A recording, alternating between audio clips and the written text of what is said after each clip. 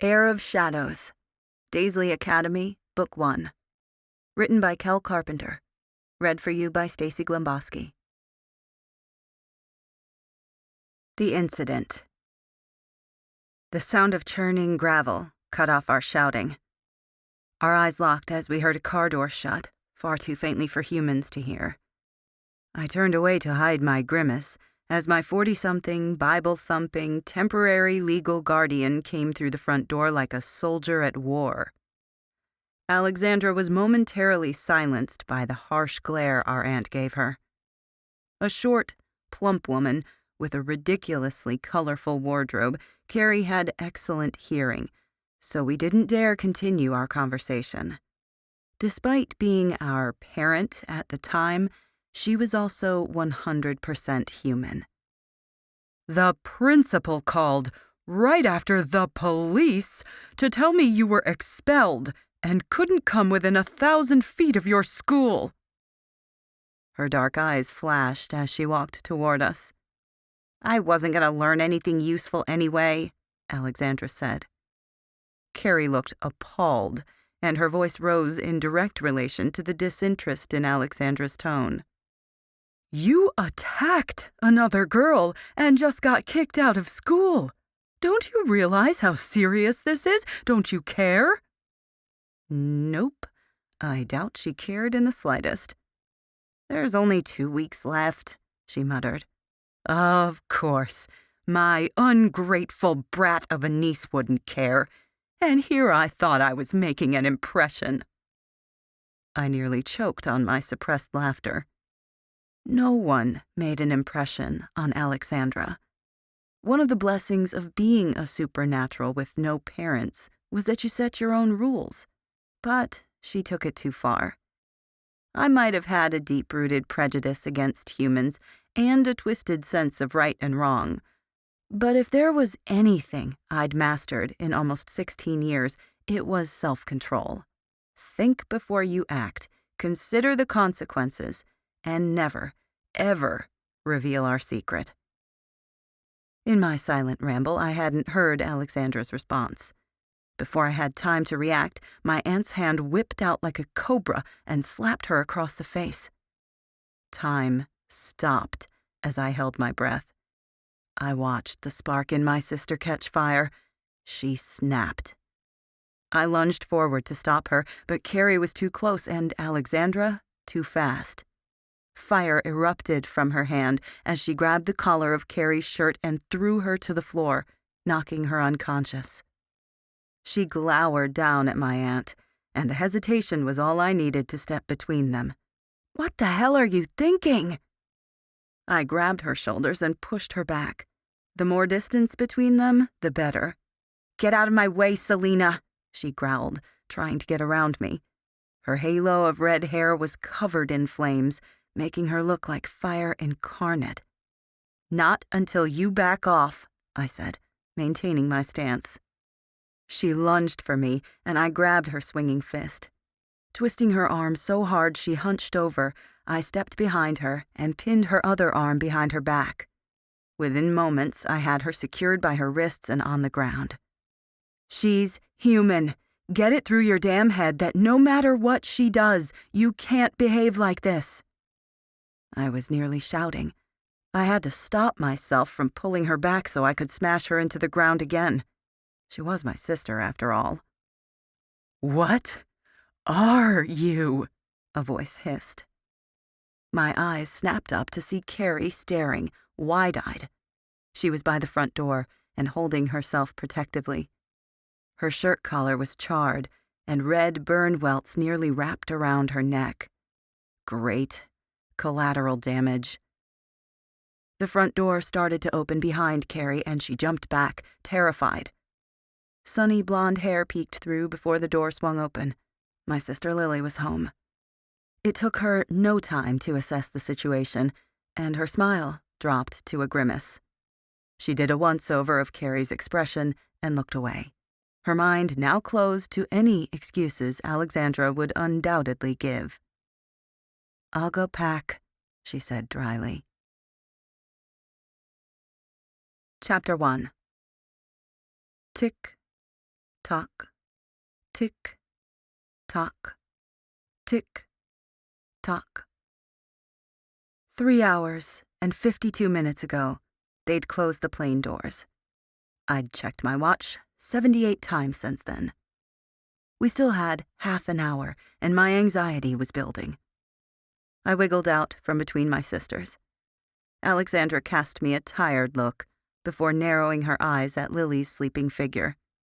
It's amazing how, at 15 years old, they still argue over who gets the window seat. I ran my hand over Lily's forehead to clear the wrinkles away, but the troubled frown remained, and she mumbled in her sleep. I didn't have to hear her to know what she was dreaming. It had been the same for 5 years. Her fitful sleep wasn't the only consequence of our parents' deaths, but it was the only one there was no help for, the only one beyond my control. I frowned, shaking my head as I squeezed past Alexandra into the aisle. Leering male gazes followed me as I breezed past. I set my jaw as I headed toward the rear of the plane, trying to pay no attention to the visual pedophiles. I slipped into the tiny bathroom. The fluorescent light was awful, and the mirror smudged with lipstick. I waved my hands under the faucet, scooping up cold water and splashing it on my face, letting it run down my neck. It helped clear my mind, but not my unease. My long black hair fell forward into the sink, soaking my shirt as I sighed unhappily and shifted to sitting on the toilet seat. I hadn't slept in 3 nights, not since Carrie threw plane tickets at us and she kicked us out of her house. But ever since, I'd been up, thinking, planning.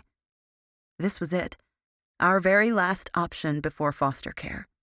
I wouldn't let that happen. I couldn't. If this didn't work out, we'd go somewhere. San Francisco, Las Vegas, maybe New York. I didn't know yet, but somewhere. It would be so much easier if Alexandra could just get her act together. We could stay put until we turned 18, then go off to college. Lily could grow up and meet a nice, pathetic human boy. Alexandra could become a model or something equally outlandish that would get her both attention and men. But what about you? The thought rang like a bell in the eerie silence. What about me? My defenses were falling more every week. The threat of insanity loomed just out of sight like a shadow, always there, waiting. I'm not normal, but I'm not crazy. Yet. I was growing restless, impatient. My temper was shorter, with just as big a bang. If I said yes to the insanity, to the darkness, to my disease, Selena would be no more. The monster would reign. And once I let it out, there would be no going back. If I let it out, people would die. People I cared about much more than myself. I had to hold it together, for them. Had to remember the things this world would do to them as justice for my actions. I could never release the monster, not for anything less than the world. I grimaced at my black boots. The laces were falling apart like the seams of my life, but somehow they survived. Worn and walked on, they remained. I tapped my feet impatiently as I glanced at the time. 25 more minutes. Could it go any slower? Good evening, ladies and gentlemen. This is your captain speaking. I jerked my head up sharply. Great. Just flippin' great, I muttered, not even listening to what he had to say. I stood, stumbling as the plane rocked sideways. Turbulence. The door flung open and the frame rattled, but whether it was from me or the shaking, I didn't know. Before I'd even made it out into the aisle, a greasy man with awful breath fell onto me, pushing me back into the wall. I flattened like a sheet to escape his touch. Stop. Well, hello, darling. His gaze traveled to my disheveled shirt, which had been pulled down in the commotion. He smelled of alcohol and stale smoke. My eyes glazed over as the violent calm took over. Get the fuck off me if you want to keep that hand, I spat, pushing him into the counter. "Don't be like that, sugar." He made the mistake of reaching for me. Before his hand even made contact with my skin, I grabbed it and sidestepped behind him. I thrust my palm into his elbow, snapping the bone. "Fuck!" he cried out in pain, surely not prepared for, nor accustomed to, having his ass handed to him by a 125-pound girl. I twisted his arm sharply behind his back and threw him into the wall. I turned to leave and almost ran into two blonde Amazonian flight attendants who were staring in horror. Shit. Chapter 2. "So you're saying this man tried to sexually assault you?" Yes. I've said yes the last 5 times. My answer's not changing, so yes, yes, and wait, yes again, I snapped. The policeman looked me over. He was an older man, maybe 40. He was utterly normal, with an average face and forgettable features. To the very core, this man was nothing but human, which meant he was nothing. "Where are your parents? I'm reading the report and it says here you're 15. I narrowed my eyes and opened my mouth. "That would be me," a voice said behind me. I didn't have to turn to know who it was. Her heels on the tile were almost inaudible, her pitch authoritative, and the light hand on my shoulder too firm. "Are you aware of the charges brought against your daughter, Mrs. Foster?" he asked, interrupting my train of thought. I scowled. I'm not her daughter. Mariana Stormer, and I am her guardian. Yes, I'm well aware, and it has been squared away already. You can release her now, she said, all too sweetly. There was definitely something off about her. "I have to run it past my superior." His cell phone went off. My aunt squeezed my shoulder gently. "Yes, but... Okay. Yes, sir." He looked up from the phone, dumbstruck. A shadow of a smirk crossed my lips. "You're released," he said with apprehension. He came around to uncuff me. "The assault charges are being dropped. Consider this a warning." I smirked in his direction as I walked out. He met my gaze with a suspicious look that transformed as I came closer. Uneasiness, as if he could sense the danger I presented, and confusion. Subconsciously, he knew I was different. I wasn't like him. I wasn't human. "Mrs. Stormer, will you please sign the release papers?" He beckoned from the desk, but his gaze didn't stray from me. "Wait outside. We're going to have a talk when we get home," she said in a hushed voice intended for my ears only. I looked back one last time before leaving. Mariana was tall and arrogant, with a beauty very different from my mother's.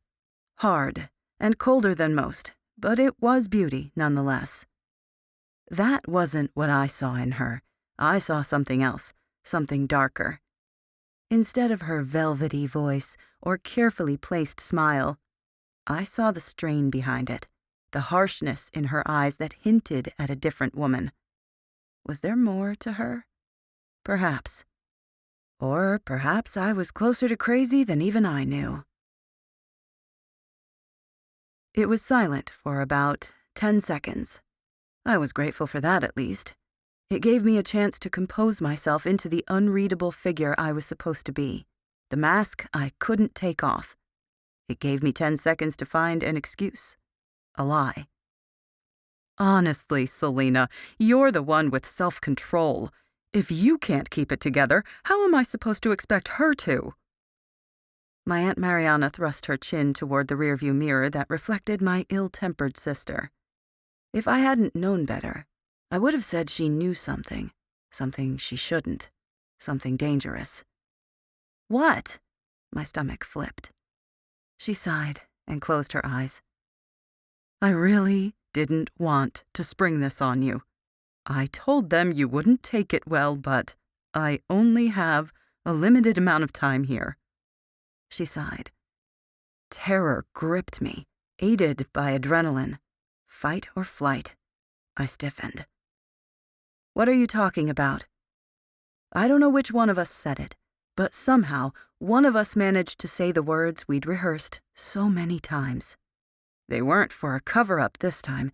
They were meant to buy time. The problem was, here on the road to nowhere, we had nothing but time.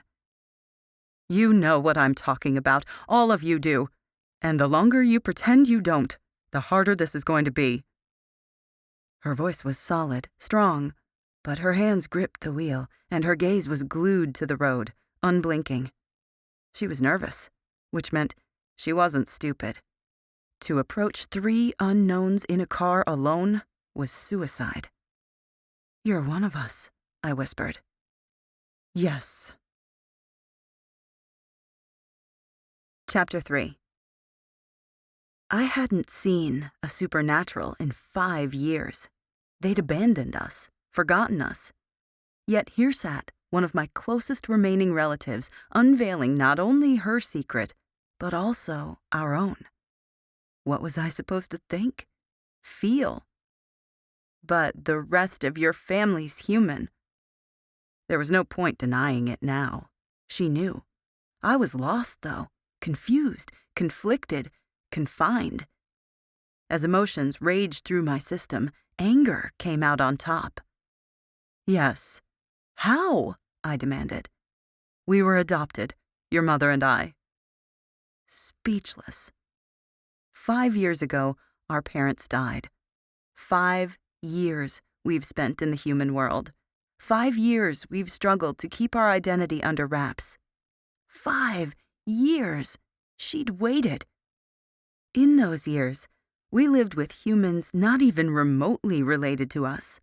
And yet, Mariana still waited. I'd always assumed my mother was a bastard child by the woman I called grandmother, but adopted opened a whole new can of worms. Which begged the question, why? Why had they done this to us? Why hadn't Mariana taken us? Why had it happened like this? Too many questions and not enough answers. Why are we only coming to live with you now? Alexandra spoke up from behind me. Her voice was hard, like my own. This wasn't some heartfelt family reunion. It was an interrogation.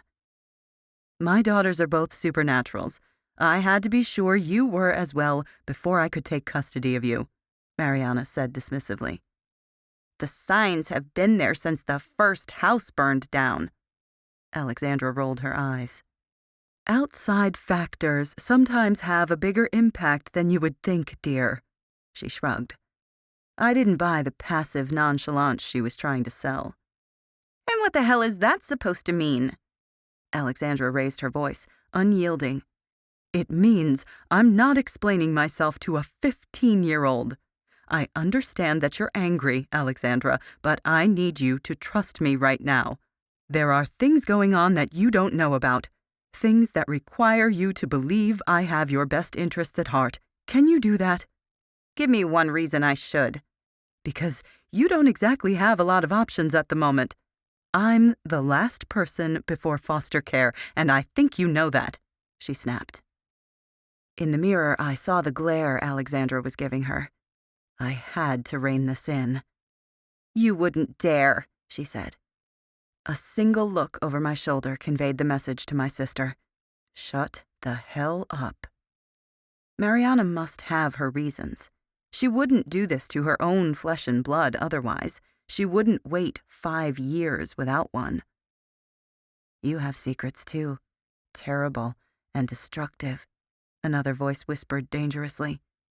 Things that would make her turn this car around in a heartbeat. Who are you to judge? I stared glumly out the window. The shock was wearing off, replaced by even harder questions that I didn't know how to answer. Who was I to judge? Mariana didn't know all of it. That much was obvious. She'd only skimmed the surface. So where did that leave us? Did we trust her? Did I trust her? Can I? She said she had our best interests at heart, but people seldom did. She was family, but not really. She hadn't been there once in the last 15 years, so what was her motivation? Why did she want us? Why now? Perhaps she felt guilt about what happened to our parents. She would have taken us 5 years ago if that were the case.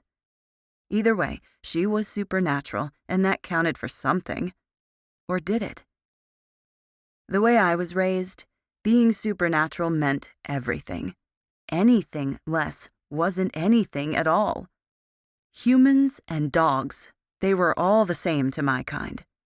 Surely the people who'd taught me that would have wanted this. They would have wanted us to go with her, wouldn't they? I pushed away the unsure voice. My mind was made up, regardless of where this path took us or how I felt about it. They would have wanted this, and I owed it to them to see it through. Only one question remained. What happens now? I could feel Alexandra's incredulous gawk and Lily's bewildered stare. They didn't understand my line of thought, not yet, anyway. All they could see was what was right here in front of them. This was my job, my life. I could see what needed to happen and do what needed to be done. I would ensure we survived, no matter the costs. My dear, dear niece, now it's time for your life to really begin, she said softly, turning her eyes to the road. There was sadness in them behind the gray, so similar in color to my own. I wasn't sure what she meant, but I had a feeling we were about to find out. I didn't speak after that, and my aunt didn't push it. She seemed to know that my cooperation, and by extension my sister's, was limited and coming to an end. I understood her predicament, but I also knew the risk I was taking by going into a situation with so little information. We were both out of options. Alexandra resorted to throwing me filthy looks from the back seat. I didn't know what to tell her. I knew as little as she did. Mariana was being intentionally vague, and we all had more questions than answers. I wasn't in a place to challenge our aunt, and neither was she. Her audacity, as always, astounded me. Why couldn't she understand? "It's beautiful," Lily whispered. The mansion looming in front of us was weathered, seemingly abandoned, and vastly eerie, despite the sunset painting it in a soft glow. Back in the day, it might have been beautiful. Now, not so much. I glanced at Mariana. How could someone with her polished looks and sterile car live here? The driveway was new, stylish and attractive, but subtle enough most wouldn't notice it when they looked at the house. Perhaps it was all a facade. "We're late. Leave your things. Fiona will get them during dinner," she said. I followed her as we approached the house. Ivy wove in and out between the steps and through the walkway. It climbed the stone and encroached on the roof. The only things left unscathed were the dark mahogany doors. Embellished carvings spanned from one door to the next, beautiful despite the chips and nicks from age. Brass handles shone like gold, completing the vintage home that, in its better days, could have belonged to Gatsby. The picture was one-sided. When Mariana opened the door, the aged wood gave way to marble floors and modern styling. Everything was stark white, floors, walls, couches, aside from a blood-red rug. A staircase with no railing wrapped around the room, starting at my left and ending at my right. There was a brief hallway leading to the kitchen, stainless steel dominating the hanging lights and modern appliances. Black cabinets with glass panels showcased iron kitchenware, while a grand island displayed a buffet that could have fed an army. The most striking thing of all was the entire back wall made of glass. I let out a low whistle. We came from Carrie's shabby, mismatched furniture and plastic plates, not gold spoons and Lamborghinis. "In here, dears." I followed her through the door to my left. My feet came to an immediate halt. Blood-red walls and archaic chandeliers dragged me back in time to a memory of sitting at a table very similar to this one. Blood, I could remember the blood. I saw it everywhere, even though it wasn't real. The sickly omen threatened to drown me, and, stumbling forward, I grabbed for the only solid thing within my reach, the table. Panic fought to take over.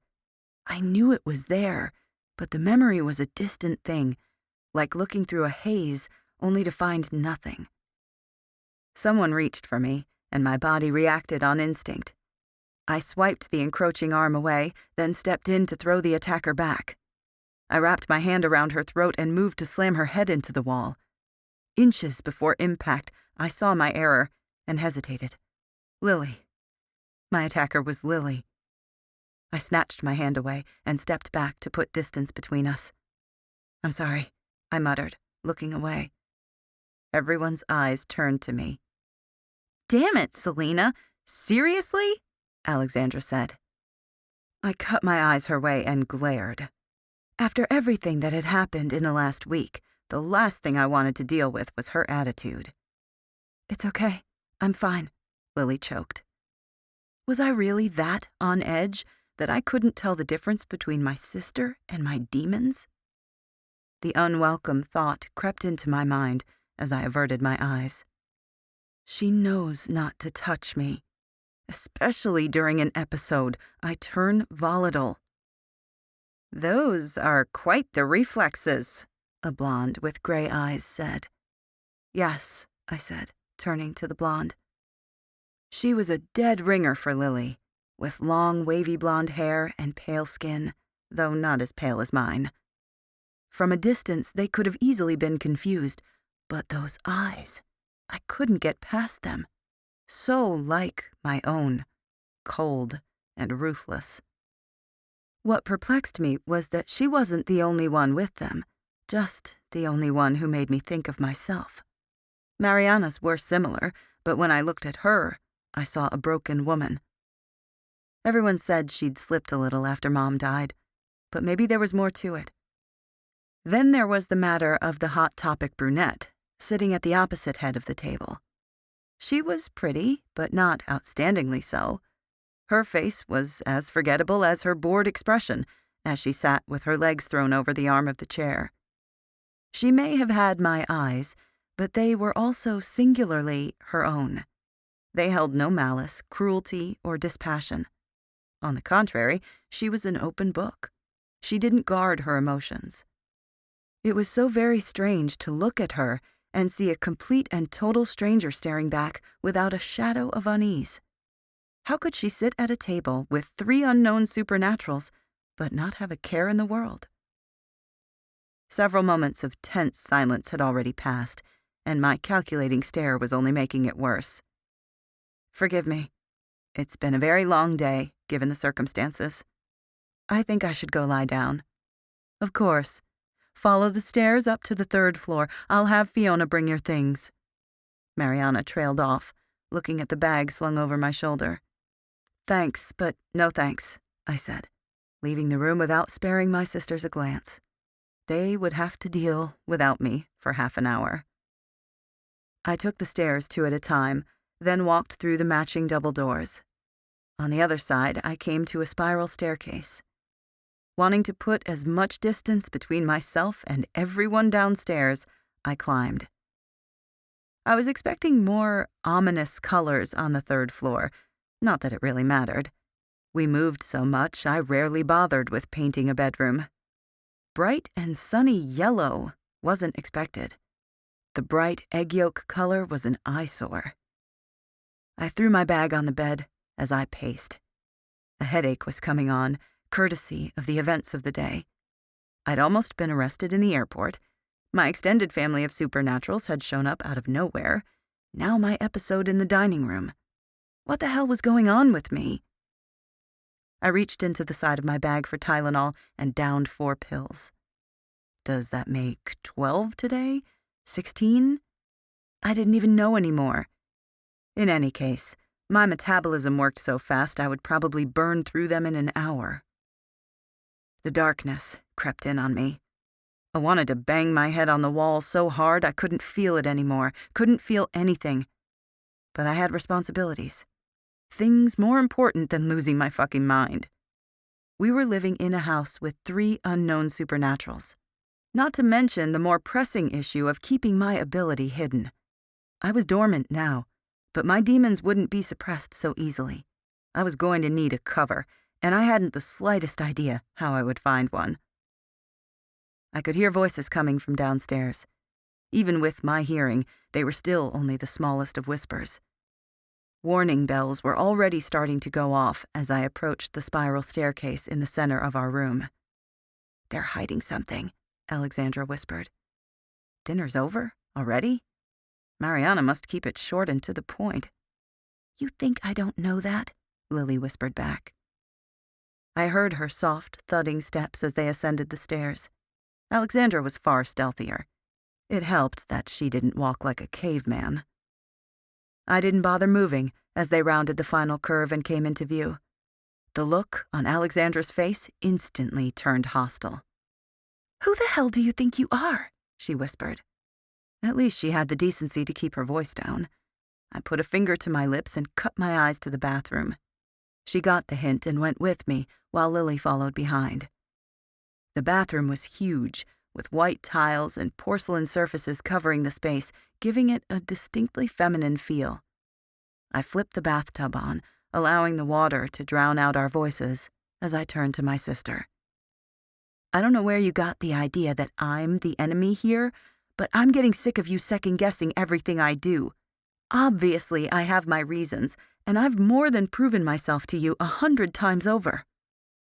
I was ice, and my voice reflected the distance I'd put between myself and any type of emotion. "Selena, it's been a long day," Lily murmured. She sat on the counter with her legs dangling over, watching the fight. Usually it was the other way around, and I had to play referee. "You know what I'm getting sick of? You acting like you're my parent. They might be dead, but no one appointed your ass as queen. Why do you get to make all the decisions?" She kept raising her voice until she was shouting. Where I lacked in emotion, she was nothing but. Fire was in my sister's very core. "That's why. You're too immature. Did you ever stop to think when you were running your mouth like a fool today? Regardless of why Mariana brought us here, this is our last stop before foster care. What are the odds that someone would be willing to take triplets with a record like ours, huh? Fighting, drugs, 3 counts of arson? Who the hell would be dumb enough to take us on?" Oh, she'd pissed me off this time. I was going to rip her a new one that would make my usual reprimands look pale in comparison. She was going to remember this a year from now, and then some. "So, please tell me, because I'm just dying to hear, why you would act like a demanding little bitch to Mariana, who knows damn well the power she holds. She's a supernatural, Alexandra. Did it ever occur to you that maybe there's a legitimate reason we ended up here finally? I don't think it's a coincidence that she's the last stop." I paused and took a shaky breath. I gripped the leash, forcing the monster to heel. Did you seriously believe I hadn't considered why? That I didn't see how sketchy this situation is? Magical fairy godmother pops up after 5 years to save triplets from foster care? Sarcasm rolled off me in waves. The leash I kept my monster on felt too tight. The disease. My disease. Insanity. They couldn't know. They couldn't find out just how much of a battle it was for control. "Selena," Lily said gently. It was an unspoken warning to watch myself. I'd already been to the brink of crazy once today. Twice was testing it. I took a step back, putting a foot of distance between my hothead sister and myself. Taking a deep breath, I walked around her to regain my self-control. I paused as I grasped the door handle. "I'm your sister, and I'm sorry you feel like this is a dictatorship. I've done everything in my power to make it up to you the past 5 years. I can't change who or what I am, Alexandra. I've always had your best interests at heart, and the fact that you still question that, frankly, it pisses me off. I didn't choose to be the strong one. I was born that way. I'm going to make you a promise, sister. If you pull shit like this again, I'll give you a reminder why this isn't a democracy." Though the water was running, there was no doubt she could hear me. Her entire body went still. She knew what I was talking about. With her memories from that night resurfacing along with mine, I walked out, letting her decide for herself if she believed my threat or if she was going to call my bluff. Chapter 4. Even though Mariana's house was miles from civilization, it was hard to get a moment of privacy with 5 other supernaturals under the same roof. That was what had driven the 3 of us out onto the deserted road, a chance to speak openly. I hadn't really missed Alexandra's input on things in the last week, but I supposed it was necessary if we were to decide what to do. In all my grandest plans, I'd never considered boarding school, until my aunt announced that she was shipping us off with her brats. I didn't know what bothered me more, that she'd waited 5 years to remove us from the human world, or the thought of this boarding school. Daizlei Academy for the prodigies of tomorrow and home of the gifted. Gifted. That was what they were calling us nowadays. I'd laughed when I first heard it. My aunt had avoided going into the details, but we all knew what she meant. We were going to a school for supernaturals. The thought should have thrilled me, but I wanted nothing more than to be done with humankind, the parasite on our planet. But even now, at the end of the week, it was the why that still bothered me. Why wait 5 years? Why now? I'd manifested long before my parents' deaths. Hell, even Alexandra had manifested years before. There had to be a reason, something I was missing. My parents knew where we would go in the event of their deaths. They knew we were unstable. All supernatural children are, to a degree. Physically and mentally unprepared to live undetected in the human world. The 3 of us together? I shook my head in disbelief. They had to have known the consequences. We should have gone to Mariana first, no questions asked. So why hadn't we? Unless they hadn't wanted us to. Why wouldn't they want us to then? I sighed. What? Lily asked. This is just all so confusing, I said, more calmly than I felt. Tell me about it, Alexandra mumbled. It could be worse, Lily said. Normally I agreed with her, but not this time. Not really, I said quietly. Oh, don't you start too. Look, I know this is confusing, but we'll get through it. We always do, she continued, her stubbornness setting in. Lily was the sun that would not be eclipsed, if only from her sheer willpower. Her voice was too high, and it gave away that she wasn't nearly as optimistic as she tried to pretend. How, Lily? I can't control my temper. I don't care what that bitch says. We all know what's going to happen when I lose it, Alexandra said. Seriously? You're going with that same old excuse? Grow up, Lily retorted. Her tone was so cold she sounded both dead and alive. Alexandra's escapades had cost her dearly, and it seemed she was tired of rolling over. She was ready to fight for something. If only that something wasn't a boarding school that made my hair stand on end. Grow up? Really? You're one to talk. You still cry yourself to sleep every night. Grow some balls, Lily. Maybe take a step outside your books every now and then, and you'll see that the world isn't all rainbows and butterflies, she sneered. Rainbows and butterflies? Are you really that ignorant, or is it your arrogance? I take 3 different medications so that I don't slip into severe depression. Every time I close my eyes, I see coffins and cliffs, and you want to judge me? The color drained from Lily's face as she gritted her teeth. Stop, I said, stepping between them. This is ridiculous. Are you guys really going to sit here and argue about whose vices are worse? That's hardly the issue at hand. I glared at them. You're right. It's not her issues that are the problem. It's her. Alexandra scowled down at her. Me? You're the reason we're here in the first place, Lily cried, throwing her hands up in anger. And you're defending every word that lying bitch says. I'm not defending her, you idiot. I agree with her. Lily looked down, staring at her hands. Alexandra stared, open-mouthed at her. You seriously believe all that bull? No. I know she's not telling us everything. I know you both have your little conspiracy theories, but I think she's right. She met my eyes, pleading. We won't be roomed together, and we probably won't have the same exact schedules, but I think it's best for us. Honestly, I need some space from you, from all of this. She waved her hands at the air around her. And you need to get your attitude in check. I know you can't ignore everything, but you go off at every other thing. I don't know how Selena does it. I rolled my eyes. Self-control. How very self-righteous of you, Alexandra said. Self-righteous? Do you even know what that means? Lily said. Probably not, I said dryly. Lily snickered. Don't even start with me, Alexandra shot at me. I raised my eyebrow, daring her to do something. Or what? You'll flip out and burn her alive? Lily motioned to me, letting out a cold laugh.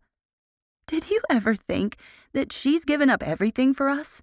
Every time you make a mistake, she fixes it. Every time I wake up screaming, she's there. Every time. I know you have your reservations about us going to Daizlei, but if not for yourself, do it for her. I held my hand up to stop her there. Those are beautiful words, but I'm fine, thank you, and I think you've made your case. My tone was short. I didn't leave room for argument, and yet she continued. See? You don't even know how to handle normal human interaction. If someone says something you don't want to hear, you just dismiss them. Lily faltered slightly, in a tirade that was coming far too close to the truth. Firstly, we're not human. Secondly, when did you become a psychologist? I think we're done here, I said. Lily snorted and turned to Alexandra for help. She has a point, Alexandra muttered under her breath. I turned on my heel, fed up with the bullshit. There you go again, Lily called. What do you want me to say? I snapped. I'm not this way because I take care of you two. I'm this way because of what I am. Maintaining control has never been more important. I pointed at Alexandra. Case in point, Lily nodded, crossing her arms over her chest. Hey, if you want to go there, that's great. I'm happy for you. I don't. I've already got enough shit to deal with, so forgive me for not sharing your enthusiasm. We're going because we have to. We have no other option at the moment. My chest started to constrict, my frustration getting the better of me. I inhaled deeply and closed my eyes, feeling the earth beneath my feet and the wind in my hair. Only when I was calm did I open my eyes and turn to Lily. I have no choice, so I'd really appreciate it if you would back off. There was a warning in my tone, silence that spoke of danger and an edge that was almost desperate. It wasn't the kind of lapse in control that would kill someone, but it stirred something in me. Control and power are two very separate things that dance on a fine line, sort of like love and hate. Having one without the other is useless. Having both, or neither, can lead to self-destruction. The key is balance. I'd spent over a decade perfecting the scale. Yet as I stood there, I felt the scale tip, slightly, oh so slightly, but it did. And I knew in my heart that there was no coming back. It was only a matter of time now. If something happens, will you move us again? Lily asked suddenly. I flexed my fingers, contemplating my answer. Would I? If I did something, we would have no choice. But even getting out of boarding school wouldn't be enough to make me come undone. Life or death. Nothing less would draw it out of me. Nothing. I don't know, I answered, turning to face them. Can you do it again? She continued. I frowned a little and looked past her at the horizon. I don't know, I said. She nodded twice. I think if it really came down to it, or if you guys really wanted it, I could, I said quietly, turning back toward the house. I was tired, and this conversation was going nowhere. You do realize you may not have to move us again. I could, end up burning down the school before it came to that, Alexandra said, and my lips curved up in a half smile. If there was one thing we shared, It was our twisted sense of humor. Yep, I'm banking on it. Chapter 5. I trust you talked it over? It wasn't a question. I took a seat across from my aunt in her medieval dining room. My sisters took their seats, and Alexandra eyed our cousins with suspicion. Red walls and that god-awful chandelier set the mood for a very disagreeable conversation. I silently hoped I was wrong. I'd dealt with too much this week. I didn't think I could take any more surprises. We came to a mutual understanding, Lily responded stiffly. I believe the term is impasse, I said. Lily shot me a glare before stabbing her lasagna. I sighed. I knew how badly she wanted to go, to get away. She always had. At what price? I couldn't blame her for wanting friends, but then, by the same token, she couldn't be angry with me for my reservations. Impasse? Mariana's voice curled around the word like a snake. I must say, I am mildly curious. Might I ask what you're disagreeing about? Her haunting, familiar gray eyes never left my face. I stiffened, almost imperceptibly, as a chill ran down my back. Your school. Mild surprise and immediate interest danced in her eyes. I pushed the lasagna around, suddenly not hungry. What about it? She's concerned with the safety aspect, Lily cut in. Ah, well, you can rest assured that you will be completely safe there. I understand your hesitance, but the campus is in a very secure and remote location. She'd misunderstood. Of course, most supernaturals would be concerned with attacks from the outside, not within. I should have been thinking the same thing, and yet the need to protect my secrets overrode my distrust of the human species. And what about from within? I asked tentatively. I didn't want to give anything away, but I had to know. What exactly are you asking? She cocked her head, examining me. Are the students safe from each other? I said, choosing to be blunt as I leaned forward and returned her gaze. A smirk played on her lips. Of course. Students are heavily supervised at all times, especially when using their abilities. She laughed, and my cousin Blair joined her. What kind of abilities are we dealing with here? I continued, ignoring the snort that came from Alexandra 2 seats down. That's a complex question, dear. You may as well ask how many kinds of flowers are out back. Every ability is different. They can be physical or mental, weak or strong. It all depends on the individual. Daizlei has over 3,000 students, so your guess is as good as mine. She smiled, but I suddenly felt very, very sick. 3,000 supernaturals?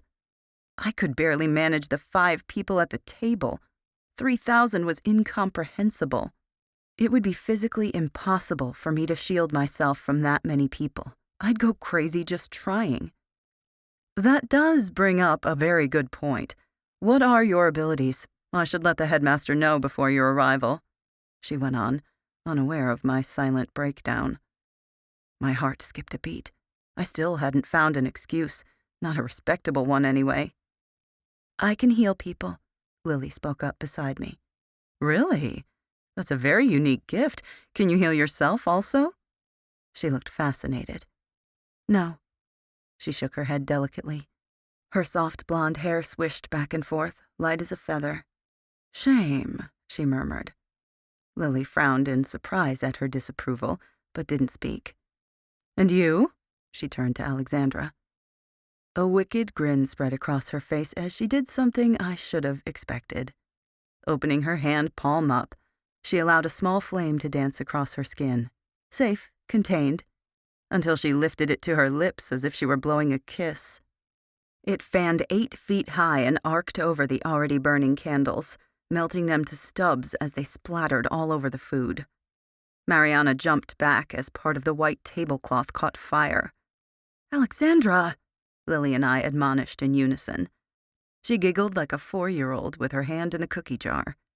I scowled at the fire as it spread. Blair, Mariana commanded. My cousin stood, lifting her hand the way Alexandra had when commanding the fire. She wasn't a fire user, however. She was ice. Her fingers turned an unreal blue as frozen flakes blew from her hand and settled on the fire until it died out. Blair turned an icy glare on my hot-headed sister, who looked rather pissed off that someone had stolen her thunder. "You're arrogant and foolish. Just because you have power doesn't mean you should abuse it like a parlor trick. Maybe Daizlei will do you some good. You obviously need it more than we need you." She turned on her heel and strode out of the room. I listened to her walk away until she reached the second floor, and silence overshadowed the table. A sharp clap pierced my ears as the brunette stood, applauding slowly. "Well, this has been the most interesting family dinner we've ever had. I'm gonna head out now, but we should do this again sometime. Thanks for the entertainment, cousin." Elizabeth made a grand bow with a sweep of her hand. It was comical, in a way, and amusement danced in her eyes. "And, Mother, I told you to get rid of that ugly chandelier 3 years ago. You can blame yourself. I do." She smiled sarcastically as she looked up at the chandelier, shaking her head. Her cocky grin was admirable, and I appreciated the easygoing tone in her voice that was a warm contrast to those icy stares and clipped voices. When she swaggered out of the dining room with an arrogance so like my own, I couldn't help smiling. "Well, I'll be going now. It's about time I turn in for the night." I got to my feet and started to leave. "Not so fast," Mariana said harshly, moving to block the door. I raised an eyebrow, but remained where I was. Alexandra stood to follow me, and Lily sighed. "Yes? I don't know who you think you are, but you will not turn my house upside down. You may think you're something special, and you might be, but you're in for a rude awakening in 3 days." She looked from Alexandra to me, and I rolled my eyes. "While you may know how to use your enhanced senses, I doubt you're even a level 3. I suggest you drop the attitude before you get to Daizlei." She looked at me like I was the filth on the bottom of her shoe. That would have pissed me off if she hadn't just been my saving grace. Without realizing it, she'd provided me with the perfect alibi to hide what I was. Enhanced senses, strength, speed, reflexes. Due to my real ability, mine were far greater than most supernaturals, but she didn't know that. We could really do this. I could do this. If I didn't go crazy first. Chapter 6. Sunrise. I loved to see it. When I was a kid, my dad would take me out on the roof to watch it every morning. We were always early risers. And even 5 years after he died, I'd never missed one. I used to think of him when I saw it, the time we spent together and the talks we had. I would think about boxing, living, my promise. But not today. Not now. I had too much on my plate. Too many things depended on me not screwing up. How was I going to handle a school full of supernaturals? I may be able to pretend I had enhanced senses, but I couldn't ignore the situation Mariana had put me in. What she was asking for could ruin me and my sisters. It could ruin their shot at a better life. My parents' dying wish wouldn't be fulfilled. Normal? I tested the word. No, we would never be normal. I could hope for happiness, for them at least. Would they be happy there? Lily wanted it so badly she could taste it, but Alexandra didn't know what she wanted. Who was to say they wouldn't hate it? A sharp tap on the window startled me back to reality. Alexandra's red head peeked out before she scrambled on top of the roof next to me with the grace of a baby giraffe. "What are you thinking?" she said, after several minutes of sitting there.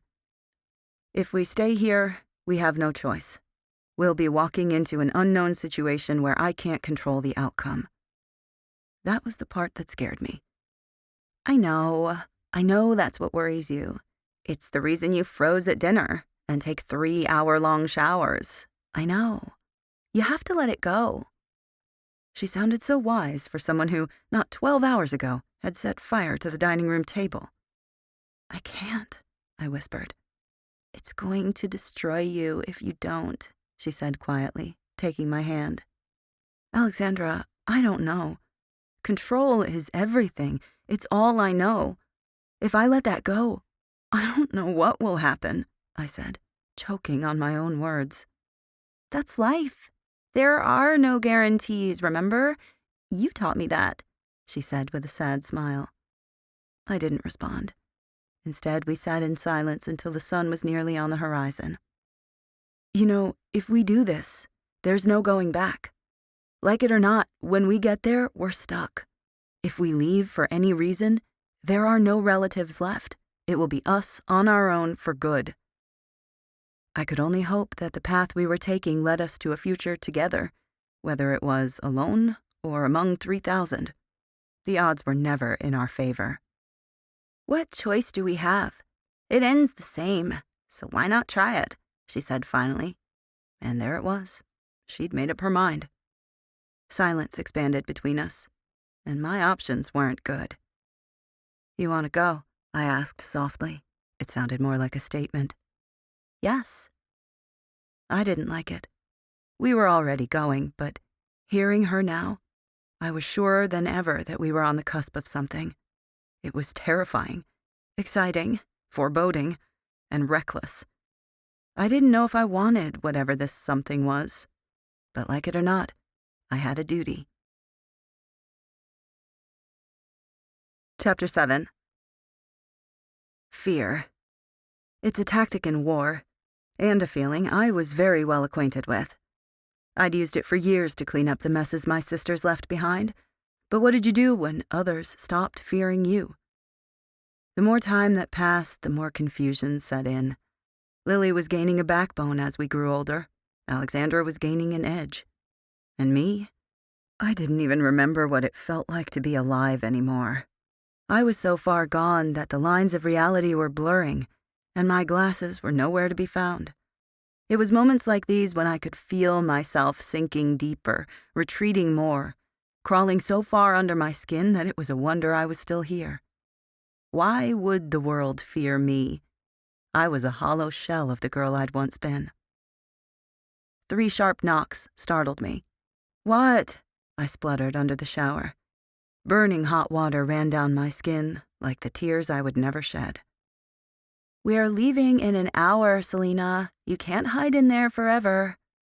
Alexandra spoke quietly, as if we were talking face to face. My unnaturally good hearing was the only reason I could even make her out over the thundering water. "I'll be out in 5. Is your stuff packed?" I already knew the answer, but my anxiety made me double-check.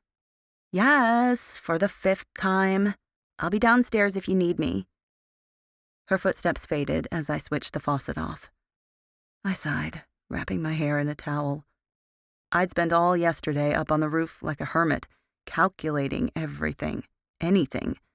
I counted down the seconds for 18 hours until I fell into a disturbed sleep.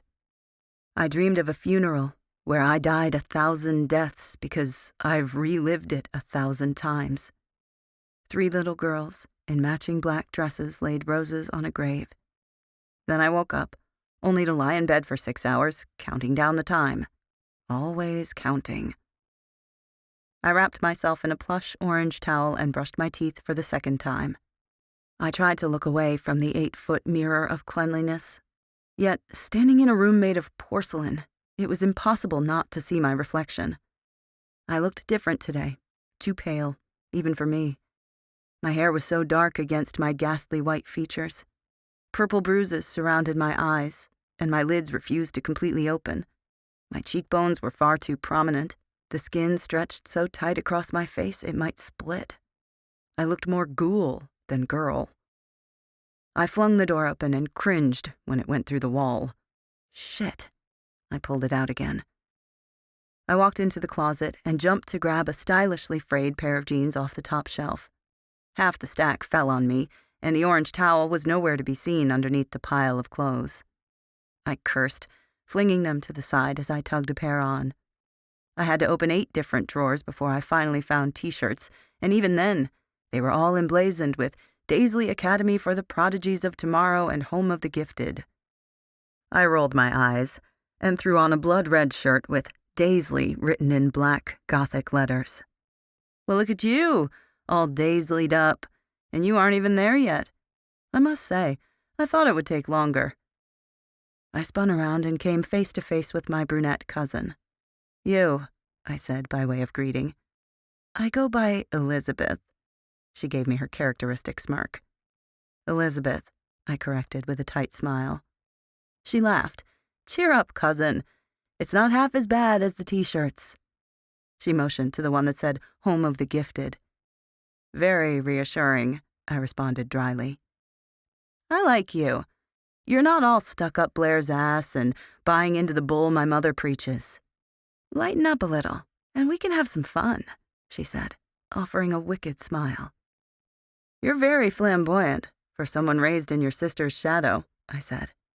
You're very observant for someone with nothing to hide, she quipped back, with flashing gray eyes. So there was a spark of something in her. Maybe it was her nonchalance that was misleading. Touché. I'm not here to unearth your secrets, cousin. My mother wants to do a final run-through to make sure we all have everything before we leave. She rolled her eyes at the mention of Mariana. Okay. She looked me up and down once before turning to lead the way. Are you nervous? I didn't need to ask to know what she was talking about. No, I said. What a lie. My subconscious mocked me. I would be, if I were in your position. She shrugged. There's no reason to be nervous. We're going, whether I like it or not. I'm prepared. I can see that. What are you going to do about your sister? Hope that she can get her act under control? Even thinking about Alexandra made me apprehensive. She was the joker in a stack of cards. You'd be surprised what the school does to you. I can't really explain it, but it changes you. Have a little faith. She sounded optimistic. I released my hold on my hair and let my hands fall to my sides. Why was I talking about this with her? I hardly knew her, and yet it felt like we were friends. I'd never had a friend before, apart from my sisters. Most days I was more like their parent than their sister. I couldn't always share my concerns with them. Maybe I could with her. Not all of them, by any means, but some, the safer ones.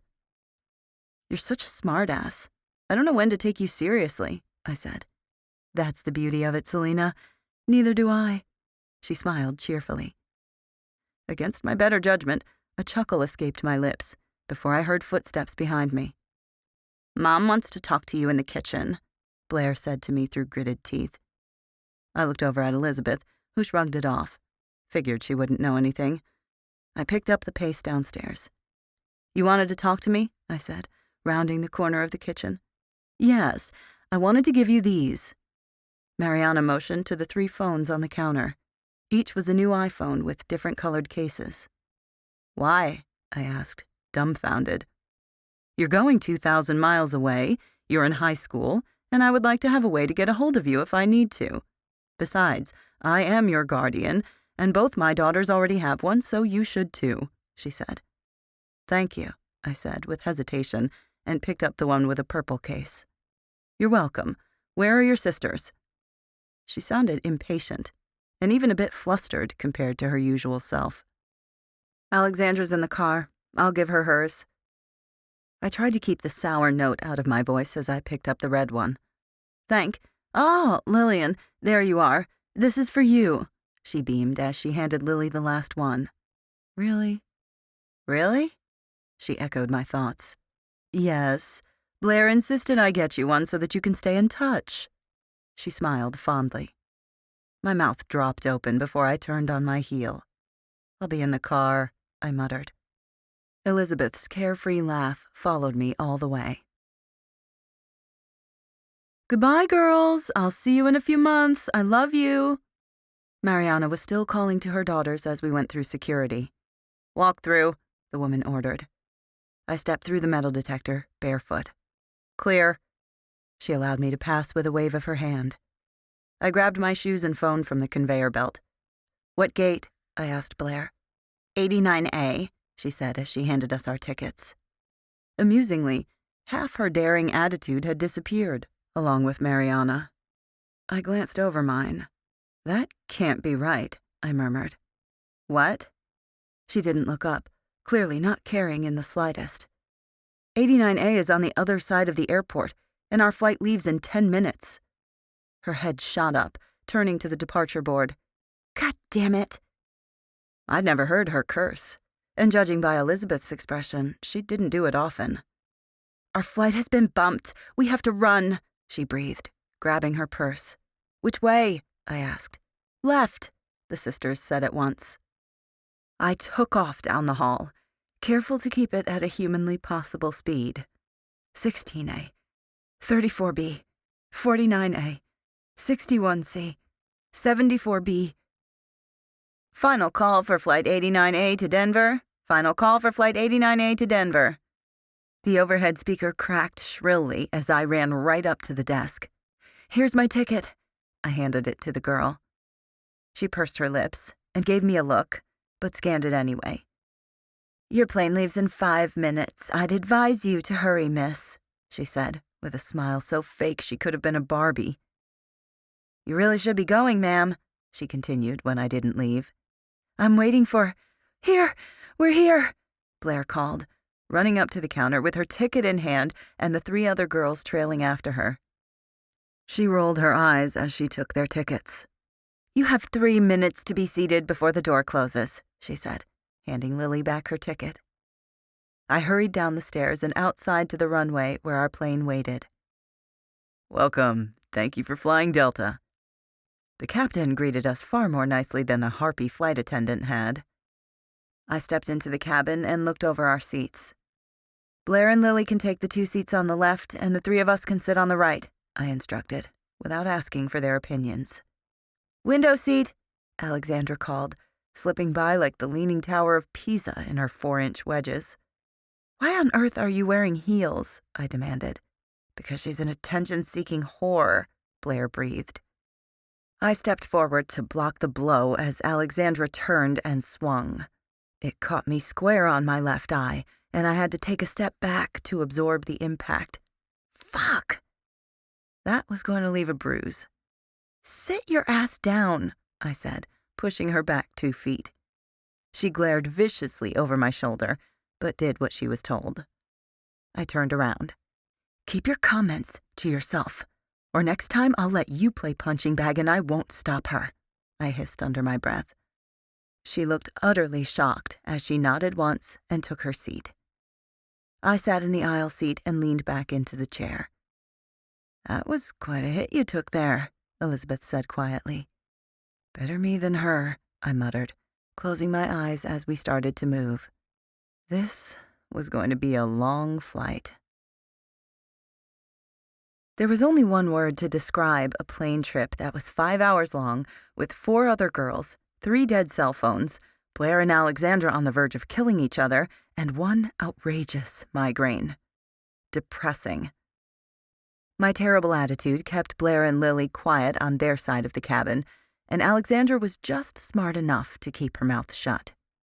Once, when Alexandra got up to get her bag out of the overhead compartment and accidentally dropped something on Blair, I had to straighten it out.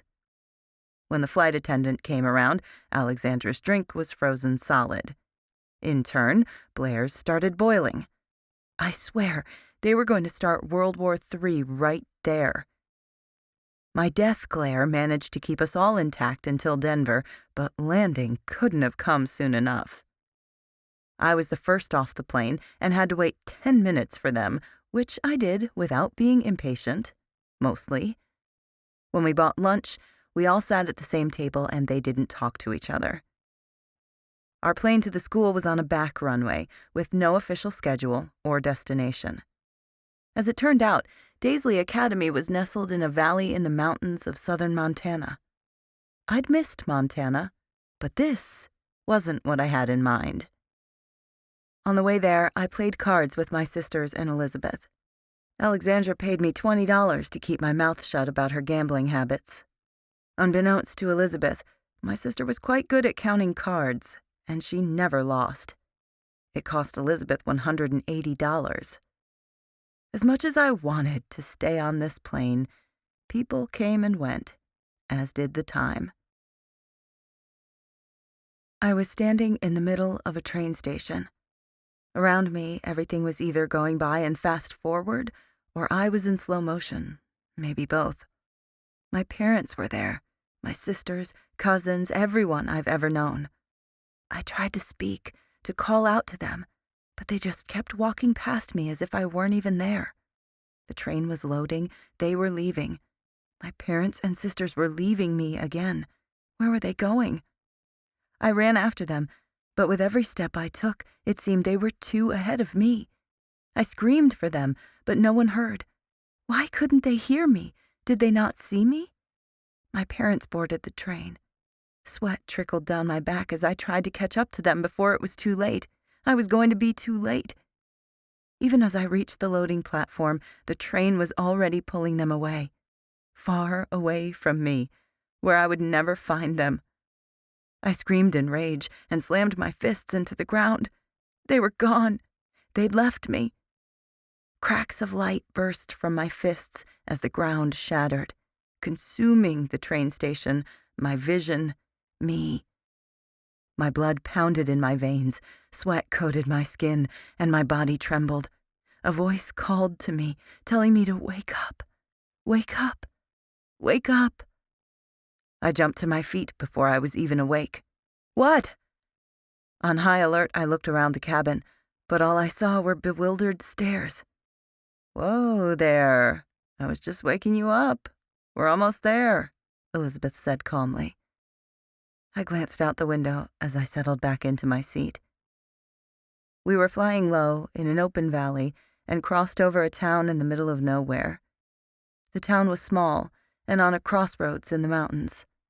We didn't stop there and continued flying farther north and to the west until I saw it. Reconstructed Victorian buildings greeted me with dramatic Gothic architecture, tall and majestic. They were protected by a stone wall. Black metal ran through it and formed spikes at the top. Despite its lethal intent, it was beautiful. The largest building was in the center, the clock tower. Displayed there in the tower was a stained glass clock so huge it could have easily been the size of 2 of my aunt's SUVs. As we got closer, I could see people walking along the stone pathways and waving from the balconies. We were here. The jet landed inside the stone walls, coming steadily to a halt. The stairs lowered, but I stood waiting until the very end, with Elizabeth on my left and Alexandra on my right. Even Lily left Blair's side to squeeze between my cousin and me, taking my hand. I didn't have to look to know she was absolutely terrified. People poured out of the buildings onto the sidewalk around us. The crowd was growing as people came to say their hellos, and the sheer number was staggering. It wasn't just my claustrophobia this time. Lily's social anxiety had to be having a field day right now, and even Alexandra looked tense. The crowd continued to grow louder and louder as people swarmed the campus. Then, we stepped out. Chapter 8. Everyone stared, and a hush fell over the student body. I could sense the curiosity of a few. Many looked on challengingly, and I met their stares with a cold gaze of my own. I squared my shoulders. This was a test, just like any other. We were with our own kind now, and it was about time we started acting like it. I gave Lily's hand a gentle squeeze before dropping it, as we faced the masses. Girls looked on with envy, while boys gawked with predatory gazes. Unintentional or not, it was repulsive. Little did they know who the real predator was. My red-headed sister basked in the spotlight. Which of these weak-minded fools would fall prey to her charms? My pride made me smile. I would not look weak. I would not show my slightly shaking hands. I would show them the animal inside, the one whose gaze inspired fear in grown men. I walked fluidly down the steps with my head held high, my sisters on either side of me. Blair and Elizabeth trailed behind, something that didn't go unnoticed. We were the outsiders here, and anyone who said differently was a fool. I waded through the parting crowd of whispers, thankful for the breathing space when we broke free of the crowd. I took a deep breath and relished the cool mountain air I'd missed so much. Perhaps being back in Montana wouldn't be so bad. "Thanks for the warning," I murmured to Elizabeth. "You did fine, cousin, just fine," she responded quietly. "Headmaster Daizlei was unable to meet with you. He asked that I give you this." A short girl with glasses and curly red hair informed Blair, handing her a white envelope. "Thank you, Darcy," Blair said, dismissing her. If I hadn't known any better, I would have said that Blair was the ringleader of this circus. "What's that?" I asked her as we strolled down the brick pathway. "Your room numbers," she answered as she glanced through the papers. "What building?" Elizabeth asked. 2. She frowned. "The main? That's strange. Those rooms are usually first come, first serve." It was so bizarre to see my cousins in their element and not under Mariana's thumb. "Tell me about it," Blair muttered. "I only got in this year, and I've been here 4 years. Only 4 years. Now that was an interesting piece of information.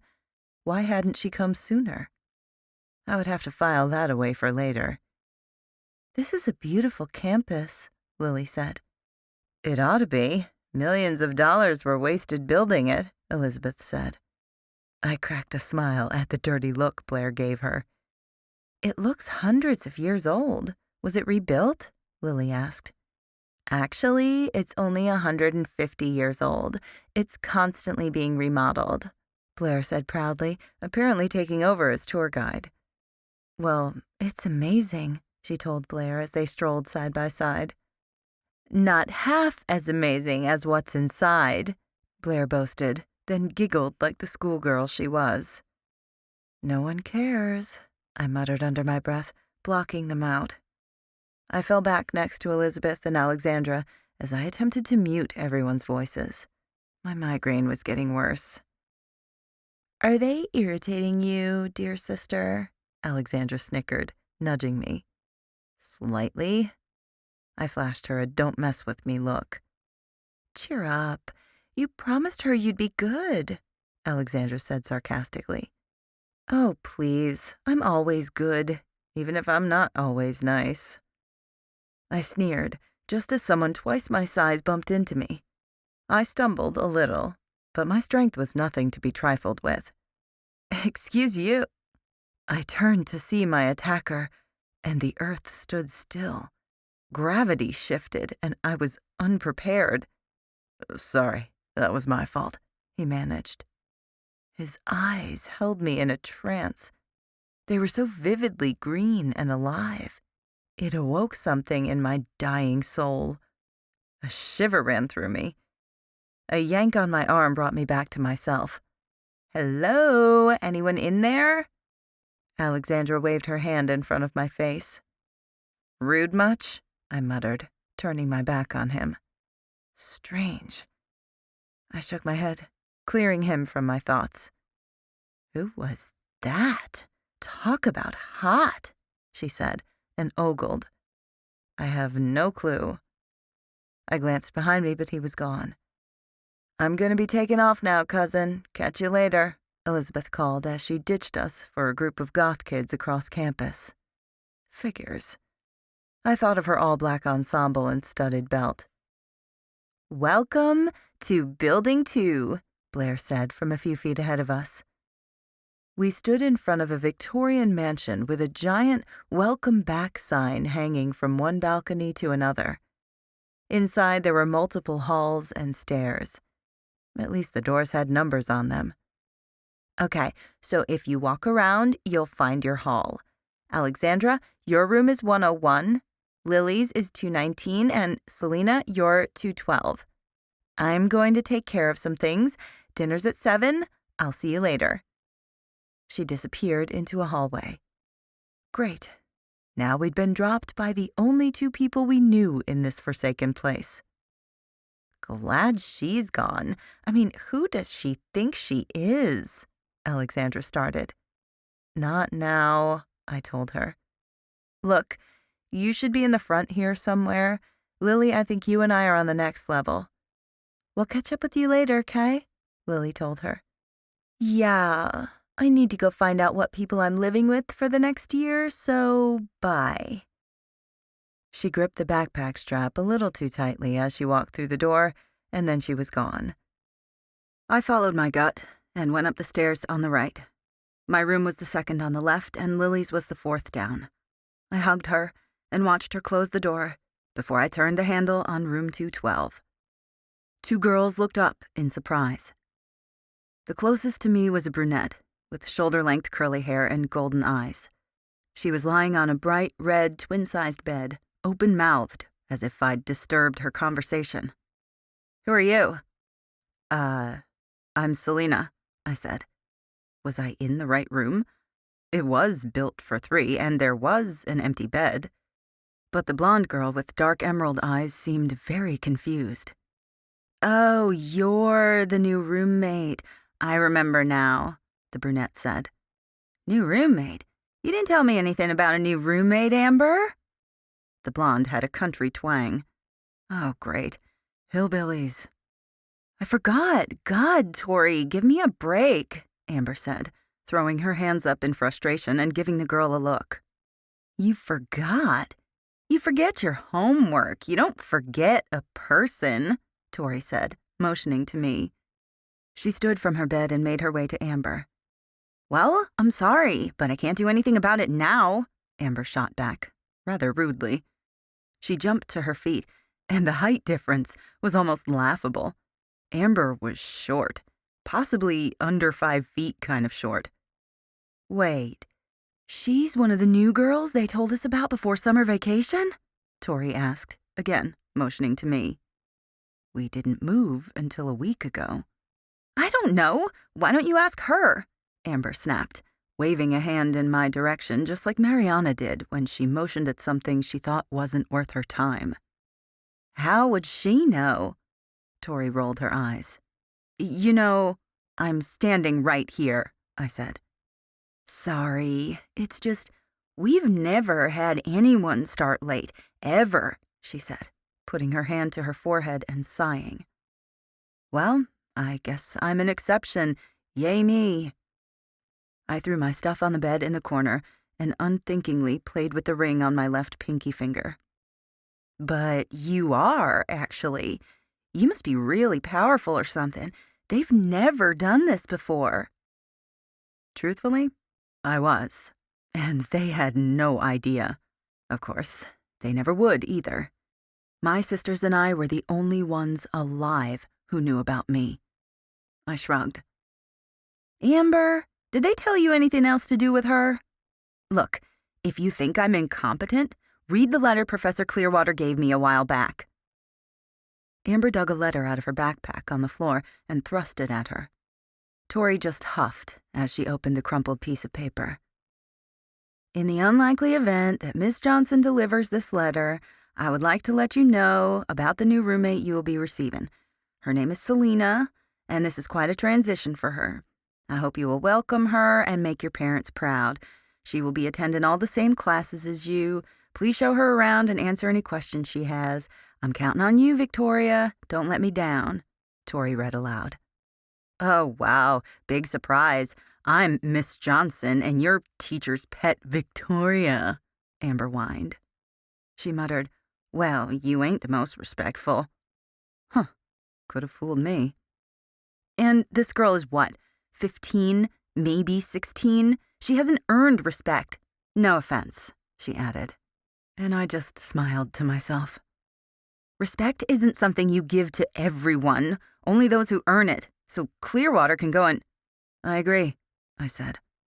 I strolled into the bathroom and took in the amount of styling products covering the sink and shower and spilling out of the medicine cabinet. I ran my fingers across the fixtures before returning to the room. Agree with what? She said in her annoying voice. I agree that people should have to earn respect. I don't agree that you should be disrespectful when they haven't yet been given an opportunity, I told her in a flat, cold voice. Excuse me? I stifled laughter. God, how amusing this little girl was. Like a flash of lightning, she was in my face. She was fast, unbelievably fast. If she'd been hoping to startle me, she was about to be disappointed. I kept my critical gaze leveled at her. No offense, I said, echoing her earlier comment. Of course, she said tightly and sat down. The other girl I might be able to get along with, but this one? Whoa, she was a piece of work. A rude, annoying, outspoken. I stopped myself before I sounded childish, even if it was only in my thoughts. Especially here, where there were no limits to what we could do. Even my thoughts had to be guarded. It says this is new to you? Have you actually, Tori asked, clearly trying her hardest not to offend me. I nodded once. When she looked unsure about whether to ask her next question or not, I decided now was probably the best time to tell them how this year was going to go. I've known all my life, and I don't need anyone's help adjusting. I can find my own way around. I'll keep to myself, and I expect you to do the same. You can continue living your lives just as you did before I came here. I'm your roommate, not your friend. Oh, and one last thing. Don't ask questions, and don't borrow my stuff. I take it personally. The country bumpkin's mouth dropped into a perfect O, and Amber stared like I'd grown 2 heads before turning away. After that, they didn't say a word to me, or I to them. Amber took a nap, and Tori put up photos from summer vacation. When an alarm went off at 6:55 p.m., my torment ended, for the time being. When I stepped into the hall, someone crashed into me hard, and we both fell to the ground. I looked up to see Lily's smiling face on top of me. I groaned. Lily, I've told you more than 1,000,000 times not to do that. I sighed and pushed her off me. Selena, this place is amazing. I can't wait for you to meet my roommates, Devin and Bella. They're so nice and... I got up off the hard wooden floor. Lily, do you think I care? I said, but regretted it right away when her eyes watered. 2 girls came up behind her, the redhead I'd seen earlier, except without glasses, and a small brunette with large brown eyes. I thought your name was Darcy, I told the redhead. No, my sister's Darcy. I'm Devin. We're twins, she said, with much more confidence than Darcy had shown. I nodded once, then proceeded down the hallway, with Lily giving me a rundown of every other moment between when we'd parted and now.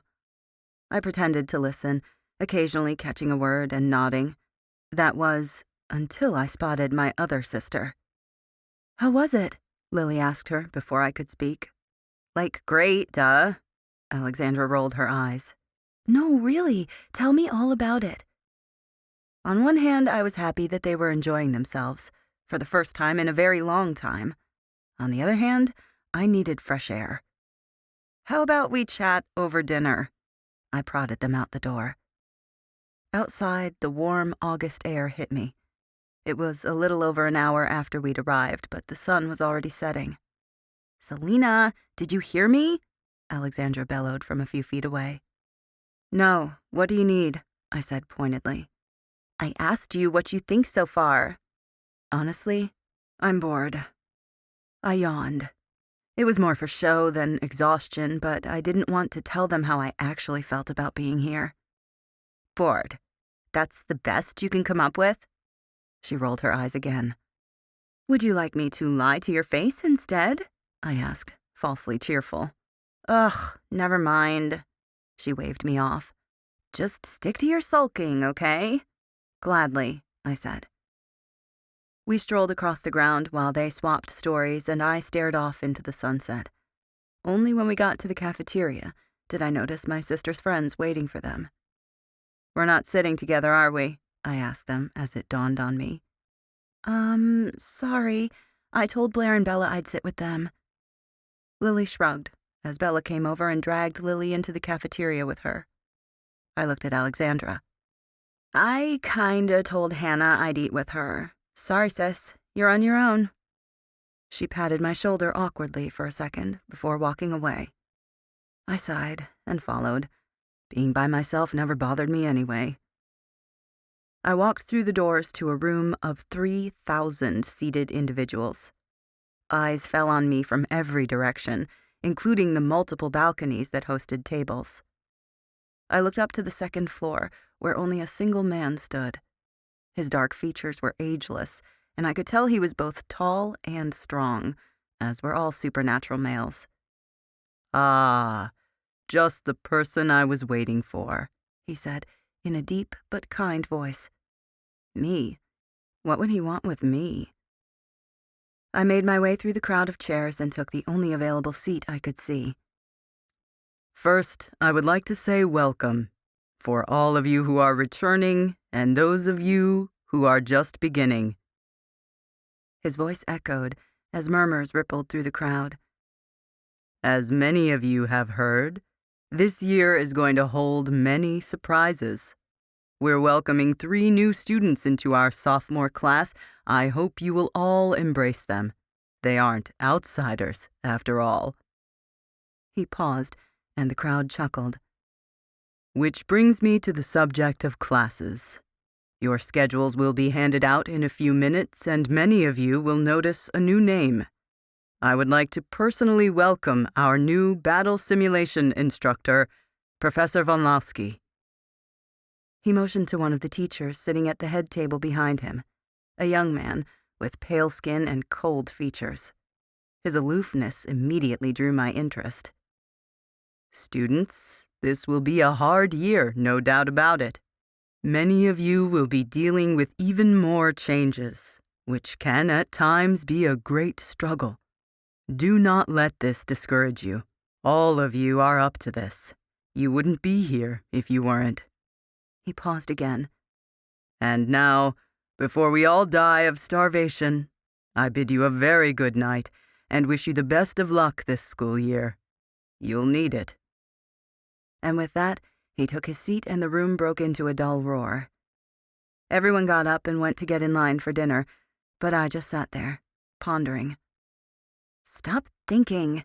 You do that too much," a voice behind me said, a voice I would have known anywhere.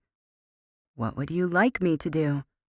"Look, I told Hannah you're going to eat with us tonight, so come get in line with me," Alexandra told me. I rolled my eyes, but didn't object. "This is my sister, Selena. Selena, this is Hannah." Hannah was tall, like her, with deep eyes and brown hair that framed her face. Very pretty, of course. All my sister's friends were pretty. I think she had an aversion to ugly people or something, because it was like this everywhere we went. "Nice to meet you," Hannah said. "And you." I flashed a polite smile and turned as a boy walked up. "Are you the Foster girls?" We nodded. "Names?" he said in an irritated voice. "Selena and Alexandra," I answered, just as irritated. He looked up at me and shrank away, handing me 2 pieces of paper as he went. "What was that about?" Alexandra asked me, taking the one that had her name on it from me. "Oh, they're just the 6th graders who come around and hand out schedules while everyone's in line. It forces them to learn names and meet people," Hannah answered before I could speak. I looked down at the paper in my hand.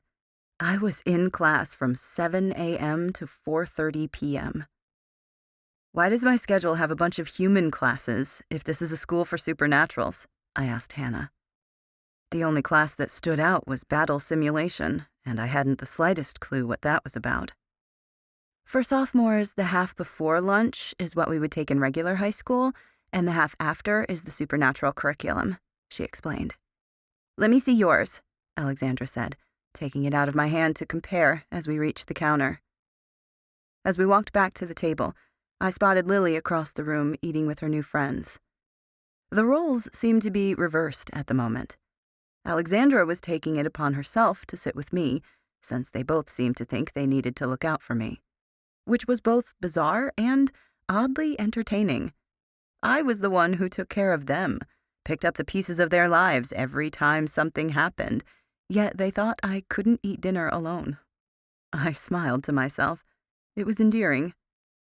Okay, we have 1st, 4th, 5th, and 7th together. That's good. We have more together than not, she pointed out, marking an S on her schedule next to our shared classes. So you said that our supernatural classes are after lunch? I asked Hannah, taking my schedule back from Alexandra. Mm-hmm, she mumbled. How are health and PE supernatural classes? I asked her. PE is really hard. Lots of physical stuff with our abilities and everything. And health is like how we became this way or something? I don't know, she said vaguely. So she was a pretty bobblehead, not a brain. That was why Alexandra had chosen her. This girl was her first step to power and alliances in this school. The mind games had already begun. What if you can't use your ability? I asked, feigning nonchalance. Her eyes widened. You haven't? No, I have. I just mean, what if you can't use it? Like you have it, but you can't use it, I said, trying to get it through her thick skull. Oh, I don't know. I've only been taking supernatural classes since last year. The middle school only does preparation classes for what to do when you manifest. What if you manifest earlier? Oh, that's not possible. Manifesting in the 6th grade is rare enough, and no one's ever manifested before that. My heart stopped. Panic rose, and my eyes flashed to Alexandra, who was looking pale and tense as she stared at her food. We'd all manifested before 6th grade. Alexandra was 9 and Lily 10. They were so jealous of me growing up because I was only 5 years old when fate decided to screw me. It suddenly made sense why I hadn't seen any children here, that Blair had only been here 4 years. If nothing happened before 6th grade, there was no point in bringing them in sooner. Something wrong? The idiot girl asked me. I had no time for her. Nothing. I'll be right back. I have to use the bathroom. The words fell out of my mouth too sloppily to be a proper lie, but I hoped she still bought it. I stood up so fast that several kids looked over from their conversations as I hurried to get out of there. So do I. We'll be back in a minute, Alexandra said apologetically as she followed me. I pulled my cell phone out and hit 2 to speed dial Lily. She picked up on the 2nd ring as I pushed the door open to autumn air. What are you calling me for? You're right across the... She paused, and a chair scraped in the background. Where are you two? She demanded. Don't tell me she's already done. Listen to me. Stand up and tell your friends you need to take this call. Walk outside to the front of the cafeteria. Don't ask why, just do it. It was risky for all 3 of us to leave abruptly. It could cause questions. But for now, let them ask. I had bigger problems than high school gossip. Lily burst through the door, looking more pissed off than I'd ever seen her. What's wrong? Why did you just interrupt our first dinner here? I mean, shut the hell up, Lily, Alexandra scolded. Lily's face flamed as she whirled on Alexandra and glared at her. What is your... Just shut up for a minute and let me explain. I started pacing. We'd been through worse. At least they didn't know. Yet, right? And they wouldn't find out if I could pull this off. I just had to get through to her. We were talking at dinner, and this girl said that middle schoolers didn't have supernatural classes, only classes to prepare them for manifesting. My voice was deadly quiet. But I was in 5th, I know. But here, no one has ever manifested before 6th grade. It's considered a safe age so that our secret is never discovered. Even manifesting at 11 and 12 is regarded as rare. The night wind slapped our faces and chilled our bones. The reality of the game we were playing set in. How is that possible? She choked out as she struggled to breathe. I don't know. I lifted my fingertips to her cheek and tried to comfort her. I knew I was early, Lily, but I had no idea how early. I didn't know that the average kid started in 7th or 8th grade when we were teasing you about starting late in 5th. I so desperately wanted to apologize for how things had turned out. If our parents had never died, we would have known this by now, and we wouldn't have been here. Well, I like it here, and we don't fit in anywhere else. I know we're not exactly in the loop, but we could be. If they all find out about this, I don't know what they would do. Shun us, maybe? I don't want to take that chance. I don't want to be different anymore. Though she was talking to me, Lily sounded more like she was trying to calm herself. I could feel her hysteria building and decided not to mention my revelation. This was why we were never sent to Mariana. This was what our parents were trying to hide. Me. Me and my ability. Lily hadn't manifested yet, and Alexandra only had the year before they died. But I had. If no one ever manifested before 6th grade, I was the reason that made them gamble we were safer with humans than our own kind. I was the reason we'd suffered all those years. This was all my fault. Okay, that's what we were thinking. God, you're like so slow if you just came to that realization. Alexandra threw her hands up in exasperation. You know what? Enough, both of you. I pushed them apart. Here's the deal. Now that we're all on the same page, this is what's going to happen. We're going to go back in there and act like nothing happened. While we're here, not a word about this comes out. If it somehow comes up, lie. Lily, if you want to stay here, you're going to need to come up with a cover story because you can't slip up. None of us can, or we pack up and leave. Lily nodded desperately, happy that we could stay. Alexandra and I will go back in first. Our excuse was that we had to use the bathroom. Lily, once you see us seated, you come in, but don't look at us. If anyone asks where you were, say that Mariana called to check on how you were doing and you couldn't hear in there. How do you come up with these things? She said gratefully. Years of practice, I said, and disappeared into the cafeteria with Alexandra following close behind me. I made sure there was no hint of our recent discussion on my face as we took our seats. Out of the corner of my eye, I saw Lily enter and hoped she could handle this little lie compared to the big secret she had to keep. If anyone found out when we'd manifested and knew the extent of our abilities, there went their chance of being normal, even here. Your sister disappeared after you went to the bathroom. What's up with that? Hannah asked us. Now she's decided to be perceptive. I don't know. We didn't see her. I shrugged, and Fake smiled. Huh. Oh well. So, where do you guys come from? She smiled back, taking the hint and moving on. I was prepared to tell her it was none of her damn business, but Alexandra quickly answered. We move around a lot, but we're originally from Montana. She was telling the truth, for the first time in a long time.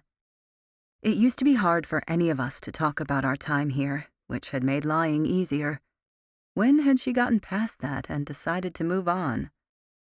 It must be nice to be back up here in the mountains then, Hannah said.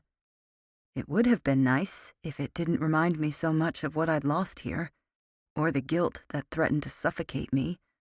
Once again, I'd cost my sisters a better life.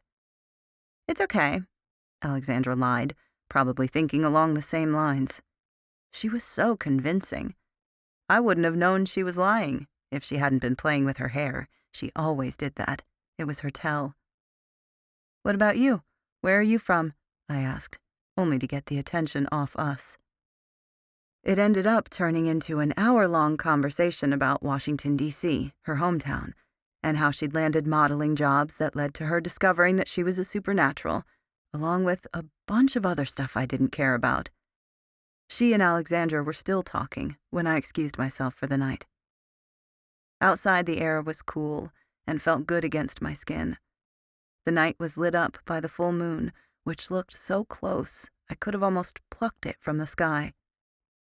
I strolled down the pathway until I reached my building and sighed as I walked into the still crowded hallway. I made my way upstairs and went to my room, thinking about Lily, who was probably still up and would be the demon sister from hell tomorrow, a side effect of sleep deprivation. My stuff had finally arrived and was set up in my corner, so sparse in comparison to the abundance of crap my roommates had brought. Amber was sitting on Tori's bed, and from the sound of it, talking about boys. I stifled my groan. I quietly made my bed and slipped into sweatpants before retreating to my music for the night, or at least until they went to sleep. Hours later, on Tori's nightstand, a bright red 3:57 a.m. glinted in the dark of the room. Forcing myself to relax, I started to drift off into an unknown place. My toes sank into the dirt. There was no wind or sound, only a cold that chilled my bones. The trees in this forest were scattered, but the fog was so thick I couldn't see my feet. I looked in every direction for another living being, but was only met with silence and the never-ending woods. So I walked, and my unease grew. There had to be a catch. There always was. It was quiet, too quiet. I scanned the forest for someone, anyone. I waited for the paranoia to go away, to wake up, but I didn't. A shadow moved in my periphery, and I panicked. I needed to get the hell out of here. Something was watching me. It wasn't until I heard a twig snap that I knew I wasn't imagining things. It was following me, hunting me like prey. I screamed, but there was no one to hear it. Closer. It was closing in. I ran away from my nightmare, away from my problems, my fears, away from myself. Chapter 9. I bolted straight up. Tori's alarm clock was making a god-awful sound. I slipped out of bed and flipped the light on.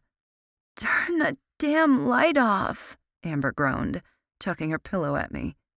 "Get up and it won't bother you." "Tori," she yelled. "I got it," she muttered, and the annoying beeping stopped. I went over to my suitcase and looked at my uniform. A pair of loose-fitting black slacks and a white button-up blouse with cuffs that went to my elbows.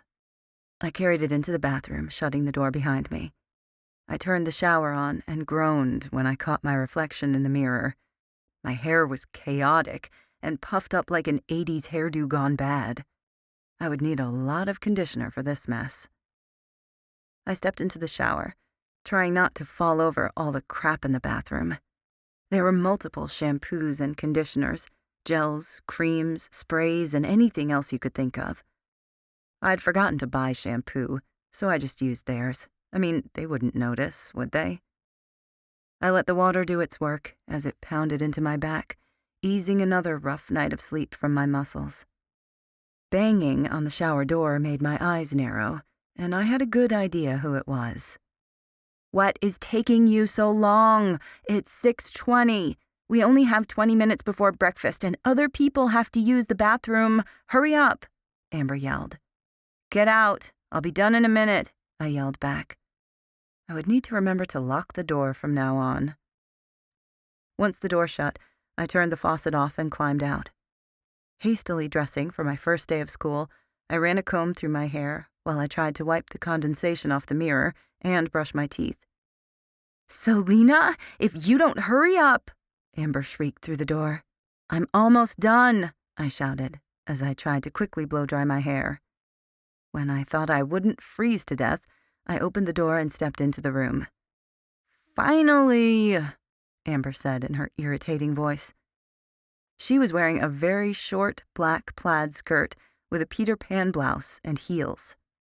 I doubted the uniform was supposed to be taken that route, but whatever. She looked completely ready, so I didn't see what the big fuss was about. Nonetheless, she walked into the bathroom and started primping. I rolled my eyes and turned my back on her. Amber, we only got 2 minutes before we go. You might want to hurry up with that," Tori said, as Amber came out with her makeup and hair done. I guess being super fast had its advantages. I hurried out the door, leaving the other two behind.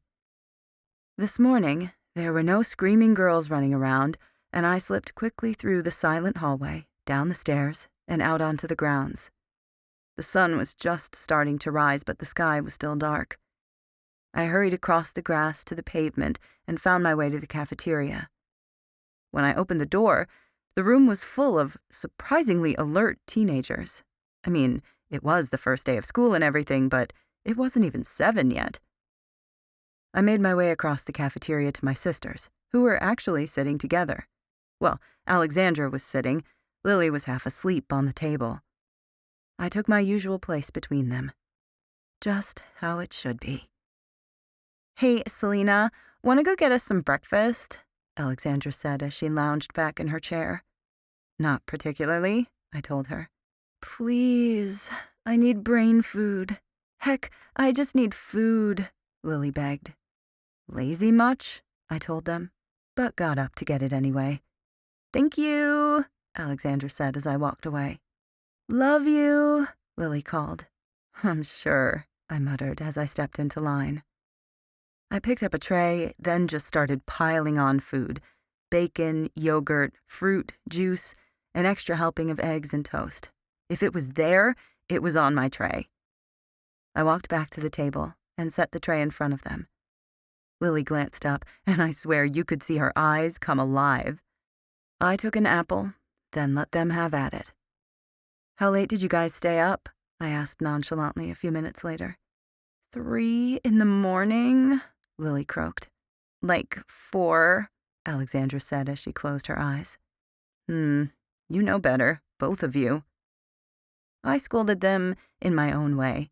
Most of the time, my sheer disapproval was enough. "We'll be fine. Food makes up for lack of sleep." Lily smiled languidly at the tray. "I'll settle for cold water," Alexandra murmured, and sipped from one of the bottles. A bell rang as we grabbed our things to leave. Lily finished off her toast and followed us. "Who do you have first?" I asked Lily as we reached the pavement. She shuffled through some papers. "Brighton, Professor Brighton in Building 1, she proclaimed in the middle of the path.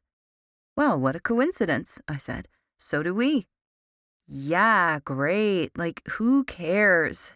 It won't matter if we don't know how to find the damn building," Alexandra sneered. "Excuse me," I couldn't help hearing. "Are you lost?" A cute boy with blonde hair and dimples asked. We nodded. "Where are you looking for?" he asked, falling into step between me and Alexandra. "Professor Brighton for languages?" Alexandra smiled and batted her eyelashes at him. "Well, that's perfect, because that's exactly where I'm headed." He grinned. "What a coincidence that you just happened to show up then," I muttered sarcastically, but only Lily heard me. "I'm Michael, and you are?" he asked Alexandra. "Oh, give him a break. He seems like one of the nicer ones," Lily whispered. "They all seem nice until they get you alone," I said. "Alexandra." She gave him a smile that said, "Hello, new boyfriend," and he gave her one back that said, "Marry me." "Ew, Selena, don't go there," she almost screeched. "I'm just saying," I smirked. Foreign languages wasn't exactly boring like normal classes, but it wasn't great either. Professor Brighton wasn't that awful. He was extremely strict and sarcastic, but he had a sense of humor, even if it was slightly twisted. We each had to choose between Russian, Spanish, French, German, and Mandarin. Alexandra and I chose Russian, since our mother had been fluent and we'd been bilingual since birth. Lily decided to be an overachiever with her friend Bella and take Mandarin, a choice that came with a lecture about cheating by taking a language you already knew. Fortunately for me, she didn't get to finish it, thanks to the professor. Brighton caught Alexandra in the middle of a response twice, and he wasn't too pleased. She kept her mouth shut for the rest of his introduction and didn't respond to his taunting, like a good girl, which led to us being partners for the next year in what would now be considered Russian class. Unfortunately, Alexandra couldn't keep her mouth shut for the entirety of the class and got us both after-school detention at 4:30. I mentally slapped her for that one. My next class was different, again. Neither of my sisters were there, but I didn't mind. Professor Anderson was the, and I'm not exaggerating when I say this, epitome of boring. He looked like he was in his 40s, with thinning hair and glasses so thick I could have used a ruler to measure them.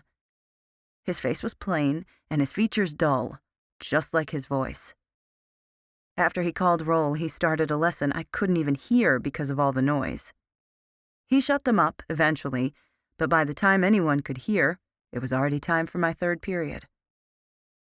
Science had never been a favorite of mine, but I'd never disliked it either. It was just there. Professor Monroe changed that. She was the meanest, most spiteful teacher I'd ever known, with beady eyes and a rude attitude. It was almost like she was only teaching to punish kids. If you answered a question wrong, it was detention, and speaking out at any time was at least a week's worth. By the time lunch rolled around, at least half the class had detention, and I was relieved not to be part of that half. Skipping detention on the first day probably wouldn't go over so well. When the bell rang, I was the first out of there, not wanting to get stuck in the mob of students. Despite my attempts to stay ahead and avoid people, some were very persistent. 2 boys asked me on a date, a group of girls wanted me to sit with them, and I was given an invitation to join equestrian studies, tennis, and cheerleading, all of which I declined without a second thought and continued toward the cafeteria. Only a few tables were occupied, but people were filling in rapidly. After grabbing a salad for lunch, I took a seat at one of the empty tables and pulled out my science assignment. I had a feeling my sisters would be eating with their friends today. I'd only completed half a page of annotated notes before I was interrupted. "Why are we sitting here?" asked a god-awful, movie-worthy bitch voice a few feet away from me. "Look, Aaron, if your girl's gonna complain, she can move, and you can follow after her like a little puppy dog. It's your choice." The chair next to me dragged across the tile, and after an audible sigh, the rest followed. Just how many people were sitting here? I refused to acknowledge them and just continued with my homework until someone tapped my shoulder. Without looking up, I said, "Yes? Hi, I'm Jack." I didn't say anything and tried to continue writing. "And your name is?" "Selena." "Wait a minute, you're Alexandra's sister, right?" I recognized that voice. I looked up. It was the blonde boy with dimples from this morning. "Yes, and Lily's," I smirked. I almost felt bad for the poor kid. He wasn't even a player, and my lovely sister was going to break his spirit in 2. "I don't know if you remember, but I'm Michael." I make a point of learning about people my sisters get involved with. "Wait, you know each other?" one of them asked. "Sort of," I shrugged. "I escorted her to foreign languages this morning," he said, without taking his eyes off me. "Then why haven't you introduced us?" a boy with a devilish look to him asked. "Selena, this is Jack," he said, motioning to the one who'd already introduced himself. "April," the irritating girl. "Amy," a follower of the irritating girl. "Will," a boy with light brown hair and blue eyes. "And Aaron."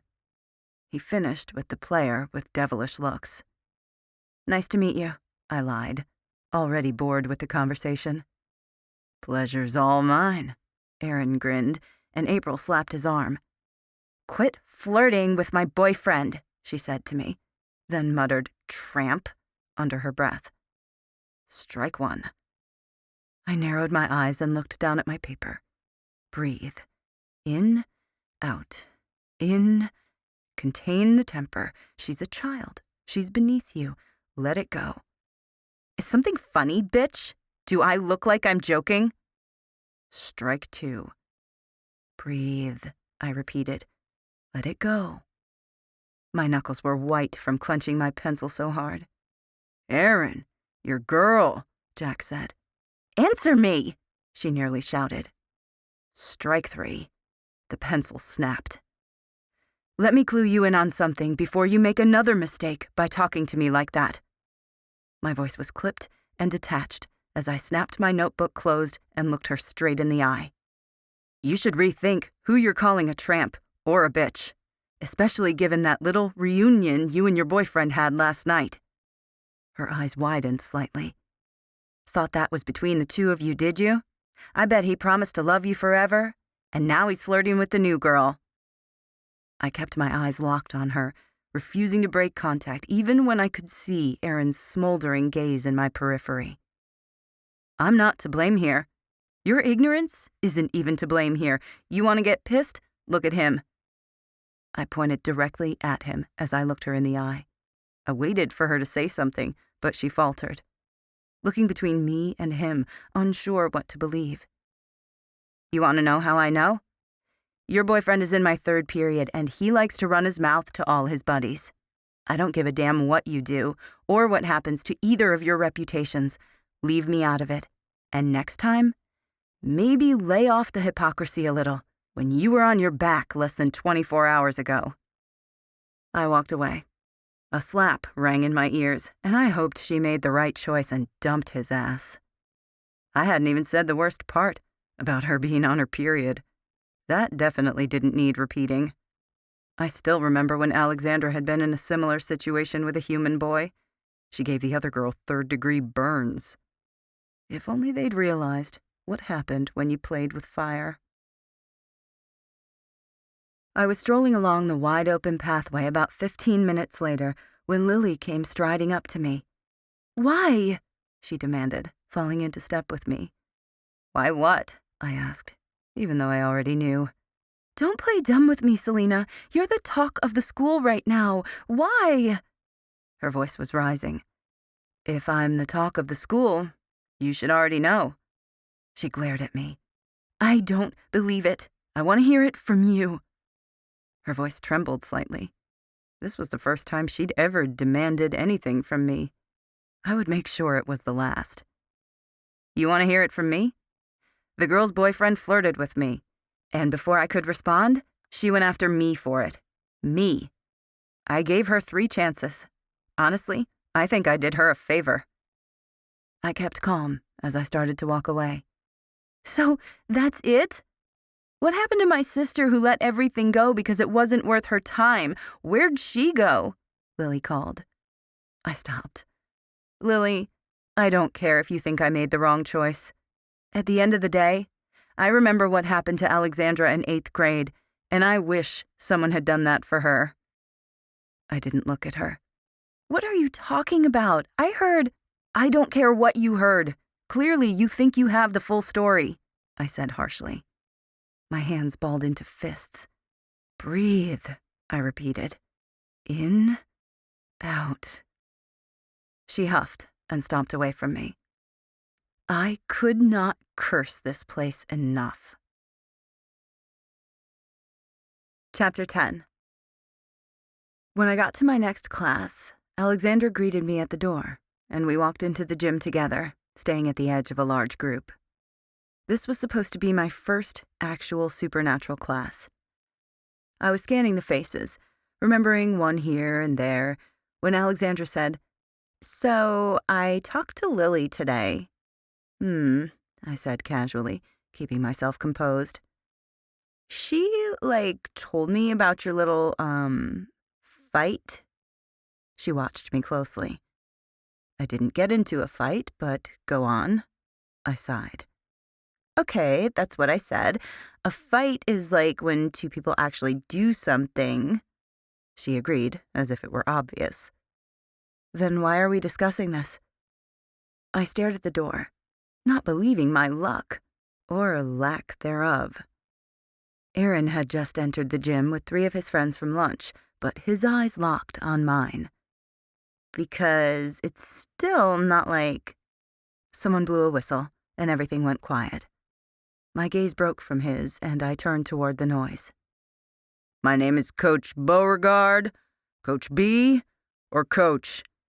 A tall, thick man wearing sweats and a ball cap said. "You may not call me by my first name or any other name. I will give you detention if you do." He raised his clipboard. "Now, when I call your name, say here, and don't give me any lip." "Anderson," he barked, and the process began. "Now, what were you saying?" I asked Alexandra quietly. "That it's still not like you to act like that," she said. "And yet, it's so like you to listen to gossip without knowing the full story."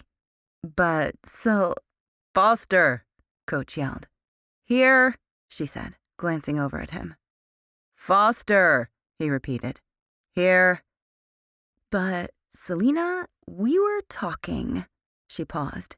And we think it might be a side effect from, Oh my God. I was going to kill her for even going there. How dare she? I refused to apologize for what had happened in that cafeteria. I could have been so much worse, but I wasn't. Because of her. It doesn't matter. Even if it is, what can I do about it? You guys wanted to come here, so here we are. You knew that sacrifices were going to be made this year. I turned on her. That's not fair. We know you don't want to be here, and we accepted your terms. But why can't you do sports or something to release some of it? I know they have boxing. Her voice rose slightly. It doesn't work like that, I lied. Truthfully, if they were right, and I really was losing it, I didn't belong anywhere near a mat. Okay, I know it doesn't, fix it, but it helps, she insisted. There were things going on that she didn't know about. On one hand, she was right. Boxing would help release it. To truly feel the release, someone had to feel pain. I was already so close to the edge, I was terrified it would tip. Okay, I see what this is about, she said, her temper clearly rising. You're trying to wait long enough so that when something happens, you have an excuse to leave, for all of us to leave. My pulse picked up again, and my temper rose. She was being pig-headed and ignorant, not necessarily in that order. You don't understand, I said calmly. I don't understand? She snorted. Wrong answer. You don't understand. We're here because we need to be. We're tired of playing hide and seek. Somehow, Mariana found us when no one else could. I get that you've been taking care of us for 5 years. You've done your best. You put Lily back to sleep every night and promised it would all be okay, that one day it would work out. Well, now it has. Now you can have friends and give it a try. Why are you so against this? Rather than accepting the truth, she'd rather believe that I was so against this place that I'd do something I'd vowed would happen over my dead body. She couldn't grasp that I had real reasons, that someone could very well end up dead if I wasn't careful. My training wasn't in boxing, not originally. My father had taught me to kill, to cause pain, to torture. While our mother was baking with them in the kitchen, I was being honed into a weapon. Perhaps she couldn't grasp that because she had only started her training the year before they died. You wouldn't understand, I said to her coldly, and then the whistle sounded again. Now, seeing as the class got to a late start, I don't think we'll be able to do what I had planned. Instead, I'll put you in pairs for an exercise, and we'll see how you do. Alexandra and I kept glaring at each other, neither willing to give. You and your partner will come to the center of the gym, stand across from each other, and begin the contest of deception. If you're too stupid to understand this, it means that you'll duel. Hard. I want to see what you guys are made of. What I don't want is a bunch of ballerinas out there. I don't want to see a bunch of circling and dancing. I want to see a fight. Now, any volunteers? Only one hand went up, and I knew then that I was screwed because I was too frustrated not to take up her challenge. Name? He asked her. Foster. Alexandra Foster, she said, not taking her eyes off mine. Any challengers for Ms. Foster? Anyone daring enough to try? He called. I will. My voice rang high and clear. Name? Selena Foster, I said, without breaking eye contact. You girls related? He looked back and forth between us. Sisters, we said in unison. All right, get to the center. I swaggered to the center of the room and faced my sister with a mischievous grin. If people were placing bets on who would win, Alexandra was probably in the lead. She had a good 4 inches on me, plus her temper was far more obvious. After today, they would think twice. "Are you girls ready?" He put his hand between us. "Are there any rules?" Alexandra asked. "Anything goes. You guys are sophomores. It's not like you can do anything." He shrugged, then laughed. Alexandra and I locked eyes. "The contest of deception. Ladies, fight," he shouted. I knew her style as well as I knew my own, and way better than she knew mine. That would cost her a lesson on picking a fight. We circled, and I was aware of the room watching, surrounding us so quietly you could have heard a pin drop. Her gaze started at my eyes, skimmed my chest, then flitted back to my face.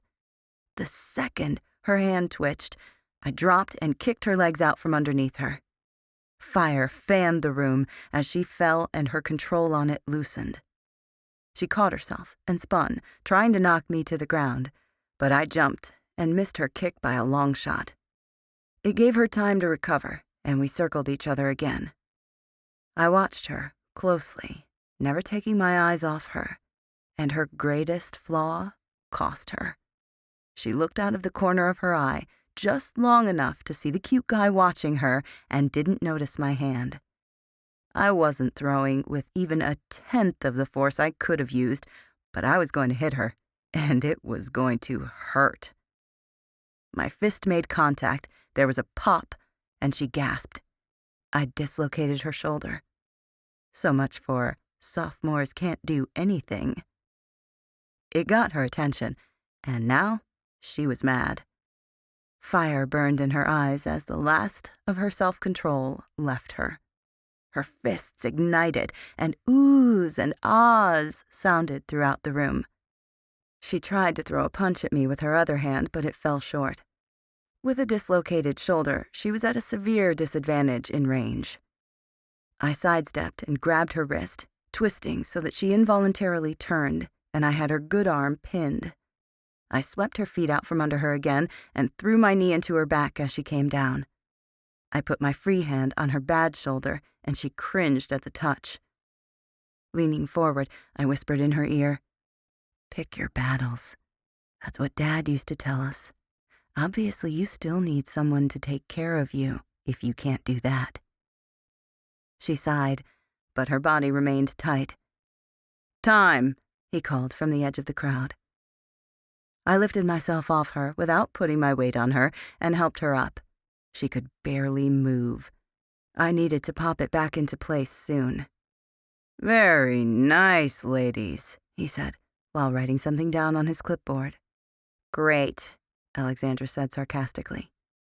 "Next volunteers," he called. A few hands went up this time. Some were very timid. We went to the edge of the group to pop her shoulder back into place without an audience. She was still glaring at me, but now it was because I'd won. "You were asking for it," I told her. "You dislocated my shoulder," she accused. "Hold still." I put a hand on each side of her shoulder, and with a snap of my wrist and a sharp pop, it was good as new. That didn't stop her from gasping in pain. She should have been used to it by now. We'd boxed together on and off for the last 5 years.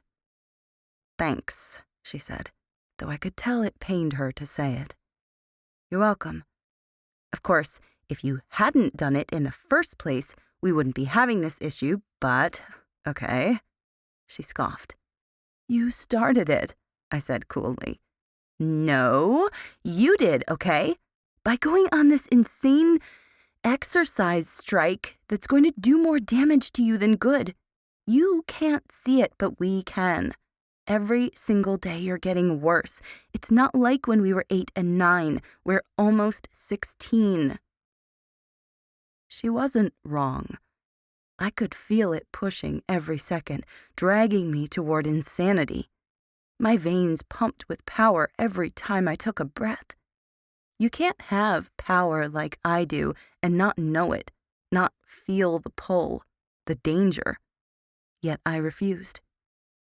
Okay, here's the deal. I'll talk to you about it later when I see you. Her pushiness was bringing on a headache. I'll be waiting, she promised.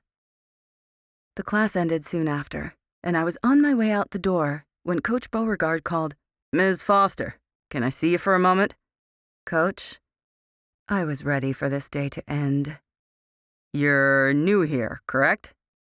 Of course he already knew the answer. "Correct," I said, humoring him.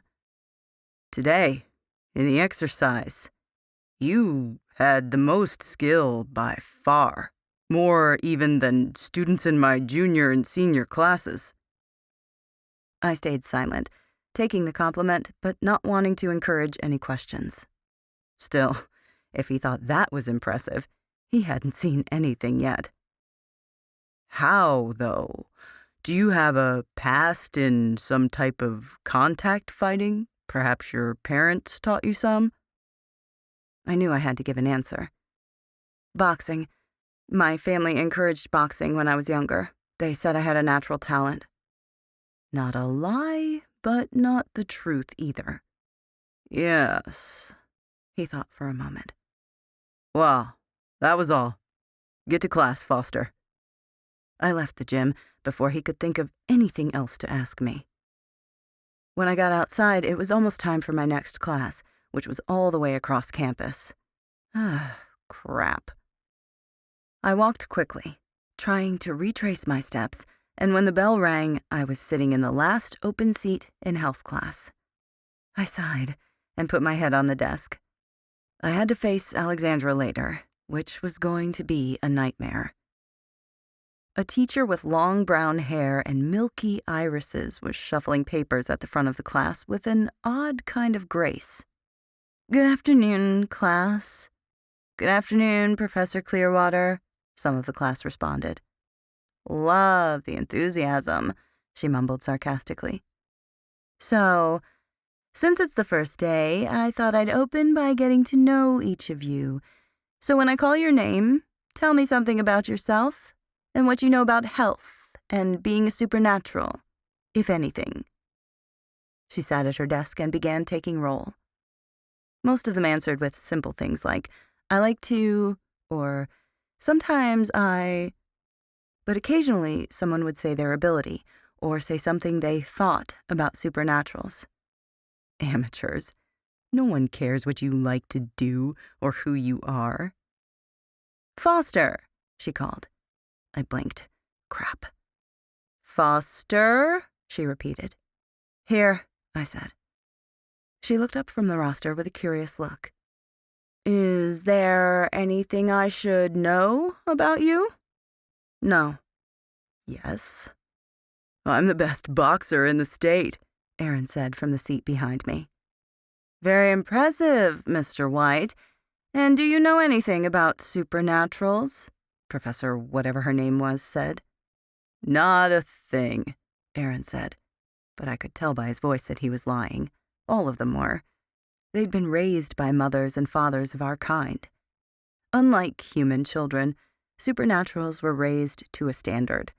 Part of a parent's job was to teach them about themselves and their past. These children were liars, and I was their queen. "Okay, well, after today, you will. Now, this is the syllabus for this semester." She walked down the rows, handing out pieces of paper. I glanced at the sheet. It covered everything, starting with supernaturals and how they manifested, from a genetic perspective, and going on to well-being, daily precautions, and coping with it. Coping with it? What the hell? She practically talked about it like a disease. We were the greatest beings on this earth. If you couldn't have pride in that, you didn't deserve to be a supernatural. Now, we'll be starting with the section on genes and genetics. This week, we'll specifically cover how you gain the genes to be a supernatural. But before we talk about that, Does anyone know what being a supernatural even means? No one raised their hand. No one has any idea what they are, or wants to take a guess. She strode across the classroom until she stopped next to my desk. Ms. Foster, how would you classify yourself? A supernatural is a person with inherited genes that enable them to manifest abilities when they reach maturity, I said, giving her the definition I'd just read in the syllabus. Very good, Ms. Foster. You can read. Supernaturals are people, yes. However, they are not humans. We are not human. Some of us appear human, but others don't. We are a species of our own. We may share superficial similarities with humans, but don't be fooled. We are very, very different. Not only is our species set apart by our abilities, although that's the biggest known difference, but many of us also have qualities and traits stemming from our unique genes. Any ideas what they are? No hands went up right away, but finally one crept up. Yes, Miss Hunter, the teacher said. The lifespan of a supernatural is twice as long as a human's, Tori said. True. Humans only live to be 80 on average, and supernaturals live to be 165. Different DNA, someone said. Yes, but I already said that. She scanned the class, but no one else raised their hands. What about appearances, personalities, and general health? Still, no hands went up.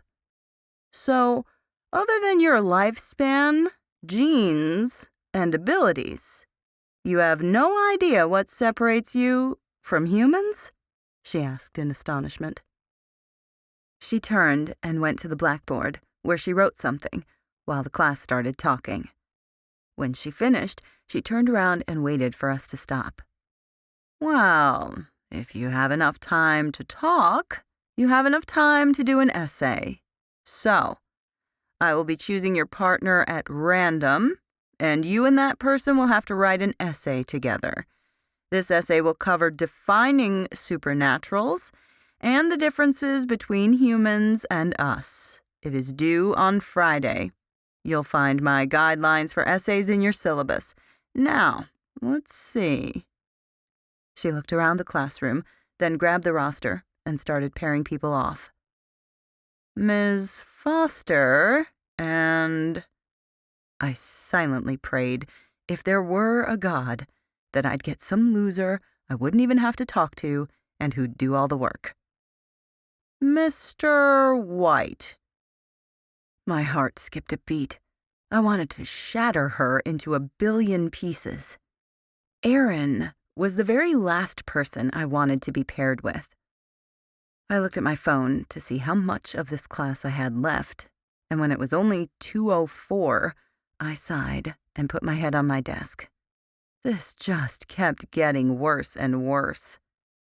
Now, on to class. She launched into a speech about what we'd be learning this semester and explaining each of the parts of health and how it related to our well-being. After about 5 minutes, I got bored and put my earbuds in, cranking up the sound of It's My Life by Bon Jovi and letting my mind wander. It wasn't long before I was considering all the ways I could break out of this godforsaken school.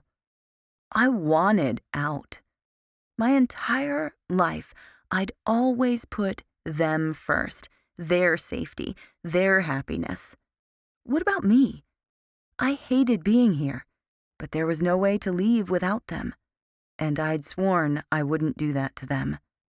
How could staying be the right choice? How long could I make it? I had to protect them, but nobody here could know what I was. I was jerked back into reality by the sound of the bell. I took my earbuds out and was grabbing my stuff when someone came up to me and slipped a note into my book. I took it out.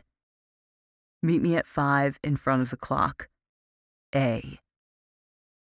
When I looked up, all I saw was the door closing, but I knew who it was. Balling up the piece of paper, I threw it in the trash as I walked out of class. Outside, I pulled out my schedule and looked at my last class, battle simulation, whatever that was. I'd just started walking when someone called my name. "Selena!" Lily yelled. "Selena!" I turned to face her as she came running up to me. "What's your next class?" she said, as she tried, in vain, to stop herself. "Battle simulation," I said as I caught her. "Me too!"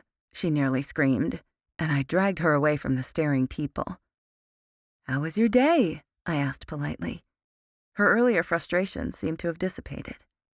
"Well, it was good until I heard about my sister starting a fight." "I didn't start a fight." "Call it what you want, Selena, but it was a fight, and very unlike you, I might add." She sounded disapproving, and I could tell she'd rehearsed this little speech. "You're obsessing," I said without emotion. "You're losing your grip," she said as we approached a metal door with no handle. "Name," an electronic voice said from somewhere. "Selena Foster," I said, looking at Lily. "Lily Foster," she said, returning my gaze. "Alexandra Foster," a voice from behind us said. The door clicked and opened, and the three of us entered together. It was like a classroom, with desks and a teacher, but behind the desk was a window to another room that looked large and white and empty. A padded room for crazy people. How fitting! My breathing picked up. The classroom was crowded with students. Only 3 desks remained, and I headed for the one in front, hoping to dodge my sisters for another hour. When I got there, I almost wished I'd taken one of the middle ones. "Why are you late?" the teacher asked, leaning back against the desk. "We didn't know where the building was," I said in a bored voice. "Ah, you must be the Foster girls?" He looked down at his roster. "Mm-hmm," I said, like it was obvious. "Names?" he asked, not looking up. Was that a slight Russian accent I heard behind his words? His name certainly was, but he could have been from any of the countries surrounding the Federation. "I'm Selena, the redhead's Alexandra, and the short one's Lily." He glanced at me and wrote something down, then turned his attention back to the class. "Now that everyone's here, let's continue. I am Professor Vonlovsky, and this is battle simulation. Who knows what that is?" He pointed behind me. "You." "Fighting," a girl said. "Yes, and no," Vonlovsky replied. "Can anyone tell me why it is yes and no?" No one answered. "So you're telling me no one in here has any idea what this class is about, and I am wasting my time asking?" He looked around for another moment, but the class remained silent. "Okay, everybody pull out a piece of paper." He waited until the rustling died down. "I can't believe out of 37 kids, none of you know what you're doing here." It shouldn't have been a surprise. These kids were clueless about everything. They thought the world revolved around high school and drama, yet no matter how much they tried, they would never be normal. It was sad, in a way, that these people had recreated a high school atmosphere to make the kids feel normal while trying to teach them about themselves. Pitiful was the word. "Take 10 minutes and write a syllabus for this class," he said. No explanation, no seeing if there were any questions, nothing. I glanced at the paper, not sure what to write. So I left it blank and waited 10 minutes while the whispering of pencils counted down the time. Vonlovsky paced the room, watching us with frustration on his face. His walk was precise, like a predator hunting prey. It almost seemed as if he were looking for something. And then he found it. "Foster," he said suddenly. I was already watching him, and it wasn't me he was referring to. "Bring me your paper." There was a flash of red hair when Alexandra appeared. "Why is there nothing written on it?" "Because, I don't know any of it." "So you're not going to try at all?" "Nope. I'm new here. I don't know any of this shit." She popped her gum obnoxiously. "So you don't know anything. You're not going to try. You're speaking like an illiterate and completely ignoring my authority?" "Look, you're not teaching me anything, so why would I try?" I hated it, but I kind of agreed with her. He looked at her for a moment with an odd expression, then started pacing around the room. "Name?" She looked at him like he was dumb, but responded nonetheless. "Alexandra Foster." She rolled her eyes. "Species?" he continued, though we all knew the answer. "Supernatural." "Ability?" I tensed. "Fire," she said, but now there was uncertainty in her voice. "Level?" he asked. "Unknown." The uncertainty was replaced by irritation. "Potential," he continued, brushing it off. "Unknown," she said grudgingly, and flipped her flaming red hair behind her. "Energy source, fighting techniques, specialization classes, manifestation periods." This was starting to sound like an interrogation. "I don't know. Why are you asking me all this crap anyway?" She rolled her eyes again. "Because this crap is what battle simulation is. This is the only class you'll take all 3 years. And this is the only class that focuses on you, what you can do, and what you're capable of." He motioned for her to sit down. "Your abilities are who you are, not just what you can do. When you graduate and leave here, you will have to be prepared. Some of you might go back to the human world and try to continue living in hiding, but most of you will take your place in our society. Battle simulation is a class meant to prepare you for that, for yourself," he declared, like the charlatan he was. This guy was an imposter. There was no way he was an actual teacher. The only thing he knew how to teach was arrogance. The bell overhead rang to let school out. "And that concludes our lesson for today," Von Losky said. The class filed out, chatting away. As I packed up my things, my sisters approached me. "You looked very productive up here, doing nothing," Alexandra snapped at me, still fuming from being patronized. "Could have been worse," I said. "Sure. You could have actually gotten mad and hurt someone," Lily said, though clearly it wasn't her place to say so. I find it amusing that you can grasp that, and not my reasons for not wanting to get back into boxing. I walked away briskly, with a purpose in my step and fire in my eyes. The metal door was still open, and when I stepped outside, the wind caught my hair and cold brushed against my face. I continued walking until I was almost at my door. "If you want to continue being a bitch, I have detention to get to, but if you actually want to talk, I have my phone on me," I said to Lily. She stood, speechless. "I'll see you at detention since you couldn't keep your mouth shut," I said to Alexandra. She just glared at me, then smiled spitefully. I gave her a bitter smile in return before turning my back on them and their judgments. Screw them. They could be judgmental ingrates together. Chapter 11. When I got back to my room, it looked like a tornado had come through. Clothes, makeup, and shoes were scattered everywhere. I grabbed my suitcase and rifled through it for something comfy and non-uniform for detention, since what I would be doing there was unknown. I pulled out a pair of loose black sweats and a tank top. I changed swiftly and glanced at the clock.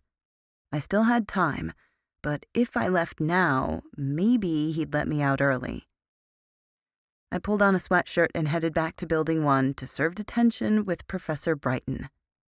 My skin warmed as a slight breeze went past. I could feel eyes on me as I walked, but I refused to look. Let the gossipers think what they wanted. I was above that. I knocked when I reached his classroom and entered without waiting for a response.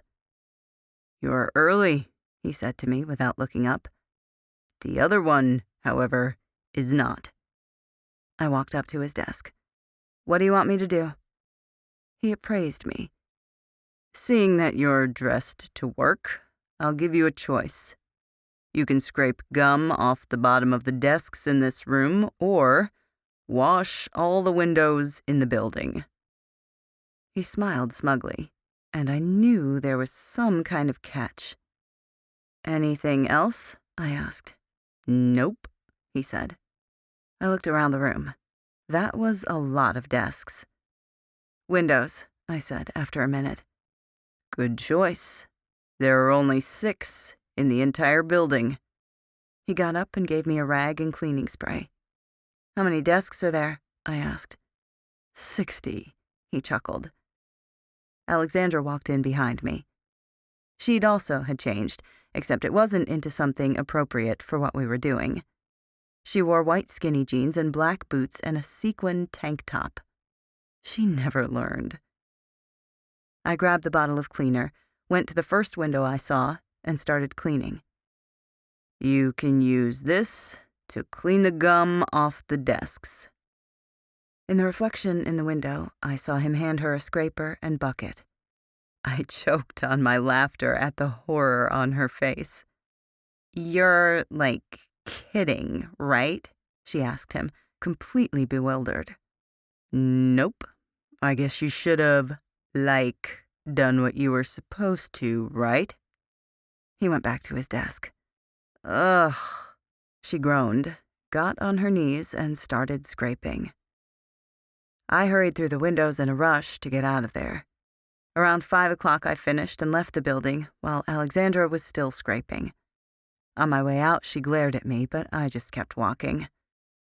After I left Building 1, I felt like I could breathe again. The sun was setting and the campus was alive. Girls gathered around the fountain to watch the water user as he manipulated it to his will, clearly happy with the attention he was getting. People strolled down the pathways hand in hand, ignoring the occasional couple that was mercilessly making out. Teachers watched from their rooms for any sign of trouble or mischief. The lamps kept the campus lit, but the fireflies made it glow. People were living and enjoying life, while my world crumbled around me. Lily was right. I was losing my grip. I looked more hellish with each day that passed. It didn't even compare to the hollowness I felt with my growing isolation. My sisters no longer needed me. At least, they didn't feel they did, and for now, I was inclined to agree. I put a hand to my right temple, massaging my head in a poor attempt at getting rid of the migraine. After walking stiffly back to my room, I raided our bathroom for painkillers. Clearly, one of my roommates was a pill popper because there were also stimulants, antibiotics, and prescription meds. I downed 4 Tylenol and stumbled into bed, not even bothering to turn the light off as I got some much-needed sleep. Wake up. The haze of sleep eased as I slowly came back to awareness. The room was too bright. I groaned and rolled over to look at the clock, but fell out of bed and landed on the floor with a thud. My head banged against something hard, and there was a flash of pain that faded as quickly as it had come. I dragged myself off the ground, getting a good grip on my bed to pull myself up. This was pretty pathetic. I was stumbling around like a drunk person, but I wasn't inebriated in the slightest. Outside my window, complete darkness had replaced the full moon. Stars were just starting to appear, and my headache wasn't any better, likely from banging it. I grimaced. The cafeteria lights were on, and I remembered Alexandra, who would probably still be working until late tonight. I was going to do something nice for her. Maybe then she would lay off. I walked out of the building and took off at a sprint toward the cafeteria, hoping to get rid of the ache. The wind on my face was blissful, exhilarating. I needed this. At the very least, it would help me stay in control tonight while I was with Alexandra. The distance between the cafeteria and me closed far too soon. I slowed to a stop and strolled in. The overhead lights were so bright I winced. Hurrying, I grabbed a salad and a slice of pizza. As I was getting 2 waters, someone bumped into me. The plate of pizza toppled off my tray. A hand swiped it out of the air. "Thank you." Aaron. His black eyes studied me for a second before he set the food on the tray and let me pass. I suppressed the shiver that fought to run through me. I felt him watching me as I swerved through the cafeteria and walked swiftly across campus. The lights in Building 1 were still on, and the door was unlocked. I went inside and found Alexandra, crouched on the ground, working in silence. Her white jeans had black marks all over them, and she'd kicked her boots over into a corner. She wasn't even halfway done. "Hungry?" I asked, setting the tray down next to her. "Starving." She snatched the pizza off the tray. I plopped down on the floor and started into my salad. Picking at the lettuce, I looked up. Something was changing. She was changing. Being here, it was maturing her. Alexandra didn't do work, especially not the physical sort. She usually just outright refused, despite the repercussions, and occasionally resorted to having a lackey do it. Yet here she was, on her hands and knees with a gum scraper and a bucket. I smiled, but my joy was short-lived. I needed to tell her the truth. That was the real reason I'd come back. The pizza was just to butter her up. I sighed. I didn't want a box, because I'm scared of losing control. To actually get the release I need, I would have to beat those boys to a pulp. As you said, I'm not 8 anymore, and the stakes are higher. It takes more than it ever has to keep myself under control. I looked away, not sure I was ready to see what was in her eyes. She put her hand over mine and squeezed. "I knew you weren't telling us everything. I did know more than you've given me credit for. I know what it will cost you and your morals to keep your sanity. I get that. You don't want to be a monster. If you don't do this, you will go insane. If you don't do this, I don't think you have even a year left." I turned to look her in the eye. She was serious. "I can't lose my sister." If I were capable of crying, it would have brought tears to my eyes. As it was, all I could do was grip her hand. "I know what I'm asking, even if Lily doesn't. We can't lose you." Her eyes watered, and I gave her a sad smile. We both knew what she was asking. "So, I need you to do this. Box again, please. We'll worry about the rest later." Her eyes were pleading, and though she would never know how much it would kill me if I lost control and ended someone, I would do anything for them. They come first. My mantra rang true. "I'll start tomorrow," I promised. Chapter 12. "Meet me today at like 5 and we can go together, okay?" Alexandra told me as we were walking out of Russian. "No, I want to do this alone." She tore her eyes away from the upperclassmen boys walking out of the gym. I waited for her response. I didn't want to hurt her feelings, but if I was going to do this, it would be on my terms.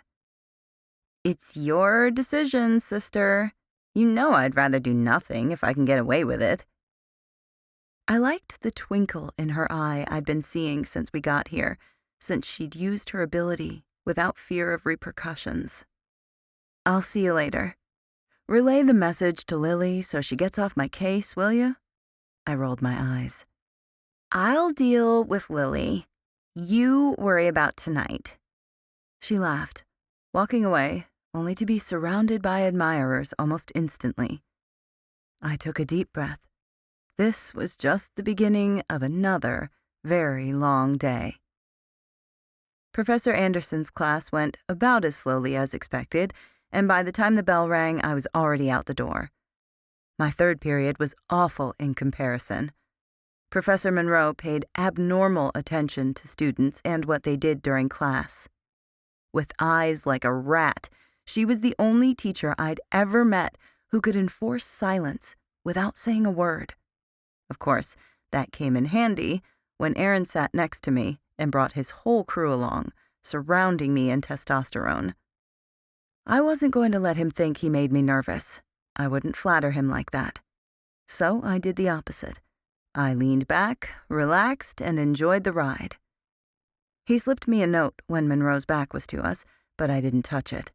I didn't even look at it until she turned around and was staring in my direction. Then I stretched my arm forward and opened it silently. Before I could read it, Monroe snatched it off my desk. "Passing notes, Foster?" "Actually, I didn't get to respond yet," I smirked, thinking of a smart-ass quip. "Well, let me read it for you and you can tell me what your response is. Meet me in the library at 5 today. We have a health project to work on, and I don't want to wait until the last minute. Signed, A." Even for her, she sounded abnormally bitter. "Well, Professor, I would say I have plans, and that if he's hitting on me, he really needs to stop. He's not my type, and I do hope his girlfriend gave him hell for being a douchebag," I said, without taking my eyes off the board, even though she was standing next to me. I smirked at the snickers that broke the silence. I hoped he hated me. "Language, Foster," she scolded as the bell rang. I stood in one swift movement, my stuff already in hand. Aaron was still watching me as I walked out the door. It seemed to be happening a lot lately. I hope he didn't make a habit of it for much longer. Creepy bastard. After lunch, Alexandra and I walked to PE together, and she told me Michael had asked her out. I asked questions when needed, but paid as little attention as possible, without letting her figure out she was basically boring me to death. When Coach Beauregard told us we were running today, it was a relief. I already needed a break from her. I pulled my hair back into a ponytail and changed into the unbelievably short shorts they provided for gym. All around me, girls were applying makeup, fixing each other's hair, and taking selfies.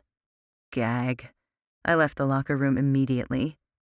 "Outside," Beauregard grunted when everyone was there.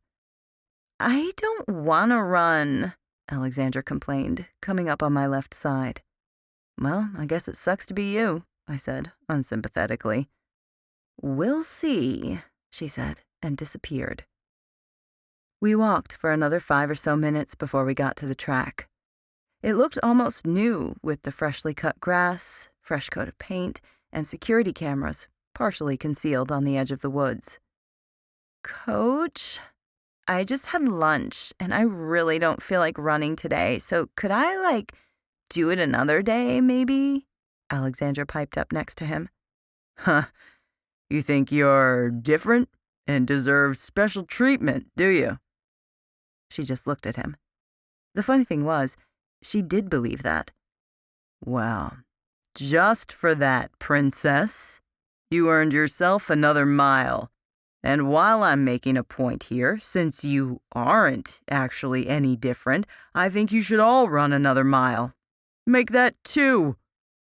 He raised his voice, as if daring anybody to complain, but the worst they did was mutter under their breaths or glare at her. She groaned, but didn't say anything as she got in line next to me. "When I blow this whistle, your time starts," he said to the line of 30 kids. I watched the others prepare to try to sprint it. Foolish children. Here, their supernatural abilities were hardly what I would have called mature. Enhanced senses. maybe now was the time to use that to my advantage. At first, I stayed in the middle of the front group, which was sprinting, but one by one, they faded in the first lap. I was only getting started. When I hit the marker for the second lap, only 4 others were with me. Amber was one, which didn't surprise me with how fast she'd been on my first day. Aaron was another, which did. I'd expected him to be all talk. We were also joined by Michael and Jack, but they were both losing speed. It was then that I fell into a trance-like state. Faster.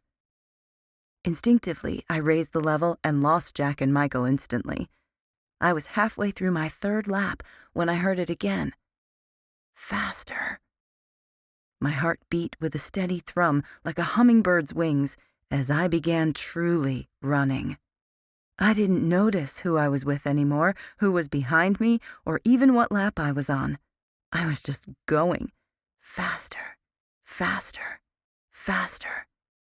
The whisper continued until I was practically gliding. I felt weightless. It stopped.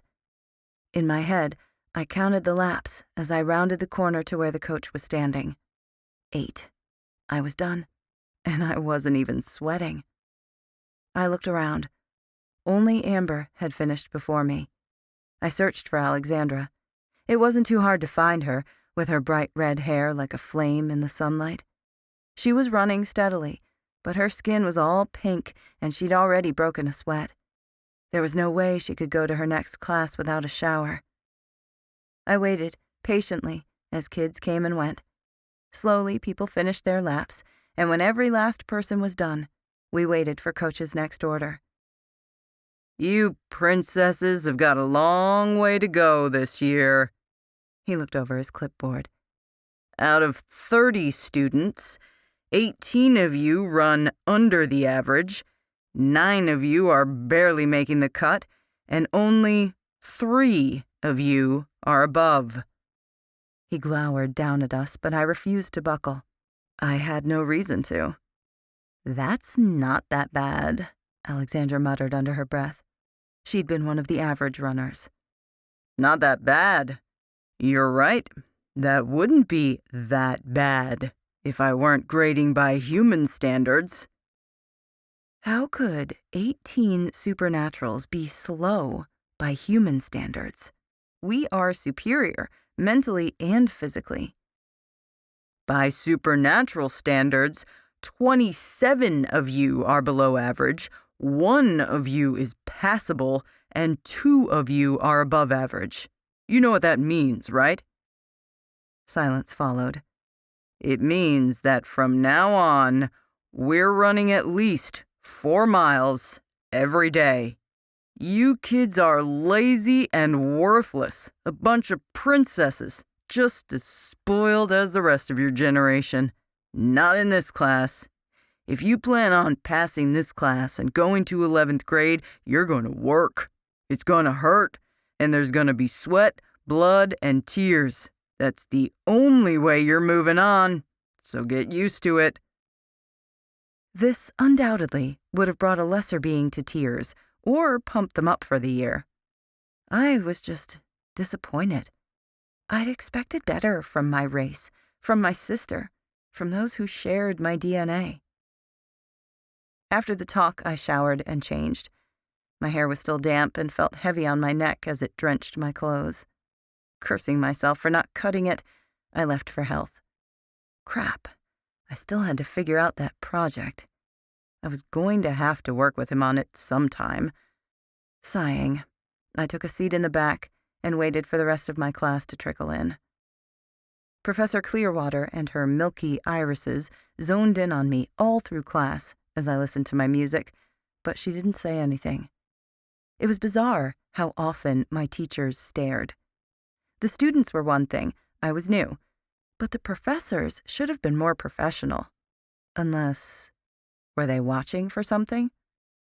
Paranoia made its way into my mind, but I quickly quelled it by reminding myself that no one had said anything. Perhaps it was all my imagination. Or perhaps I was actually losing it. Battle simulation went off without a hitch. Professor Von Lofsky gave us a lesson that was intriguing. He spent the entire class asking us questions, but no one could answer them. Not correctly, at least, and he made sure you knew it. No explanation, no answer, just wrong. It was madness. How could a teacher expect you to learn when all he ever did was tell you, wrong answer? By the end of class, he'd offended nearly everyone, and they were all waiting for someone to get something right so that maybe he would shut up. That never happened. So tell me, students, did you enjoy today's lesson? No one answered. Prick. Or maybe you found it infuriating that I cared so little, didn't explain anything, nor had any kind of structure.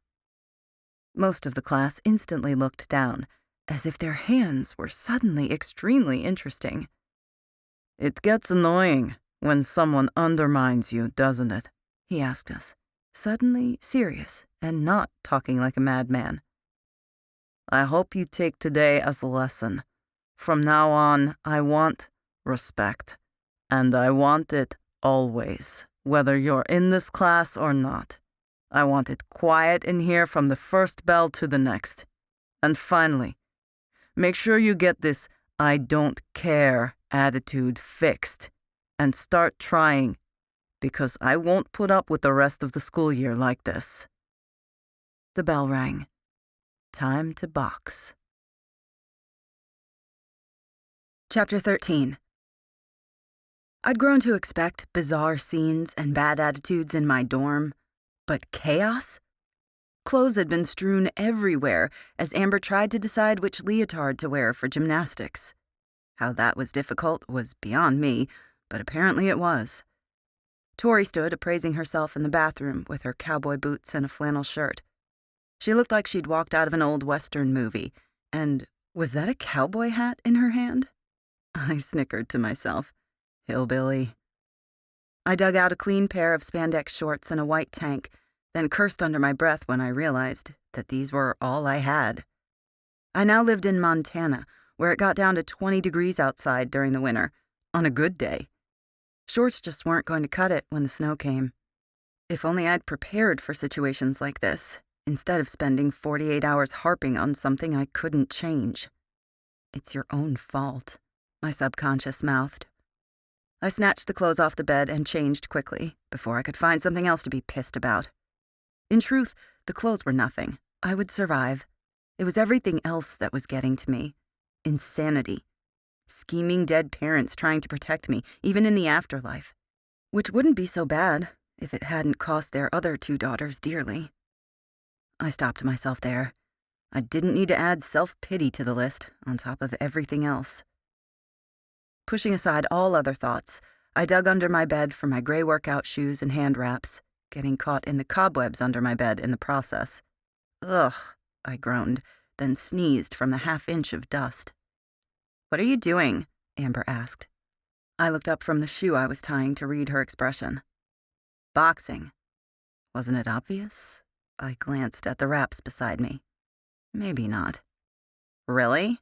She sounded surprised. Without looking up, I nodded.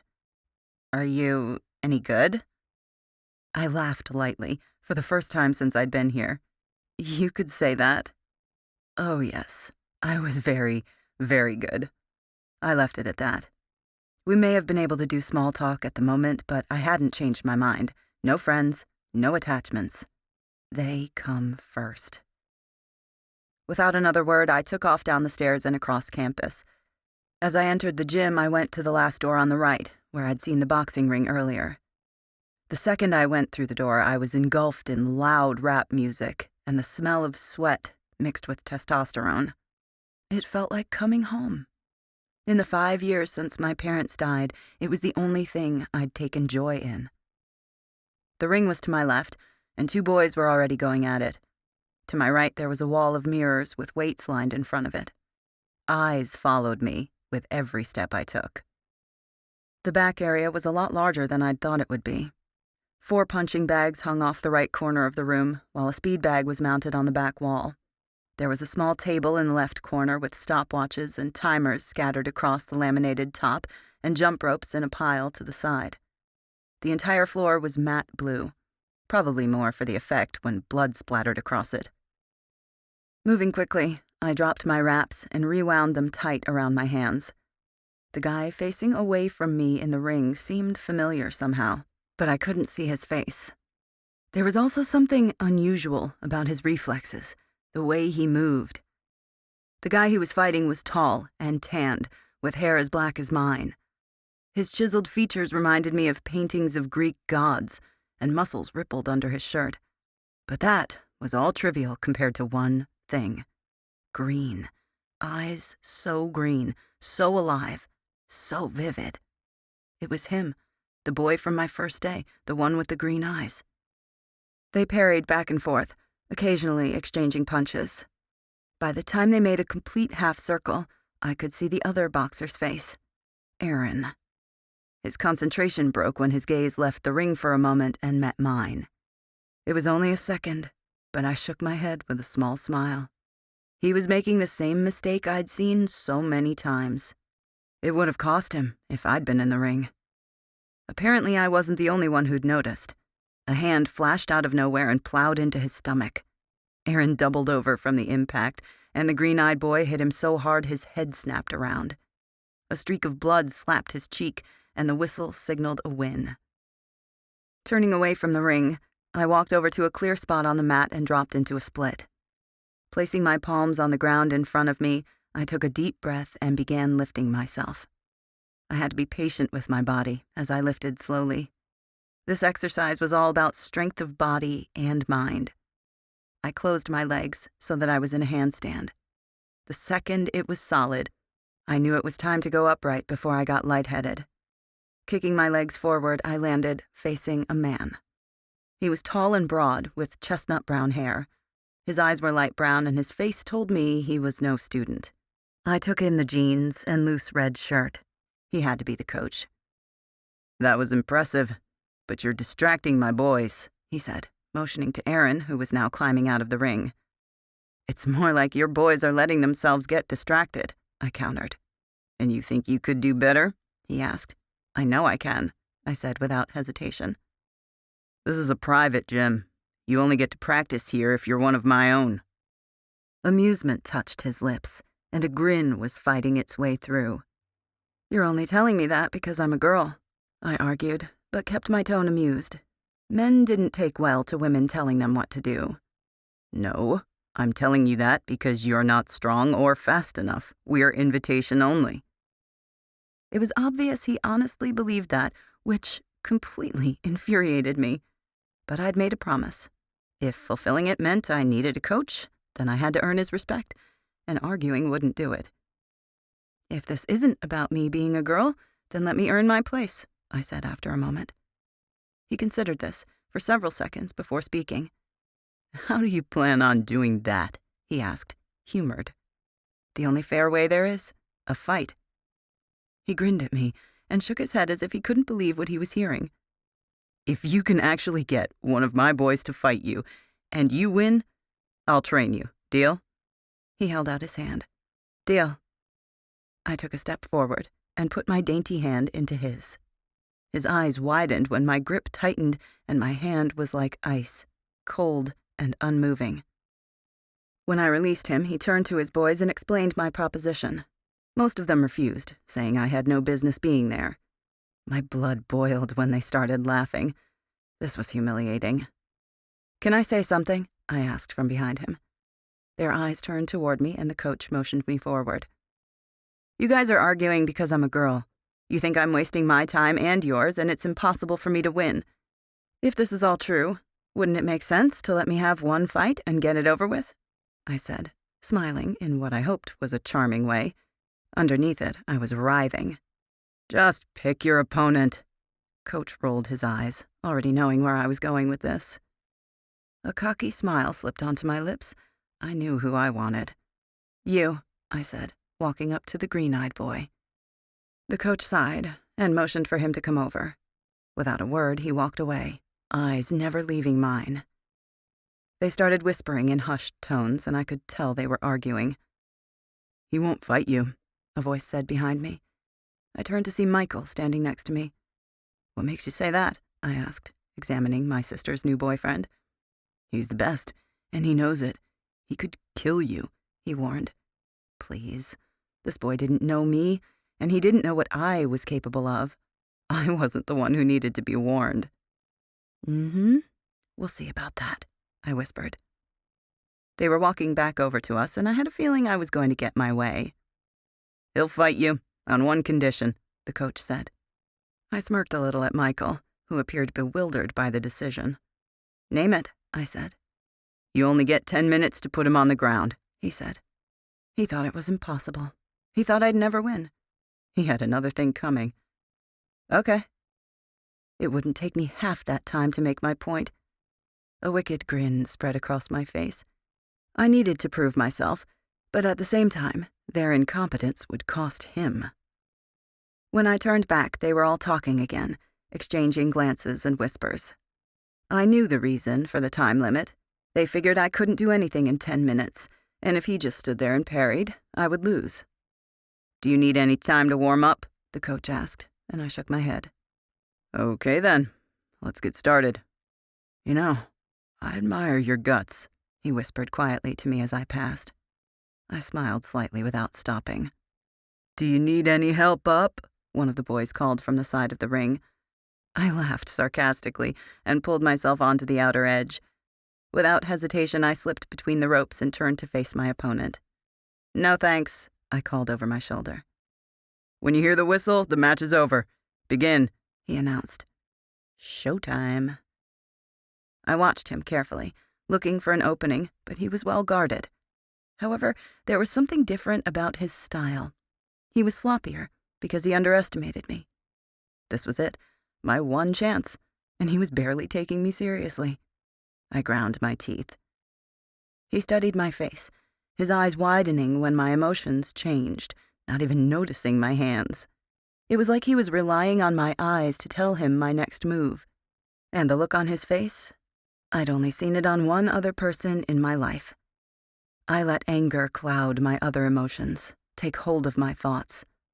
A slightly confused look crossed his face, and I knew I was right. I had him. Cheater. I'd just found a way to win this fight without even fighting. Using anger as my shield, I had the upper hand. While he was still confused, I went for it. Without thinking, I pivoted to the left and aimed for his stomach. He blocked it, like I'd known he would, but he was behind. I exchanged light punches, biding my time. "Cheater," I muttered to him. "How am I cheating?" he asked under his breath, blocking another blow. "Mind games won't work on me. Nice try." He fumbled for a moment and glanced at my face as if it were the first time he was really taking me in since that first day. Then I struck, hitting a spot right below the ribs you would only know to aim for if you were trained. A look of shock came over his face, and I smiled a little. I knew it was demented, but to see others in pain because of their own ignorance fed me when I was the one causing it. It was the very reason I was in this ring. Before he could recover, I took a step back. Without worrying about the implications afterward, I swung. When my skin made contact with his face, there was a sickening crunch and snap. He fell to the ground immediately, and I couldn't help thinking that he'd just lost, the same way he'd won not 10 minutes earlier. The dull pain spreading through my fingers and wrist told me it wasn't just his jaw I'd broken. Looking down at him, I almost felt pity and even a little guilt for pulling that on him, but it was the only way to get in. I was exhausted now, and this mental shield was drawing more energy by the second, sapping my body of its remaining strength. This was the first time in years I'd had to put it up, and I'd forgotten how draining it could be. I'd let myself grow weak over time, and was now putting myself at risk. I was going to have to practice, get my strength up. I stared down at his unconscious figure and made a split-second decision to let the shield down. How much harm could he do lying there? Around me it was silent, not a word spoken, not a syllable uttered. I knew why. The damage I'd just done should have been impossible for someone as little and charming as me, especially with their supposed best boxer. Where did that put them? More importantly, where did that put me? The whistle sounded. Pulling my shoulders back so that I was standing at full height, I allowed my fists to drop to my sides, but kept my face away from the rest of the gym. Out of nowhere came a slow clapping. I turned, and the coach was standing in front of them, applauding me. He had a smile on his face, despite the boy at my feet.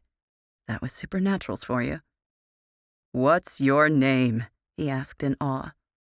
"Selena Foster," I said quietly. The sound of my name was like an omen, foreboding, dark. "Well, Miss Foster, I'm Coach Avery, and you're my newest recruit, whether you like it or not." He made no attempt to hide his admiration, but looking down at the boy in front of me, I was uncertain about this path I was on. Could I do this? The feeling was unsettling. Before I even realized what I was doing, I knelt on one knee, tilting his head so that I could see his face. My black fist was printed across his jaw, my knuckles clearly outlined. If he were to get it x-rayed, I already knew what it would show. His jaw completely unhinged and broken, his cheekbone cracked. The kind of wound I'd given him would take weeks to heal, even for a strong supernatural, and it still might not come out properly. Coach Avery crouched next to me, examining it. Undoubtedly noticing the swelling that wasn't stopping, he reached forward like I had. Anyone with 2 eyes could see he needed help, and quickly. "You taught me a lesson today, Ms. Foster." He paused. "Never underestimate the opponent." "I have a feeling you're not the only one who's learned it," I murmured so that no one else heard me. "Even with surgery and shots, it's going to take him weeks to heal," he said, mirroring my thoughts. Now I really did feel bad. If I hadn't taken my emotions out on him, he wouldn't have been in this state. I had to fix this. "We'll worry about the rest later." Alexandra's words replayed in my mind. It was later. "Michael," I said, loud enough for him to hear me. There was a thump as he entered the ring and crouched on my other side. I didn't trust any of the people here, but he was the closest I came to it. "Listen to me very carefully. I need you to find Alexandra and tell her to get Lily and bring her here. If she asks why, tell her I slipped up, but nothing else, okay?" He nodded once and left my side. It was strange for me to care about someone else, especially someone other than my sisters. I must be spending too much time with Lily. Caring was her thing, not mine. "We need to get him to Melanie. She'll know what to do," he said at last. "Just wait a few more minutes," I told him. "For all we know, he could have a concussion or internal bleeding, and he's already passed out," Coach Avery said. I could tell he didn't blame me. In boxing, this was always a possibility, but it was my fault, even if it was what I'd come here to do. "Just give me a couple more minutes. I know someone who can help," I told him. He didn't seem to hear me. His voice was too loud, already giving orders to get help. I stayed silently with the boy for what was surely only a minute or two, but felt longer. He was an enigma, puzzling beyond compare, and yet the simple fact of what he could do made me feel like I knew him, a part of him at least, with the rest a mystery. Who was this green-eyed boy? The door slammed behind me. I looked over my shoulder to see Alexandra and Lily walking with Michael. "Lily, can you come here for a second?" I asked softly. Lily bounded up to the ring and wiggled her way up onto it. When she reached us, I heard her gasp, and Alexandra followed. "I know this is going to sound unusual for me, but can you heal him?" I haven't healed anyone in a long time, Selena. You know that," she whispered. "Can you try? I've never asked before, but this was my fault." She seemed to consider it for a moment before kneeling before him and placing her hands on his face. "Who is this?" Coach Avery asked. "This is Lily, my sister. She's a healer. Since I did this to him, I figured I should find a way to fix it." Coach Avery nodded, not seeming to question Lily's presence any longer. She took a deep breath and closed her eyes. Her hands glowed where they were touching the boy's skin. The reaction was almost immediate. His bones popped back into place, His jaw reconnected, the cracks sealed, and even his bruise was disappearing. She took another deep breath, then lifted her hands, and his face was the same as before. You could almost pretend he was sleeping. Almost. "Thank you," I told her. "Selena, I need a word with you," Alexandra said from behind me. I turned and nodded once. "Why don't you guys wait outside for me? I'll be there in a minute." I waited for them to leave before turning to Coach Avery. "When he wakes up, he's going to have a headache, and he'll probably want to sleep, but he'll be fine." I glanced at the green-eyed boy. He looked peaceful, lying there. I reached forward to brush the hair off his closed eyes, but stopped myself an inch from his face, pulling back. What was it with me tonight? "That was a nice thing you did for him," he told me. I rolled back onto the balls of my feet and stood up, turning away from him. I took a shaky breath. "Yeah, don't remind me. I have stuff to take care of, but I'll be back." My words hung in the air as I walked out. Outside, it was a lot warmer than I'd expected. The pain of my hand suddenly came back to me, and I mentally cursed myself. Alexandra and Lily were waiting right outside the door. "You have 30 seconds to explain," Alexandra demanded. I quickly recounted everything, starting when the coach approached me all the way down to when they'd come in, only leaving out the part where I'd discovered his ability unintentionally. The entire time, Alexandra tapped her feet impatiently. "When I said we'll worry about the rest later, I'll admit this wasn't what I intended." Alexandra sighed. "If you both think about it, it wasn't really that bad. We knew when we suggested that you start boxing again that we would have this problem. You've just never felt bad about it before. I can understand," Lily offered. I was frustrated. It won't happen again, at least not with someone here. Alexandra looked at me for a second before nodding. She understood what I meant. "You know, Selena," Lily gasped. "You broke your hand?" I continued unwrapping my hand, letting it free of the pressure of the wraps.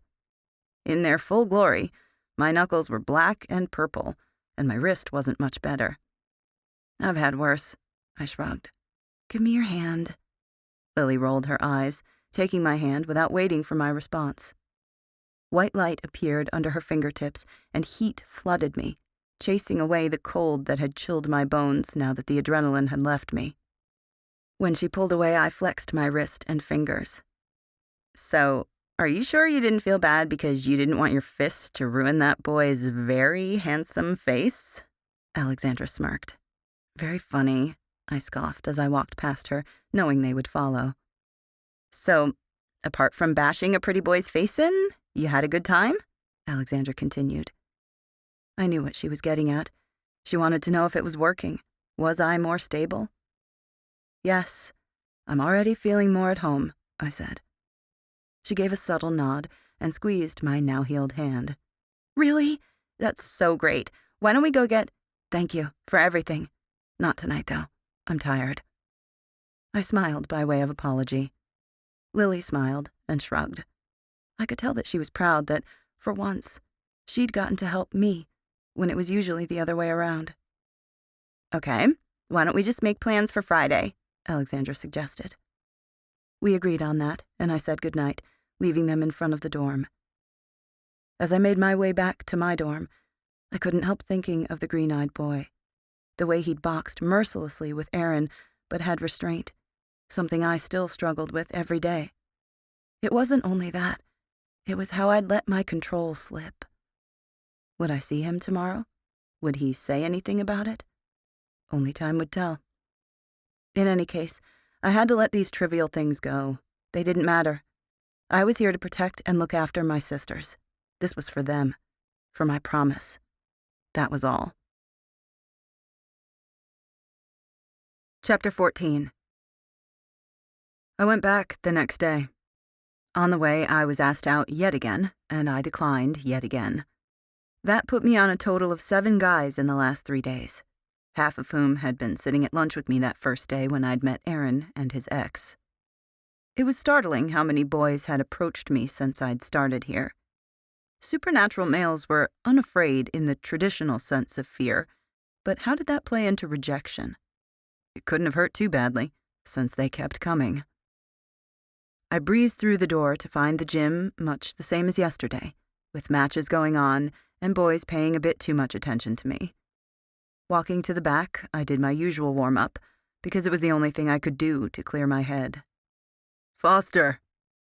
My tranquility snapped, and my arm twitched. I lost my balance and toppled onto the ground, hitting my head. "Damn it," I said, a little too loudly.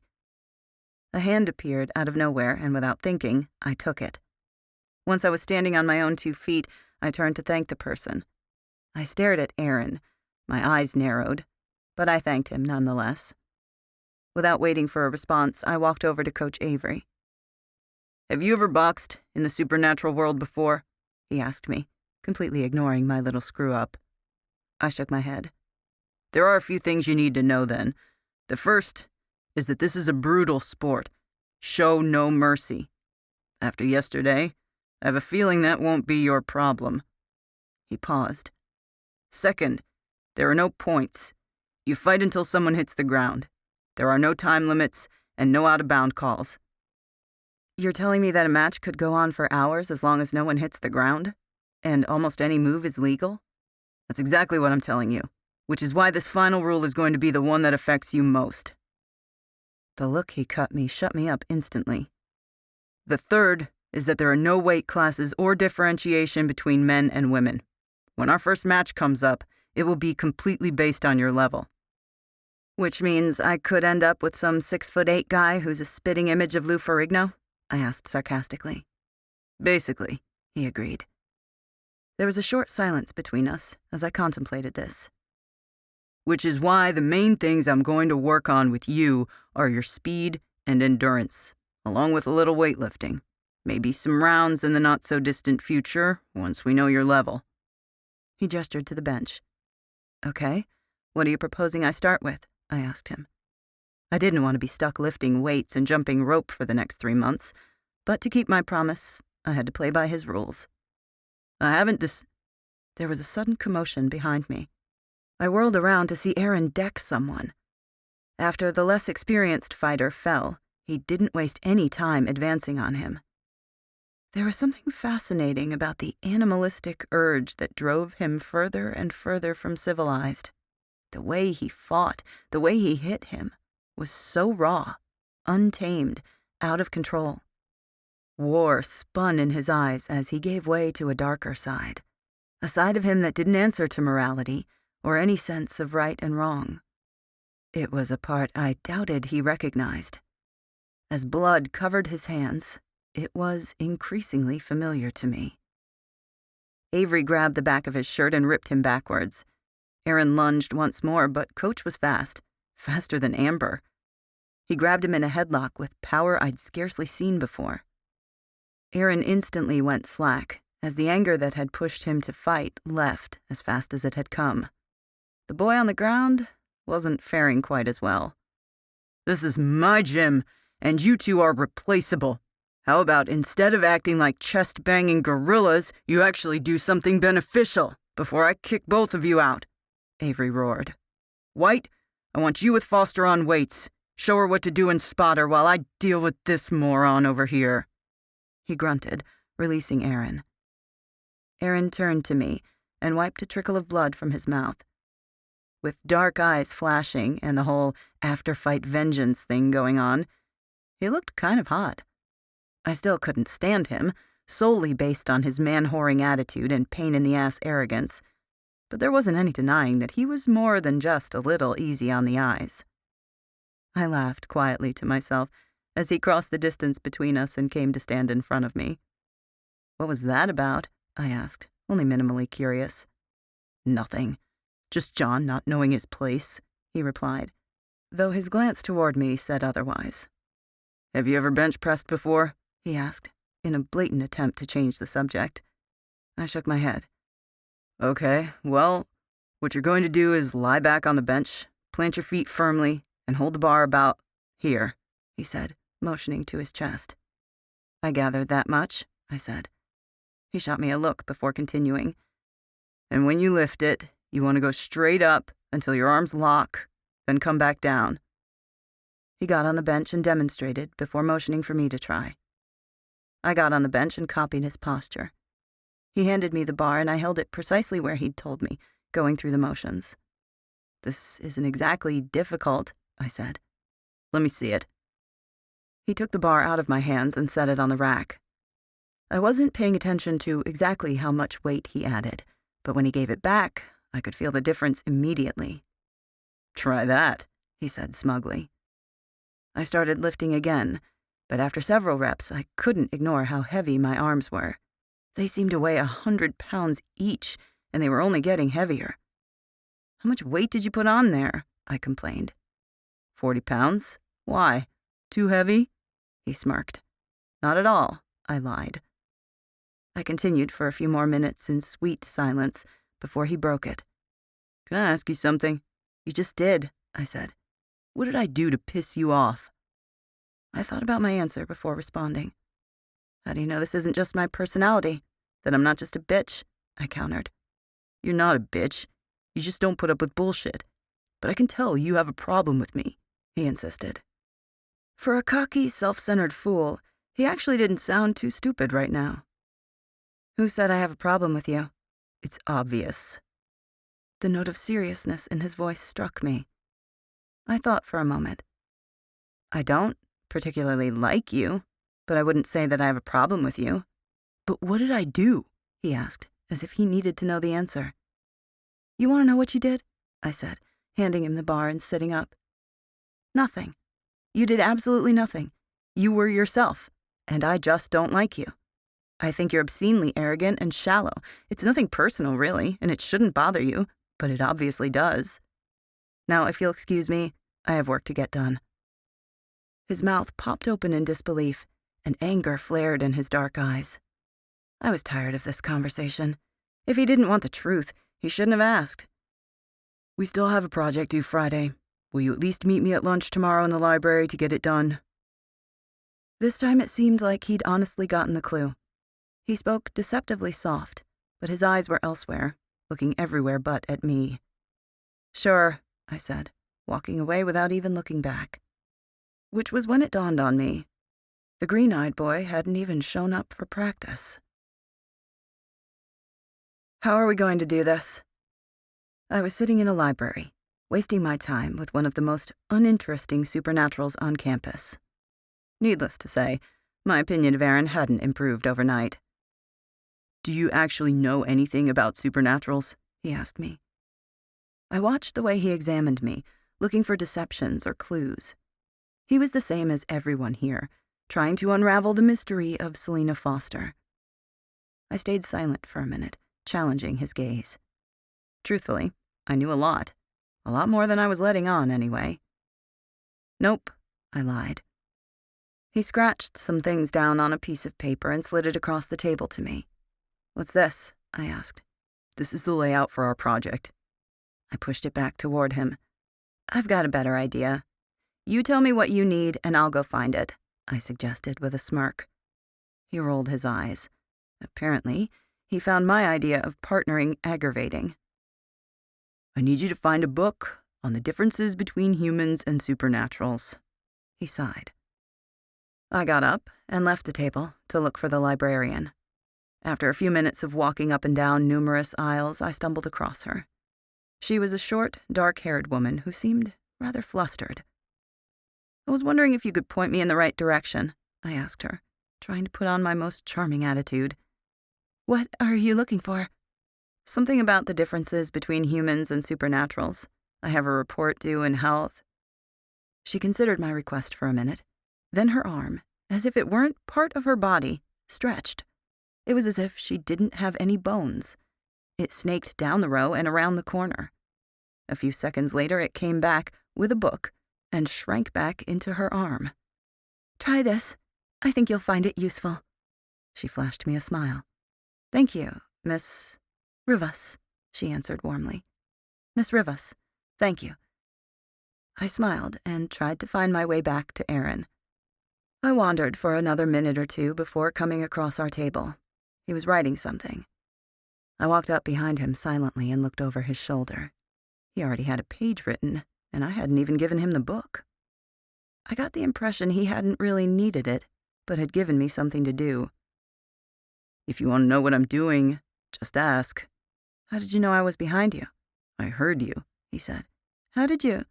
I can hear a pin drop a mile away. I can smell a girl's perfume from across campus. I can even see every single hair on your head right now. My ability isn't something you can see, but I have enhanced senses. I froze. Literally. Stopped. Breathing. Enhanced senses. The ability I supposedly had. The ability to be better than average at all the trademark characteristics, but not specialized in anything that counted. It seemed fitting for him, but I was an imposter. I might have had better senses than most, but I was by no means as developed as he was. I excelled in strength, speed, and reflexes, things that were physical and could be improved through effort. Sight, sound, and smell weren't in that mix. I stayed completely still for the 2.5 seconds it took me to analyze that. 2.5 seconds that I simply stared. 2.5 seconds that he misunderstood while staring back.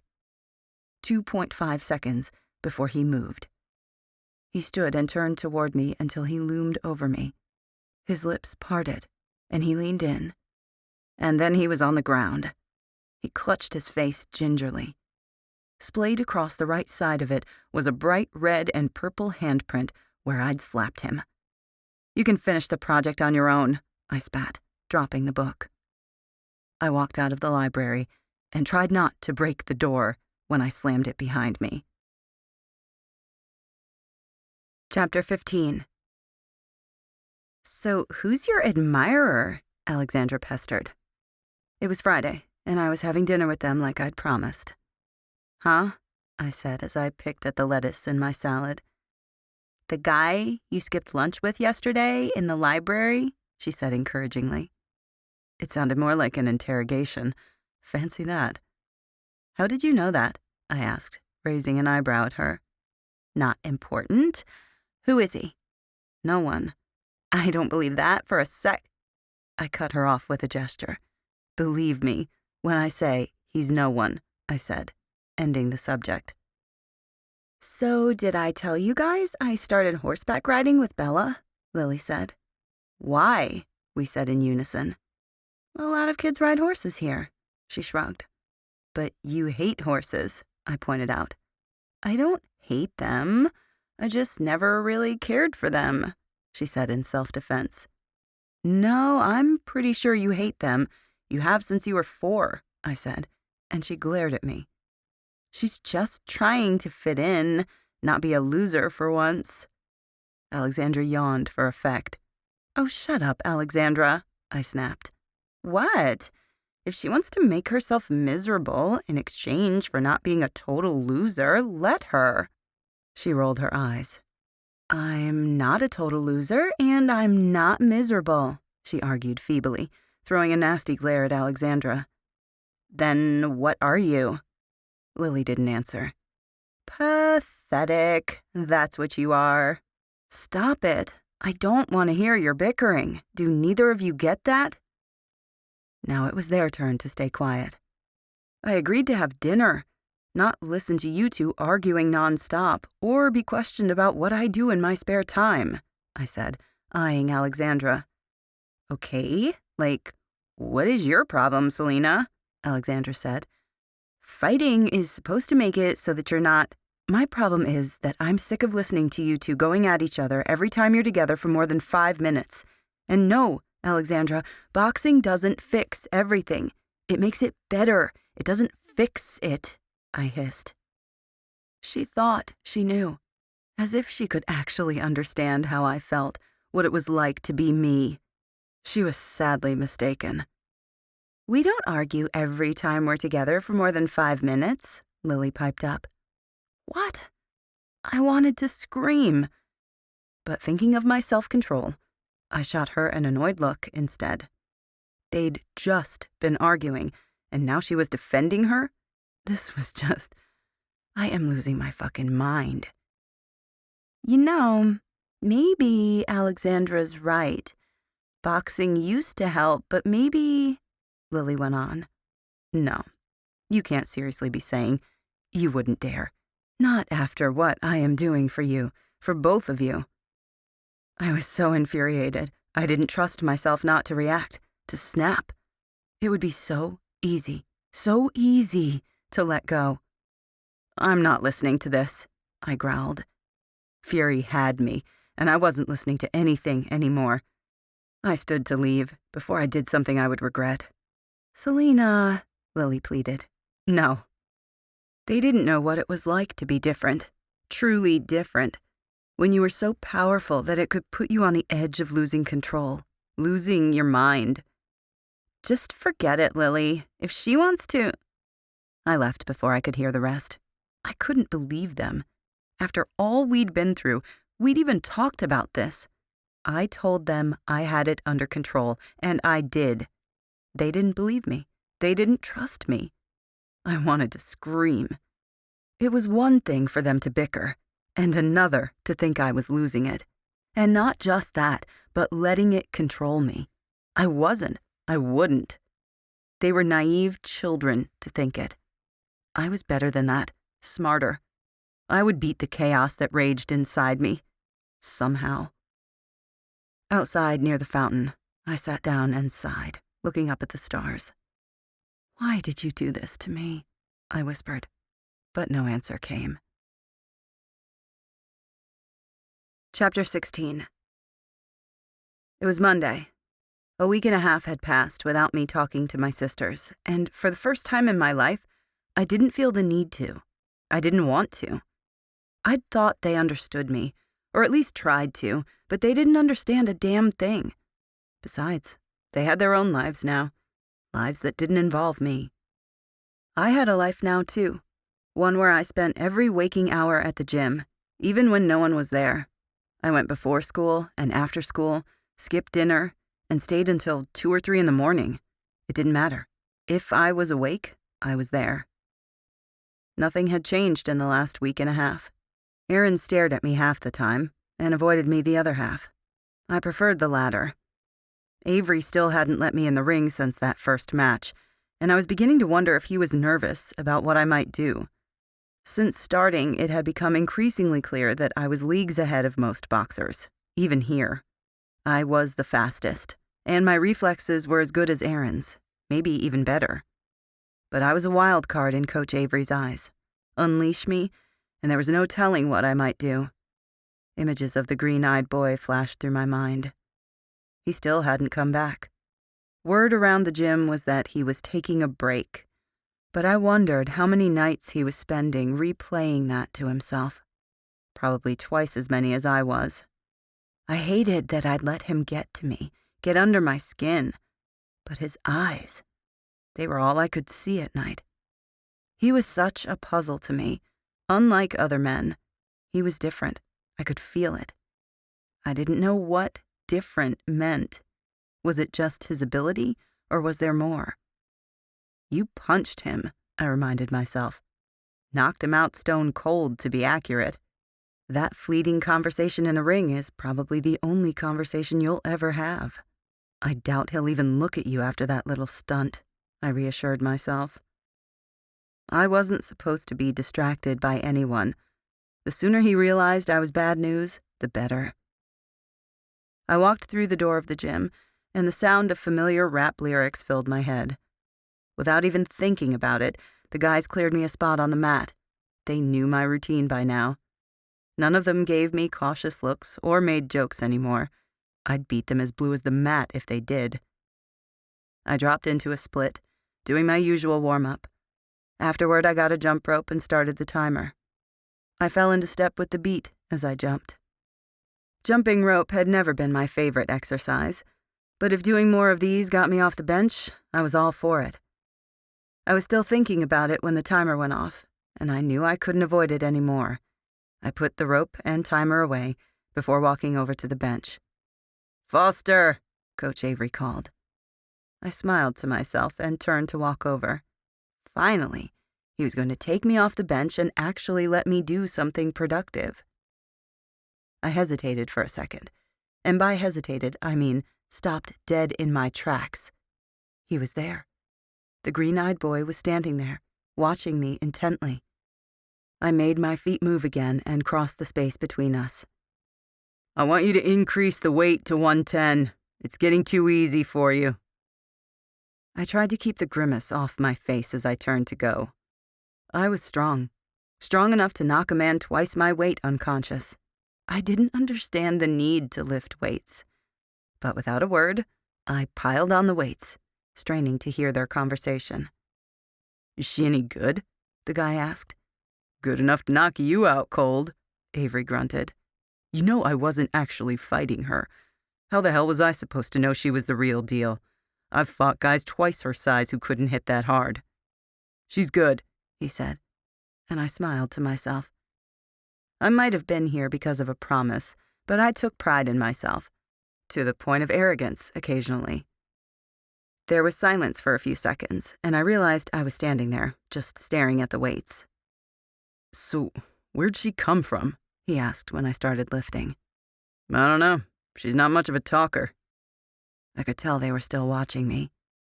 She have a name? Why was he so interested? You have no room to talk, my subconscious criticized.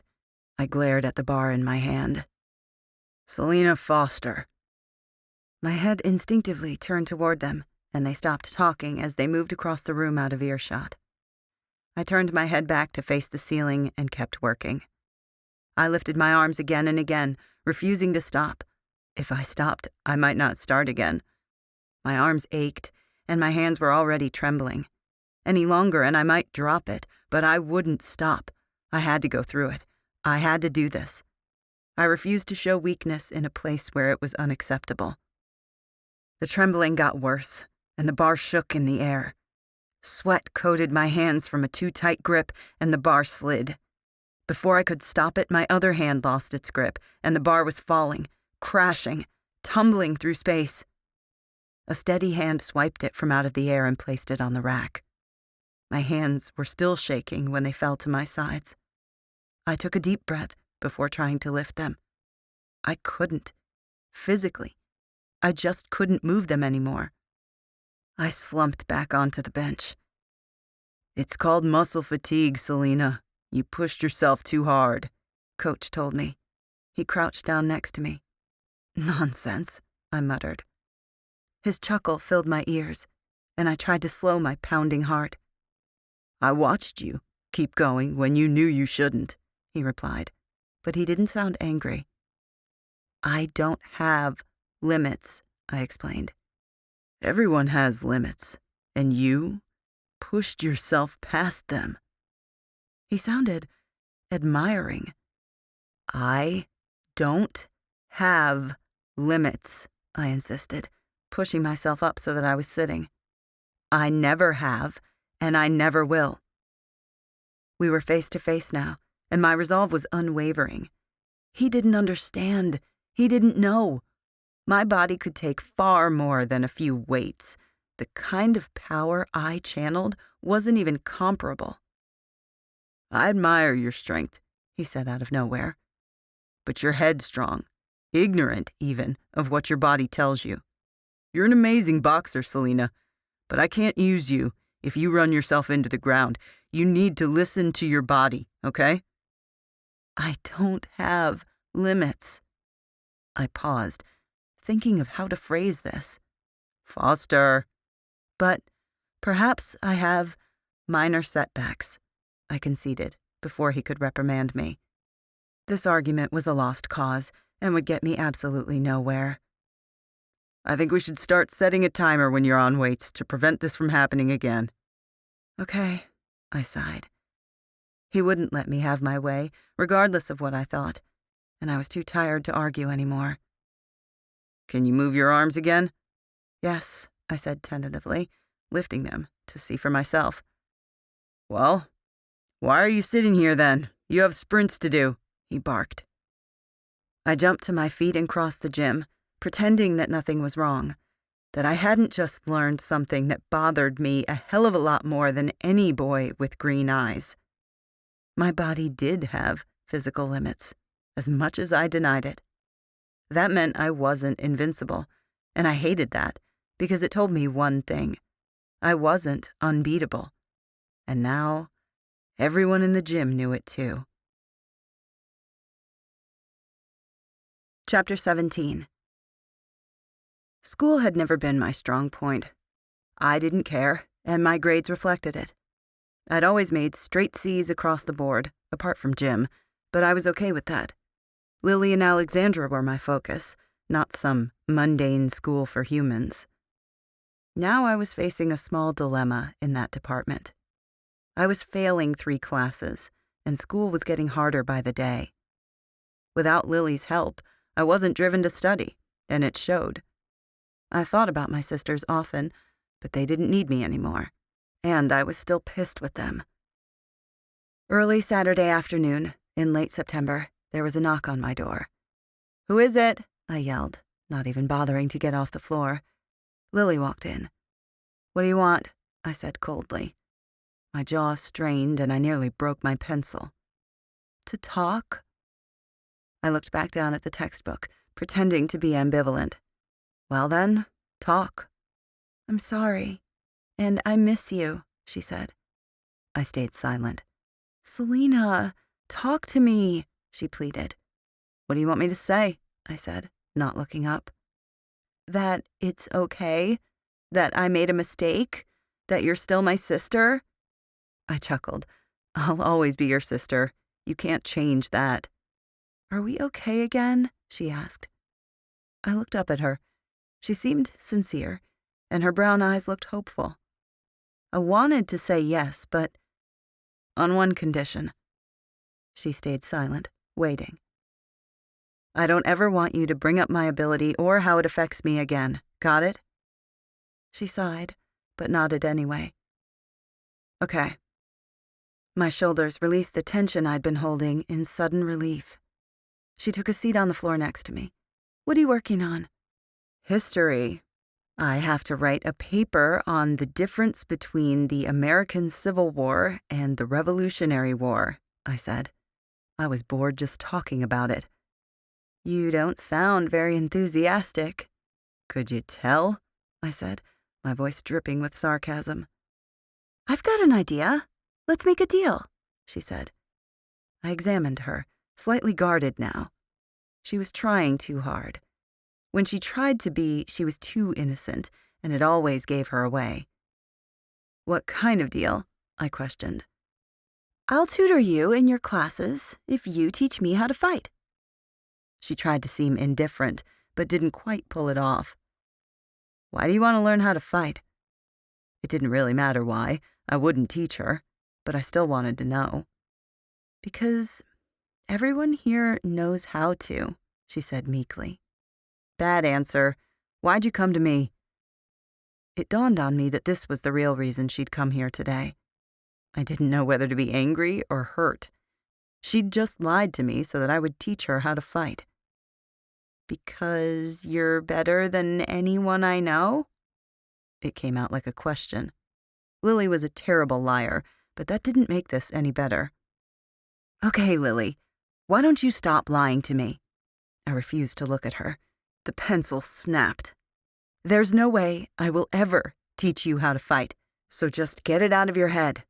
"Why not? You fight. Alexandra fights. Why can't I? I just want to be good enough to impress everyone in battle simulation." Whatever grand notions I'd had that she would be ashamed were gone. She was pissed because she wasn't getting her way, like a child. "Because that's who we are, Lily, not you. Besides, what would our parents say if they knew you were trying this just for a stupid class?" Her eyes flashed in a way I hadn't seen before. "I don't care what they would say. Our parents are dead, and they're never coming back. When are you going to get that? You always hold them over me like I'm still 10. I'm not a little girl anymore, and they're gone," she yelled. I was stunned. "Get out," was all I was able to say. She was already gone, slamming the door behind her. "We need to talk." I was at Alexandra's door less than a minute after Lily left. She was busy painting her nails, gossiping with Hannah, and didn't want to leave. Only after I threatened to drag her out by her hair did she actually come into the hallway. "What do you want?" "Lily, what's her new kick with wanting to learn to fight?" "Well, if you were being her sister instead of ignoring her, maybe you would know," she said. "The sooner you tell me, the sooner I'll leave." "Okay, I don't know. She came to me yesterday and asked me to teach her. Something about fitting in, I don't know." She flipped her hair and made an annoyed sound. "Wait, why did you tell her no?" I asked her. "Probably the same reason as you. Besides, teaching Lily how to fight is like teaching a cat how to be a dog, okay? It just wouldn't work." She tapped her nails impatiently on the door as she waited for me to move. "And why do you think I said no?" Her eyes flashed. "Because her fighting takes her down a path that could go one of two ways, and you have no guarantees what it will do to her. Will she be like me or you?" She looked away. It was the only secret we kept from her. The real reason I fought. The reason I would train with Alexandra, but not her.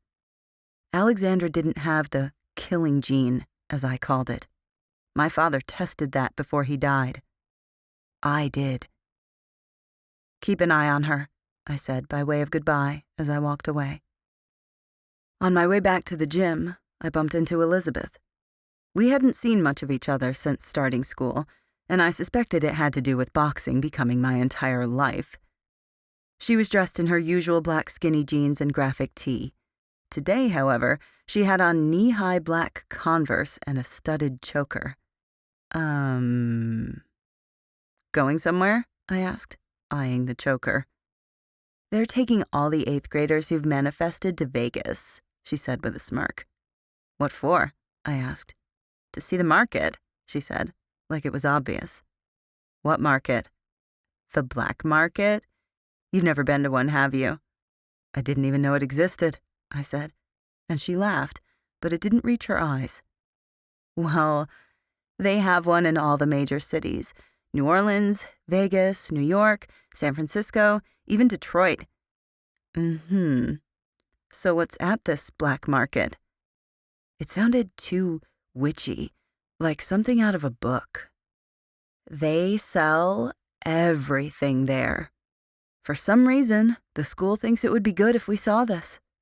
She shrugged, finding her hands fascinating. "Well, enjoy your trip," I said. "I will. And when I get back, we have to catch up. I haven't seen you in over a month." "Yeah, that'd be fun. I've got to get going. Don't want to miss the plane," she said awkwardly. We went our separate ways. As I got back to my room, I couldn't help feeling that there was something she wasn't telling me. Chapter 18. It was a week after our brief meeting when I saw her again. She was sitting in the library reading a book and sipping a cappuccino. No surprise, the girl mainlined caffeine. I walked up to her and took a seat to her left. "How was the black market?" I smirked. It really sounded kind of stupid. "Interesting," she said, without taking her eyes off the book. "So what are you reading?" I asked. Without talking, she tilted the cover so I could see it. Mystical Creatures of the Supernatural. What was she doing with that? I started to ask her when something caught my eye. "I've got to go. We can catch up later," I said over my shoulder as I walked away. She didn't reply. What was her problem? I shrugged. Maybe she was just having a bad day. I walked over to the corner where a flash of red hair had caught my attention. Either my eyes were fooling me or Alexandra was in here. I rounded the corner and my eyebrows rose. Alexandra was studying, actually studying, with Michael. Her head was lowered and she was reading something out of a book, taking notes every now and then. "What are you doing here?" I asked her, even though it was pretty obvious. "I was just helping Michael. Hey!" I snatched a few papers out of her folder. They were tests, and she was failing. I flipped back and forth between them. The highest grade was a 49. "What are these?" I asked, holding them up. "Michael, could you give us a second?" she asked him, but it was an implied command. He stood and disappeared behind the shelves in the library. "What are these?" I repeated. "Who do you think you are, my mother?" She snatched the papers away, stashing them in her bag. "Why didn't you tell me?" I didn't have the energy to go another round with her, but I refused to walk away and let it go. "Because, newsflash, you haven't exactly been around," she snapped spitefully. I winced, but tried to downplay it. "I would have put our problems aside for this." I took a seat. She'd failed tests before, but never like this. She always managed to pull a mostly passing grade, and when the end of quarter came, she passed. Barely, but she did. "Look, I don't need your help," she said. "Bullshit," I spat. "I'm doing perfectly fine without you. You're failing, and I know you don't like studying with your boyfriend." She considered this. "Okay, what am I supposed to do? He's the only person doing well in these classes, and while I'd rather do other things, I need to pass." I silently thanked my lucky stars she didn't know I was failing. I would need to start actually trying to do better if I was going to be able to help her. "You're supposed to come to me. That's what you're supposed to do." I had taken care of her for years, both of them. It was what I knew. It was what they knew. This whole new world of independence wasn't something we'd prepared for. "Well, you're here now, and you're not helping, so either find a way for me to start passing or get lost, because I only have another half hour with my boyfriend to try to learn about the Declaration of Independence." She crossed her arms. "Pick 3 days a week. We'll study, and no one will know. You'll start passing again, and you won't have to spend all your time with your boyfriend studying." I sighed. "What's in it for you?" she asked, expecting a catch. "I don't have to deal with you when you fail at the end of the semester," I said bitterly. She looked me up and down like she didn't believe me. "Okay, here's a better one. If I don't help you, who will? Because whatever your boyfriend has you doing, it's not working. Otherwise, you'd be passing." She sighed in frustration. "Fine, but I'm not doing it on weekends.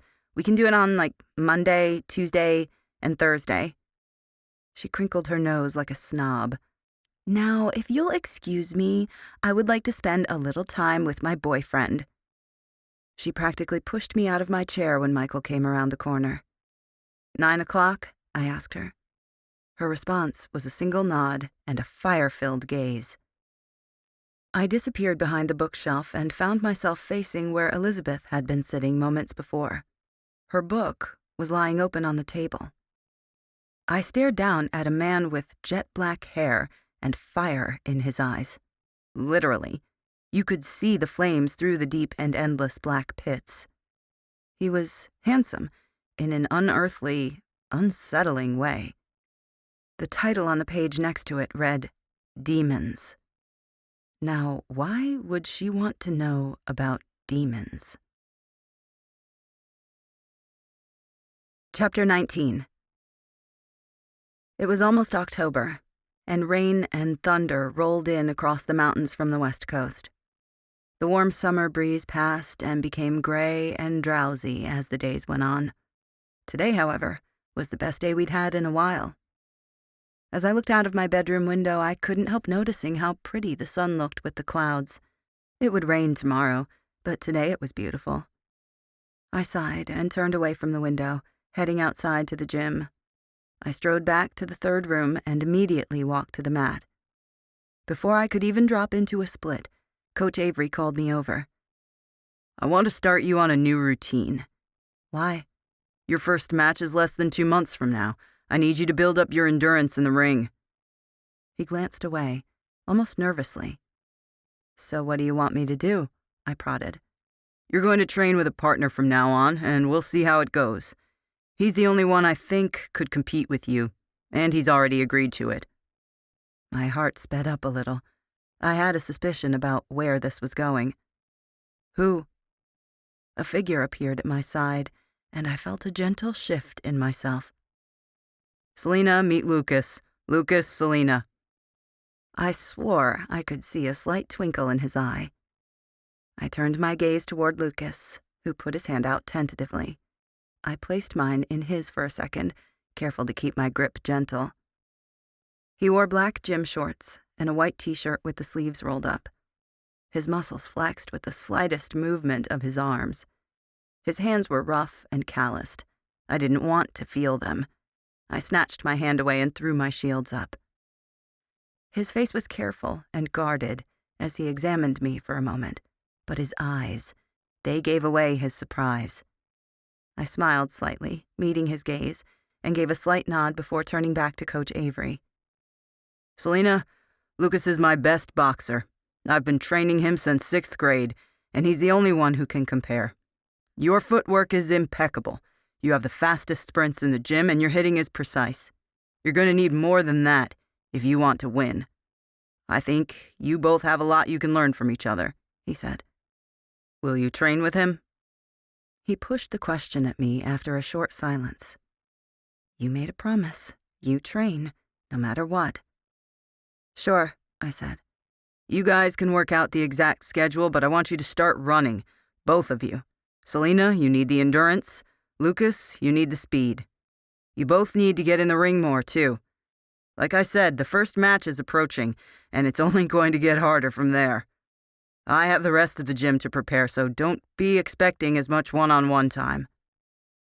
It was a nice way of saying he's leaving me alone with Green Eyes for extended periods of time in extremely close proximity. Lovely. When do you want us to start running? I hid my smirk at his stupidity. Endurance? Apparently he needed reminding of who I was. Today, he said, giving us a serious look before leaving. It was silent for a moment before Lucas spoke. Are you ready? There's an 18-mile run around the school wall. Give me 5 minutes. I'll meet you out front. I walked off. I went into my split and raised myself, careful to take deep breaths and maintain tranquility. Once I was upside down, I closed my legs into a handstand and kicked backward, landing in a bridge. I flexed my stomach muscles and heaved as I pulled myself up to standing.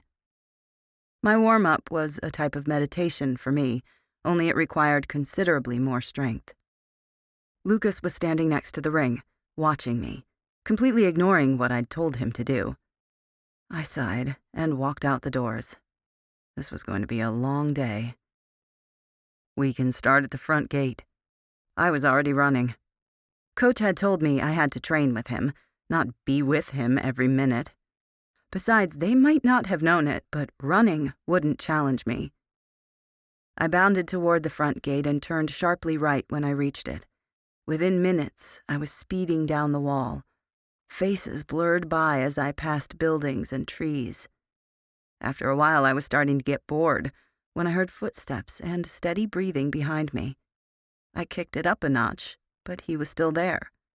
He came up on my side and fell into step with me. When I glanced at him out of the corner of my eye, he was smirking. I shook my head slightly and kept going. There was a curve coming up, and I was going to lose him on it. My heart pounded as I increased my speed until I felt like I was flying. I lost my sense of, well, everything. I raced along the wall like a cheetah hunting its prey. My mind blurred, and all I knew was running. All I felt were my feet racing over the ground below.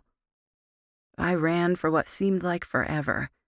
But before I knew it, the gates were in sight. I pushed harder, harder than I had to get here, harder than I had with weights, harder than anything.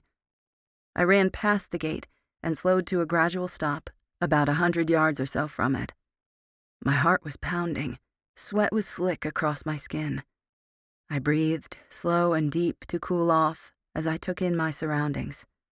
The sun started to set, and I wondered how long we'd been out here. I turned around and jogged back to the gate, where Lucas was lounging against the wall.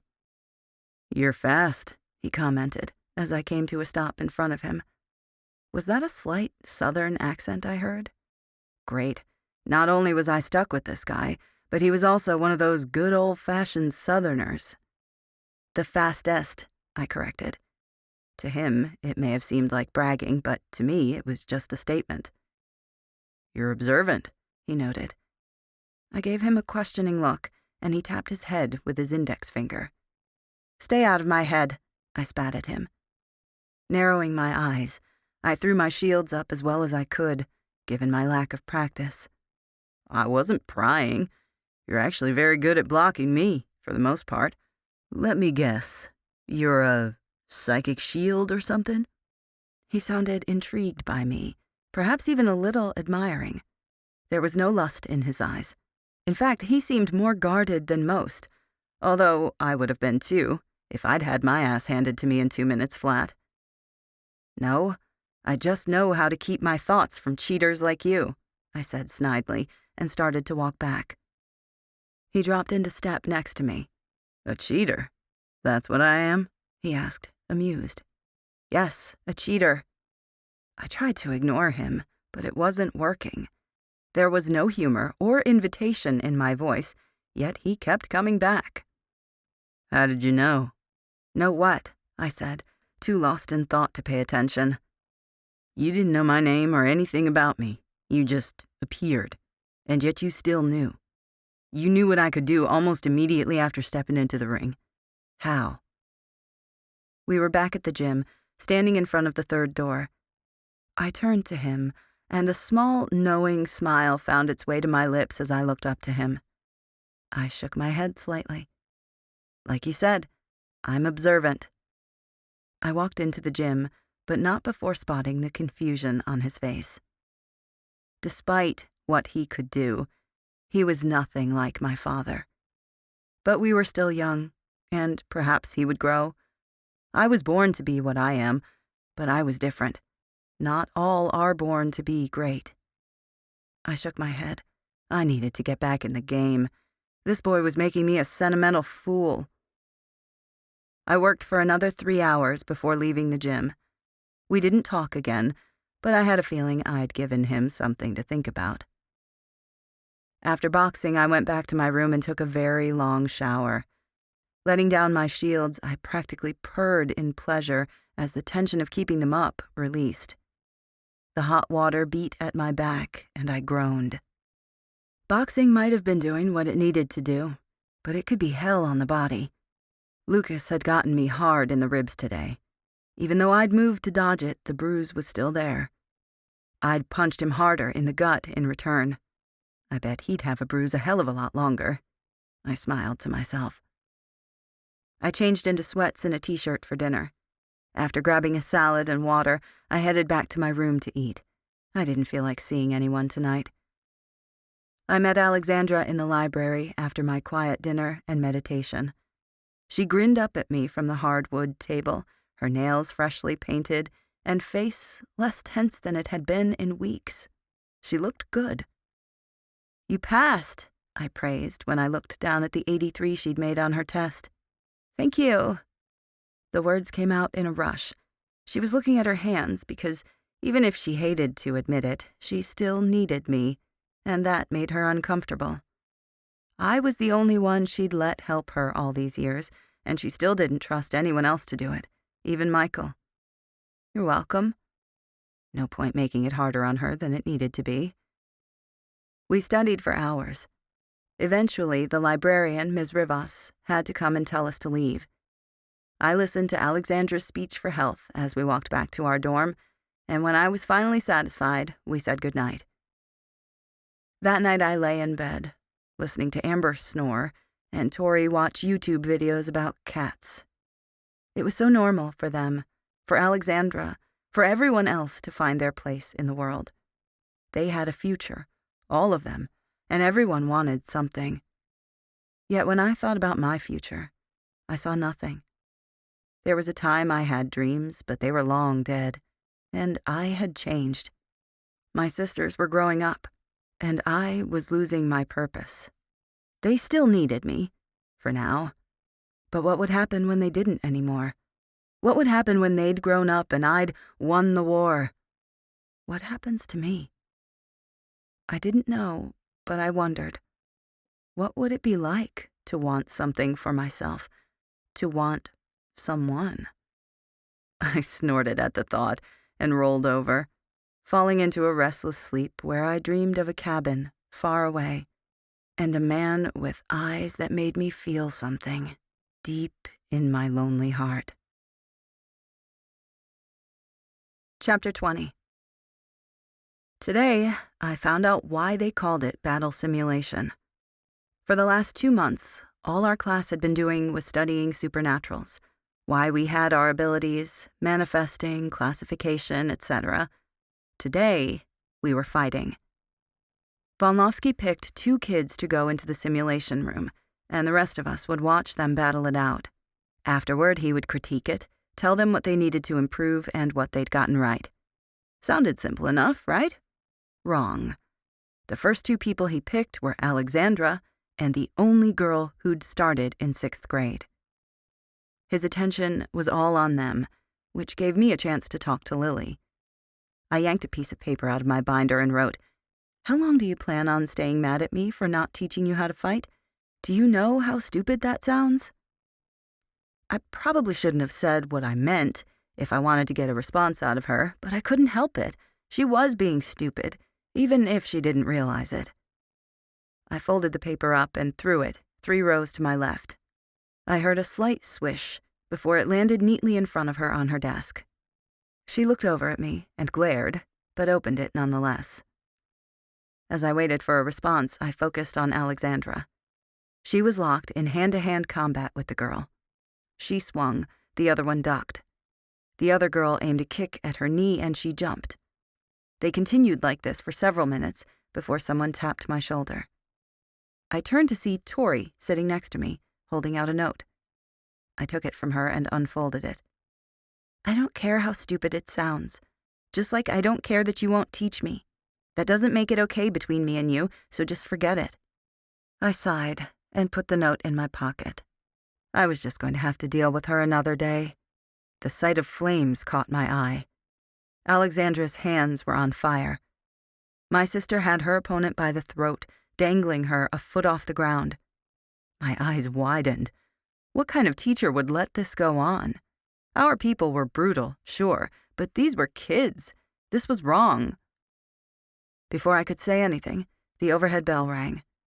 "That will be all," he said into a microphone on his desk, and Alexandra dropped her. She landed on the ground with a thud, and Alexandra turned to leave. "We'll review tomorrow." The girl was on her feet, with a pissed look in her eye, and she was holding one hand out as if she were gripping something. Alexandra hovered several feet off the ground, her face turning redder by the second as she struggled. I didn't think. Within seconds, I'd silently slipped into the now open room and advanced on her. She didn't notice me until it was too late. In the back of my mind, I heard someone scream. A warning, maybe? But I wouldn't listen. I grabbed her hair, forcing her to break eye contact. She looked at me, and I knew she would try to hold both of us at the same time. It didn't work. I punched her. I only did it once, and I didn't hit her hard, just enough to knock her unconscious for a while. I was vaguely aware of the group forming around us when she fell. I started to step away when I felt a hand on my shoulder. Professor Volnovsky opened his mouth. "I don't know what the hell you were thinking," I yelled. I would have gone on, but I needed to get to Alexandra. I wove through the thinning group of children to reach my sister. She was passed out on the floor, but the color was steadily returning to her face. When she regained consciousness, it took her a moment to realize where she was and what had happened.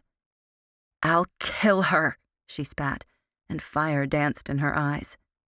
She tried to stand, but I had her by the shoulder. "You'll do no such thing," I said, forcing her to turn and look at me. "No such thing." She looked away, but made no further move after the girl. She knew better. "Can you take her back to her room? I think she just needs some fresh air," I said to Lily. Michael appeared at her side, and they started coaxing her back to the dorm. I waited until the girl started to stir before I went back to my dorm. Shit. Was it too much to hope that no one would mention this in the gym? I already had a reputation for being slightly dangerous. I was the first back to the room. My roommates must have still been in battle simulation. Hurrying, I grabbed my things and shoved them in a duffel bag. As I made my way out of the dorm, the whispers started. I ignored them and kept walking. When I got to the gym, I made a beeline for the third door and went straight to Coach. When I walked up to him, he appraised me, and I knew what he was seeing. School uniform, hair down, no workout clothes. Before he could even ask, I spoke. "I had a slight mishap today," I blurted, before I could think of something clever. "Is there a bathroom or somewhere I can change?" "Girls' locker room. It's always open." As I walked to the door, Lucas caught my attention. He was talking to one of the guys but stopped when he saw me. I felt him watching me as I walked into the locker room. I changed quickly into shorts and a tank top. I hastily pulled my hair back and washed my face with cold water before leaving. I threw my bag in the back and started my warm-up. In the middle of lifting myself out of a split, Lucas appeared in my line of sight. "Coach wants a word with you before we run," he said. I continued until I was standing again. Silently, I walked over to Coach Avery, who was already watching me. Does everyone feel the need to stare at me today? I mean, goddamn, they don't have anything better to do? Lucas stood next to him, saying something too low for me to hear. I did a quick check to make sure my shields were up as I approached them. "Coach?" I asked with hesitation. I knew I was in trouble. "Some boxers have approached me with concerns about you." He looked away. I didn't think he wanted to be having this conversation any more than I did. I had to resist the urge to roll my eyes. "Like? Selena, it's not okay to interfere with a fight in battle simulation, especially not when you knock them unconscious. Just because you have the power doesn't make it okay." He didn't understand. I had to look away from them to keep myself from screaming. No one gets it. "You don't understand," I managed to say. "Then explain it to me, because I can't train you if this happens again." He sounded frustrated. "Join the club." "I can't," I mumbled. I had to say something. I was here for them, just like I'd intervened today for them. They come first. Even though it made me selfish, sometimes I wished things were different. And if wishes were fishes, we'd all eat sushi. I hated sushi. "If you can't be open with me, I can't do anything."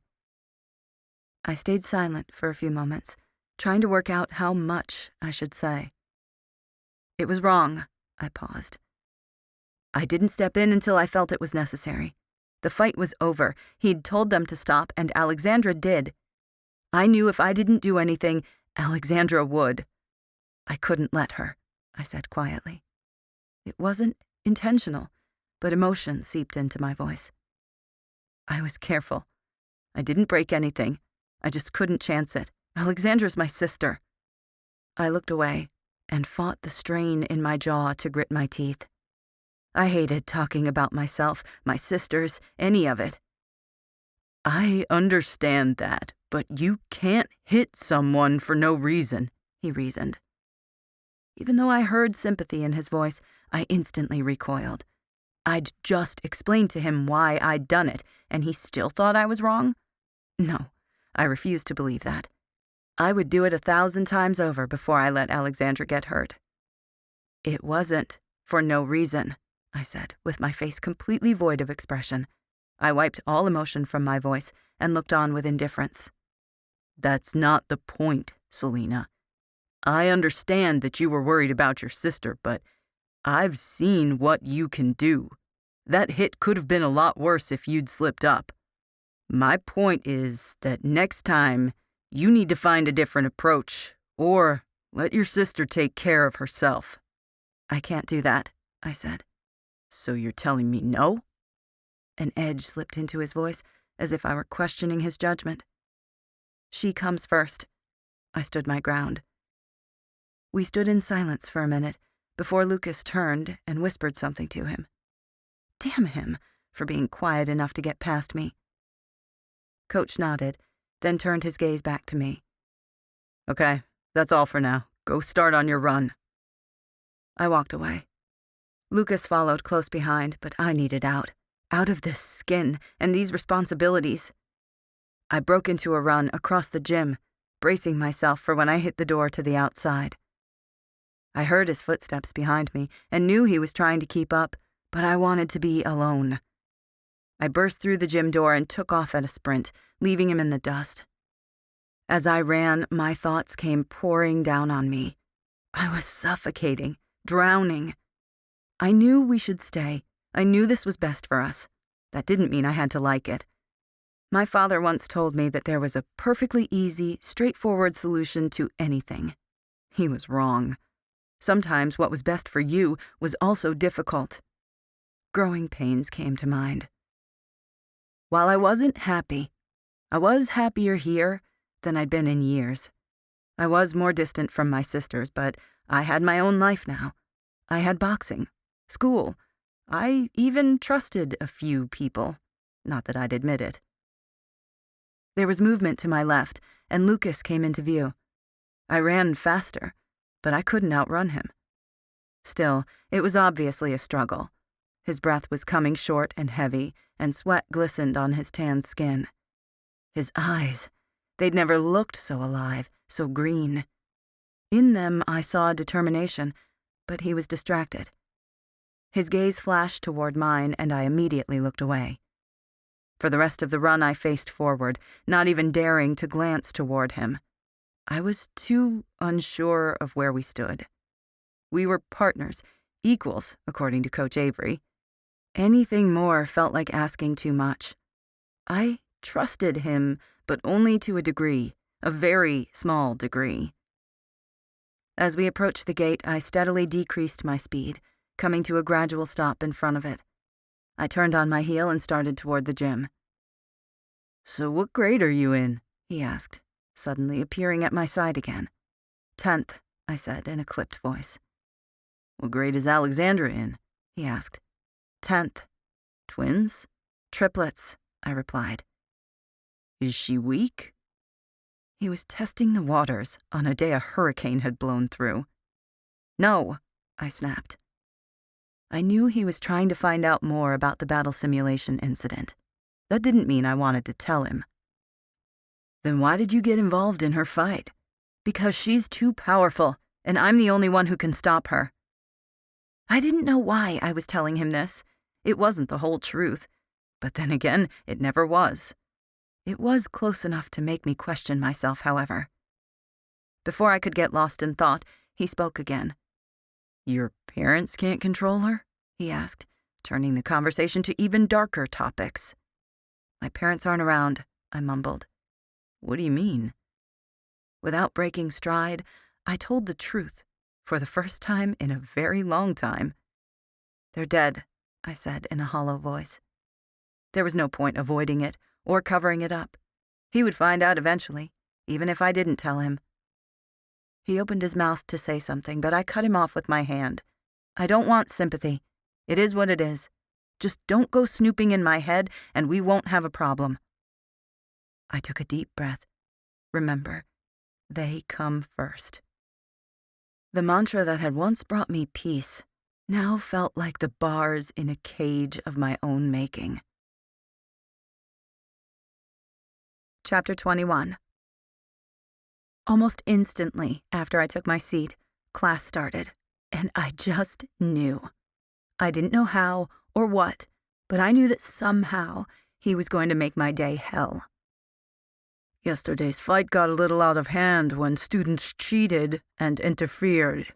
I'm here to tell you, too bad. In real life, if you were to fight someone, tell me they wouldn't play dirty." No one answered. "Exactly. That's why I've already decided who I think would benefit most from this lesson." My stomach plummeted when he looked at me. "Ms. Foster, I think today we'll see you and—" He looked around the room until his eyes rested on someone. I followed his gaze. I was going to throw up. "Ms. Foster." He pointed at Lily and motioning for her to come up. At first she looked shocked, but then, slowly, she made her way up. If I could have figured out how to make my mouth move, I would have gaped at her. No, I would not fight her. He could stick me in there and lock the door, and I still wouldn't do it. The rules are the same as yesterday. Until one of you wins, I'm not letting you out. Was that even legal? Was any of this even legal? Maybe not in the human world, but we belonged to a world of our own. He walked over and opened the door, motioning for us to go through. I walked stiffly, not saying a word, with Lily following behind me. Well, don't just stand there, he said. I turned toward the door. Out of nowhere, she hit me in the face. The punch was so weak I didn't turn toward her or even flinch. I walked to the door. I reached for a handle, but there was nothing but smooth metal. I pushed against it, but it didn't budge. I took a step back and kicked the door as hard as I could. It shuddered and moved slightly, but didn't give. "Oh, fuck it," I muttered, and turned away from the door just in time to see another punch flying toward my face. I grabbed her fist midair before it was even close. She threw another one at me, but it was so slow I intercepted it long before I was in any danger of being hit. I looked her in the face. "What's wrong with you?" "What, do you think you're too good to fight me?" she spat. "It has nothing to do with being too good. I wouldn't fight you even if you were better," I said. She tried to break free. I didn't move an inch. "Then what is it? Then I'm your sister?" I could hear the struggle in her voice. She was wearing herself out. "That's part of it," I admitted, and backed her gently against the wall. "Why? You fight Alexandra, you box, and you even knocked that girl out yesterday." Her voice dripped with venom. "That's not fair," I whispered to her. She didn't understand. It wasn't her fault. "Why not? Alexandra and I get in fights because she's actually dangerous. You're not. I box because I have to. You don't. And I dealt with that girl yesterday because she was a threat. You aren't. So get over yourself."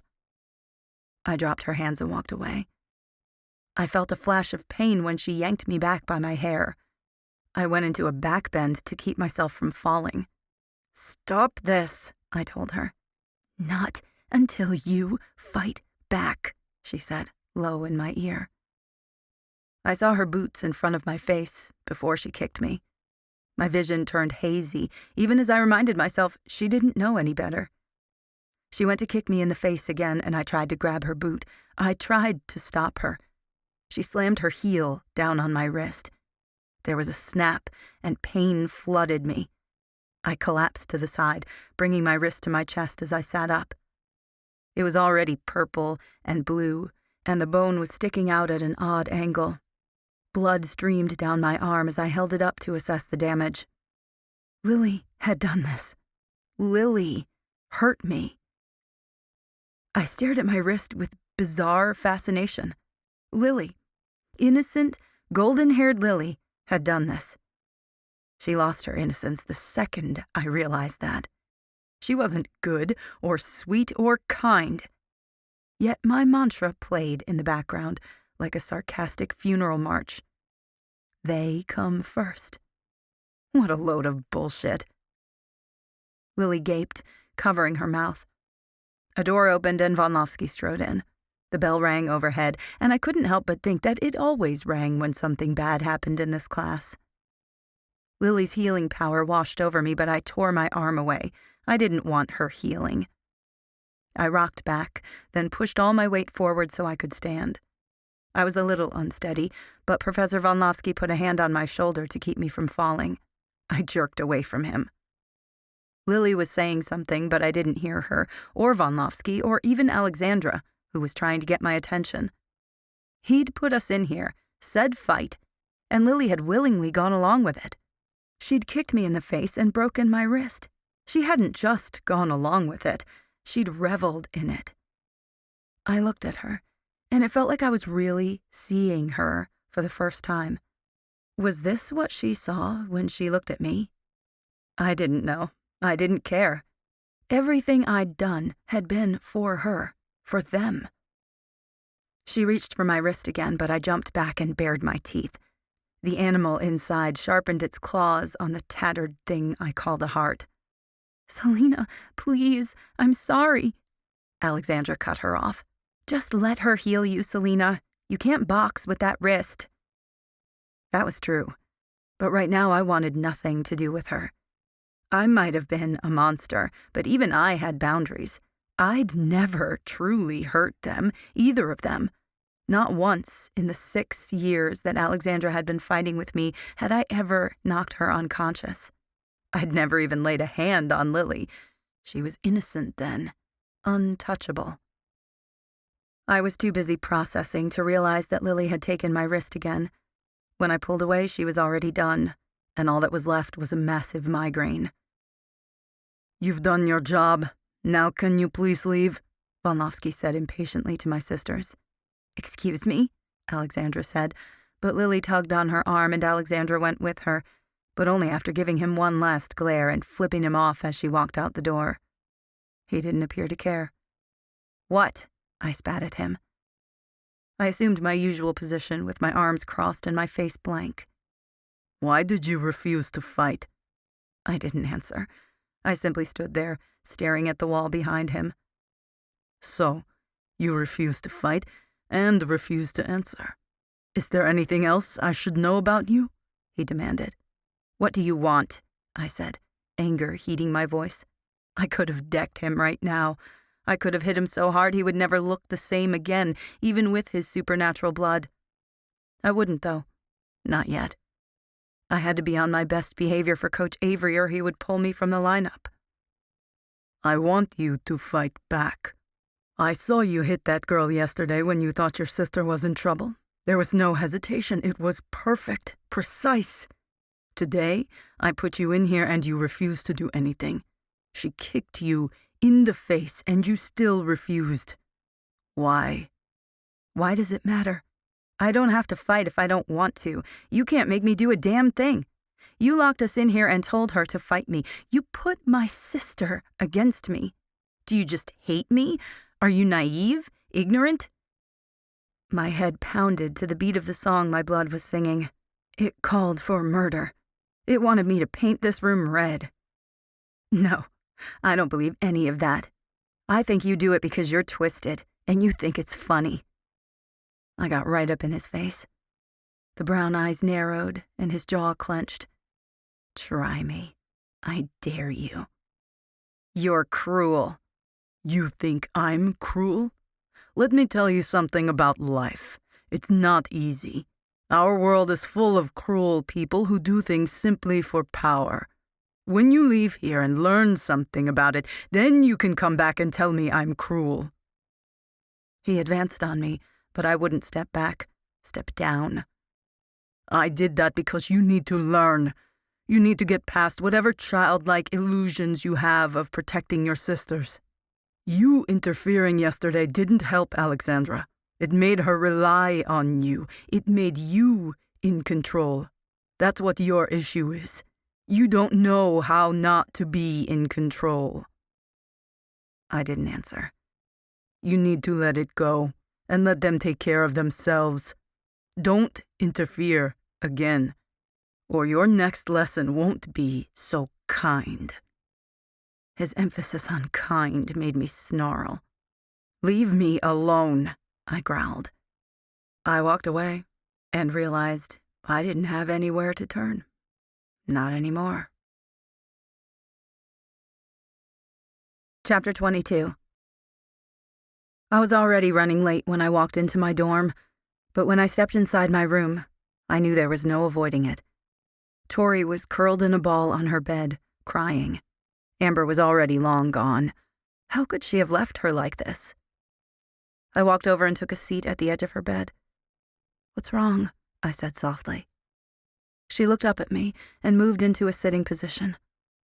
"My grandma just died," she whispered between sobs. All my anger and frustration faded as I held my arms out to catch her. She fell into them, and her cold hands wrapped around me, holding me tight. I knew a thing or two about loss. When my parents died, I was in mourning for weeks, crying silently. I never let anyone comfort me. No, I'd thought it was my job to comfort my sisters. I had to be strong. She didn't have to be strong because, right now, she had me. I was still holding her, stroking her hair, when there was a knock at the door. "Come in," I called, without turning or releasing her. I heard the door open and soft footsteps. I was staring out the window when a person I hadn't expected stepped into view. His face was sad, and his eyes, normally so green, were reddened and bruised. He didn't look weak or frail, just guarded, always guarded. "What do you want?" Today wasn't a good day to bother me. I looked away from him and rested my cheek on her hair. Maybe we'd never really been friends, mostly because of me, but right now it didn't matter. "Victoria," he said her name softly. She moved to look at him, and I lifted my cheek. Realization dawned on me as I stared into his eyes, which were fixed on her. Their eyes. They both had the same bright, emerald green eyes. They were brother and sister. She released me, and I let her go. She looked back, and I smoothed her hair, giving her a small smile before retreating. When I was at the door, I turned and looked at them.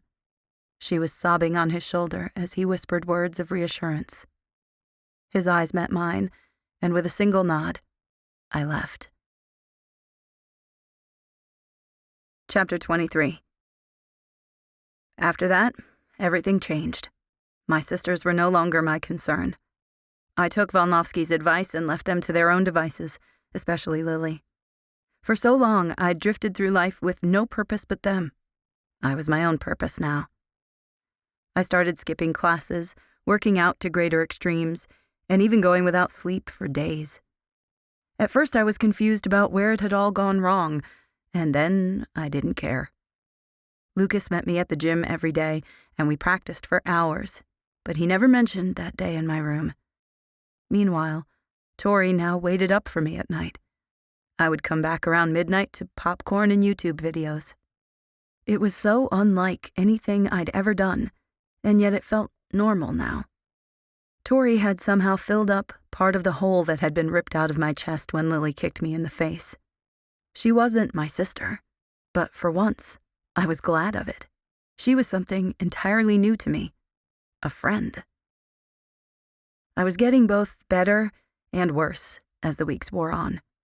I had my own life, but one day, out of nowhere, I reached the day I couldn't go without pills. At first it was Tylenol here and there. Then I found hydrocodone in the bathroom. It only went downhill from that point on. The bottles were prescribed to Amber, and after the first week of me getting into them, she started giving me sly looks. She never said anything, so neither did I. Tori was either the most oblivious person I'd ever met, or she'd turned a blind eye to us. On the first day of November, Professor Volnovsky told me to stay after class. After that afternoon, he'd never called on me, and I'd never volunteered. I didn't know why he would want to talk to me now. When I saw my sisters staying as well, I had a feeling. I picked up my notebook and walked to the front of the classroom. "What?" I demanded. I had places to go and people to hit. The gym was both a haven and a prison.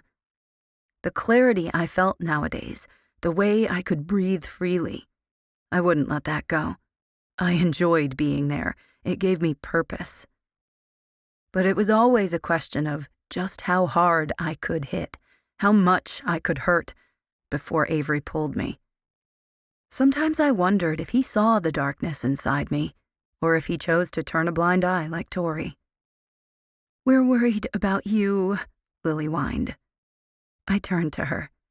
It was the first time since that day that I'd really looked at her. I laughed humorlessly. It wasn't me talking to them, but the monster inside me. "Isn't this what you guys wanted?" I gestured to myself and laughed again. "No, this isn't what we wanted. Selena, you need help," Lily persisted. "I don't need anyone's help, especially yours," I said. Somewhere inside, something whispered that this was wrong, that it shouldn't be this way. I was worse today than usual. Amber had run out, with us both raiding her stash, and she wouldn't have more for another day or so. I clenched my fists to keep my hands from shaking. They couldn't know. No one could. She covered her mouth and started to cry, turning toward Alexandra, who just stared at me. Miss Foster, your sisters have a valid point. I've noticed it over the last few weeks. You're emotionally cut off. You need help. Maybe with the guidance of a close friend or... No one asked for your input. In fact, I never asked for any of yours, so just fuck off, why don't you?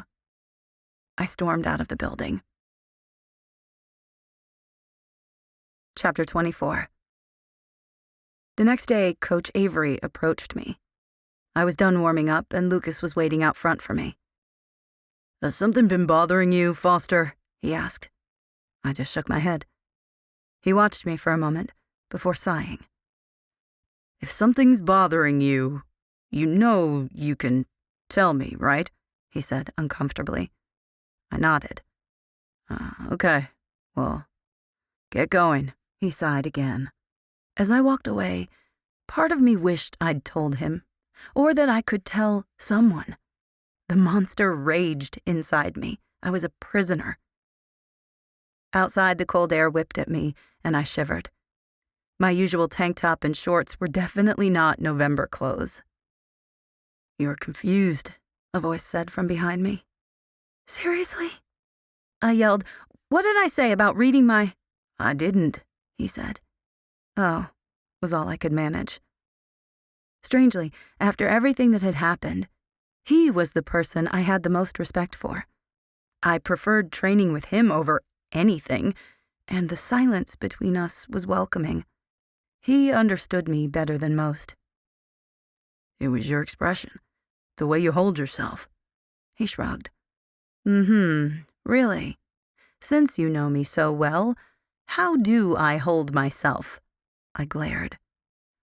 Well, if you insist, you're very guarded. Generally, whenever you're around people, you appear hostile. I don't think you are, though.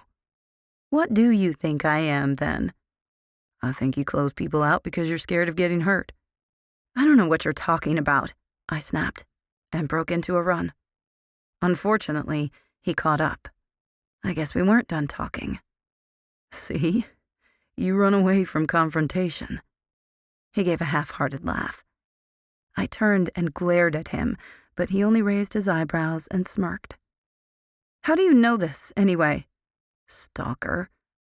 Hardly, he growled, with a somewhat annoyed expression. How many times do I have to tell you to stay out of my head? I don't think you realize this, but the longer I have to block you, the less energy I have. Increasing my speed, I closed my eyes and imagined building a brick wall around my mind, using my main emotions to keep him out, a technique I'd learned long ago. It's not hard to hear when we're the only two people out here. It goes from silence to quick thoughts that are just thrown at me. You don't exactly make this easy on me, he grumbled. I vaguely remembered something my dad had told me about that, but before the thought could fully form, he spoke again. I know this about you because we're partners. It's my job to know. He paused. Whether you like it or not, you're stuck with me. Yay me, I said sarcastically as we rounded another corner. You agreed to train with me, he reminded me. It's not you. It's just... I work alone, usually, I admitted. That's because you're scared to get close to anyone, he repeated. Is that such a bad thing? I found myself saying. When it keeps you from the people you love most. I stopped, dead in my tracks. The knowing look in his eyes told me everything. He saw a lot more than he let on. What if those people have changed, and you don't really know them anymore? I asked him. Think about it. Is it really them who have changed, or is it you? The problem wasn't that I didn't know the answer. It was that I didn't want to admit it. Chapter 25. After that day with Lucas, I cleared things up with my sisters. The things I'd said to them when I was dealing with withdrawal bothered me, and I needed to make it right. This past month had taught me several things. They were no longer my purpose for living, but they were the most important people in my life. There was blame to share on both sides, but if we could find it in ourselves to forgive each other, maybe we could get past this. First, we had to come to several agreements. I had to stop shutting people out. My symptoms may have been getting better, but I still needed someone to be there for me like I was for them. I needed them, but not like before. They were all I had, and I wouldn't go back to that. I had friends now. I had Lucas. If our relationship was going to work, they had to stop questioning me. I was sick of hearing that I needed help. All that did was piss me off. And then they thought I was getting even worse, when really my temper was just shortening. It was an endless circle, and the only way to stop it was for us to compromise. This didn't fix everything, and I still had a chip on my shoulder with Lily, but it was getting better. After that, Alexandra and I started studying again. For me to help her, I had to start going to school every day again. At first it was difficult. I didn't feel like going, and I preferred being in the gym. But after I made myself go, it got easier. I couldn't give up the pills, and my only saving grace was that I was pretty sure only Amber knew. It wasn't until the day of my match, when Lucas said something, that I knew that wasn't the case. We were sitting in the boxing gym while they moved the ring into the real gym. Outside, the walls lined with bleachers were filled with a few hundred or so students and faculty. I was sitting cross-legged on the floor, stretching with Lucas. Over the last few weeks, we'd developed a close friendship and talked a lot. He wasn't like other guys. There was something different about him, something that kept me coming back for more. "Don't hook yourself up on painkillers before the match," he said in a hushed tone. I glanced at him out of the corner of my eye. "What are you talking about?" "Don't play stupid." He glared. I turned away so that he couldn't see my face. "Fine. Why?" "It'll numb your senses. You don't know what ability the guy you're fighting will have, and you need to be prepared." He was more hostile than usual, far too blunt. I got up and crossed the room. There was a chest filled with ice and water bottles, but I wasn't getting water.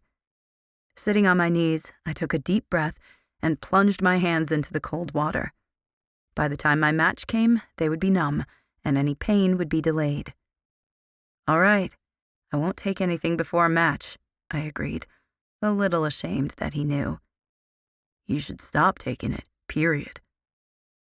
I expected him to go on, to tell me why, to threaten to tell people, and even go as far as to say I needed help. But he didn't. "I tried. I really did. It's not that easy," I snapped. My excuses were weak, even to me. My hands clenched in the ice water. "Tell me something." He took a seat next to me, and I couldn't help looking at him as he spoke. "If your sisters were doing what you're doing right now, would you sit by and watch them kill themselves? Because that's what I have to do." He looked angry and sad at the same time. I looked away, unsure of what to say, what to do. "It's not going to be easy. Nothing's easy. Nothing that's worth it." His words echoed my father's from years past. I released the pressure of my fists and sighed. He was right. I had to quit. For good. I couldn't just try. I had to. Not just for myself. For Alexandra, Lily, Lucas, Tori, my parents. "Okay," I agreed. I would probably have my slips in the beginning, but I had to try. I had to do it. The silence stretched between us while I let my hands freeze. They were starting to ache, but until 15 minutes before my match, I didn't even dare to look at them. They were blue and purple, and even starting to wrinkle a little. I was scared they would warm up too quickly if I took them out now. I waited another 5 minutes.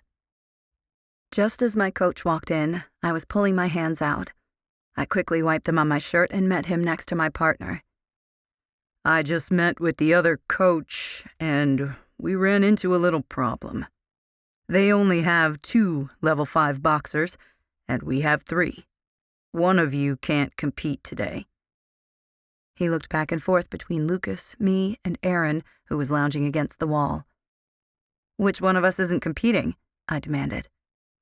I haven't decided yet. He sighed. But the tournament begins in 10 minutes. I raised my voice. Aaron and Lucas have been here longer, but putting you in the ring will definitely throw them off. So who to choose? He muttered to himself. I glanced at Aaron, and he didn't seem concerned. That irritated me even more. There was no way he was walking out there instead of me, even if that meant I had to make sure he couldn't walk. Coach, you've watched me fight. You know I'm better than Aaron, I insisted under my breath. The hell she is. Besides, you even said it. I've been here longer. Now he wants to pay attention. I'm the best, I retorted. I'm faster, more experienced, and I don't get distracted.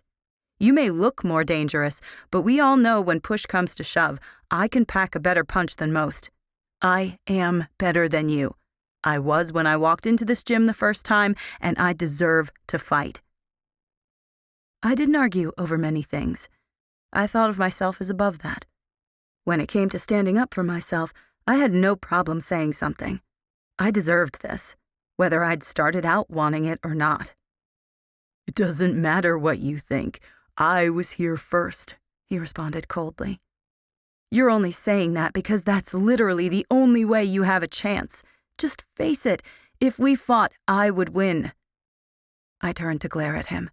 He glared back. His black eyes homed in on me, but I wasn't the prey here.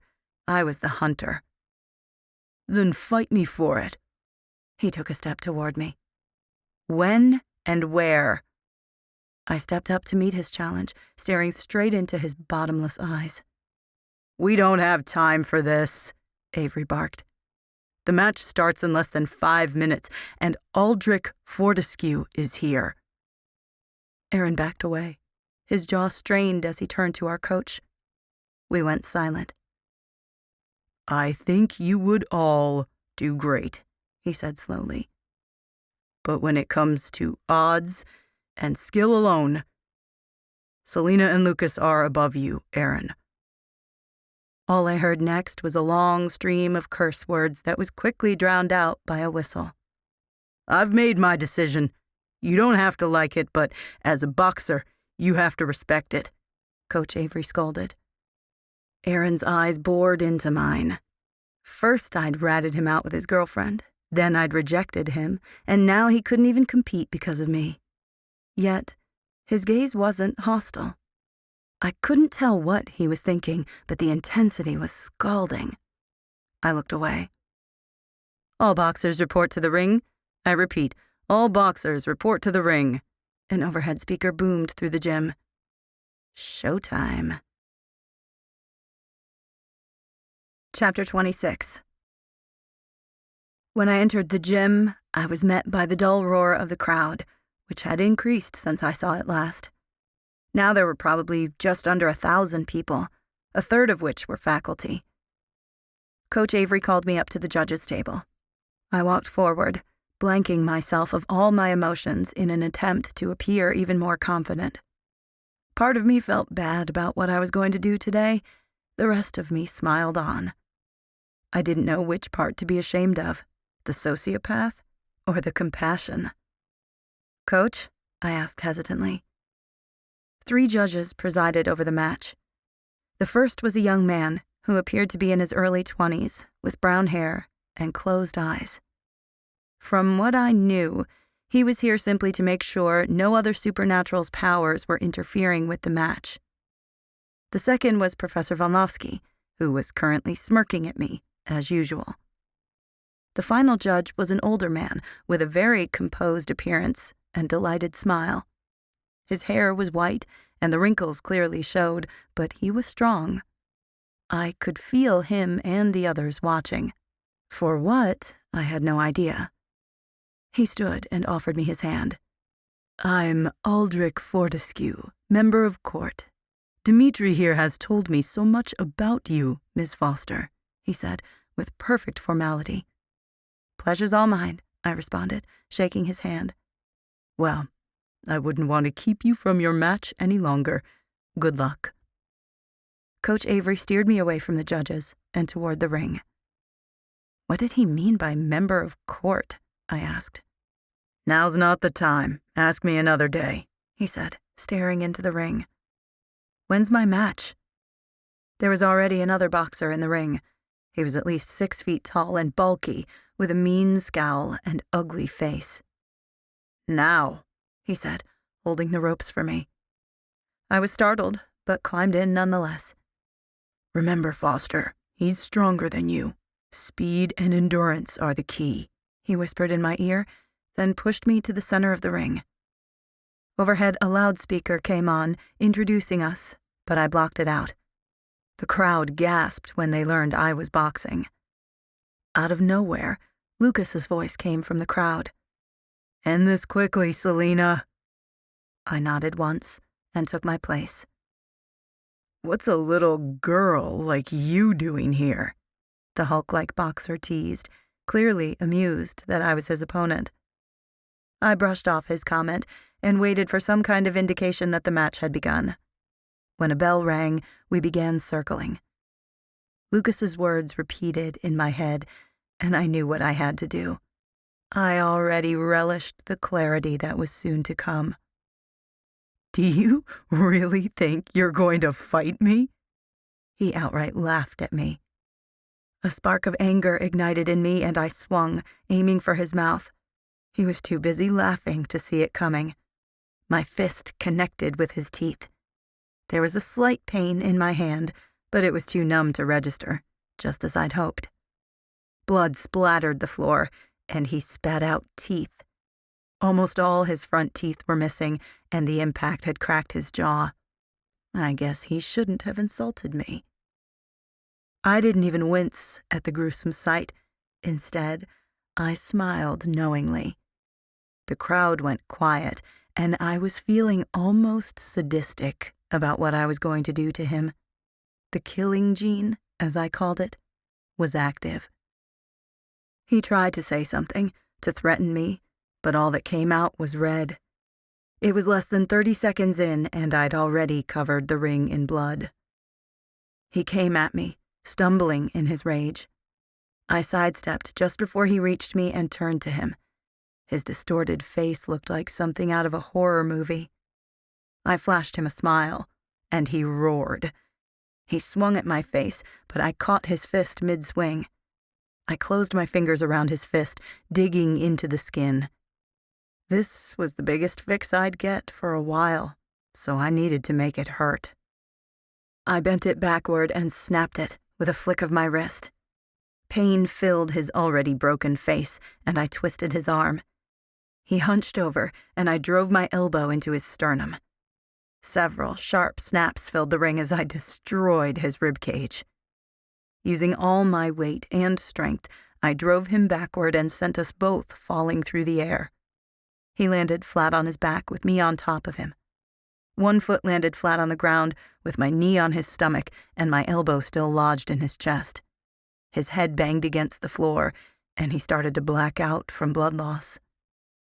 I looked down at him, both sickened by what I'd done and relieved that the darkness was gone, for now. I wanted to say something to him, to explain myself. The words never came.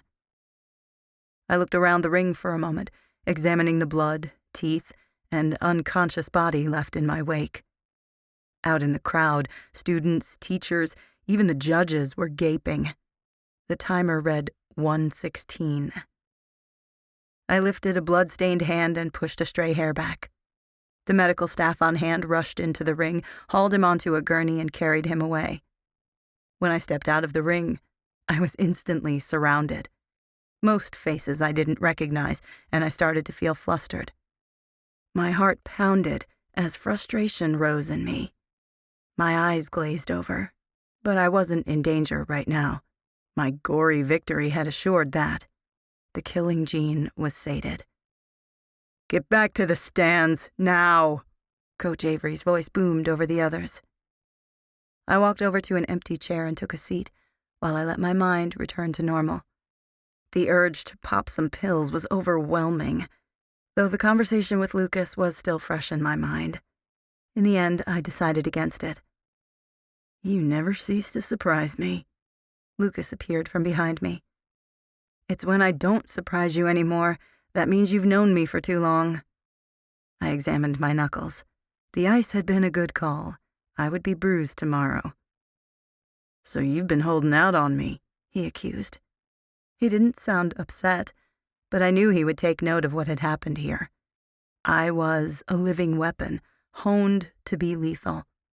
I thanked my lucky stars I'd been able to stop myself this time. "Don't you have a match to get to?"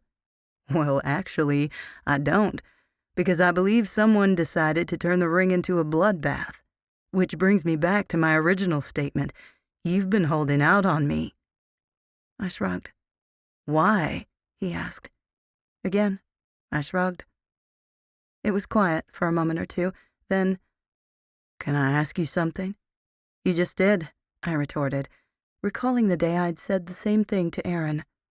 This time, however, it was followed by silence. He wasn't chasing me, and I was again reminded of just how different he was. "You can ask me anything, Lucas, you know that.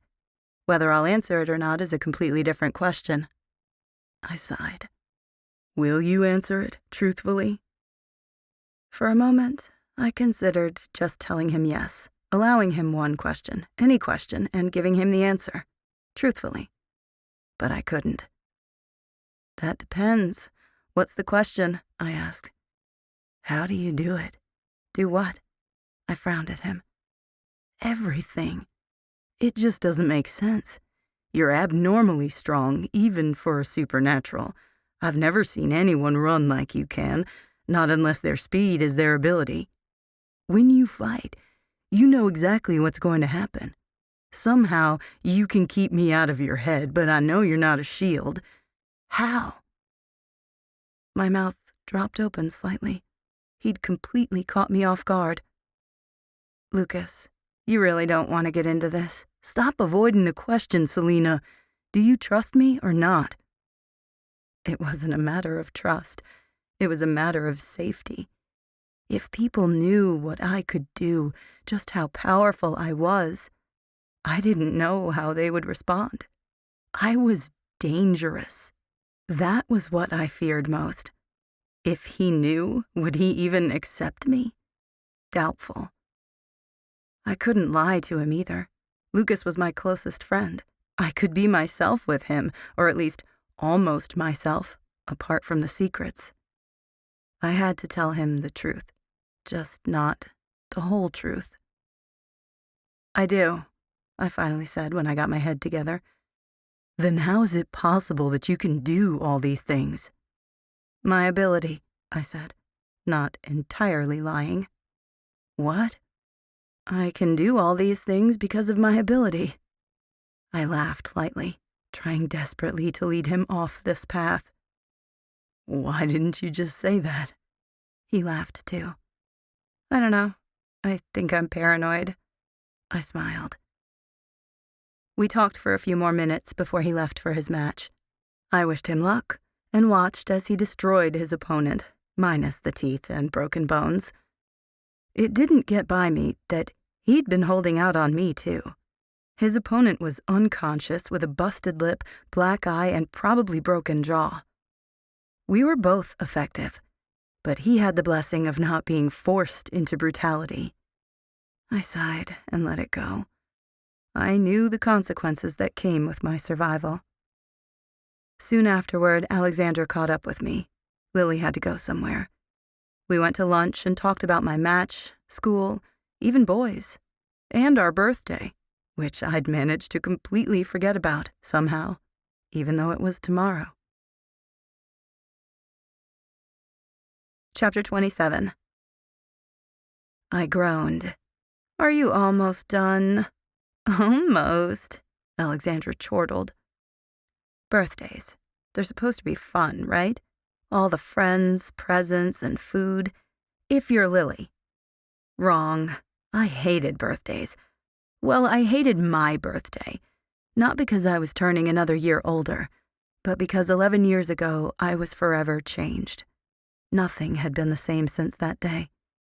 I wanted to say that before my 5th birthday, I was happy, normal, but I can't remember that far back, and the struggle is all I've ever known. With our parents gone, I actually had to participate on our birthdays for the sake of my sisters. That was why, every year, I allowed Alexandra and Lily to dress me up like a Barbie doll and take me to a party or something. "Blink," she ordered, holding the mascara wand under my eyelashes. I resisted the urge to roll my eyes and did as I was told. Heels clicked against the tile floor as Lily entered the bathroom. "Oh my gosh," she gasped. "What?" I said, instantly tensing up, but fully aware that Alexandra was holding a stick of mascara less than an inch from my eye. "She looks hot," Lily said in awe. Alexandra and I both started laughing. "Well, I guess my job's done. Open your eyes," she commanded, spinning my chair around. Well, damn. There was no denying it. I was hot. Alexandra had shoved me into a bright, blood-red dress. It only had one long sleeve down to my wrist, and it was tight. It was so short it made it past my butt by about 2 inches at most. I wore Alexandra's shiny black stilettos and a pair of simple silver hoops. My eyes looked like liquid silver with all the black eye makeup, and my lipstick matched the red of my dress. I stood up and admired myself for a moment before turning to Alexandra. "I look good," I said, offering a half-hearted compliment. This was still her thing, not mine. "You're welcome," she said sourly, but I knew she was pleased. "Well, they're waiting. You guys ready?" Lily nearly squealed. Alexandra looked past me at herself in the mirror, as if for reassurance. The sequins on her silver dress sparkled as she turned on her heel. Unlike mine, hers was loose, but just as flashy. Her black metal pumps clicked as she led the way out. The sun was setting as night approached. A quiet hush had taken over the campus, and my sister's silent anticipation was all but tangible. A wind blew lightly as I walked outside, stirring my hair. Music was coming from Building 8, the recreation center, and Lily's smile widened as she hurried to the open doors, which were decorated with black streamers that hid everything behind them. Lily saw my slight grimace and flashed me a smile, squeezing my shoulder lightly. "Loosen up some." She disappeared into the black mass, leaving me with Alexandra. My other sister turned to me. "She's right. You can take a break once a year and have a little fun. It's never killed anyone," she offered jokingly, but it had a very different effect on me. "It almost did," I whispered. Her smile faltered, then dropped, and her eyes met mine. "We're not little kids anymore, and you're dormant now.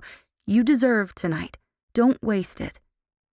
She squeezed my hand, and with a single step, she was gone. The wind blew harder, turning my hair into a swirling mass of black. She was right. I'd worked hard to get past that day for 11 years, and my sanity was finally under control, thanks to boxing. I did deserve it. Tonight was my night, and I could do this. I took a deep breath and plastered a smile onto my face. The room was alive. Lights danced across the moving bodies while the stage lit up to welcome my sisters. Off to the side, a few classmates of mine were playing beer pong, and was that a keg? Holy shit! Erin's ex was holding herself in a handstand as she guzzled God knew what out of it. I turned to see a massive 3-tier cake covered in chocolate frosting. Sparklers sat next to it. Were they actually going to use those as candles? Alexandra would burn the building down. I groaned. I joined Alexandra on the outer edge of the party. As I neared her, she turned and smiled, handing me a fruity-looking iced drink with salt around the rim. Alcoholic, probably. I took a sip and turned to the group. My roommates gaped at me. "Selena?" Amber asked, a subtle rudeness to her tone. I dropped my smile into a slight grin. "Hello to you, too." "You're absolutely stunning," Tori said in her country twang. "Thanks," I said lamely. I didn't take compliments well. Not that I was insecure, quite the opposite. I knew I was hot. I just didn't care. Looks fade, people grow old. There are more important things in life. "So, Amber and I are having a movie night tomorrow night. You in?" Tori asked. For a while now, we'd been staying up late to eat snacks and watch comedians on YouTube. We never really did anything as roommates. Maybe it was time to change that. "Sure," I nodded. "I'll make the popcorn." Tori smiled brightly, and her eyes slid to something, or more like someone, behind me. "Happy birthday." Lucas's deep voice rumbled next to me. "Thanks," I said, turning from the stage to him. "I'll let you enjoy your party. See you later," Tori said, dragging Amber with her to the keg. I cut my eyes to Lucas to see what he thought of his baby sister joining in that, but his eyes were all for me. "Does that have alcohol in it?" He motioned to my drink. "Probably," I said, gulping the last bit down. "I'm surprised you drink," he said. I snorted. "I have a lot of self-control. I'm not a prude." "Fair enough. So how old are you turning?" He flagged down one of the servers. I snatched a mimosa from the tray and he took a beer. Vile stuff. Such a waste of good alcohol. 16. I coughed. Some of my drink had gone down the wrong way. "You okay?" He laughed and tried to take it from me. I maneuvered it away from him. "Nice try." I coughed again, but brought it back to my lips. "So, is that a problem?" "What?" "Me being 16. Is that a problem?" Why was he acting so funny? "No." He smiled genuinely, shaking his head. "Good." I laughed, drained my second cup, then sang along to the song playing overhead. "Is there anything you aren't good at?" He motioned to me. I laughed lightly and reached for another red drink. "Nope," I replied, giddy. Colors flashed by, and my life kicked into fast forward. I stumbled just a little, and a strong arm looped around my waist. "I beg to differ." His deep voice rumbled in my ear. "I'm on my third drink. Give me a break." I wasn't even bothering to go easy. It wasn't like it would make me sick. I would likely have to be at it again in the next half hour if I wanted to keep the buzz going. "You want to have some real fun?" He smiled devilishly. "What did you have in mind?" I grinned. "I don't know yet, but I'm sure we can think of something if we put our heads together." His eyes were brighter than I'd ever seen them. I would have gone anywhere with him. Chapter 28. The train station was cold tonight, filled with people from my life. A whistle blew, and I knew what was coming. This couldn't be happening. Smiling faces passed me, but no one stayed. First it was people I used to know, and then others came. My cousins and roommates boarded before the whistle called again. I saw my family boarding. I panicked when I saw Lucas. I tried to talk to them, to get their attention, to stop them from leaving me, but they slipped past. I screamed and yelled, throwing my hands in the air for the most dramatic temper tantrum I could come up with. No one stopped. I tried to run, but my legs were like jello. I needed to move faster. They couldn't leave me. I had to stop them. But how? My sisters and parents stood there with Lucas, waiting. They were waving and motioning for me to follow, to not get left behind. But it was a wasted effort. Soon Lily and Alexandra walked away, then my mother, and finally my father. Lucas stayed. He stayed, right there on the platform, looking at me expectantly, motioning for me to get up, to keep moving. I slowly made my legs work, forcing my body along in a crawl. The train doors slammed, and it started to roll away. But Lucas, he stayed. He stayed. I ran to him, taking his outstretched hand. My dream shattered. I bolted straight up as my eyes flew open. Cold sweat trickled down my back, and my heart raced. Tori was leaning over me, and her hands were clamped around my shoulders as she shook me. Her sharp green eyes were wide and scared. "Are you okay?" I nodded, and she slumped back onto my bed. "Bad dream?" "Yeah," I nodded. "Can you do me a favor?" "What?" "Don't tell anybody about tonight. It'll be our little secret." My sisters had freaked last time this happened. "Okay, I promise," she agreed, and we sat there in silence. "Do you want to talk about it?" "No." It came out harsh, but that wasn't my intention. "It's just something I have to deal with on my own. Thanks, though," I added. "Okay." She shrugged as she got off the bed. Tori was still dressed in her clothes from the party, so she must have just gotten back. Lucas and I had practically drunk the night away and talked until 3 a.m. How I'd ended up back here was a blank. I'd have to ask him about it later. I was still wearing the dress from the night before, but the shoes were missing. I kicked my legs out of bed to stand up. "Ow! What the—" "Your shoes?" Tori said, reaching down and picking them up. "Oh," I muttered, a little baffled. "You look confused," she commented as she stripped out of her clothes. "I am." "About—" "How exactly did I get back to our room last night?" "Oh, you fell asleep, and Lucas carried you back. I'm surprised you're up." I cursed under my breath. I had been pushing it toward the end of the night. I couldn't have told you how many drinks I consumed. My supernatural heart beat steadily, and any effects were long gone. I was sober. "What time is it?" I sighed. "Almost 7, she said, falling back on her bed. If I'd stayed up all night, I would want to sleep all day, too.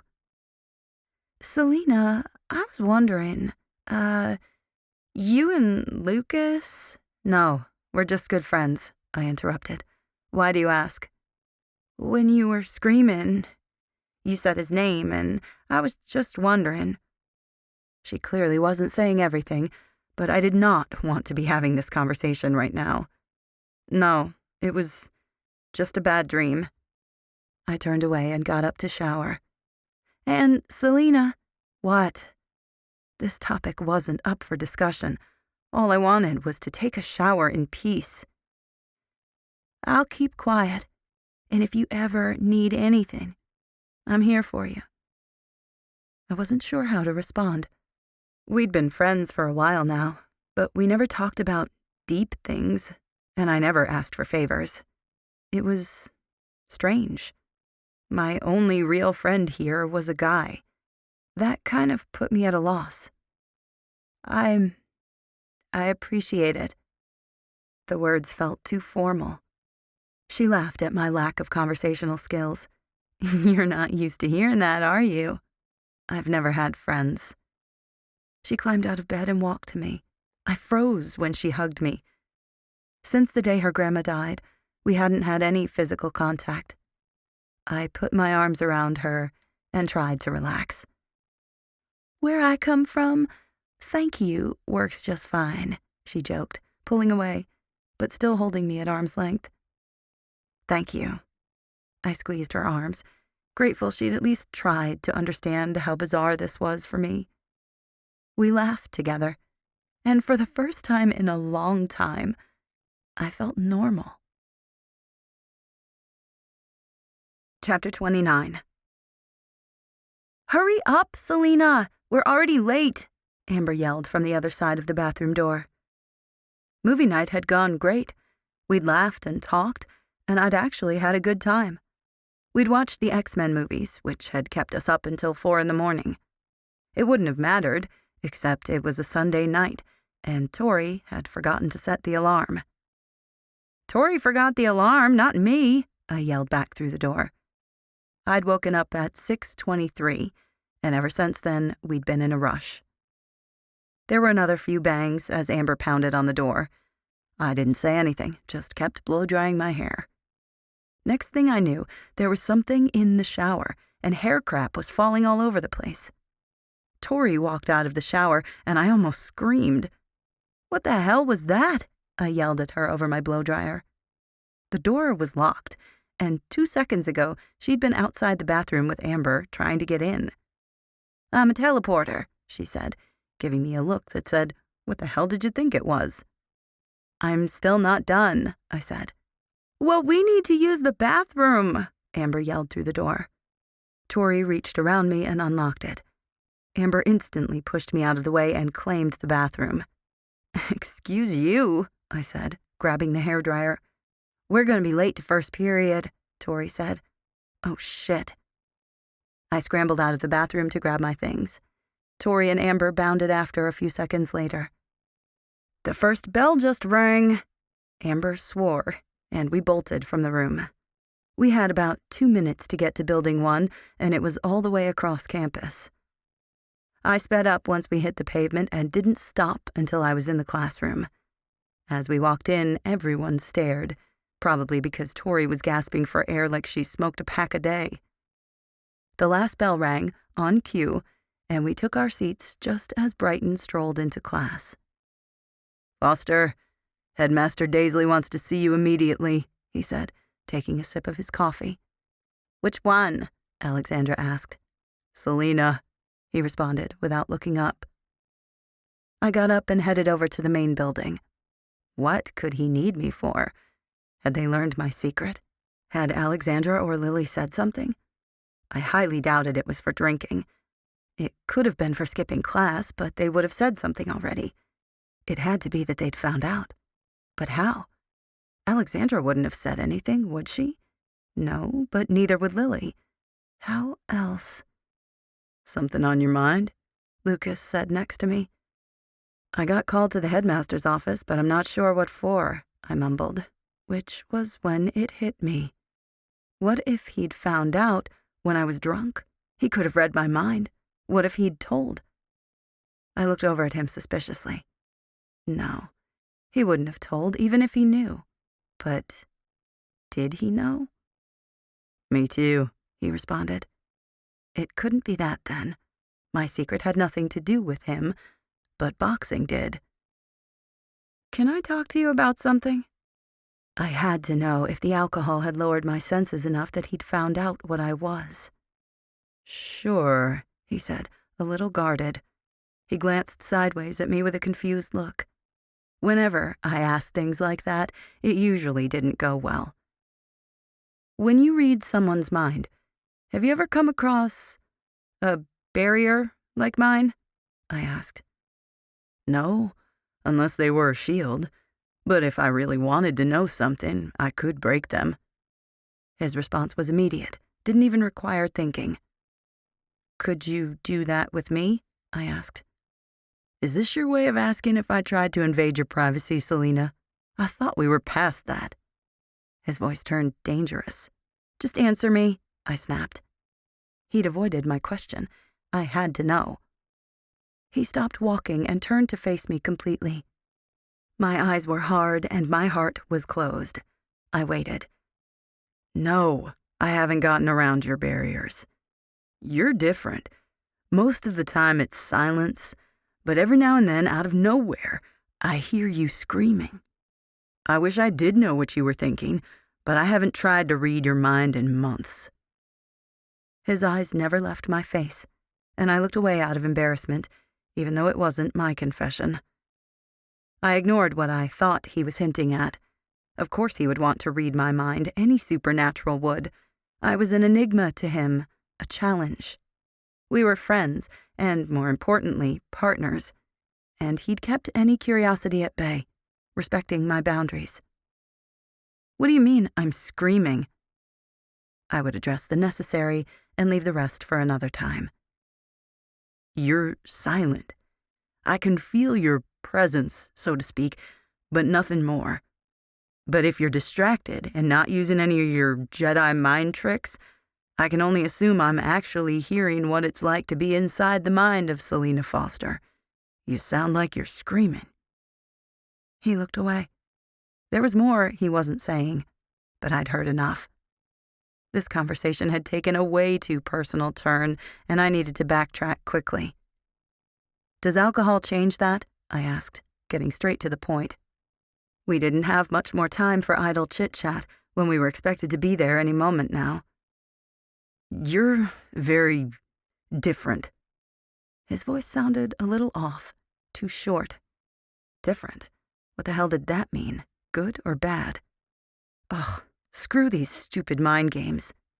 Define different, I pushed, ignoring how uncomfortable this had become for both of us. I knew Lucas saw more than he usually let on, and he chose not to double-cross me and keep what he'd learned to himself. It worked for us. Some secrets can't be kept quiet. They have to be buried. You're just different. It's like going from silence to overload with you. There were so many thoughts running through your mind, I couldn't keep up. It was like listening to 100 people at once. Except it was all you, he said softly. It was like the calm after the storm with him. We were either in it or not, never in between. Did anything stand out? I asked, trying not to be completely obvious. He knew I still had secrets. He just didn't know how big they were. No, Selena, nothing stood out. I had to drink enough to numb my ability throughout the night so I couldn't hear you. Shit, he was pissed. I'd crossed some sort of invisible line, one I hadn't even known was there. Instead of apologizing or telling him the truth, I let us walk in silence until we reached Headmaster Daizlei's office. I'd never been here before, and if it weren't for Lucas, I probably would have gotten lost. Not that I was going to tell him that, or thank him. Inside, everything was made of wood. The floors, the long desk, the bookcases, the couches, even the 2 chairs. Along the walls, bookcases were piled high with books of every age, color, and size. The long desk sat in front of a huge window overlooking campus, and sitting behind it was the headmaster himself. We weren't the only ones in the room. Coach Avery was leaning against the desk, while several others from the gym were seated at various spots. "Take a seat, guys." Coach motioned to the only remaining couch open. I sat next to Lucas and waited patiently for the lecture. First off, you all did great at the tournament this Friday. We had a strong start this season, and Bellevue was completely blown away, especially by you, Selena. But I think we were all surprised by the gore in that match. He looked away, and I could practically feel the weight of the room shift. The tension between Lucas and me didn't fade. We've just received an invitation to Vermont's School for the Supernaturally Gifted. I'm taking 12 of you, no more, no less. Lucas and Selena, your places are already secured. That means there are 10 slots open and 18 of you. Aaron, you'd best get your act together or you won't be on that flight, understood? I couldn't help smirking when he shot me a look. He didn't turn away. He kept his eyes on me, and they seemed so sad. I turned back to Avery, ignoring Aaron and his burning gaze. His intensity was staggering. The tournament is 3 weeks from now, and a week before winter break. I'm leaving, and will be out of town for a few days. But I'll let you know who's going within the next 2 weeks. This trip is a week-long deal, and it is a privilege, one that can be taken away from those of you who choose not to show appropriate behavior in and out of the gym. Is that understood? Yes. One word echoed through the room as every boxer responded. You're dismissed. Head back to class immediately. I was shuffling toward the door with the others when Coach spoke again. Except Hunter and Foster. I need to have a chat with you two." I turned back, not even bothering to take a seat again. When the door was shut behind us, he spoke. "Your places are secured as of this moment.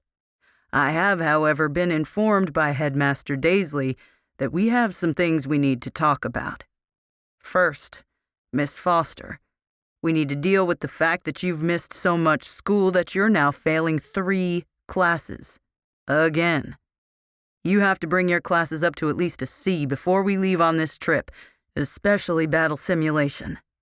Because there's so little time, I'm going to ask Lucas if he'll tutor you until we leave." My heart sank. I had no clue I was failing all those classes. I also didn't want to deal with this while we were pissed at each other. "I'll tutor her," he said, far too somberly. Normally, he would have given me crap for failing battle simulation, and I would have made a joke about how BS stood for bullshit.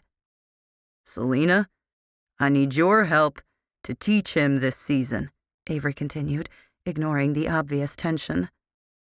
"Teach him what, exactly?" I asked, a little skeptical. "To fight without relying solely on his ability, to predict the competition, and to be a step ahead. I need your help to make him better. As his partner, can you do this?" "I can," I assured him with a nod. "I would appreciate it if you refrained from any long-term injuries, please." I rolled my eyes. "I'll try." I saw Lucas smirk out of my peripheral vision. "You're dismissed. Get back to class." We let ourselves out and walked in silence. "Lucas, I don't know what you're pissed about, but you need to get over it. If we're going to be partners, you need to accept that I have secrets, and that's not going to change. What you see is what you get. I've always been honest with you about that." He sighed, and I was expecting another argument. "So, how do you manage to fail battle simulation?" he asked, letting it go. I fought back a smile as he grinned and settled for elbowing him instead. "Shut up." Chapter 30. We started studying after boxing practices, during lunch, and all day on the weekends. I felt like I was being grilled on school every second of the day. He was a good tutor. I could at least understand it when he explained things, as opposed to Professor Anderson, who was definitely more boring than listening to Alexandra every time she got a new boyfriend. Teaching him to be a better boxer was much trickier than memorizing types of rocks or dates. I had to come up with ways to stop him from automatically reading everyone's minds. Sometimes I blindfolded him and made him listen to commands while I threw things at him. Sometimes he listened, sometimes not. But after getting hit with a few baseballs, he got the hang of it. Other times we would just spar, and I would remind him to watch with his eyes, not his mind. Progress was slow on both fronts, and we were spending nearly every second of the day together when I wasn't in class. By the time the tournament came around, I'd brought all my grades up to at least a C, even in battle simulation, where I was very careful to tread the line between doing just enough to get by and failing. Fighting in Von Lofsky's class wasn't enjoyable, and unlike boxing, it wasn't to keep the darkness at bay. I kept myself on a tight leash whenever he tried to sick me on some underprepared sophomore. The fights were quick, and most of my classmates were thankful that I held back in class. Word had spread since my first match, and even those who weren't there were hesitant to fight me. What they didn't know was that I was holding off for Vermont, not wanting to dismember the boys who'd grown on me in the gym. Lucas might have had something to do with that.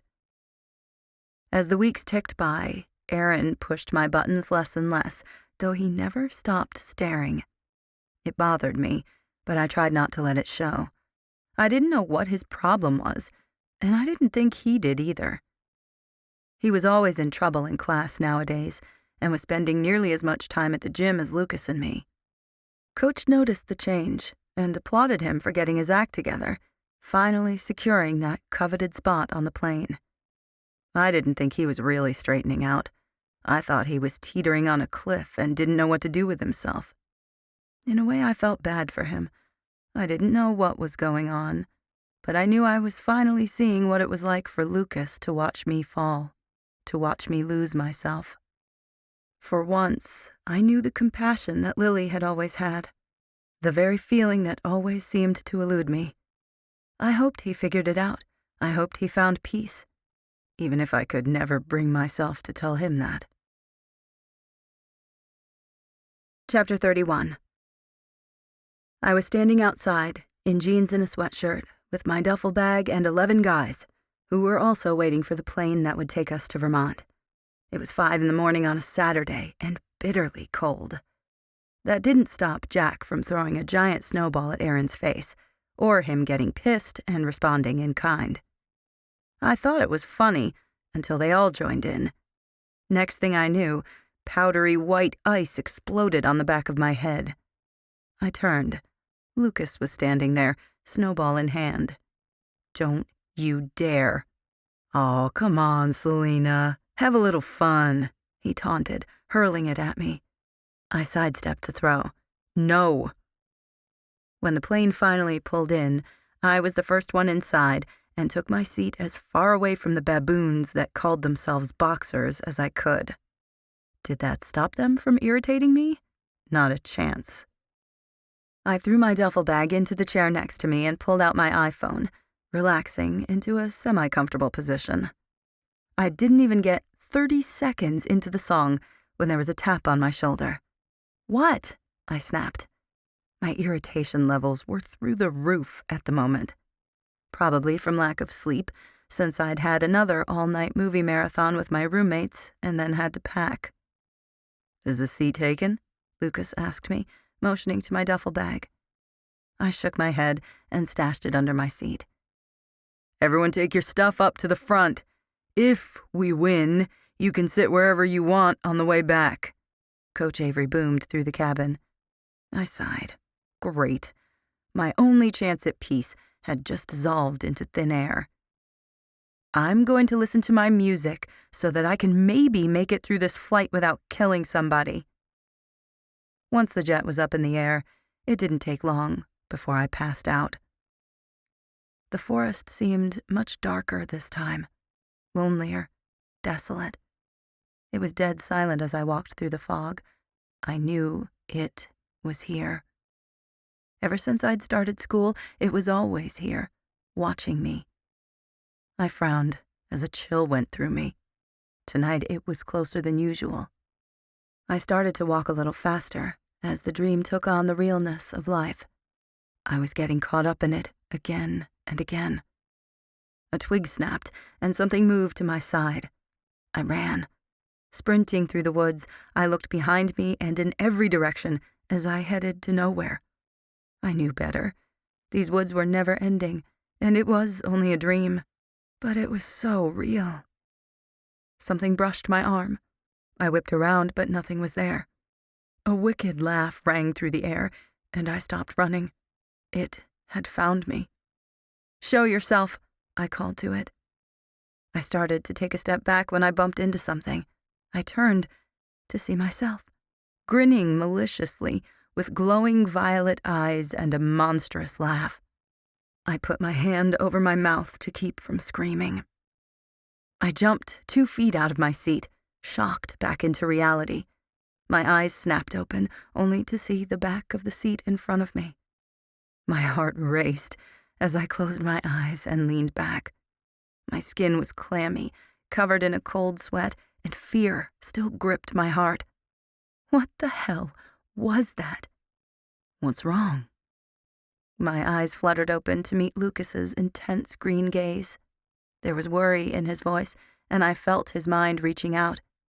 Testing me or checking on me? I didn't want to think which. I kept my barriers up. "I'm fine," I stuttered. I was not fine, nowhere near it. The monster stalking me in my dreams was me. At least, some form of me. "Why are you afraid?" "What?" His question threw me off guard, and his eyes searched mine. "I can't read your mind clearly, but I can feel your fear. What are you so scared of?" "Nothing. It was just a nightmare." I said, and turned away, effectively ending the conversation. Outside the window, the jet was descending into fields of white, and a single pop of color stood apart from the snow. The forests around it were dense and filled with ice. Not a soul could be seen, and the wall that protected it had spikes, so very like the one at Daizlei. We were here, Vermont's School for the Supernaturally Gifted. Chapter 32. "Faster, Hunter!" Coach yelled from the side of the ring. We'd been sparring for the last 3 hours, and Lucas was still struggling. We'd arrived 2 nights ago, and were only 3 days away from the tournament. "Watch my hands, watch my eyes, watch my feet. Nothing should get past you," I instructed while ducking his next blow. "I will slap you if I see that glazed look on your face again." I kept on his case. He wouldn't get better if I didn't, even though it irritated him. "I'd like to see you try," he taunted.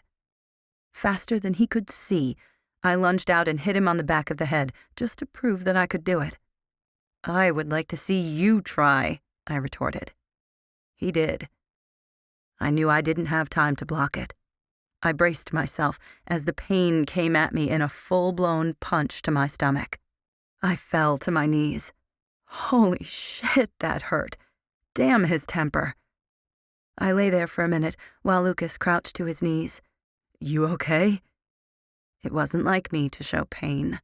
Ever. "Fine," I wheezed. My whole stomach felt like it was exploding. I rolled onto my side as a wave of nausea hit. It took everything in me not to throw up right then and there. I knew I shouldn't have eaten breakfast. "Foster, is there an issue?" Coach called. "No, Coach," I yelled back. "Then get up, and this time, block yourself better." I felt it coming up and fled the ring.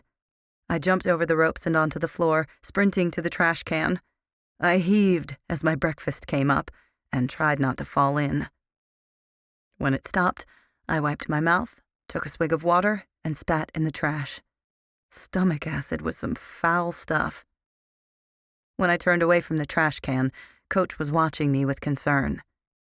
"Please tell me you're not sick." "No, Coach. I shouldn't have eaten." After climbing back into the ring, I rubbed my stomach once before preparing to fight again. "If you can block yourself better, you can go after this, and take Hunter with you," Coach said, and we began circling again. I aimed for his gut, which he'd expected, but when he caught my arm and pulled me in, he didn't expect me to go for his shoulder. I dislocated it with one hit and aimed my rebound for the center of his chest. I struck with deadly accuracy, and the air left his lungs in a whoosh as he fell back. He landed on his butt and couldn't get up again with his arm hanging uselessly at his side. "Hold still," I instructed as I crouched next to him. I popped his shoulder back into place, and he groaned. Good thing supernaturals heal quickly. I climbed out of the ring and landed next to Coach Avery. A few seconds later, Lucas stood to my left as we waited for whatever work he was giving us. "Volnovsky was very specific about your battle simulation work. He wants 3 essays on his desk Friday afternoon. These are the topics you can choose from." He handed me the manila folder with my name on it. "From you, Anderson wants a detailed 10-page essay on the court and how the system works. She said to remind you that this is 20% of your grade, so take your time." He handed Lucas a single sheet with requirements on it and turned away, dismissing us. "What is this court? That guy from the last match brought it up too. Member of court, I think." They both just stared, like I'd grown another head. "You've never heard of the court?" Lucas asked, and I shook my head. "How exactly did you get accepted into Daizlei?" Coach Avery asked me. I'd just moved in with my aunt, and she had everything worked out. I shrugged, annoyed with this conversation already. They didn't need to make me feel stupid for not knowing this. "No one bothered to explain this to you?" Coach pushed. Did he think the answer was going to change? "No. Explain what?" I crossed my arms and cocked my head impatiently, waiting for an explanation. Go get started on your paper, Hunter. I'll deal with her, Avery said, taking a deep breath. Over his shoulder, Lucas mouthed, "Meet me later." "Go," I motioned back with a quick nod before Avery saw.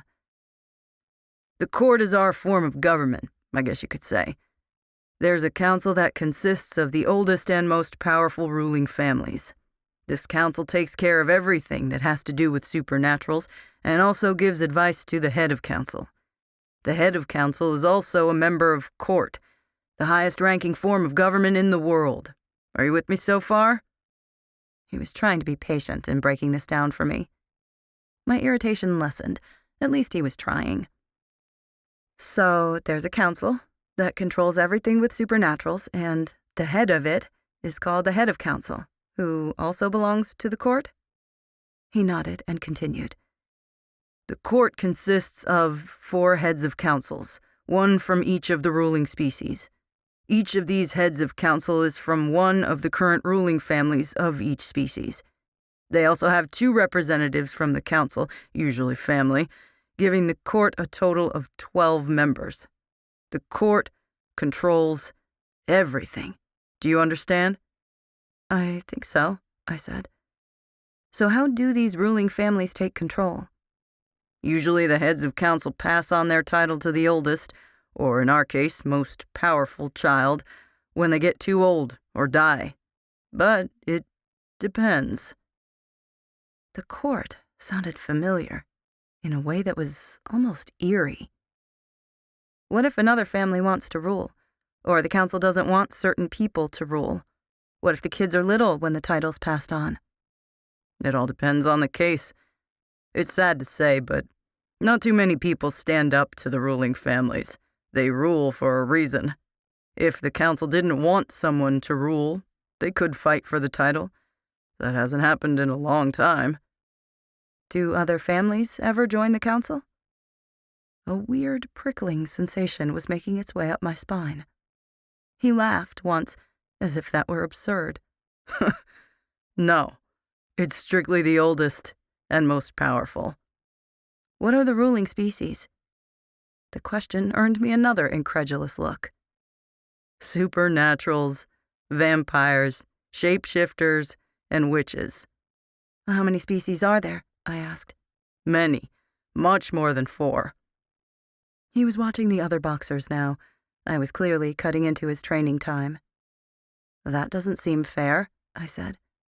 It's been that way for over 1,000 years. Now, you have 3 essays due when we get back, and they're not going to write themselves. He dismissed me. I felt numb walking down the hallway. A whole other world existed, one with multiple species and ancient oligarchies. What bothered me the most was that the words seemed so familiar. Not just the court, but the council and all of it. I felt like I've heard it before. I just couldn't remember where. Chapter 33. Focus, Selena. Your match is up first and you need another strong win, Lucas urged. I grabbed the tube of icy hot and applied it to my black and purple stomach. I shouldn't have hit you, he sighed, glancing at my stomach. Don't even go there. I should have done better. I pulled my shirt down. We were inside their gym, waiting to start the tournament, and the crowd was growing larger by the second. Boxers to the ring. I repeat, first match, boxers to the ring, the intercom announced. Knock 'em dead. Not literally, Selena. Lucas backtracked when he saw my malicious grin. I entered the ring and faced a wicked-looking guy who was tall and muscular with dark brown hair and eyes that had a tinted reddish glow. Is this a joke? Come on, sweetie. Who put you in here? He hooted with laughter, looking around the ring. Well, I can see they didn't tell you. I glared, cracking my knuckles. This was humiliating. I didn't like being made to look foolish. Tell me what? He looked at me suspiciously, as if the idea had just crossed his mind. The intercom came on again, to introduce us. "I'm your opponent, sweetie." "Hey, yo, I ain't fighting no chick," he yelled to his coach outside the ring, completely turning his back on me. My mouth dropped. "Oh, hell no." I saw red. "Calm down," Lucas called from the side of the ring. The bell rang. I let the monster loose. When I tapped the guy's shoulder, he turned toward me, and I slammed my fist into his jaw and felt it unhinge as Lucas's had, the exact same hit. The cheekbone was shattered, jaw broken, and there were several fractures in his mouth. I smiled, and his eyes turned a glowing red as fire consumed his fists. Several people gasped, but I laughed, like actual open-mouthed, hysterical laughter. I suppose I looked a little mad. My sister's ability? That was what I was up against? Why didn't they just hand me the win? Because I could guarantee that she was more powerful than this troglodyte. I took a step back as he lunged, then ducked when he swung for my face. Why were they always so predictable? I sighed when he was too busy swinging blindly to notice my hand go under his and hit his shoulder, likely doing more than dislocating it. He fell back for a second, giving me time to aim for the place right below his ribs. "Ugh!" he cried out. His entire body shifted forward. More. I needed more if I was going to hold out over Christmas. Placing my fingers lightly around his boiling hot throat, I pressed my lips close to his ear. I shouldn't feel bad in the slightest for what I'm about to do, but it isn't really your fault. Even if you don't remember this, I'm sorry. I gave him the words I couldn't give my last opponent. I didn't believe in apologies. Somehow I could never bring myself to give one, to feel sorry for something. I'd chosen myself over him, and I could be sorry for that. I could be sorry that I was going to do this to countless other men for the rest of my life. I snapped his wrist and twisted his arm behind his back, moving with it. After a final shove, he crumpled to the floor with me on top of him. My heart slowed. I felt the pull, the killing gene. It needed more. I grabbed his hair, drawing his head back. Silently, I cursed myself to hell for my cruelty, for what I was about to do. I slammed his head to the ground with a vicious crack. He was unconscious. I stood and stepped out of the ring without another word. "I thought I said don't kill him," Lucas groaned, giving me a disapproving look.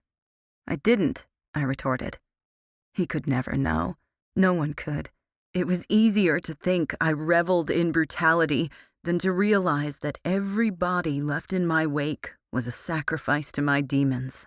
You smashed his head into the ring so hard that it cracked. He could have brain damage or be a vegetable for the rest of his life.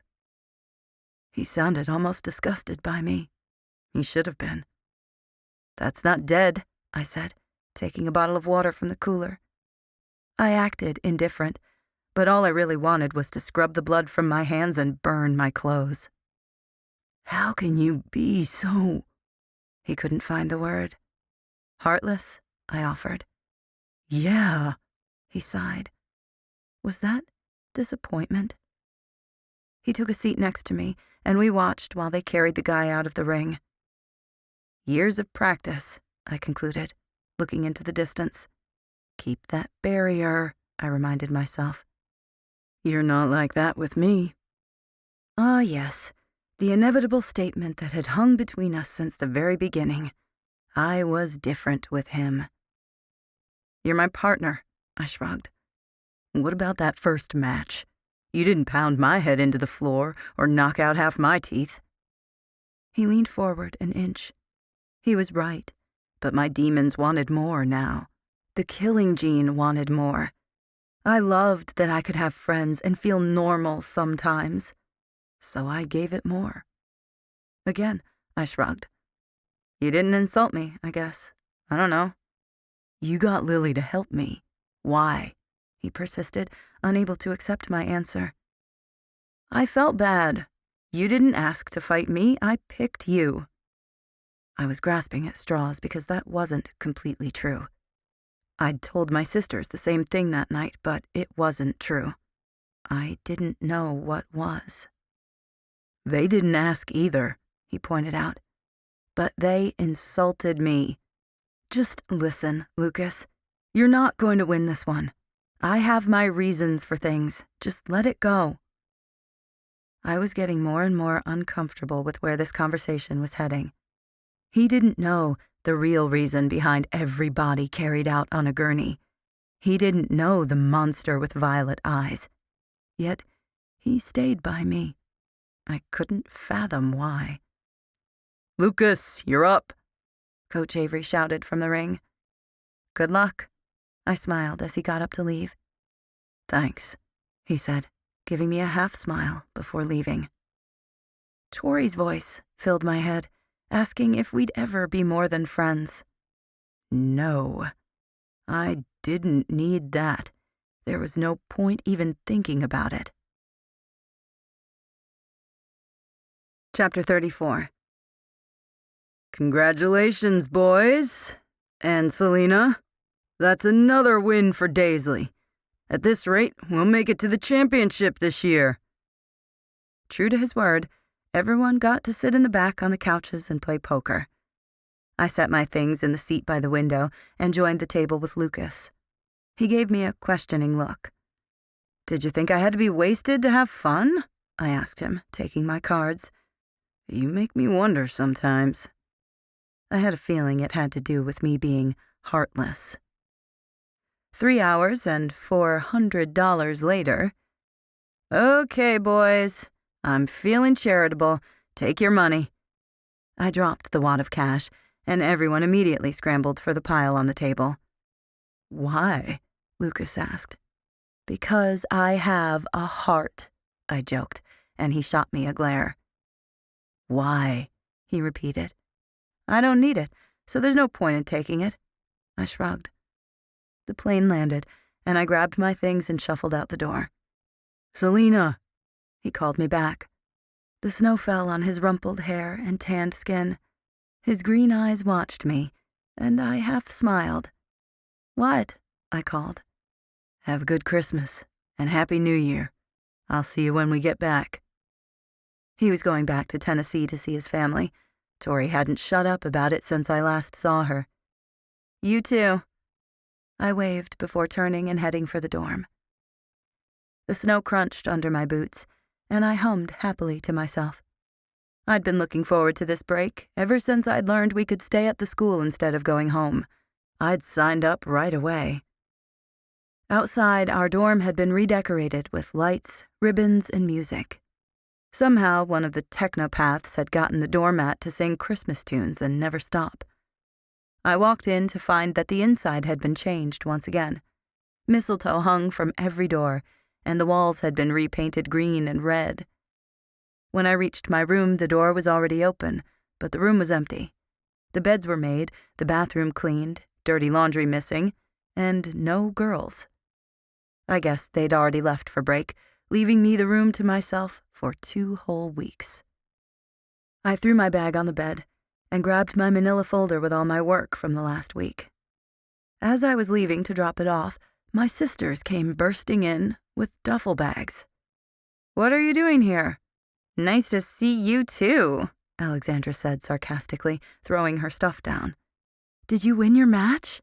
Lily chimed in. "Of course, but seriously, what are you guys doing here?" I asked again, nicer this time. "Well, we decided to stay with you over break while your roommates are gone," Lily said happily. "Oh, okay. Well, I paused, not letting any disappointment show. "I've got some stuff to drop off, so I'll see you guys at dinner. Oh, and don't screw up Amber's bed or I'll never hear the end of it." I motioned to the bright red twin-sized bed. "Whatever." Alexandra plopped down on my bed. I left the room without another word and headed to drop off my work. Most of my teachers were already gone, so I slipped it into their mailboxes, and the ones that were here just hurried me out so they could leave. The real reason I was even doing this was so I could get to the library before it closed. The court sounded absolutely fascinating, and I was dying to find out more. When I finally made it to my last drop-off, my hearing perked up when I saw Elizabeth standing with Von Lofsky. I'd assumed she had gone home for break. "Professor Von Lofsky, where do you want these?" I interrupted. "Desk," he said, giving me the glare. Of course, with our current relationship, I didn't really blame him. I mean, I had said fuck off, hadn't I? Just because I was coming to class now and giving the bare minimum didn't mean that all was forgiven. "If you expect to be on the trip this spring break, you have to be perfect for the rest of the year. No screw-ups. Understood?" He told her in a hushed tone. "Yes, sir," she begrudgingly agreed. I tried to mask my laughter with a cough. The look I got from him said I hadn't done it very well. I walked out the door before he could say anything and hurried down the path to the library. "Selena, wait up," Elizabeth called, and I stopped. I turned to see her jogging to catch up with me. Her shoe slipped on the snow, and she fell to a crashing stop at my feet. "What was all that about?" I asked while helping her up. "Oh, I've just gotten into a little trouble as of late, that's all," she said nonchalantly, brushing the ice off her jeans. "How much is a little?" "Skipped a few classes, disappeared on some trips, nothing major." Her tone made me skeptical, but I let it go. We all had our secrets. "So why'd you stay here for the holidays? Going on a ski trip with my mother and sister is not my idea of fun, if you know what I mean." She scoffed with a look of distaste. "Well, if you don't have any plans, you can stay with us on Christmas," I offered half-heartedly as I tried to bring this conversation to a close. "Thanks. I might do that," she said, looking over my shoulder. "Well, this has been fun and all, but I've kind of got somewhere to be. Don't be a stranger." She hurried away as I continued to the library. Chapter 35. "Do you have any books on the court?" I asked. Ms. Rivas peered at me from behind her glasses, dark eyes taking in who I was. "Follow me," she said, leading me down another aisle. "What exactly are you looking for?" "Anything. I just want to learn about it, how it works. What would you recommend?" I knew from experience that being polite went a long way with this librarian. She reached up to the top shelf and pulled out a book labeled Court, The Inner Workings of the System. I took the book from her and flipped through it quickly. It was a few hundred pages long, complete with pictures and quotes. It looked easy enough to read. "I also need one on species." "You need to be more specific. What exactly do you want to know?" She made a tisk noise. I guess something with facts about the different species and their relationships with each other." I wasn't entirely sure what I was looking for. "I know exactly what you're looking for." Without moving, she stretched her arm around the aisle and out of view, only to come back with a book that looked oddly familiar. She handed it to me. As I read the title, I knew for certain I'd seen it before. Mystical Creatures of the Supernatural was printed on the cover in gold. I flipped through the pages, and then I remembered. As the word demons caught my eye, I turned the page to see the fiery man with black hair and eyes like the pits of hell. This was the book Elizabeth had been reading when I'd stumbled upon her. "Will that be all?" she prompted. "Yes, thank you. You've been very helpful. When exactly do I need to return these?" I asked as she walked me to the counter to check out. "In 2 weeks, when school comes back in session." She handed me the clipboard for my signature. I thanked her again as I left the library and went on my way. The sun was setting, casting shadows across the snow. I ran by my room to drop the books off before I went to dinner, but stopped in the doorway and cursed when I saw the nail polish stain on my bed. We were going to have to talk about that. As I turned to leave, the air rushed from my lungs. What happened? I tried to calm myself as I looked at Lily. Her arm was black and blue, clothes tattered. Bruises darkened her face and her lip was bleeding. She walked toward me with a slight limp. I fell down the steps on the way up and hit my head a lot. Do you have any Tylenol I can take? She asked meekly, sitting on the edge of my bed. I turned and grabbed the bottle out of my dresser, then handed her 2 and a bottle of water. Hold still. Follow my finger, I ordered, watching her eyes. I let out a sigh of relief. No concussion.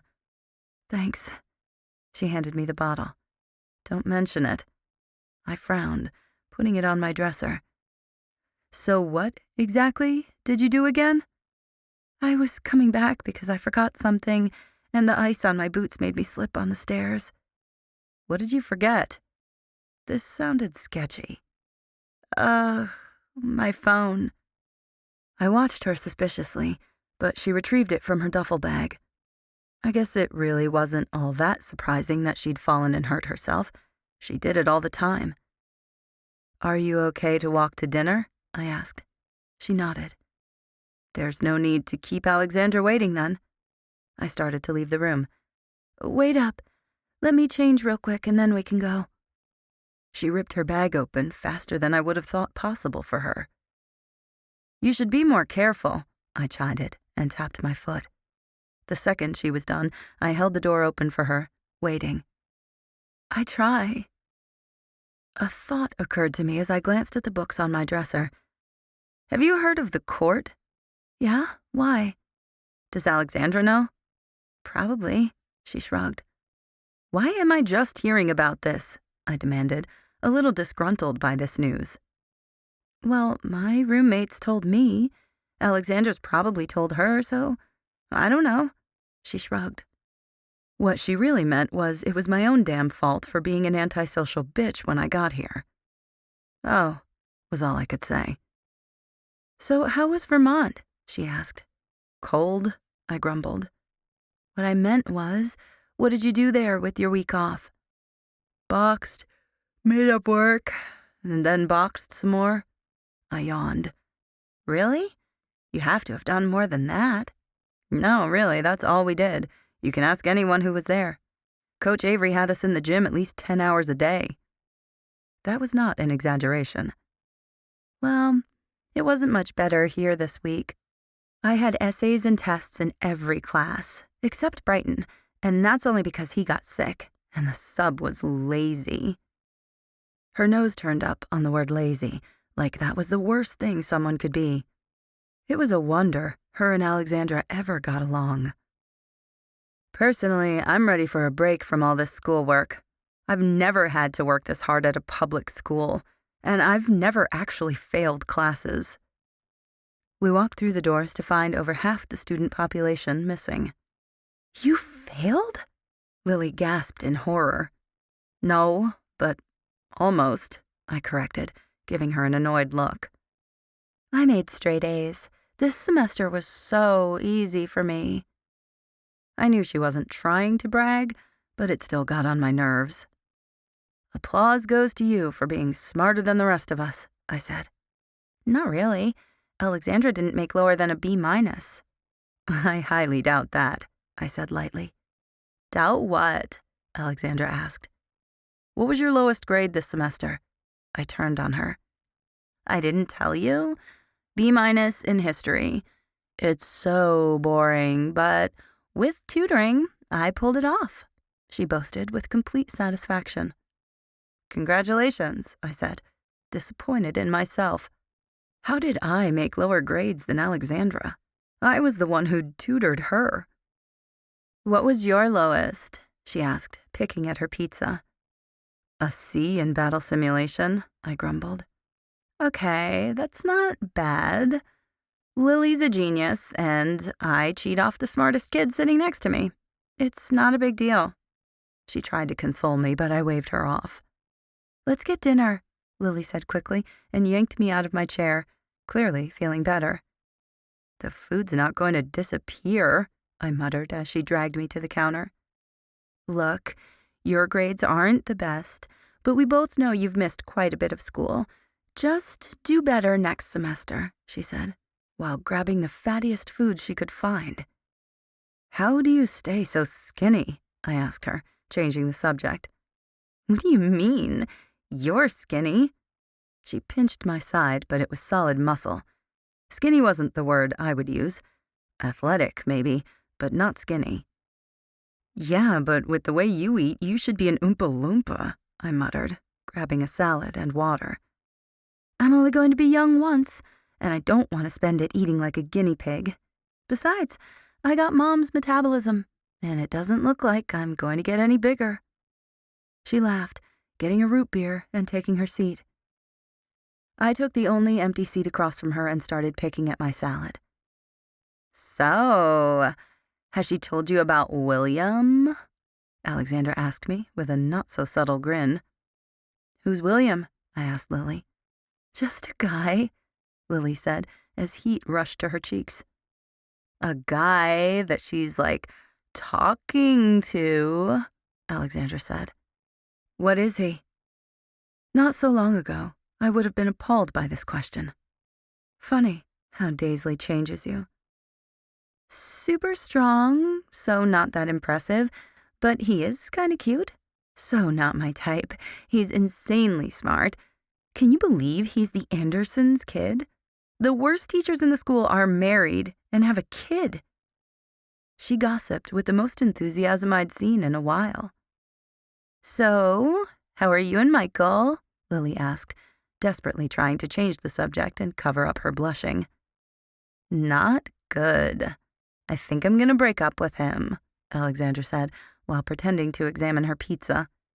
Why? Lily asked in exasperation. Alexandra always did this. Do tell, I said, with slight sarcasm. I didn't really care, but I was used to this being part of our conversations over the years. Well, okay. I know this sounds bad, but I'm bored with him, Alexandra confessed. That's just mean, Lily scolded. It's the truth, Alexandra declared with her usual attitude. That doesn't make it right, Lily said. I can't change that I'm bored with him, and I'm ready to move on. She tossed her hair and made a face. I'm not surprised, I said. They both turned and looked at me. She's a heartbreaker, and you're a heartbreakee. That's why you don't get it. Alexandra laughed and semi-choked on her pizza. A look of shock crossed Lily's face. How would you know? You've never had a boyfriend, she snapped. Because, according to Lucas, I'm heartless, so I think that puts me in a whole other category. I sighed. Wait, are you guys talking? Alexandra shouted with excitement. Spill, Lily commanded, completely forgetting about my comment. No, of course not. Who do you think you're talking to? Lucas and I are friends and partners. That's it, I said firmly. It sounds like more than that to me, Alexandra said in a sing-song voice. That's because all you think about is boys and who to gossip about next, I said. True, she admitted. Well, if you ask me, I think he likes you, Lily said, very matter-of-fact. And that's why I didn't ask you, I said. Oh, come on. You've never considered it? She asked dreamily. She was such a romantic. No, I glared. I think you're lying. You just don't want to admit it, Alexandra said, sharing a gloating smile with Lily. Bite me, I snapped bitterly, and got up to throw my food away. Chapter 36. Merry Christmas! Lily yelled, waking me from my extremely unpleasant dream where the other me had just shown up. She came every night now.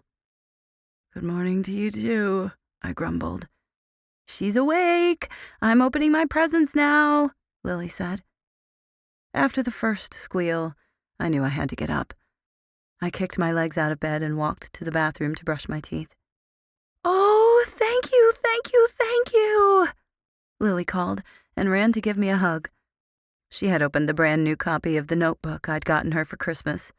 The last one was lost in the move, and she'd been dying to see her favorite movie again. "You're welcome," I groaned, stifling the urge to push her off me. It was too early in the morning for this. "Come open yours," she yelled as she ran back to the presents. "Shh," I whispered. Why was she so loud? "Shut up," Alexandra said, reinforcing my point. She was still in bed, with the pillow over her head, while Lily sat on the floor unwrapping gifts. "Thank you!" Lily ran and jumped on top of Alexandra to hug her. "Get her off me." "Maybe after a shower." I ducked into the bathroom and closed the door. "Well, hurry up then," Alexandra complained.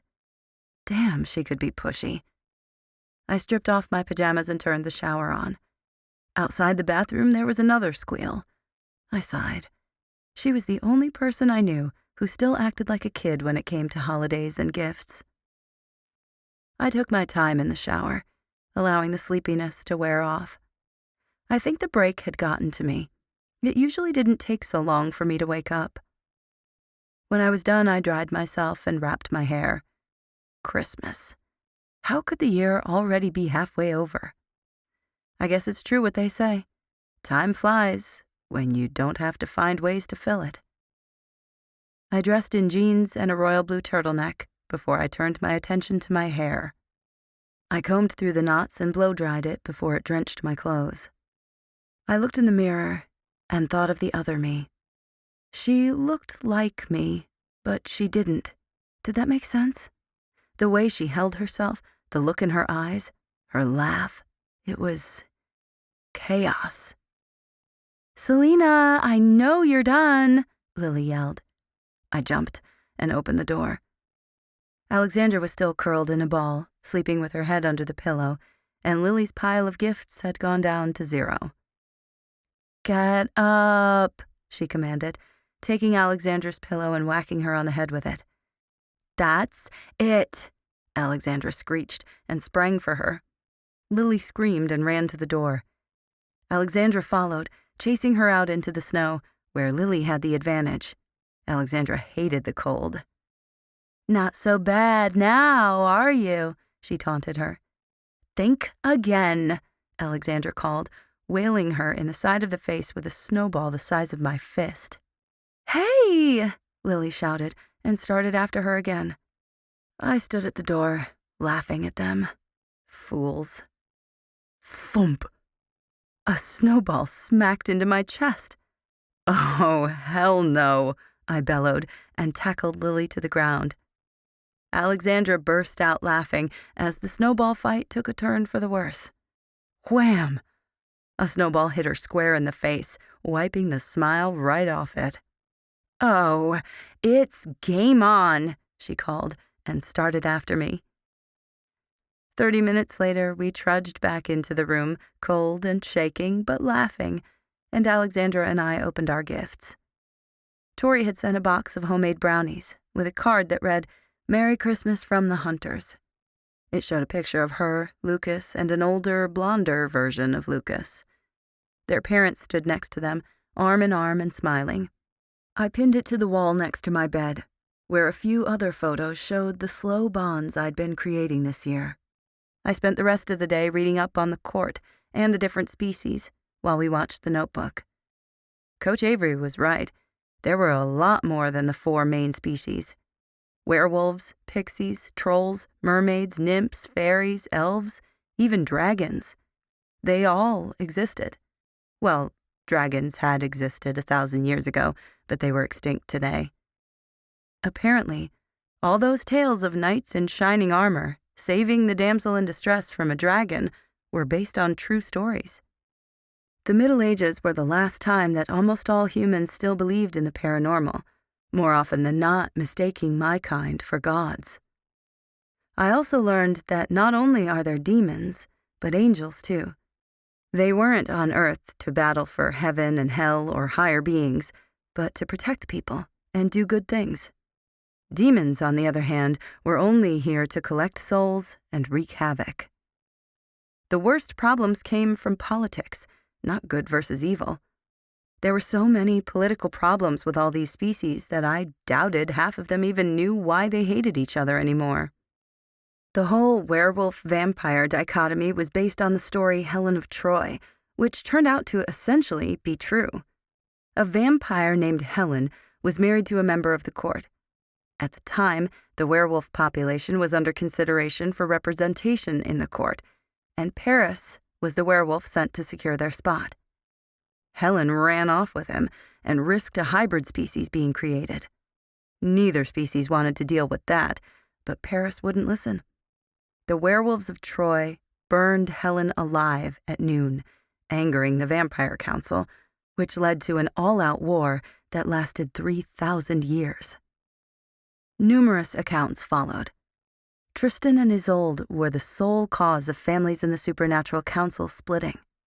Sir Lancelot and Guinevere started the original witch burnings that lasted well into the 1800s. Cleopatra and Mark Antony created the bond between supernaturals and shapeshifters. They're generally considered allies in court now, and our history hasn't been nearly as bloody. When Elizabeth knocked on the door, I put the books up, and we headed out for dinner. "What happened to your arm?" Elizabeth asked Lily.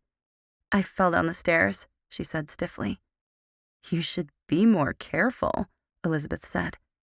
That's what I told her when she showed up looking like she'd just gotten mugged, and then a week later, she's running down the stairs again. I threw a hand up in exasperation. "I wouldn't have run if Alexandra hadn't chased me. I wouldn't have chased you if you hadn't hit me with my pillow while I was sleeping," Alexandra grumbled. "I'm hungry. Why are we even talking about this?" Lily babbled, trying to change the subject. "You're always hungry," Alexandra snapped. "Do you really want me to get dirty snow all over that brand new cashmere sweater of yours?" Lily threatened. "You wouldn't," she said, eyeing her. "Try me," Lily dared. "What would William say if he saw you right now?" Alexandra taunted. "Oh, don't even go there." Lily lashed out and kicked snow at her. "Do they ever stop arguing?" Elizabeth asked me. "No," I said, shaking my head. A flaming fireball materialized in Alexandra's hand. "Hey, what are you thinking?" I yelled at her. "She got shit on my sweater," Alexandra said. "So wash it," I bellowed in exasperation. "You can't just wash cashmere," she said, glaring at Lily, but the fireball extinguished. "You know, I just realized you never told me what your ability is," Elizabeth cut in. "Enhanced senses," I said curtly, trying to shut her down. "Really? That's weird. I mean, Alexandra's a fire user, and Lily heals, so I'd assumed you were even more powerful." "Ow!" Lily yelled. She was down on all fours, but Alexandra was helping her up. Her knee was scraped, leaving behind bloody snow. "How did you manage to trip on snow?" I asked her. "I don't know. It's like I ran into a rock," Alexandra said hurriedly. "Selena, you should take her to the nurse. I think she should have it cleaned. Elizabeth and I can get a table." Her smile was far too big, and she gave a slight nod, so I knew she'd tripped Lily on purpose, making Elizabeth forget the entire thing. "Good idea," I said as thanks, towing Lily along with me. "That was close," Lily whispered when we were far enough away that Elizabeth wouldn't hear us. "Tell me about it," I muttered. My enhanced senses were a shitty excuse at best. How many more people were going to start asking about me? And, more importantly, how long could I hold them off? Chapter 37. "Selena!" Tori shrieked and ran to give me a hug. "Where's Amber?" Her lively gaze looked over the unpacked clothes lying on our roommate's bed. "She left a while ago," I shrugged. "Oh, okay. How was your break?" she asked, throwing her bag down. "Good. Yours?" I was getting better at small talk. "Great," she said. "We went riding, I got to bake and see Alec." "Who's Alec?" "My brother, the blonde one on the Christmas card." She pointed across the room at my wall. "Oh, why, don't you get to see him usually?" I asked while digging for gym clothes. "He graduated last year and now he works at the court." She sounded disappointed. "Really? Now that piqued my curiosity. What does he do there?" It wasn't uncommon for stronger or more influential supernaturals to work with the council, but at court you had to have some serious magic tricks. "He has a certain ability they find favorable." She hesitated. "He can make others see what he wants them to." "Cheater," I muttered. "What?" "Nothing." I glanced at the clock. Bright red numbers read 4:59. Crap, I was late. I pulled my hair back into a ponytail and tied my running shoes. "I have a meeting to go to, but we can talk more when I get back," I called over my shoulder as I walked out the door. The hall was crowded, with girls coming back from holiday. It must have been nice to have a family. Don't even go there, I scolded myself. The second I was outside, I raced for the gym, dodging people and their luggage. I burst through the gym doors and continued to the last door on the right. 20 pairs of eyes turned to me as I took my seat on the edge of the ring. "You're late," Coach Avery said. "You're observant," I retorted. "Don't let it happen again," he said, before turning back to the group. "We have one more match coming up in the middle of March, and if we win, we'll be invited to the council for championships. I don't know how many I can take, but if you don't win in March, you're not going. End of story. Now, if you're failing or on probation, I've been informed that you won't be allowed to participate in March, so if you need to, you can come see me during practice today and we'll figure something out. Selena and Lucas, I want you in the ring." He turned away before I could talk to him alone. "Actually, can I have a word with you?" I interrupted, getting up from my seat. "What, Foster?" I could almost hear the eye roll, but he returned to hear me out. "Can you please inform this school that I am female? I'm tired of my opponents laughing at me." I crossed my arms and raised an eyebrow. "You've actually earned a nickname after the last match. I think their coach gave it to you." There was amusement in his voice. "What?" "Heartbreaker." "You have got to be kidding me." I groaned and turned away. "Forget I asked," I called over my shoulder as I stepped into the ring. He was still laughing at me.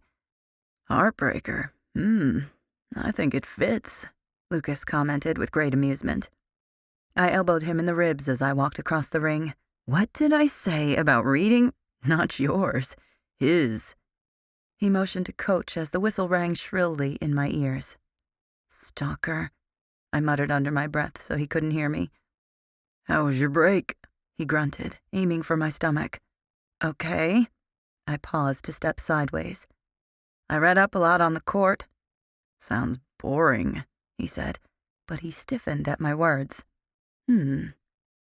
"Oh, and I heard about your cheater brother," I said with nonchalance. I aimed for his abs, taking advantage of his surprise. "What about him?" he growled as my hand slammed into his rock-hard body. "Interesting." "Oh, nothing in particular." I cringed as he took my hand and pinned it behind my back. His foot swept mine out from under me. I dropped to the floor. "So you heard about his talent?" It wasn't a question.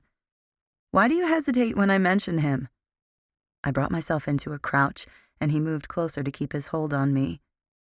"He's dangerous," he whispered in my ear. "So am I," I said, and brought my free arm up to flip him. He hit the ground with a thud as I stood. "I know," he groaned, but I had a feeling he meant it in more ways than one. "So why does he bother you so much?" I said. "It's different. He's not you." His face had taken on a sharper, much older look. He was completely serious. But why? "You should keep in mind that there's still a lot you don't know about me." I cut myself off before I could say more and turned away to get some water. I could feel his eyes following me. Lucas knew I had secrets. He just didn't know how many or how deep the lies ran. If he had, he never would have accepted me. I didn't think I could handle him walking away now, even if I had to lie to keep him. Chapter 38. It's the first official day back, which means your break is over.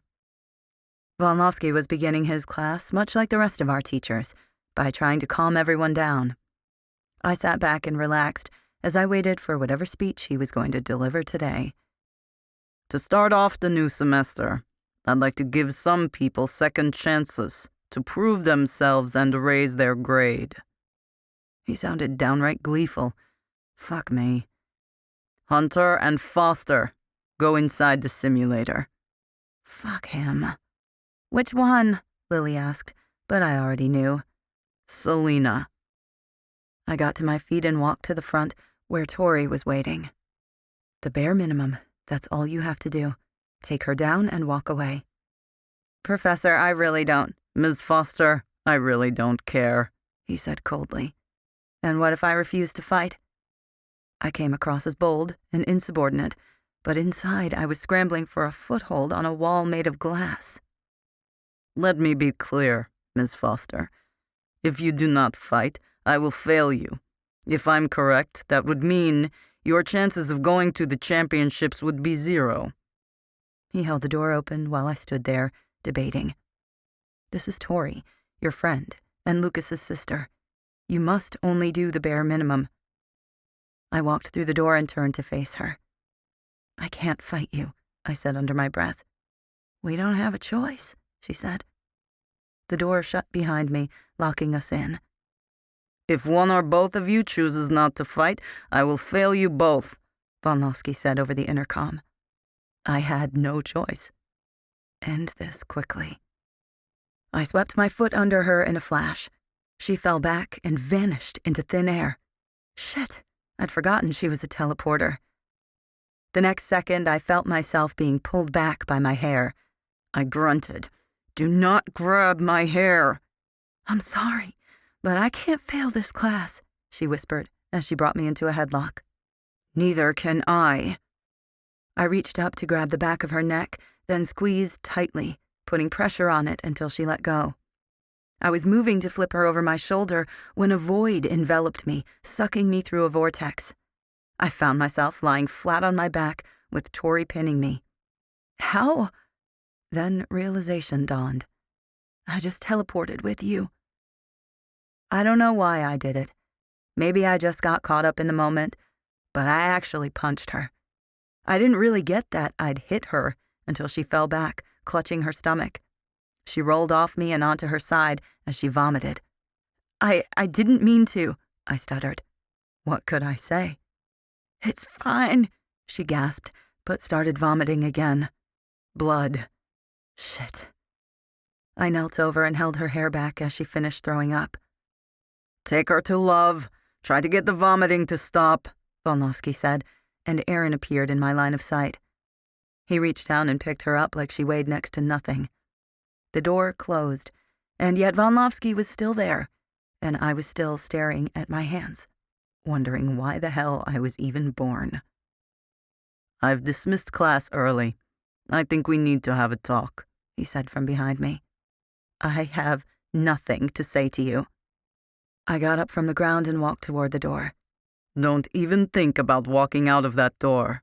I'm not one of your silly little peers who you can ignore. I'm your professor, and you will treat me like it. Maybe you should act like it. I turned and shouted at him.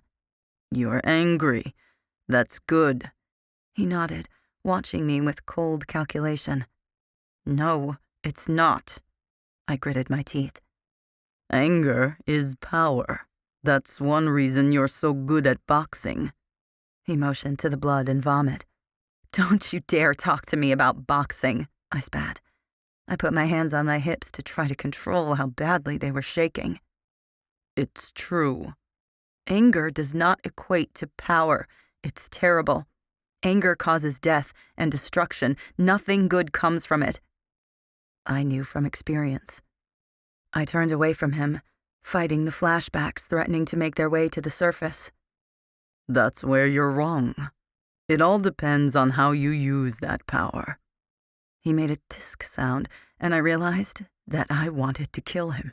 For what he'd made me do, for feeding my demons. I wanted to destroy him because he was right. Get to the point. I have somewhere to be, I snapped. You're powerful, yet weak. Why do you refuse to use your ability? They say you have enhanced senses, but I know better. I see through you, Foster. My blood ran cold, and I knew I needed to shut this down now. Why do you care? In fact, why does anyone care? It's my ability, my choice, and my life. Why can't you butt out? Because you're making a mistake. You could be great. I couldn't believe I was actually listening to this. But it's my choice. You might be my teacher, but you don't have that right. It's one thing that you make me fight, but this is none of your business. Why are you so scared of yourself? His analysis was too close. This needed to end. What? I asked, both exasperated and desperate. I hoped he couldn't tell. You're scared. I have no idea why, but it's the reason you won't fight. Not really. The reason you refuse to use your ability. Let's just get this straight. You know nothing about me. Stay the hell away if you know what's good for you. He thought he saw potential in me, a prodigy in the making. What he didn't realize was that if he wasn't careful, he would find out just how powerful I was. You'll regret this, he called after me. I stopped dead and turned my head to the side. I've had regrets in my life, but I can promise you, this won't be one of them. Lock it up and throw away the key. The anger, the resentment. He can never know the truth. No one can. If they knew, they would come for us. They would fear us. Then they would kill us. With a look as cold as the weather, I left to seek the blessed heat of blood and sweat on a gym mat. Chapter 39. Ugh! I grunted as I lashed out. The air left his lungs as he grasped his throat. I turned and swung again, this time breaking his nose. Aaron groaned. Can you not control yourself? He snapped, clutching his bleeding nose. Can you not fight better? I retorted angrily as I stormed out of the ring. I grabbed a bottle of water from the cooler and downed it in 2 gulps. I was burning, and my heart felt like it was going to beat out of my chest. I still hadn't cooled off from my confrontation with Von Lofsky. I dropped the bottle in the trash and pressed my palms to my temples. The headache wasn't going away. Selena, what's the deal today? You just broke Aaron's nose, and that's only 15 minutes after you fractured Michael's shoulder, Coach Avery said from behind me. Nothing. I'm fine, I lied. Foster, something happened. Is there anything I can do? He was offering to help me, but I was well aware that he was also trying to push me to talk to him. No, there's nothing you can do, so I don't see the point in talking about it. I started to walk to the bench. What happened? He put a hand on my shoulder to stop me. I took a deep breath and turned to him. Volnovsky won't stay out of my business, and to make me fight, he's threatening to fail me, I said quietly, trying to keep Aaron from hearing. Why won't you fight without him having to threaten you? Avery asked. I am, but he doesn't think it's enough unless I destroy them like I do in here. It's not like boxing, and honestly, I don't think he has a right to ask me to do that to a bunch of inexperienced 16-year-olds. My voice was rising again, and Aaron had most definitely heard me, along with half the gym. I closed my eyes, massaging my temples in a vain attempt to calm down. I'll make sure it doesn't happen again, he said. My eyes snapped open. You can do that? I asked in disbelief. I didn't think he had that kind of sway with other teachers. Selena, you have a real reason for being pissed with him, and he knows better. Hell yes, I can do that, he said, and left me. I sighed and positioned myself on the bench. What was that all about? Lucas asked, coming up to the side and doing push-ups. Just some stuff I needed to sort out, I said, pressing the 145-pound bar. Did it have to do with you breaking Aaron's nose? I could hear the grin in his voice. Nosy bastard. Maybe. I smirked, despite myself. I still didn't like Aaron, even if I felt sorry for him. And did it have to do with you fracturing Michael's shoulder? He continued. Maybe, I repeated, less enthused. So he was asking you about your aggression issues? I outright laughed at that. If you already know what happened, why ask? I wasn't actually paying attention. It's your constant anger that's sending off flares in my mind. His voice was deeper and more gruff than usual. Must have been the push-ups. Oh, we need to go running, he said suddenly, getting up from the floor. I just started bench pressing, I argued. He took the bar out of my hands and put it on the rack. Too bad. He started for the door. I bounded after him. What has you in such a bad mood today? His tone was husky as he led the way out. You mean you can tell the difference between my usual heartlessness and bad days? I mocked. He glared at me as he held the gym door open. Usually. We walked in silence for a few minutes while I decided exactly what to tell him. I got into an argument with Von Lofsky today, I finally conceded. About? I refuse to dismember my classmates, but he insists on threatening me so that I will, which is ridiculous, because it's not like I'm not fighting at all. I just want them to be able to walk when class is over. Is that really so bad? I threw my hands up in frustration as I paced. I needed to run, to burn this energy off. I turned and took off down the wall. No, I don't think it is, Lucas said quietly, matching pace with me. I hurt Tori today, I told him, not able to let it weigh on me any longer. I didn't mean to, but it was instinct. She teleported and I flipped. I punched her in the stomach, and she started vomiting blood. Lucas was quiet for a minute. A whisper of panic moved through me. I couldn't lose him, not over this. She would be okay. She had to be, because not only had I punched one of my only friends, she also happened to be my best friend's sister. Ouch. Karma's a bitch. Is she okay? His voice was concerned, but not angry. Aaron took her to Love's right away, I assured him. You shouldn't be fighting sophomores. You're too far above them. Maybe if they move you up to a more advanced class, it wouldn't be as hard to hold back? Maybe, I said. I didn't want to fight in class at all. There was no reason for it. Boxing had a reason. Suppress the insanity, feed the demons, control the killing gene. Battle simulation was to prepare lesser supernaturals for the killing that comes with being one of my kind. I know it sucks right now, but as you get older it changes from one-on-one. They do teams or use the simulator. He was sweating, despite the cold, and his ragged breathing made him sound gruffer. I'm more upset because he thinks being my teacher means that anything's up for discussion, and that's definitely not the case. I don't even like seeing him on a daily basis. I think I was talking to myself more than Lucas. Did he say anything else to you? He panted. No, I lied. Lucas thought my ability was my enhanced senses and strength, but Von Lofsky knew better. I couldn't mention the part about me never using my ability. It would invite too many questions, which meant even more lies to keep up with, and I just couldn't afford that right now. Not if I wanted to stay dormant. Chapter 40. Selena, it's time to open presents, Daddy called. I dropped my baby doll and ran to the door where my father was waiting. He scooped me up in his massive arms and kissed me on the forehead.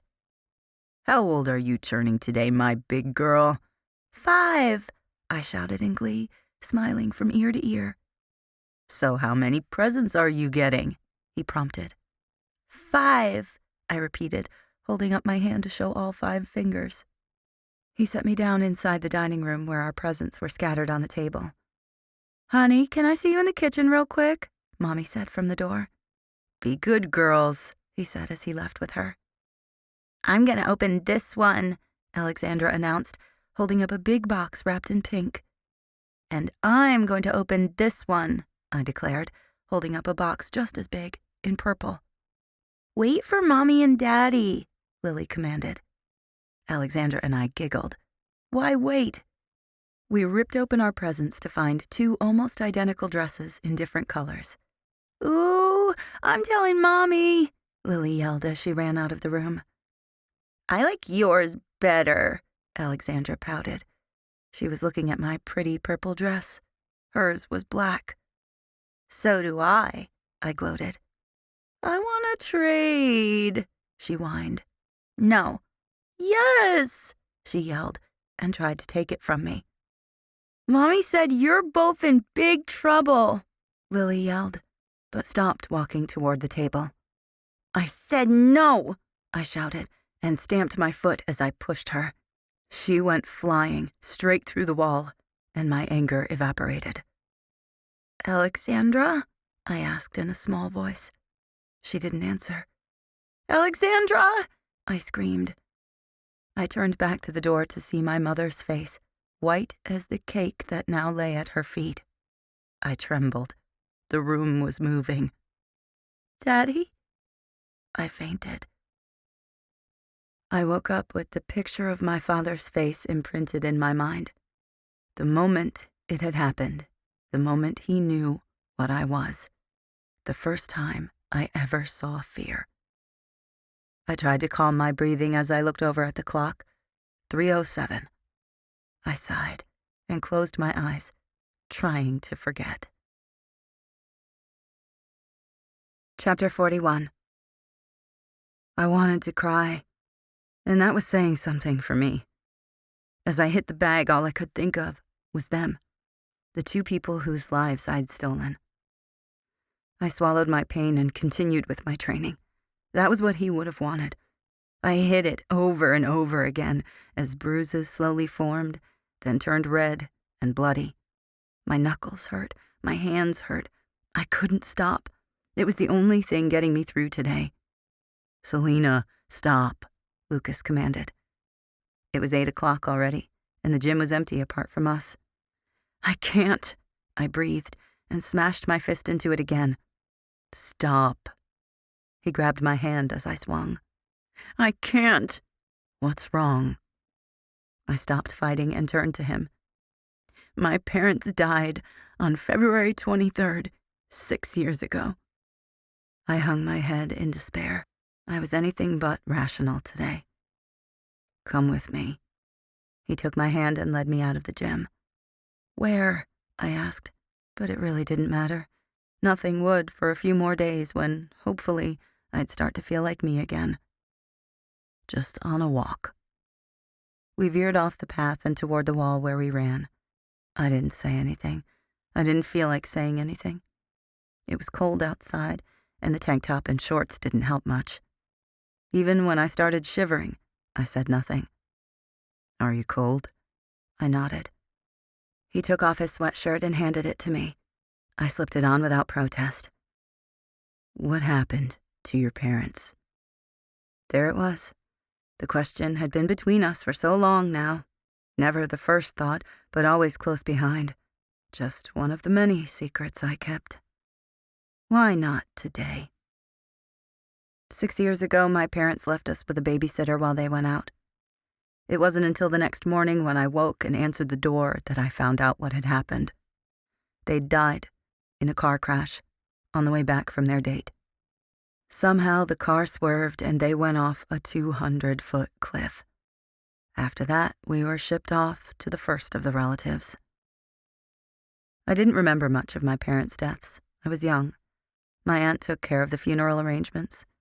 We buried them right outside our yellow walls, inside my mother's beloved white picket fence. I hadn't been back to that house since the funeral, even though I technically owned it. Well, my sisters and I owned it. "I'm sorry." "Why? It's not like you killed them. I did that on my own. And there was the crux of the matter. You just said they died in a car crash. I could see his confusion in the way his eyebrows knit together, the slight frown, earnest eyes. He didn't understand, and I couldn't blame him. It was only ever half-truths with me. They did, I sighed. I couldn't completely tell him how it was my fault. He would never understand that I could have saved them. Then how did you kill them? Our voices were barely above a whisper, and the wind howled in our ears. I stared down at the glistening snow in silence. Before my parents left that night, I'd been getting headaches because I just had this feeling. I knew something was going to happen. I just didn't know what. And when they asked me about it, I said nothing. My hands clenched into fists as I remembered. I said nothing, I whispered. Selena, you didn't kill your parents. They died in a car crash. It wasn't your fault. He didn't understand. No one did. It's not just the feeling, Lucas. I don't know how, and I know it doesn't make sense, but in my heart, I know I killed them. It was like I was forgetting something. I just didn't know what. I was the greatest murderer in history. Even I didn't know how I'd done it. I stiffened when he hugged me. The smell of the outdoors and him overwhelmed my senses, easing the pain I'd felt on this day for 6 years. It felt right. I wasn't alone, and for once, I needed that. I closed my eyes and leaned against him, wrapping my arms around his firm waist. You're not alone. Never again. Chapter 42. It all comes down to today. Everything we've worked for this year depends on today. This is the hardest school we've faced yet, but if we win, we'll be invited to the championships. Coach Avery was finishing up his usual pep talk before the big match. First match boxers to the ring. I repeat, first match boxers to the ring. I started to get up when Avery stopped me. We switched up the order. You'll be going last today instead of first. He hadn't thought to tell me this before now? Why? Because I requested it. I'm the coach. End of story. Asshole. As the next couple of hours passed, I paced back and forth, waiting anxiously. The room emptied one by one, and when it was finally Lucas's turn, I went out with him, turning the light off as I left. I wished him luck as he entered the ring, and wasn't surprised when, 10 minutes later, he'd won. Selena, it's all on you. This match will decide if we go to the championships. Don't let me down, Coach Avery said, clapping me on the back. No pressure, I muttered, but it really didn't bother me. As I stood inside the ring, I waited for the other boxer to get in, rubbing the calluses on my knuckles out of boredom. I glanced over at the corner to see a boy around 6 feet tall talking to an older man who I assumed was their coach. So this is the heartbreaker you were talking about, he said to his coach, not even trying to pretend he wasn't outright staring at me. Oh God, that fucking name. I wanted to kill him already. That's her. Consider it done, he said with misplaced confidence, and he climbed into the ring. The intercom came on and I stepped up to fight. Pulling my fists up into fighting position, I took one single deep breath, and the bell rang. Look, I don't want to hurt you. Why don't you just withdraw and I'll take you out for ice cream? Same old bullshit. My eyes narrowed. I threw a punch at his side, but he jumped out of reach. Feisty. I like it. His blue eyes roamed over me with interest. I sent one straight for his head, and he caught my hand. You really don't want to fight, he said in a deeply seductive voice. His eye twitched, and something weird came over me. Selena! Selena! Tori yelled from the side of the ring. I blinked and snapped out of it. What? I yelled, not taking my eyes off him. It's Lily! She's going to kill her! Without a word or glance, I turned away from him. He grabbed my arm, and I turned back. "Withdraw," he persisted, and I decked him. One single punch thrown at him with everything I had, straight into his face. I didn't even stick around long enough to see him fall. I ran and jumped clear over the ropes and out of the ring, sprinting behind Tori. I didn't have to go far. I found her right outside the gym. The crowd parted to let me through. It was completely the opposite of what I'd expected. Lily had April pinned against the brick wall, holding her by her neck. April's face was already blue and purple from lack of oxygen, and she looked like she was losing consciousness. Her skin was ashen, unnaturally pale, and she scrabbled weakly at Lily's hand. The most shocking part was Lily. She looked radiant. Her normally kind brown eyes were almost black. Power came off her in waves.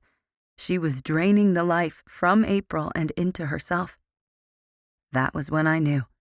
She had the killing gene. I strode forward and grabbed Lily's arm, trying to pull it off the girl's throat. She held tight, and April gave a strangled cry. "Lily, let go of her, now," I commanded. She didn't listen to me. It was almost like she couldn't. There wasn't even the slightest recognition in her eyes. April didn't look like she had much time left. I had to stop this. I tried to pry her fingers from the dying girl's throat, but the effort was wasted. She gave me no choice. Grabbing her wrist and locking her arm before she could push me away, I struck down hard on her elbow and felt it give as I snapped it in two. She instantly released April as she stepped back, rage clouding her lovely features. April drooped to the ground, unconscious.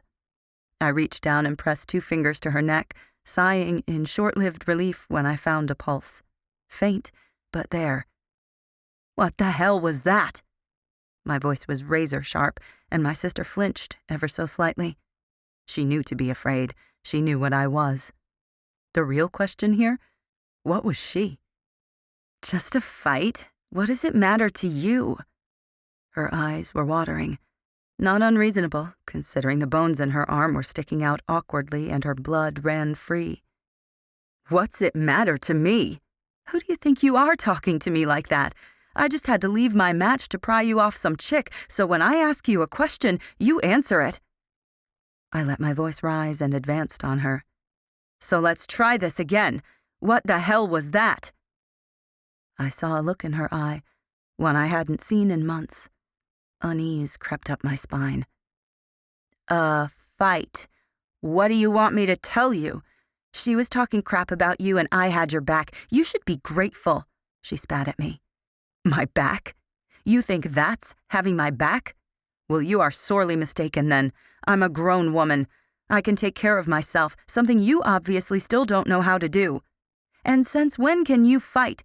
Because if I remember correctly, I told you no." I wished now that I'd told her why. I wished she knew. I wished I'd done a lot of things differently with her.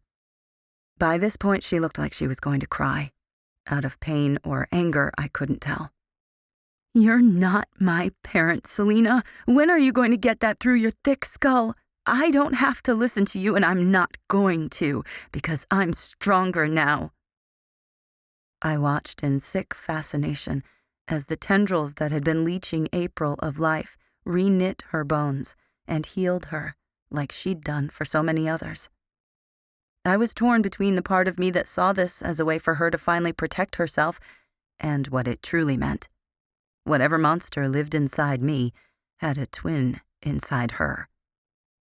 "You call that strength? You know nothing, Lily. You almost killed her. Do you understand that? Can you actually grasp the idea that you almost ended someone's life? Because I don't think you can. I don't think you understand the guilt that would haunt you until the day you died. It would consume you. No, I don't think you understand. This is my power now. I've evolved. So why deny it? I'm stronger than the rest of them, and now they know it." She motioned to the crowd gathered around us, sweeping her arms wide as she cackled. "One person. That's all it takes to make a point. Why don't you just accept that I can take care of myself? I don't need you anymore." My heart sank. I was sorry for her, for what she was going through. I knew how it worked, and pushing her would do no good. Until she could see the difference between her and the monster, she would be controlled by it. I only had one choice, one chance to bring her back to me. You know what? You're right. I'm done with you. What do you mean you're done with me? She sneered, but underneath her anger, she flinched. She was on her own now. I hoped I was making the right decision. I mean exactly what I said. Even though it killed me, I turned and walked away, leaving her to suffer in her own dark glory. Chapter 43. Hey, I saw what happened, Lucas said from the door. I stood in the middle of the ring, pacing back and forth, thinking. I felt him come closer. Of course you did. The words were mostly to myself. I knew he didn't expect an answer. He didn't make me bother with the normal social conventions that frustrated me. I know you're upset, but I think you did the right thing. Did he see the monster when he looked at her? Did he see the way it snarled, the way it smiled? Did he see that in me? I don't know. I sighed. I was so confused right now. Nothing made sense. What are you talking about? You saved a girl's life, and you saved your sister from the guilt of killing someone. But where did I go wrong? I always taught her to be herself. I taught her morals, and I was there with her when she manifested. I've gotten her through everything up until now. Where did it all go wrong? The truth was, I knew where it had gone wrong, and it wasn't Lily's or my fault. Not really. Much like me, she was born this way, inheriting our mother's sickness. I don't know what to tell you, but I think you should focus on the championships right now and not your sister. I get that you love her, but you have your own life to worry about, and she'll be here when you get back. It's only 2 weeks. I didn't have a choice. Today wasn't enough to suppress me through the summer, and if I was going to have any chance of helping her, I needed to have my insanity on a leash, even if it meant leaving her for a short while. The only thing worse than one monster was 2. You're right. I need to worry about me. He didn't know the half of it. Chapter 44.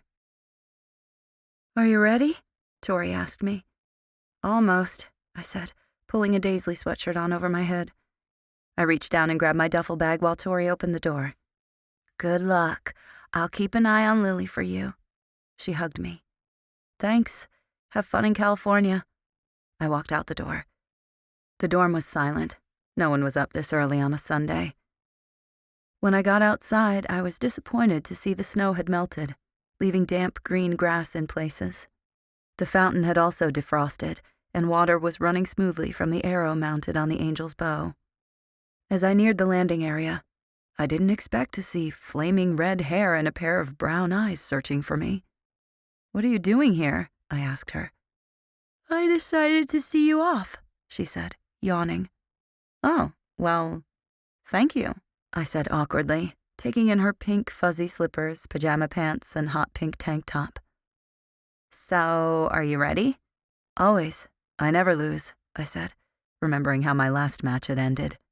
I should have been disqualified, but extenuating circumstances and all that. Okay. What's wrong? Nothing. I twirled a strand of my hair. It's Lily, isn't it? I just worry, I sighed, when suddenly the feeling came over me. Something was going to happen. I just didn't know what. Breathe, I reminded myself. She'll be all right. You have people watching her. Tori, Alexandra, even Amber. There's no way she'll get past them. Don't. I'll watch her, and Elizabeth's helping me. She won't leave our sight, Alexandra assured me. I know. I looked away. See, my subconscious chided me. Even Elizabeth is helping. She'll be fine.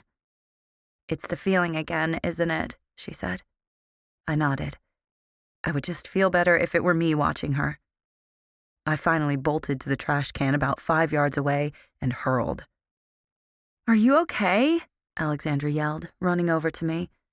"Fine," I gasped, wiping my mouth and hoping the jet would get here soon so I could brush my teeth again. "Selena, she'll be fine, I promise. We both know why you need to go on this trip." She gave me a knowing look. I nodded again and sagged against the trash can. "You missed some." She pointed to the corner of her mouth. I grimaced and reached up to wipe it away. "Thanks. Did I tell you I broke up with Michael?" Well, that was a change of subject. She was watching something over my shoulder. "No." "I got a new boyfriend," she smiled. "Who?"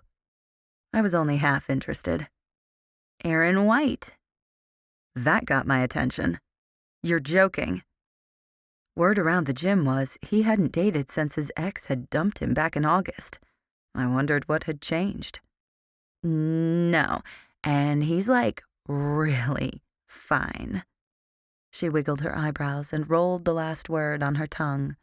I wanted to gag again. "Alexandra, he's a terrible boyfriend." "Why? How would you know? You haven't dated him," she said. I sighed. "Whatever. Do what you want. Just keep an eye on Lily, please." I didn't need to deal with this right now, not on top of everything else. "I will." She rolled her eyes just as the jet came into view. "It's about damn time," I muttered, looking at the time on my phone. "Okay, have a good trip. I'll text you," she called as she went to give her new boyfriend a hug. I didn't even bother trying to respond. Aaron only kissed her on the cheek before boarding. She looked sour, and I was pretty sure she'd also noticed. "Good," I thought, climbing onto the jet after him. "Keep your hands off my sister if you know what's good for you." I took a seat and sat back, closing my eyes while the feeling washed over me for what I hoped was the final time. "You okay?" Lucas's deep voice rumbled next to me. "Fine," I lied, as the plane doors closed and we took off. The only thing worse than one monster is two, I reminded myself. I looked out the window one last time and tried to push all thoughts of Lily from my mind.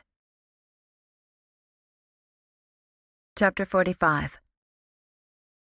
"We're almost there," Lucas said, waking me from my dreamless sleep. The trip was about 10 hours from Montana all the way to the Alps in northern Italy. I glanced at my watch. It was a little past 8 in the evening local time. "How far away are we?" I asked groggily, leaning back in my chair again. "You can see it if you look out the window."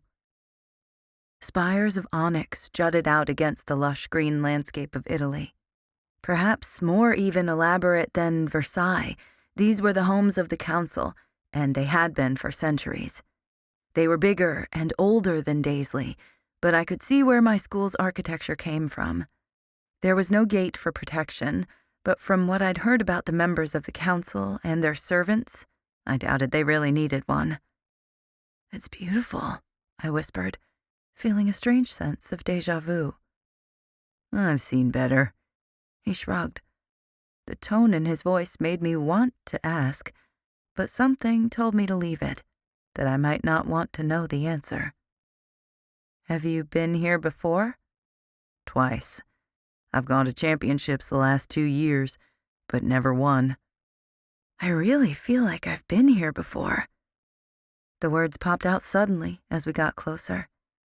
"That's unlikely, unless—" He stopped mid-phrase, looking at me with concern. "What?"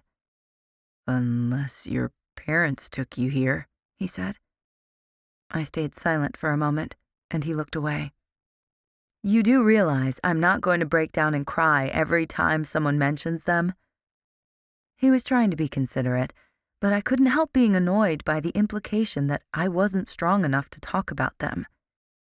"I know that, but I also know you don't like to talk about them." The ice in my voice hadn't even fazed him. "Not always," I murmured as the plane came closer to the council. "Are you nervous?" I followed his eyes to where my fingers were tapping impatiently. More of a mix between tired and excited. The jet touched down. About? I'm going to the council, a place I've only read about in books. I'm going to meet and see the most powerful beings that walk the earth. It's gratifying, even if I am walking into a lion's den. I'm tired of being on this plane, and I really need a shower. Meanwhile, my brain was replaying 2 words over and over. We're here. I felt like I was on the precipice of something. I understand completely, he said as we stood to leave. As I stepped off the plane, I immediately felt out of place. Tall buildings towered over me, stuck in their ancient beauty. The cool breeze lifted my hair, and the setting sun heated my pale skin. Directly ahead of me stood a garden. The smell of roses overwhelmed me, bringing me back to my childhood home and my mother's garden. I was going to have to take a walk very soon. I see that you find my home resplendent, Miss Foster. I'm happy to say that your beauty alone can compare. Aldrich Fortescue came striding up, and I was struck by the assuredness that radiated from him. Such confidence, so like my own. He came from a ruling family, a head of council and member of court. I was just a wolf in sheep's clothing. I glanced down at my thinning tank top and baggy sweatpants. Thank you, but on the contrary, your home is much more magnificent than any beauty I possess, I purred, allowing myself to take on a very formal tone. I hated having to bother with pleasantries, but I knew it would go a long way here. You are quite refined for someone so young. I commend you. Such lovely words in such a dangerous place. The Supernatural Council was known for being even more brutal than I was when it came to our enemies or those who displeased them. I do not believe my attire is exactly what you would call refined. I laughed a sophisticated laugh. Such a lilting sound. I hated it. Fortescue smiled as Coach Avery came walking off the plane with Aaron. Mr. Fortescue, it is an honor. To what do I owe the pleasure? Avery's tone had also changed, and that never happened. The Fortescues were the equivalent of royalty. They'd been the ruling family for as long as anyone can remember. Ah, Christian Avery.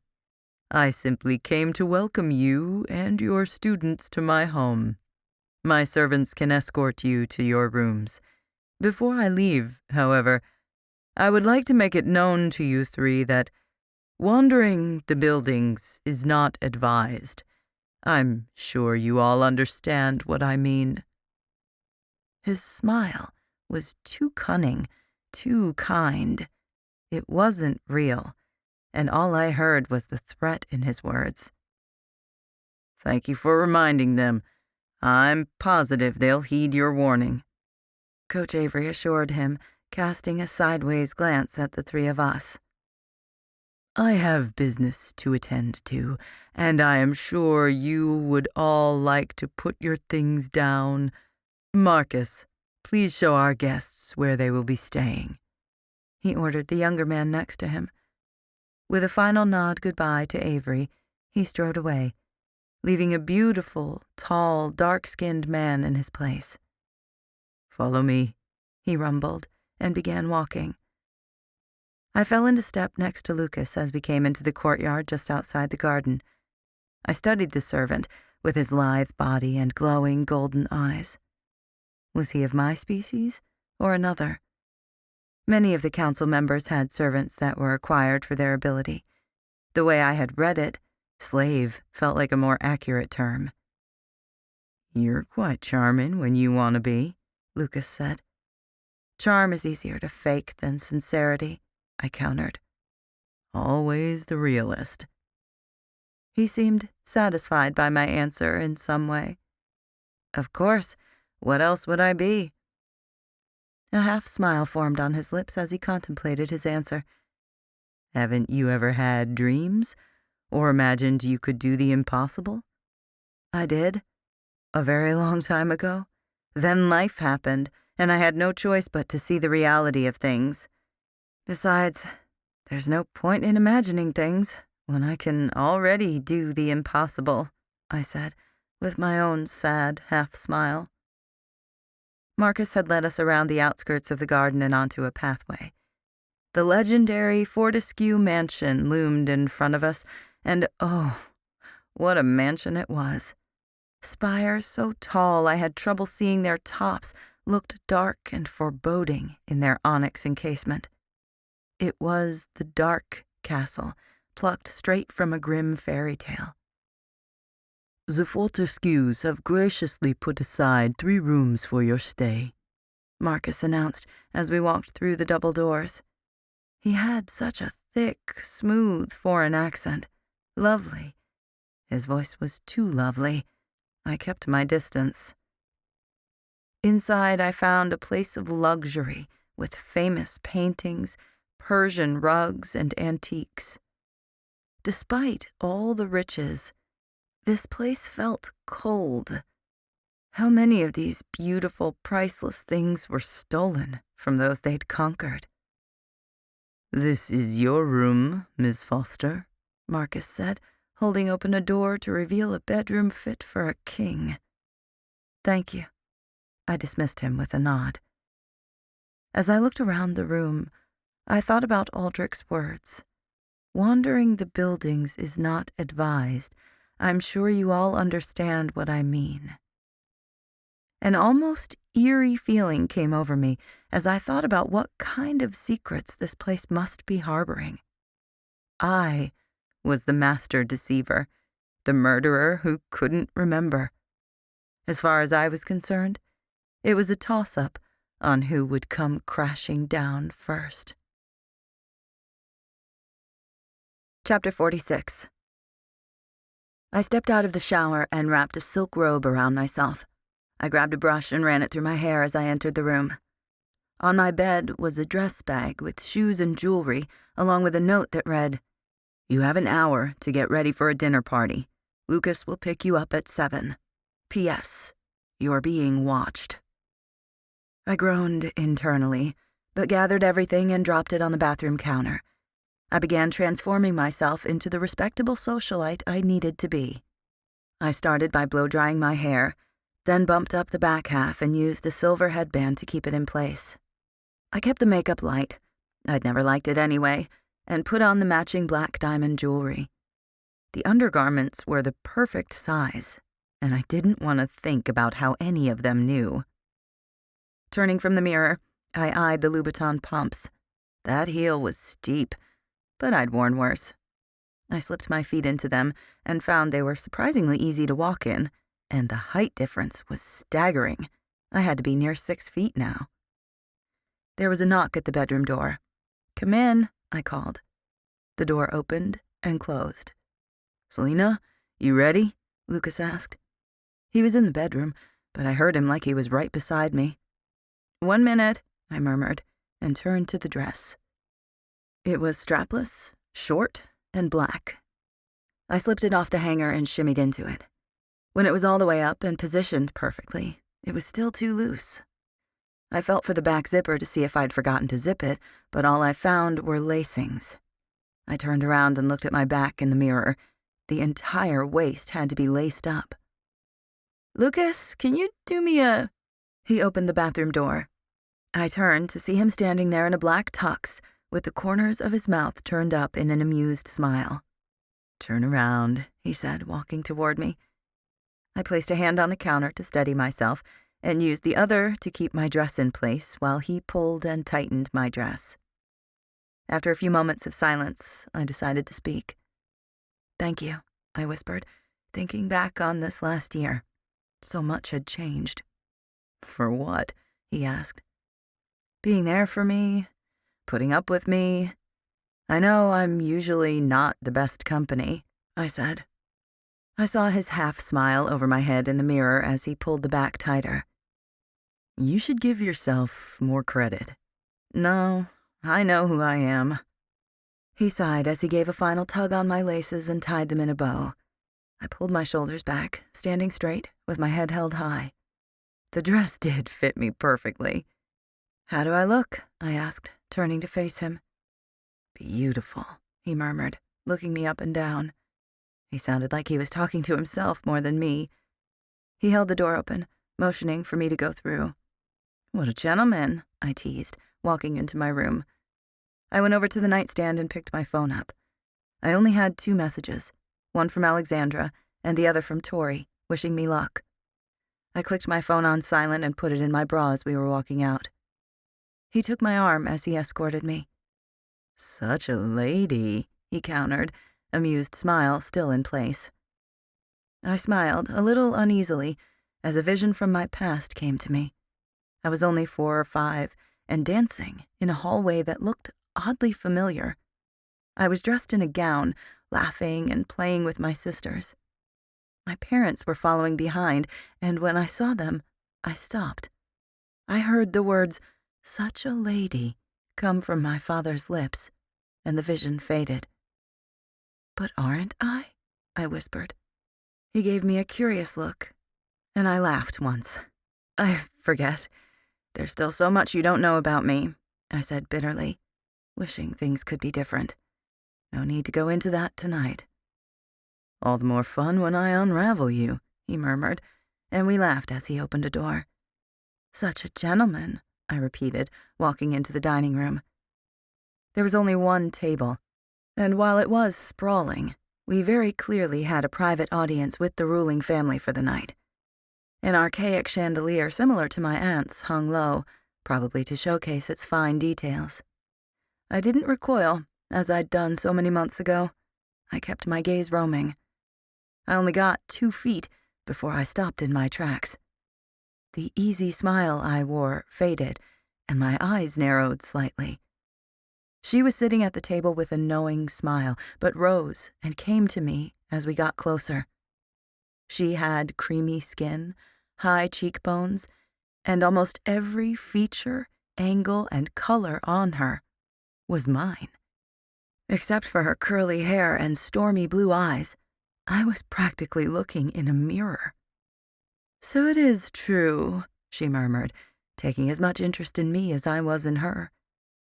"I am Anastasia Fortescue, member of the council," she announced, offering her hand. "Selena Foster, Daizlei boxer," I challenged, taking it. "And you are?" She turned to my escort. "Lucas Hunter," he said, his voice stiff as they shook hands.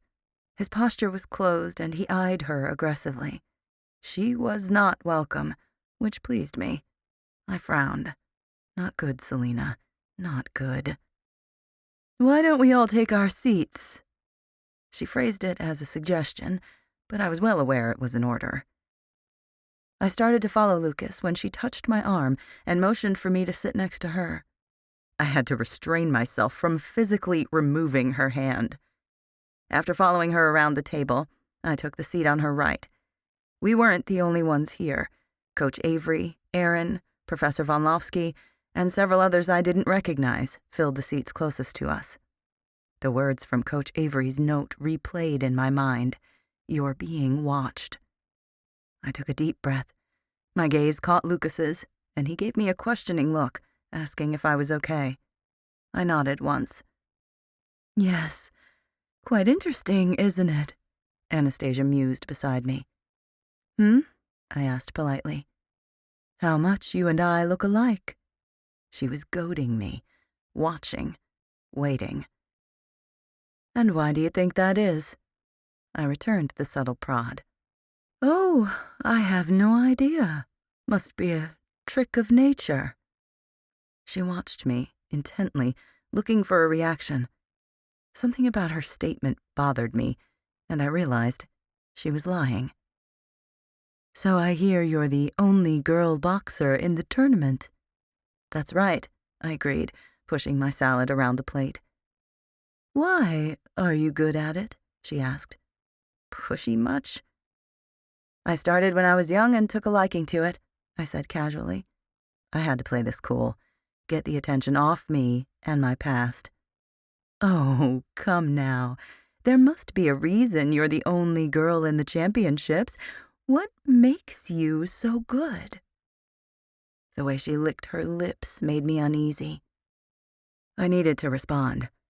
I thought for a second about the many reasons I was good, but it really came down to one thing.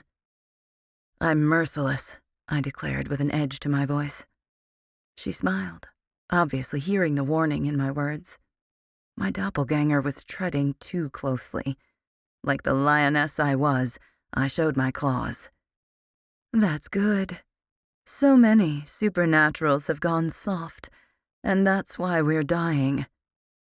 Her voice was sad, but her eyes were hard, cruel. She was talking about the building tension between supernaturals and vampires in the court, but our supposed softness wasn't the reason for the tension at all. Her family had a very interesting history with the court, from what I'd read, and some of its methods weren't exactly humane. I supposed you didn't stay in power by being humane. Merciless. The word rang through the air as clearly as if she'd spoken it. Telepathy. I slammed the door shut on my mind, and her eyes narrowed ever so slightly. Judging by Lucas's blatant stare, he must have heard it as well.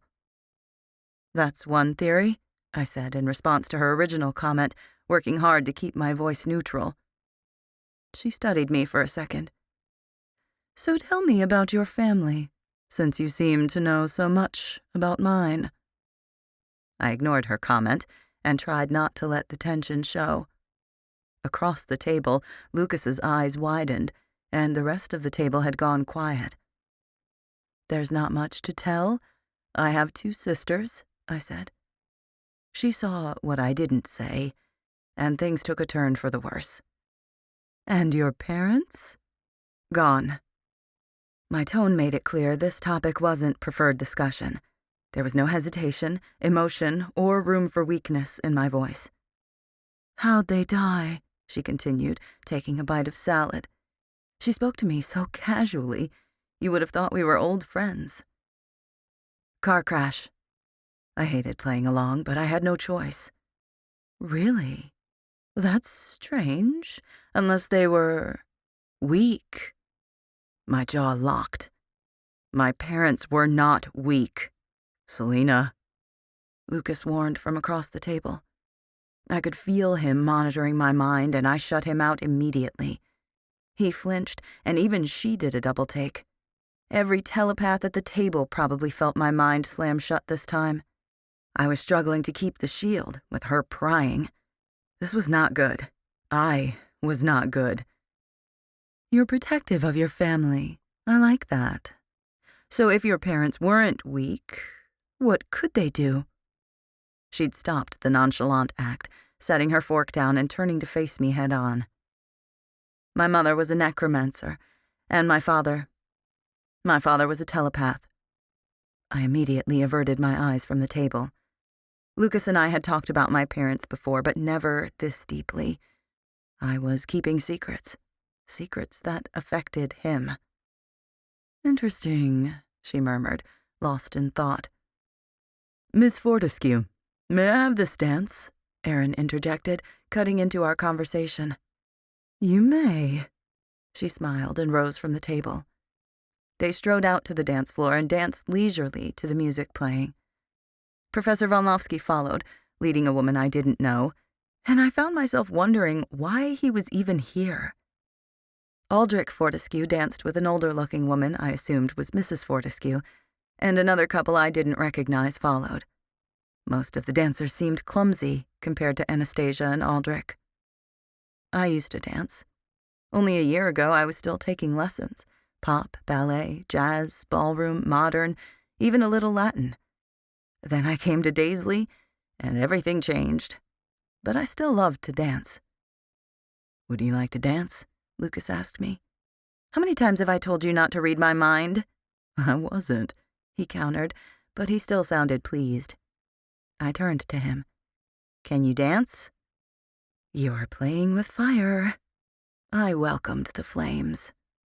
A little, he smirked. I sighed and rose from my chair. He held out his arm, and I took it as he led us to the dance floor. The music changed just as he pulled me by the waist, close to his body, and a tango began. He slid his hand down to my lower back as we started to dance. I glided through the steps, moving swiftly across the floor. I never took you for a dancer. His eyes twinkled in the candlelight cast by the damned antique chandelier. There's a lot you don't know about me. I repeated my mantra as he moved me backward. My heels clicked. This was the perfect dress for this, short enough to let me move, and modest enough to keep it from looking scandalous. What better to tango in? Oh, really? I think I know you better than you assume. He let go, and I went spinning across the floor. My legs moved swiftly, carrying me as I fell into the heat of the moment. I stopped before there was too much distance, my arms at my sides and head high. I smiled to myself as we crossed the floor, meeting again. He wrapped his arms around my waist as he held me close.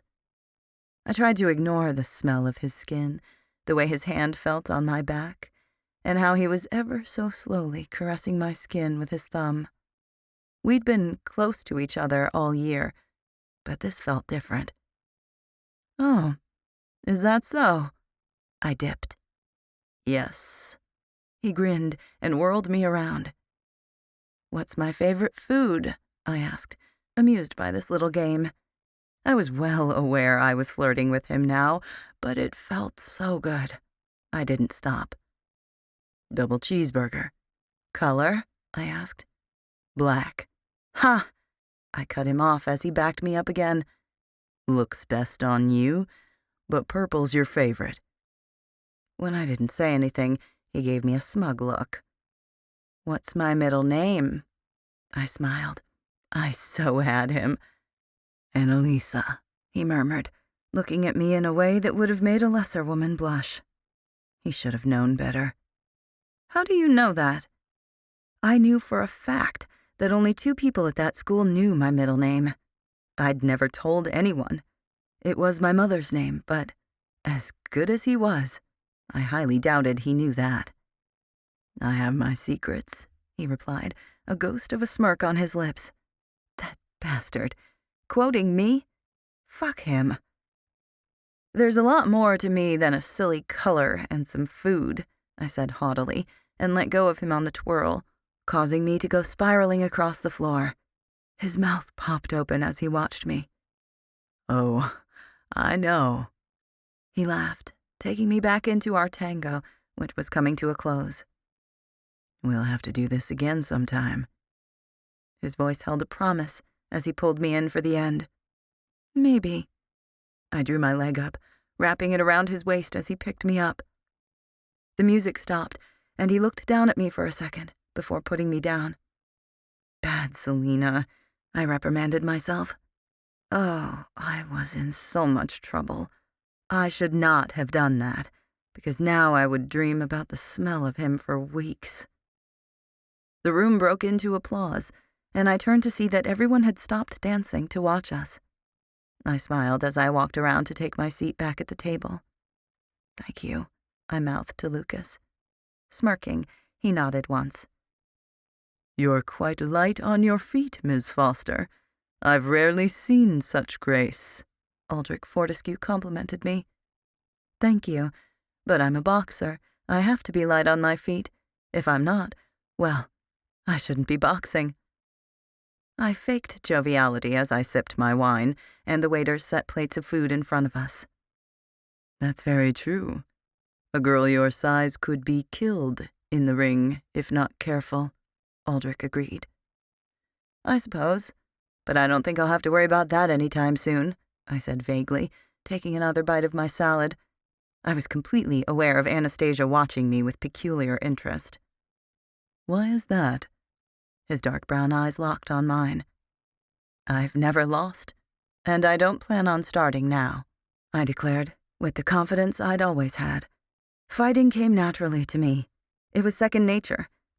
I could tell he didn't quite understand this. You've never lost? That's quite a feat.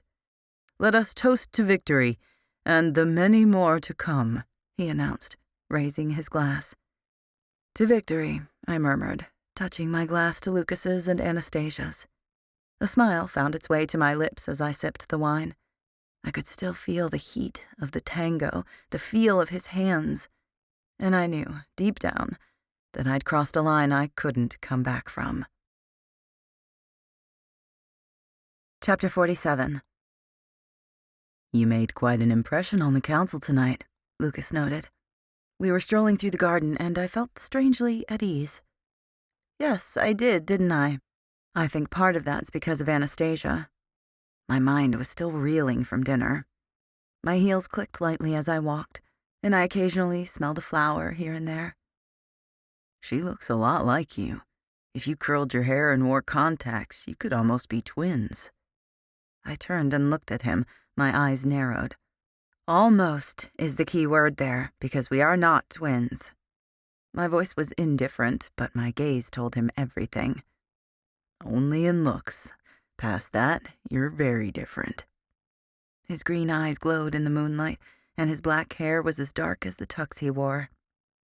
Can you read her mind? I inquired.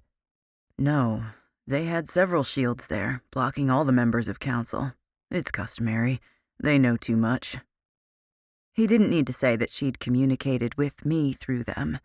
I was aware of how powerful these beings were. I'd never had so much trouble maintaining my mental barrier as I did tonight. She was the strongest telepath I'd ever encountered. Interesting, I murmured, and turned away. I knew what was coming, what he'd been waiting to talk to me about. You never told me your father was a telepath. I have my reasons. It was all I could bring myself to say. You always have your reasons, Selena. So please, enlighten me. What were they this time? His voice was cold, almost heartless. I didn't flinch, but I knew then that I'd made a mistake in not telling him, but I'd done it for him. When I learned you were a telepath, I immediately thought of my father, and I was always comparing you to him. But I soon learned that you fell short of the man he was. You haven't quite figured out all the tricks of the trade. If I told you about him, you'd want to know more. You'd start to rely on me to explain things, and you would never grow. He got to be where he was because of the struggle. I wanted you to get there too. So no, Lucas, I didn't tell you. In time, maybe I would have, but more than likely not. He paced back and forth, and I started to leave. This was a mistake. You did it because you care, he concluded. I stopped walking and turned back to him. His green eyes were alive and fiery. Some things you need to learn on your own. If I told you I would become your crutch, and when you left after next year, what would you do? So, yes, I suppose I care. How did you know I was a telepath the day we met? The last time he'd asked me that, the only response I'd given was, I'm observant. Your eyes, I answered begrudgingly. What about them? He was completely clueless. You glazed over and didn't watch my hands. When I saw that, I knew immediately what you were. I blocked you and you were stunned. I beat you that day because you've allowed yourself to be crippled by your ability. I took a seat on the edge of the marble fountain and looked up into the sky. Crippled by my ability, he murmured the words aloud to himself. I kept my eyes on the sky, watching the stars, even when Lucas sat next to me. Thank you. I still wish you'd trusted me, but thank you, he said. It didn't have to do with trust. It had to do with what I thought was best. I was amazed by how far I'd come, how much I'd done. I couldn't help the unease when it came to Lily, and how far she'd fallen. I wish my sisters were as understanding as you. We'd had so many arguments in the last year alone, and things just kept getting worse with Lily. You worry too much. His shoulder bumped mine, and I laughed once. You sound like Alexandra. I glanced at him, grinning. She must be pretty smart then. He laughed. Shut up. I elbowed him, laughing. I lost my balance, and before I realized it, I was falling backward into the fountain. Just when I knew I was going to hit the water, he wrapped a strong arm around my waist, pulling me back up. We were close, very close. I kept my gaze on his chest, broad arms and full lips. I couldn't look at his eyes. I shouldn't look at his lips either, because then I was tempted to do something I shouldn't. It was just so much, too much. Him, his smell, his warmth, the calluses on his hands. I felt it all. Again, I reminded myself of the line. I waited for him to move back, but he didn't. My heart pounded in my ears, and when I heard another heartbeat match it, I looked up, finally, into his eyes. I wasn't ready for what I saw there. He stepped back, and I took an unsteady breath. "You're welcome." He tried to joke, but there was a strain behind it. "I was going to say thank you until you said that," I said. "I could have let you fall. A little water never hurt anyone." I smiled, more comfortable with the easy banter than the proximity that was screwing with my mind. "Really?" His smile was smug. "Really?" I challenged. When he came at me like I'd expected, I jumped to my feet while pushing back on his shoulder. He hit the water with a crash, and I covered my mouth as I laughed. "I thought a little water never hurt anyone." He got to his feet, drenched from head to toe. "What are you looking at me for? You had it coming." He cocked his head to the side as if he couldn't believe I'd just said that.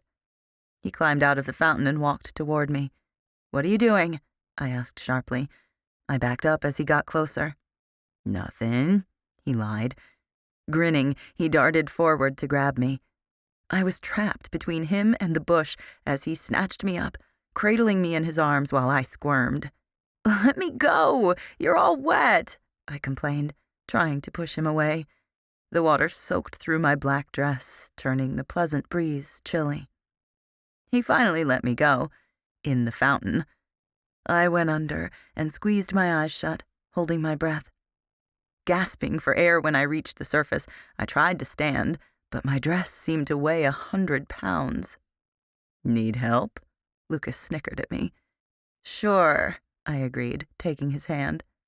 As he pulled me up, I pulled him down, and he went over the edge. I stepped carefully over the side, trying not to slip in my heels. Lucas had tugged his jacket off and was unbuttoning his shirt. Water droplets clung to his tanned skin, and he shook his hair like a wet dog. "That's the last time I help you," he said, and laughed, running a hand through his wet hair. "I didn't need your help." I pulled my shoulders back and held my head higher in a show of dignity.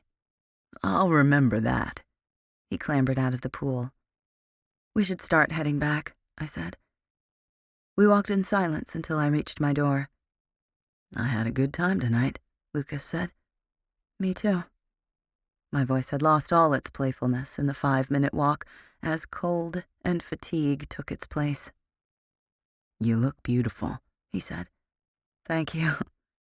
My hair was a soaked mess, my dress ruined, and my makeup smeared, so clearly he was just being kind. I needed to get inside before he realized I'd crossed that invisible barrier. "Selena," he paused. I asked, without even looking at him. "Thank you." "For what?" "Caring." I stayed silent for a moment before turning to him. "Good night, Lucas," I whispered as I closed the door behind me. His whisper followed me all the way to bed that night. "Good night, Selena." Chapter 48. After the dinner party, it was 4 days of fighting filled with sweat and blood. I would finish one match only to have another opponent 10 minutes later. I was tired and sore, but I'd fought my way to the top through 48 men. Now, as I stood in the gathering hall, I had one final opponent. One person stood between me and victory. Had this been a team-based sport, this wouldn't have been possible, but it wasn't. No matter which team won, someone had to be crowned the victor, the champion. It just so happened that my opponent was the one person who knew me better than anybody, and the only person who actually had a chance of winning against me. Lucas didn't underestimate me. I could see it in his green eyes as I watched him now. His shirt was off, and his muscles looked tight. Already sweating, his skin gleamed, and you could see the defined ridges of his abs. He had complete focus on sparring, but I was sure he knew I was watching. I turned away to stretch. The cheering of the crowd was deafening. Thousands of supernaturals had come to see who would win. On the second floor there were balconies, where only members of the council and their friends sat. Every seat was filled. Someone told Coach Avery that it was time. Standing, I blocked out the noise and walked toward my coach, awaiting whatever advice he had to give. I don't know what to tell either of you. This has never happened before. No matter who wins and loses in that ring, I'm proud of both of you and how far you've come, and I'm proud to be your coach. His words were touching, but lost effect when a buzzer rang to hurry us along. Good luck, both of you. Lucas and I turned away, getting into the ring for the last time this year. How fitting that both my first and last fight of the year were with him, my best friend. I haven't actually fought you in almost a year. I hope you're ready. You're a sophomore, girl. What makes you think I'll lose so easily? I'm a year older than you and twice as big. I laughed. We both knew that meant nothing with me. Remember that when you're looking up at me from the mat, I called across the ring. We'll see about that, he said in a teasing voice, turning to wrap his hands. This was it. Boxing was the only thing I was passionate about. I didn't know what I would do in the future, but right now, this was what kept me going. My earlier fights had left me feeling rejuvenated and in control. I had the killing gene locked down. He would walk away when this was done, and nothing would change. We would not change. The crowd went silent as an announcer came on to introduce us one last time. I took a deep breath and closed my eyes. A buzzer sounded, and they snapped open. Good timing, too, because Lucas had already crossed the space and thrown a punch at me, which I narrowly dodged. We continued to exchange punches for what seemed like hours, but neither of us could get a leg up. After the last year of training together, we knew each other's moves as well as our own. We were equals, and whoever won this fight wasn't necessarily better, just the one who didn't make a mistake first. It would be me. As time went on, I noticed that he was falling back on his only flaw, telepathy. It was his gift and his curse. That much we had in common. His eyes started to glaze over, and he was losing focus. He was intent on not only winning this, but also getting in my head. How many times do I have to tell him? Not this time. We were in the middle of the most important fight of the year. I would wait until he was completely under before striking. I had to do something different. He knew my usual targets: face, throat, gut. I needed a different target, one that was unexpected but could take him down. Then it hit me. I knew exactly what to do. Without wasting any more time, I put my plan into action. I stepped in closer to him and, for a fraction of a second, dropped all my shields as I aimed for his face. His eyes narrowed, and he went to block my hand. While he was focusing on the expected, I threw my shields back up and changed direction, right into his sternum. As my fist made contact, the urge to hurl hit me. He'd punched me in the stomach. Before the pain could consume me, I managed to put everything I had into that one punch. He stared, eyes open, as he fell. I was clutching my stomach as if it would hold back the unbearable pain. Around me, the crowd erupted into applause. I looked down at Lucas. He wasn't moving. How could that be? Shock filled me, and I dropped to my knees next to him. "Lucas," I managed to say, despite the throbbing. He didn't respond, and his face was starting to turn blue. "Lucas!" I hit him in the arm, but there was no reaction. "Lucas!" I yelled and slapped him in the face. His eyes were vacant, wide and staring, unseeing. "No," I whispered, shaking my head. "No, no, not you too." Others were entering the ring now, and I tried one last time, slamming my hand down on his chest. I opened my mouth to call for help, but he jerked, blinked once, and there was recognition in his eyes when he looked at me. He sucked in a breath of air and slowly exhaled. He was all right. I hadn't killed him.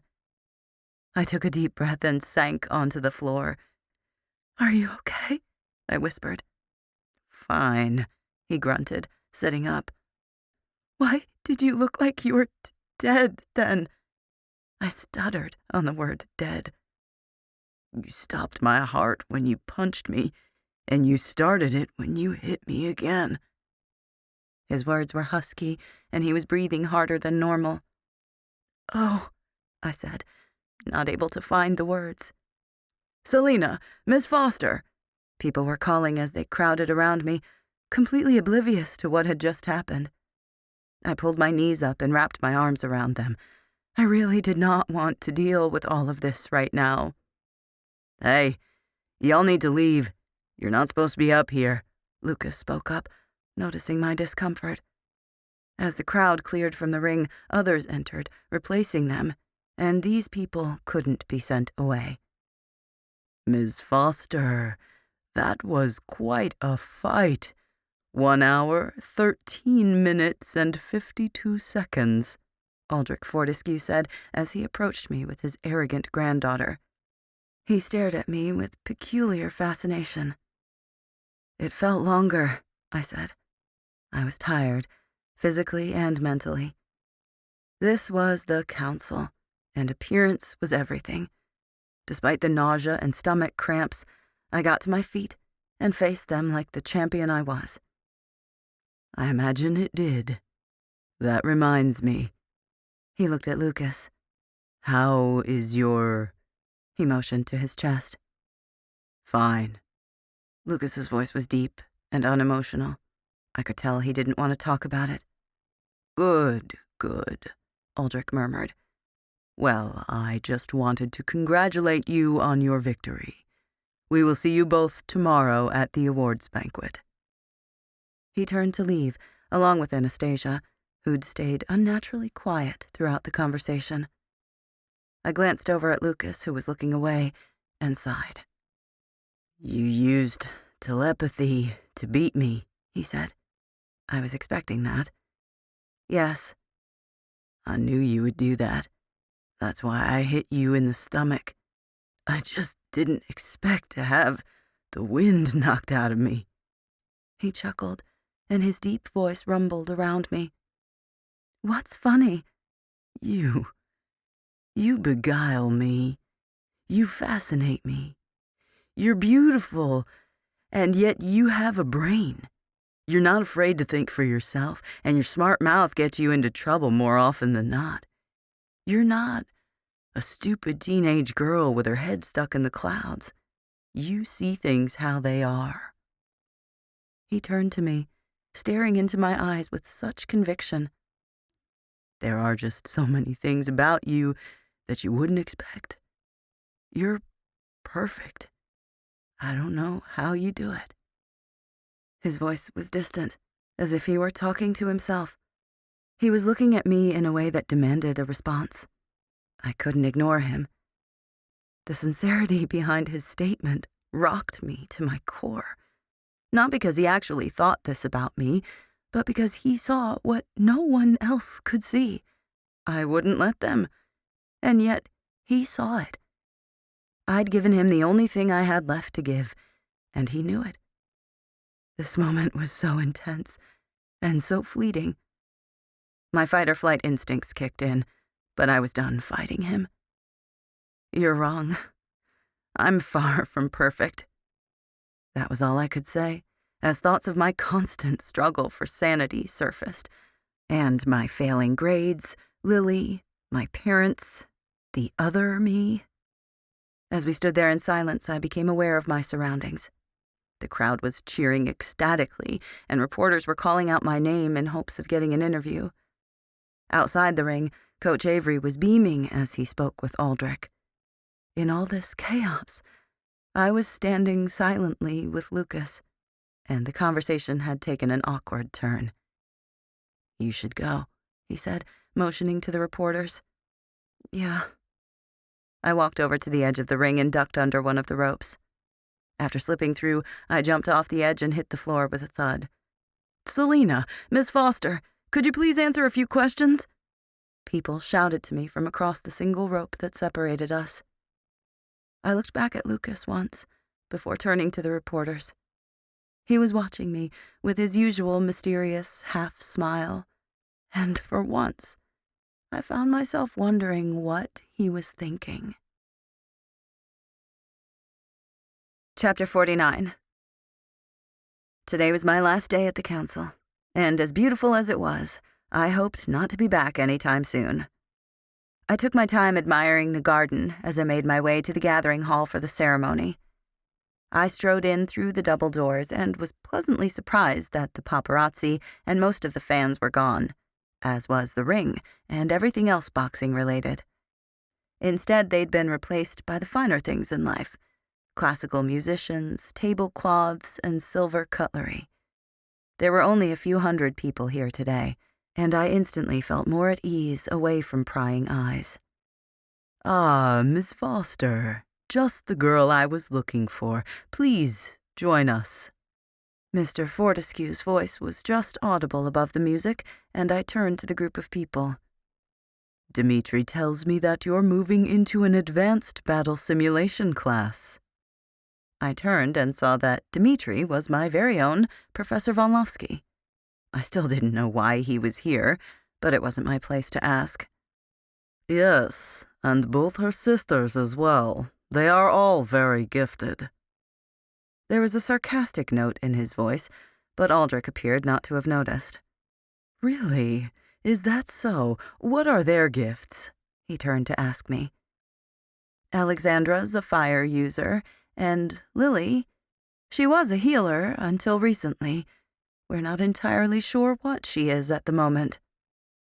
I didn't want to go into Lily's condition. Even thinking of Lily now made me get the feeling like something was going to happen. "That's quite interesting," Aldrich started, but a servant carrying champagne interrupted. "Sir, it's 6 o'clock, he reported. I reached over and took a glass of champagne, sipping it. "Thank you for reminding me, Henri." He paused and turned to the rest of us. "You must excuse me. Awards do have to be given. We can continue this conversation another time." He walked away. The music stopped as he went to stand behind a podium. "Good evening, everyone." I didn't pay attention to the rest, because my cell phone vibrated. I quickly reached down my dress and pulled it out. Lily. I glanced up to see everyone engrossed in whatever Aldrich was saying, except for Lucas. He was watching me. "What are you doing?" he mouthed. "I need to take this. I'll be right back," I whispered and walked out the door. "Hey," I answered the phone once I was outside. "Selena," she whispered, and there was fear in her voice. "Lily, what's wrong?" Panic instantly struck me. "I'm so sorry, Selena. I didn't mean to. I didn't realize." She broke into a sob. "What are you talking about?" Something had happened. "Their eyes are so black," she continued. "Elizabeth, she didn't know. They took us." There was a long silence. "I'm scared, Selena." This girl was nothing like the power-hungry killer I'd seen 3 weeks ago. "Lily, focus. What's wrong? What happened?" I could hear the desperation in my own voice as I paced back and forth. When I turned, I came face to face with Lucas. "What's going on?" There was a spark in his eyes. He knew something was up. Over the phone, Lily was whimpering. Then, so quietly I could barely hear it, she spoke one word. "Demons." The line went dead. My stomach dropped. The blood drained from my face. My phone slipped from my hand, but I didn't care. "What is it? What happened?" Grabbing my upper arms, he took my weight to keep me from crashing to the ground.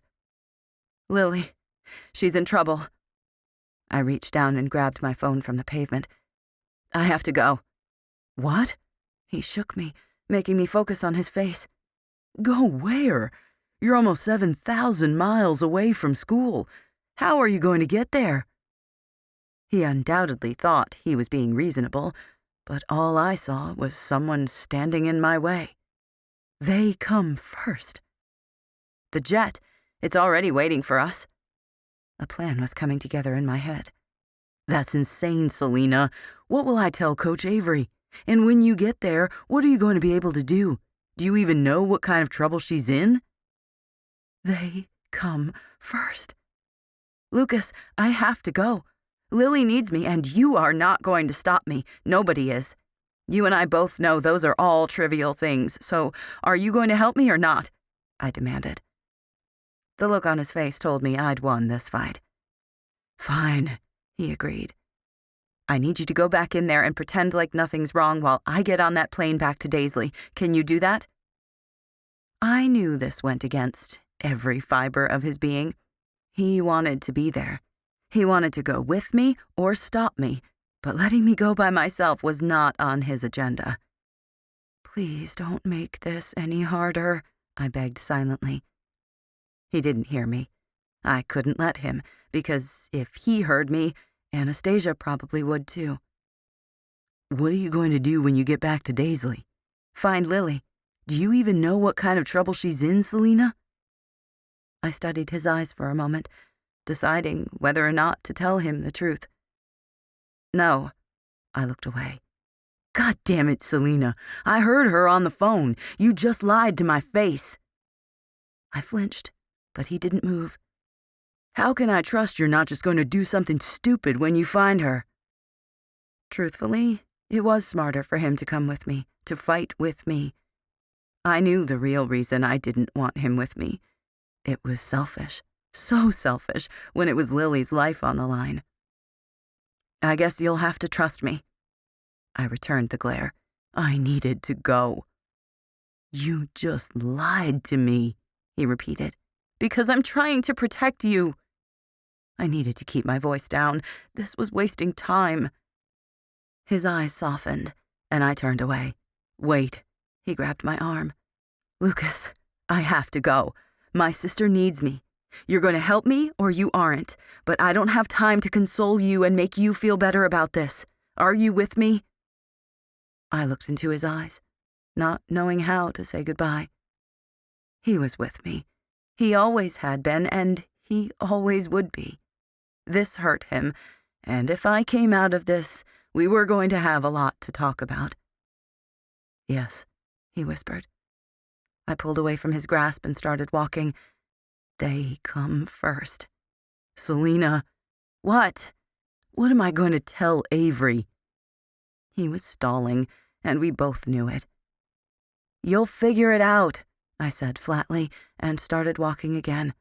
Selena, he called again. What? I growled. I turned one last time. This was his chance to say whatever he had to say. This was it. Come back to me. His voice was soft and enticing. Oh, how I wish things were different. They come first. I nodded once, because it was all I could do. I'd never understood goodbyes. I'd never liked them. So much easier to just disappear and be a ghost. As I turned my back on him, I saw his final, resigned look, and the way his bright green eyes became guarded once again. I will come back and fix things. I promise. Lily had called me 3 minutes ago. The clock was ticking. I didn't have any more time to waste. Chapter 50. Power coursed through my veins, just waiting to be released. The day was coming when I wouldn't be able to be dormant anymore, and I was fighting it, though my body screamed to let it go. After 11 years, my walls were about to fall. The only question was when. I glanced out of the window and saw nothing but white clouds. How much longer? The question nagged at me, and it was taking all my will not to ask the pilot every 10 minutes. I'd basically threatened to kill him if he didn't take me back to Daizlei. I'd been expecting a fight, but he knew who I was. After the plane left, I'd tried to call Lily back, but I'd only gotten her usual happy-go-lucky voicemail telling me to leave a message and have a great day. After leaving 5 of them with no response, it was clear I was just wasting my time. Then I'd tried to call Alexandra, but got her voicemail too. Now I was staring down at the same picture I'd been looking at for the last 9 hours. Demons. Attractive men and women with raven hair and eyes so dark and cruel that only fire from the pits of hell could match them. I looked at the words I'd already read 20 times and read them again. Demons are creatures that come straight from hell itself. They are here to collect souls and wreak havoc. As creatures of fire, they cannot conjure it, but are not affected by it either. They travel in shadows with inhuman speed and strength. They are nearly indestructible. There are only 3 ways to kill a demon, each as effective as the last. The first is decapitation. The head must be removed completely, or they will heal. The second method, and usually the easiest, is to stab them in the heart. The last way to kill one is to drown them. This last is said to be the most difficult, but all require you to get close enough. A rather tricky feat to pull off without dying. Right as I was finishing the paragraph, the pilot came on to tell me we were landing in 5 minutes. I hurriedly stashed the book in my bag. Soon the school came into view, getting closer every second.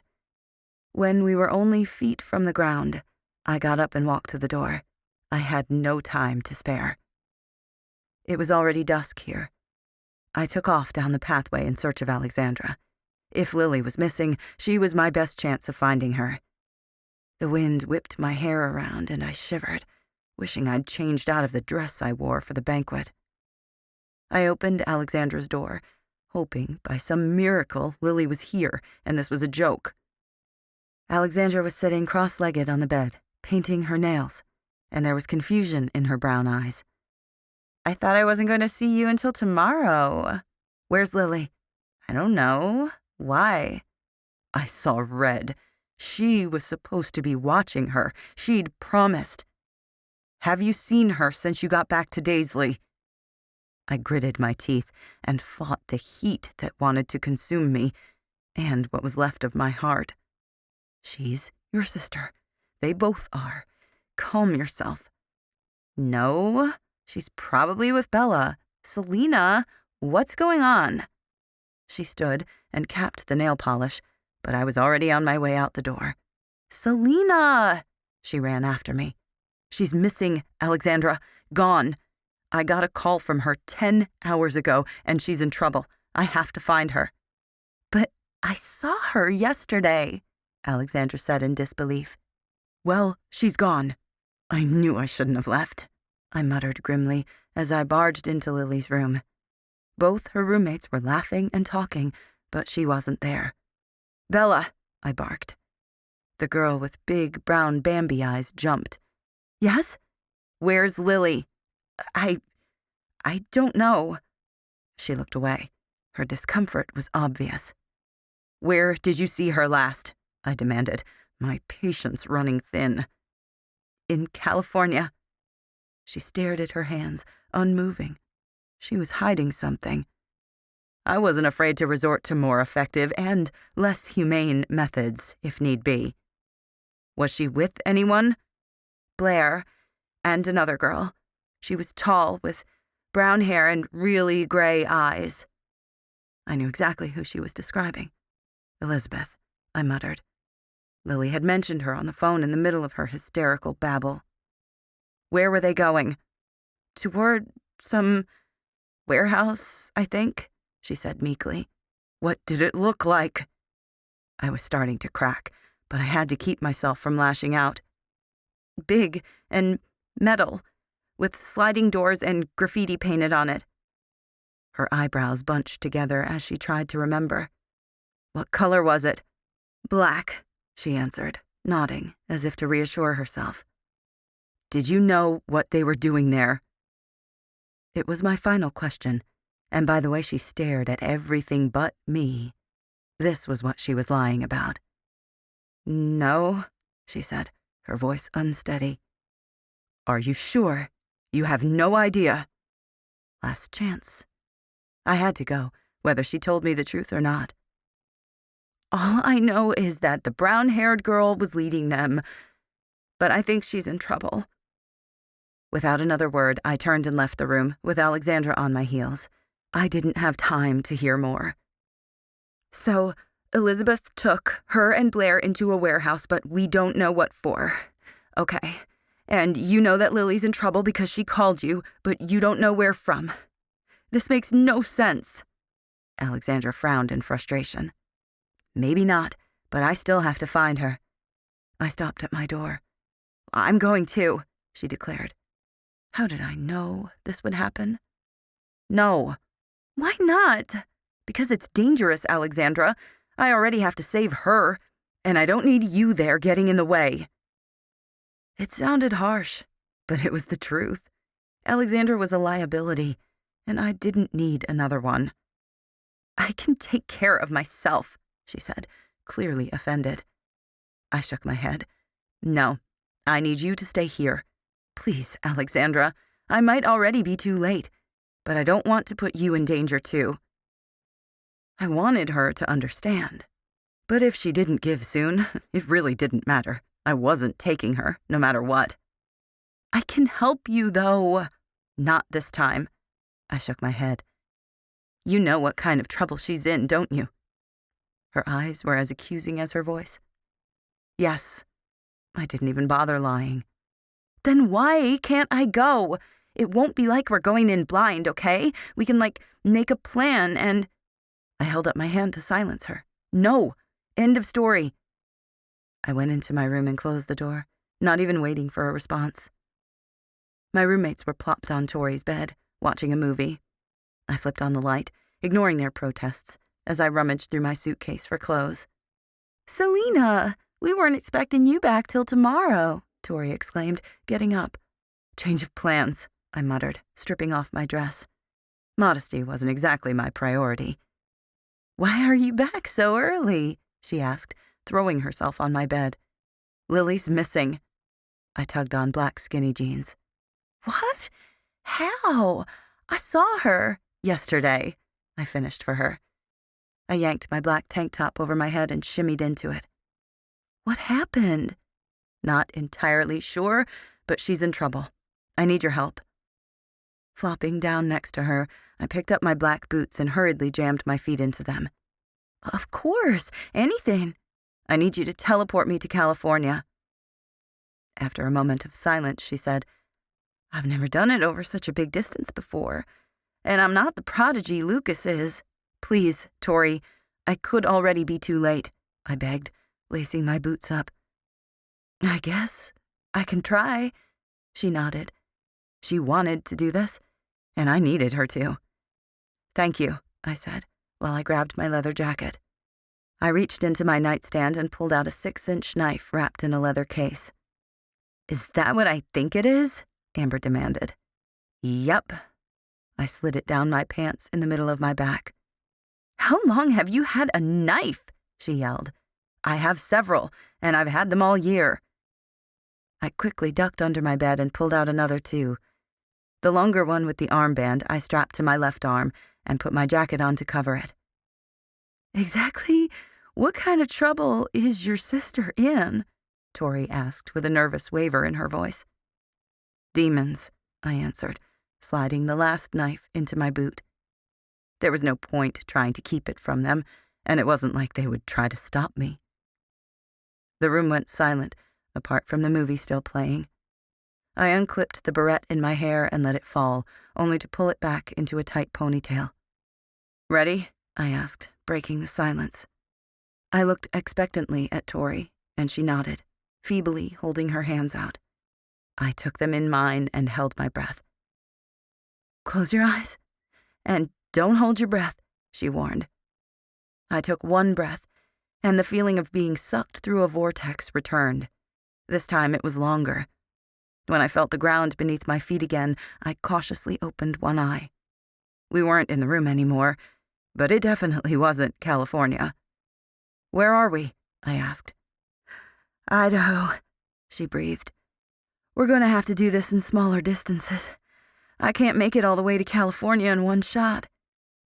My stomach dropped, but I didn't protest. This was still 1,000,000 times faster than a plane. I closed my eyes and slowed my breathing. In an instant, the feeling returned. Her hands tightened on mine, and I knew she was struggling. I hit the ground hard. Tori landed on top of me in a tangle of limbs. This was hell on both of us, but we were closer. "Where are we now?" I grunted, and she rolled off me. "Border. Between California and Nevada. I've only got energy left for one more, Selena. Where exactly are you trying to go?" she wheezed, trying to sit up. "A warehouse. You guys were near it yesterday when Lily disappeared. Do you remember anything like that?" I should have cleared this up before we left Montana. "There was a big black one near the coast," she said. "Was it metal with a lot of graffiti?" "Yeah." "That's it," I said, getting to my feet. Tori's knees were shaking, and I offered her a hand to help her up. Under any other circumstances, I wouldn't have asked her to keep going, but I had no choice. I closed my eyes one last time and took a deep breath. Tori squeezed my hands, and the feeling of teleportation kicked in. I opened my eyes, just for a second. Blackness swirled around us like a tornado enclosing us.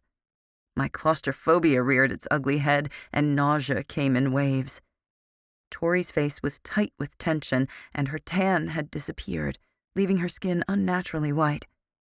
Her eyes were closed, and dark circles surrounded them. Her energy was dwindling. We hit the ground with a bang, but luckily we landed in the grass. I opened my eyes to see a dark sky with the lights of LA twinkling beautifully in the distance. Music boomed out of a building down the street. The place was alive. Next to me, Tori moaned, and I looked over to see her scrunched in a ball. "Tori?" When her green eyes opened, the whites were marred by several burst veins. She needed sleep. "I'm fine. Go to your sister," she insisted weakly. I wasn't going to leave her in the middle of LA in this condition.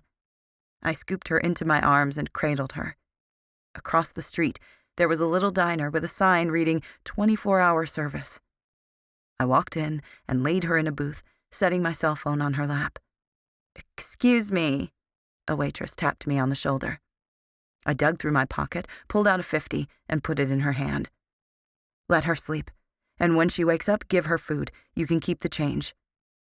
She nodded once, and I walked out onto the sidewalk. Not even 100 yards from where we'd landed was a warehouse, just like the one Bella had described. Chapter 51.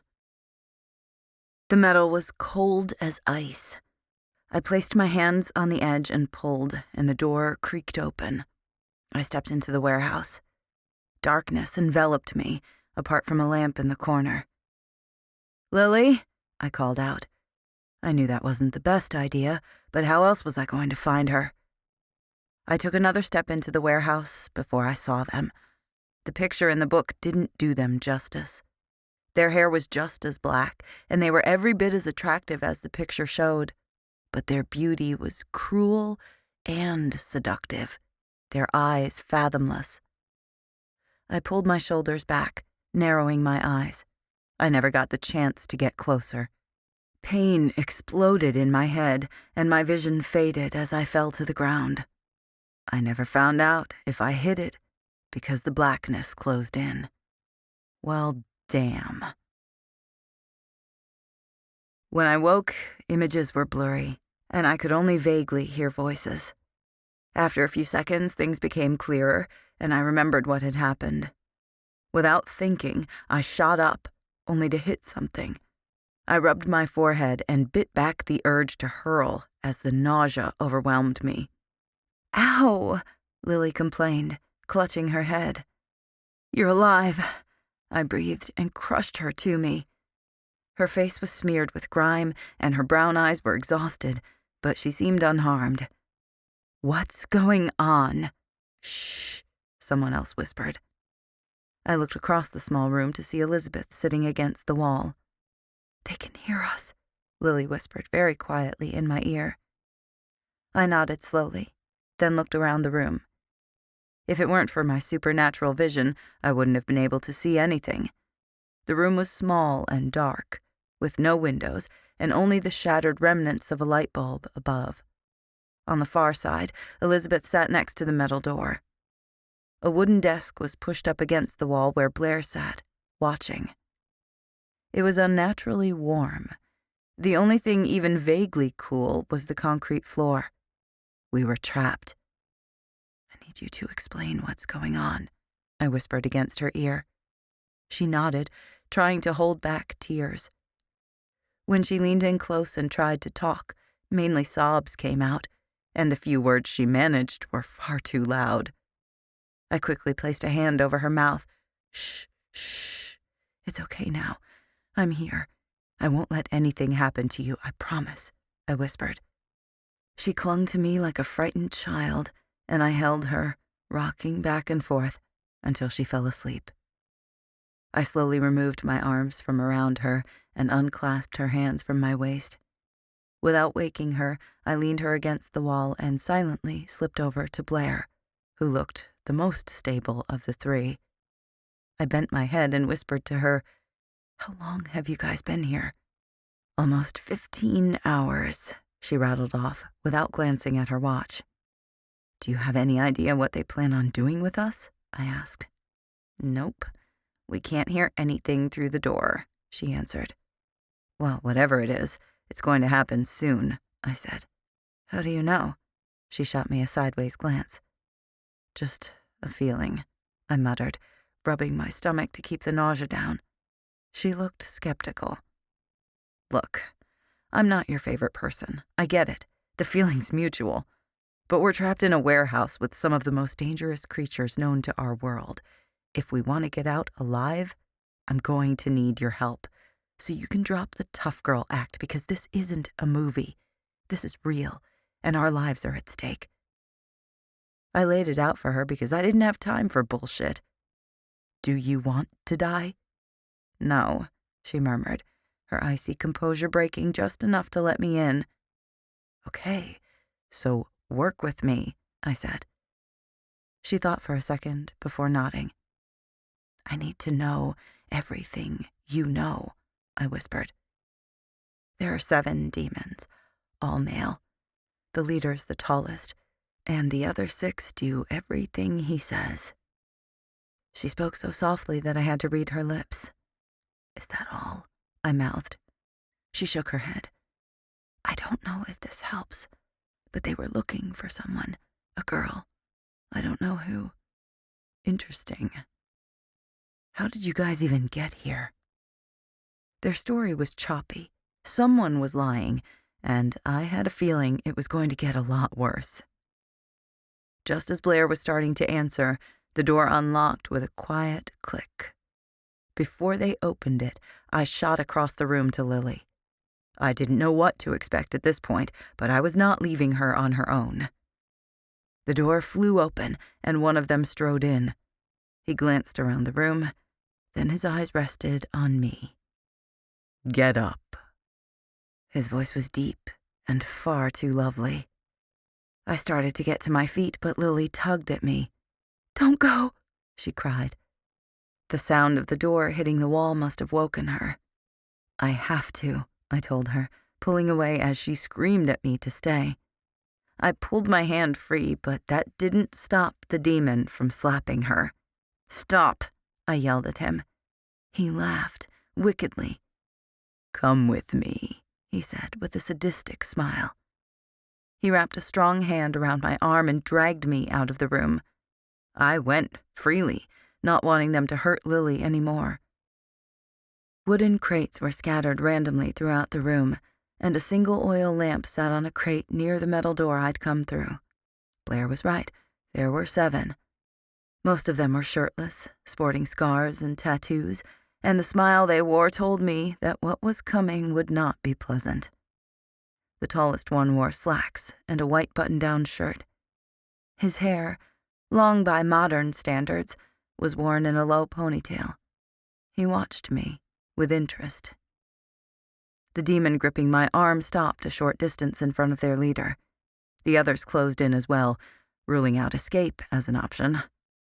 The leader walked toward me and took my chin, moving my face from one side to the other while he examined me. I kept my eyes on his every second. I would not show fear. I would not bow to these beings. I would conquer. "What's your name?"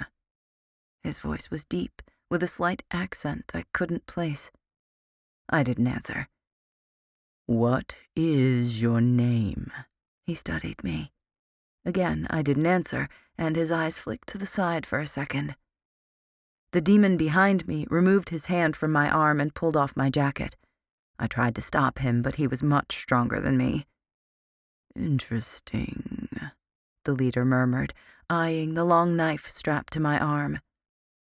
"I'm only going to ask you one more time. If you don't answer, there will be consequences." Behind him, one of the demons held up something shiny, a knife. "What is your name?" "What's yours?" I spat. He was going to threaten me with knives? Please. He wouldn't do it. He wanted something from me. That didn't stop the demon from walking up to him and offering him one. Instead of taking it, he reached up and slid the one on my arm out of its sheath. He stepped closer until I could feel his breath on my face. Then, in a gentle, almost caressing way, he ran the tip of the knife over my skin. "Do not test me, child. I have been around far longer than you." He whispered the words in my ear so tenderly, like a kiss. His closeness scared me more than the blade. "Selena Foster," I said. My voice was calm and gave away nothing. "Good." I could hear the smile in his voice. He moved his face back so that he could see my eyes. "What are you doing here, Selena?" He said my name lovingly, like a term of endearment. What was he playing at? "I don't know. Why don't you tell me?" I answered sarcastically. He smiled slightly, clearly amused by my defiance. He took a step back and grasped my hand as if he was going to hold it. Instead, he buried the knife point in my skin. Starting at my shoulder, he dragged the knife down my arm. When he got to my bicep, he let it wind around my skin, encircling it down to my wrist. It hurt, but I'd endured worse over the years. "Now, what are you doing here?" he repeated calmly, as though we were friends, and he wasn't torturing me. I didn't give in. He ran his fingers across my skin and down to my other hand, and then repeated the carving with perfect precision on my other arm. The pain was excruciating, and he wasn't going to stop. I had to drag this out and hope that Lucas was coming for me. "For Lily," I said through gritted teeth, still refusing to show weakness. "Lily? Who is Lily?" He ran the knife across my throat, barely touching my skin. I didn't answer. Unfortunately, someone else did. "One of the blondes begged me not to take this one." "That must be the girl," he supplied, far too proud of himself. "I will kill you." "Is that true, Selena?" the leader asked me. I refused to look at him. "Ah, yes. So who is this Lily?" He pressed the knife to my throat. "My sister," I answered icily. Sister. Interesting. That would make you the brunette's cousin. You're the one, he announced with obvious delight. What do you know about that? I said, stalling for time. He laughed cruelly. So you know. Then tell me, why do they want you? Why does who want me? I demanded, but he only laughed. I'm the one asking questions here. What makes you so special? You're beautiful, yes, but that's not a reason. You must be a supernatural, which makes me wonder if they want you for what you can do. He pondered this, examining my face. What's your gift? This time there was no budging. I didn't have room to haggle. No answer? Fine. Let me show you something. He unbuttoned his shirt and dropped it to the floor. Many years ago, when the world was still very aware of our existence, I was hunted. They caught me once. They trapped me and tortured me for information, trying to break me. One of the many things they did was this. He turned and showed me his back. In between his shoulder blades, a giant, six-pointed star had been carved into his skin. I never gave in. When I escaped, I murdered every single one of them. We're going to see just how strong you are, little one. And I can promise you that when I'm done, you'll wish you were dead. He snapped his fingers once, and someone lifted my shirt. I watched him walk behind me, and in seconds, the blade of my own knife was pressed against my skin. Slowly, oh, so slowly, he carved, and I was his canvas. There has to be a way out of here. The thought vanished as he continued. The pain was so acute, so raw, and blood ran down my back and arms. I wanted to scream, but I wouldn't give in. I went to a place in my mind where there was nothing but rage, nothing but power. He was going to pay for this. I focused on that power until he stopped carving into me and walked back around to face me. My dear, are you ready to talk now? His voice was gentle, but the threat behind it was clear. I didn't say a word.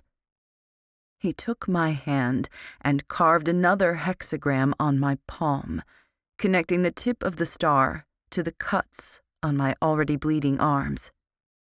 When he finished it, instead of asking me again, he just began on my other palm. I tried to fight it, but his grip was so strong. There's fire in you, Selena. I like that.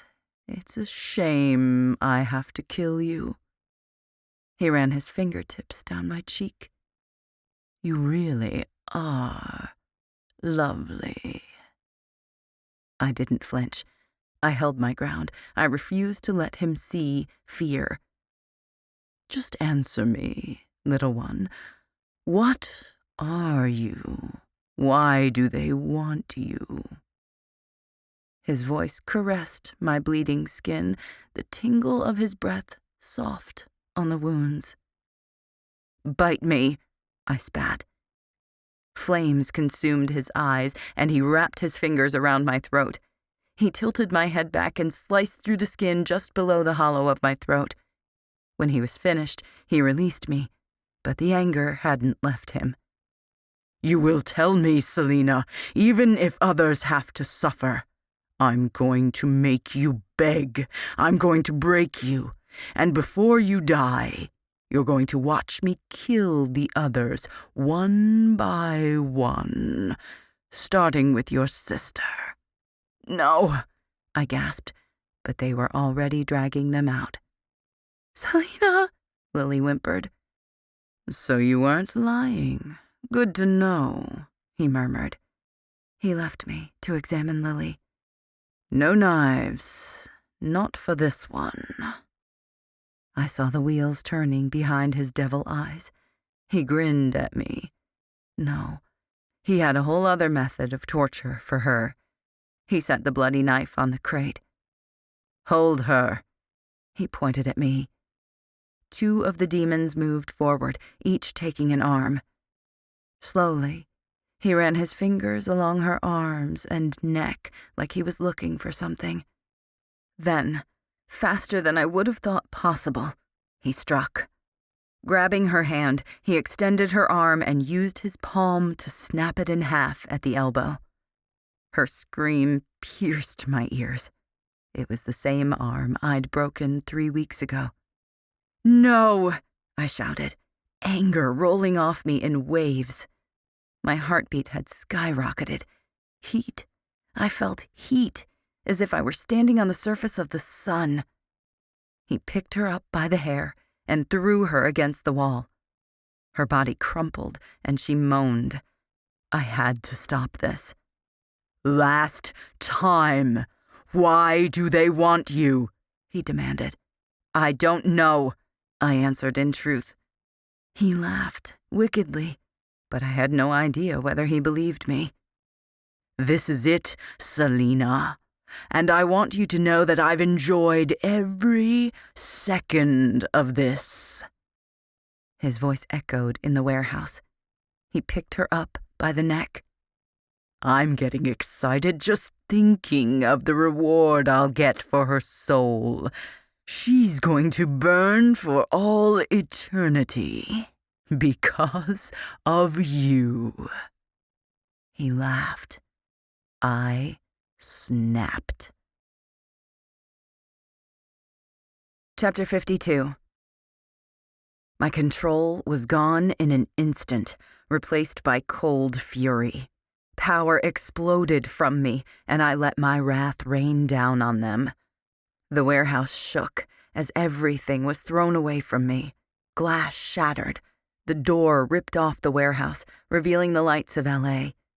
It didn't take me time to recover. I had the upper hand now. I pulled the knife that was tucked into my waistband and stabbed the demon closest to me. He hissed, and his eyes flared before he dissipated into black smoke. I turned to see another approaching me. His eyes were wicked, and he smiled cruelly. Death was too kind for them, but my body was not strong enough to take my time. I needed to kill them before I passed out from blood loss. The knife from my boot came to my hand with a thought. Letting my instincts take over, I threw. It landed with deadly accuracy, and he disappeared. 3 others were closing in on me. I slammed 2 back against the wall and faced the remaining one. He went for my neck with his hand, and I slit his wrist. He hissed in pain but didn't back down. He grabbed at me with the other hand, and I sidestepped so that I could snap his arm. The wound only distracted him for a moment, but it was all I needed to decapitate him with one swipe. As he disappeared, the other 2 were already on me. I wasn't as quick this time. The blood loss was weighing on me. My energy was waning with every passing minute. There was a sharp pain in my thigh, and I glanced down to see a knife planted in it. One of them had thrown it. I swore under my breath and wrenched it from my leg as it bled profusely. Bad idea. I needed to end this soon. I summoned another dagger to my hand and threw both of them at once. Before I saw if they'd hit their targets, another 5 knives were flying at me. I dropped onto all 4s and they narrowly missed me. When I looked up, the black smoke told me that my attackers were dead. I turned on the last 2 demons, immediately going after the lesser. I was saving the leader for last. The demon grabbed me around the neck in an attempt to suffocate me, but realized too late that he'd gotten too close. I lunged and bit his nose, clawing into his eyes. He tried to push me away, and I took his eyeballs out altogether. Stumbling, I kicked him in the sternum hard enough to send him flying back, and a knife appeared in his chest. His skin turned gray and dry as he left the world. The body hit the wall, leaving only smoke. The leader watched me at a distance as I killed all 6 of his companions in my rage. There was more than just interest in his eyes, but no fear. "Telekinesis," he said. This was the first time someone outside the family had named my gift. It was telekinesis, in a way. I could move things with my mind, but at its core, I could do so much more. I could control matter itself, manipulating anything and everything to my will. Yes, I understand now. Yes, you are far more special than I thought. He smiled. "What are you talking about?" I demanded, closing the distance between us. He couldn't move. I had ensured that. But did he have to look so fucking cocky? "I'm curious to see how this plays out. You're the first telekinetic in 1,000 years. Of course, that's why they want you." 1,000 years? Why did that ring a bell? I shook my head, dismissing the thought. He was screwing with me. "Who wants me?" I demanded. I needed to make sure this never happened again. No one was ever taken again. "You really don't know. Everything will become clear in due time." He cackled, and the wicked gleam in his eye was both knowing and insane. I couldn't trust a word he said. "You're crazy. And you know what else? You won't be keeping your promise because I have several of my own to keep, starting with your death." I aimed for his heart. His hand closed around the knife. "You are strong, like me. You are beautiful and clever, yet you have no idea what you are capable of." He motioned to the ash that covered the floor with a lazy grin. "I bet you struggle with your sanity, don't you?" He shouldn't have known that. Maybe he wasn't so insane. My vision was getting blurrier by the second. The fatigue weighed on me. "End this," my mind whispered. I threw him back against the wall with my mind. Bending down, I picked up the fallen blade and stepped closer to him. "Last chance. Who's after me?" There was silence in the room. With his assailants dead and my companions unconscious from the blast of my reawakening, that left only us. "Everything will become clear very soon. That I can guarantee." I was sick of the riddles and games. His time was up. With my last bit of strength, I beheaded the bastard. I was going to end this, even if it killed me. Chapter 53. Pain consumed me. It covered me with its blood-stained hands. My blood-stained hands. My cuts were still bleeding, and my head throbbed. Someone was carrying me. With a jolt, I managed to pry my eyes open. Lucas. The sun was shining, and he was carrying me. But where? How? I tried to say something, anything. I couldn't find the words, couldn't find the strength. The sunlight disappeared as he hurried me somewhere, but Lily, I had to know what had happened to her. I had to know. Somewhere in me I found my voice, but only one word would come out. "Lily," I whispered.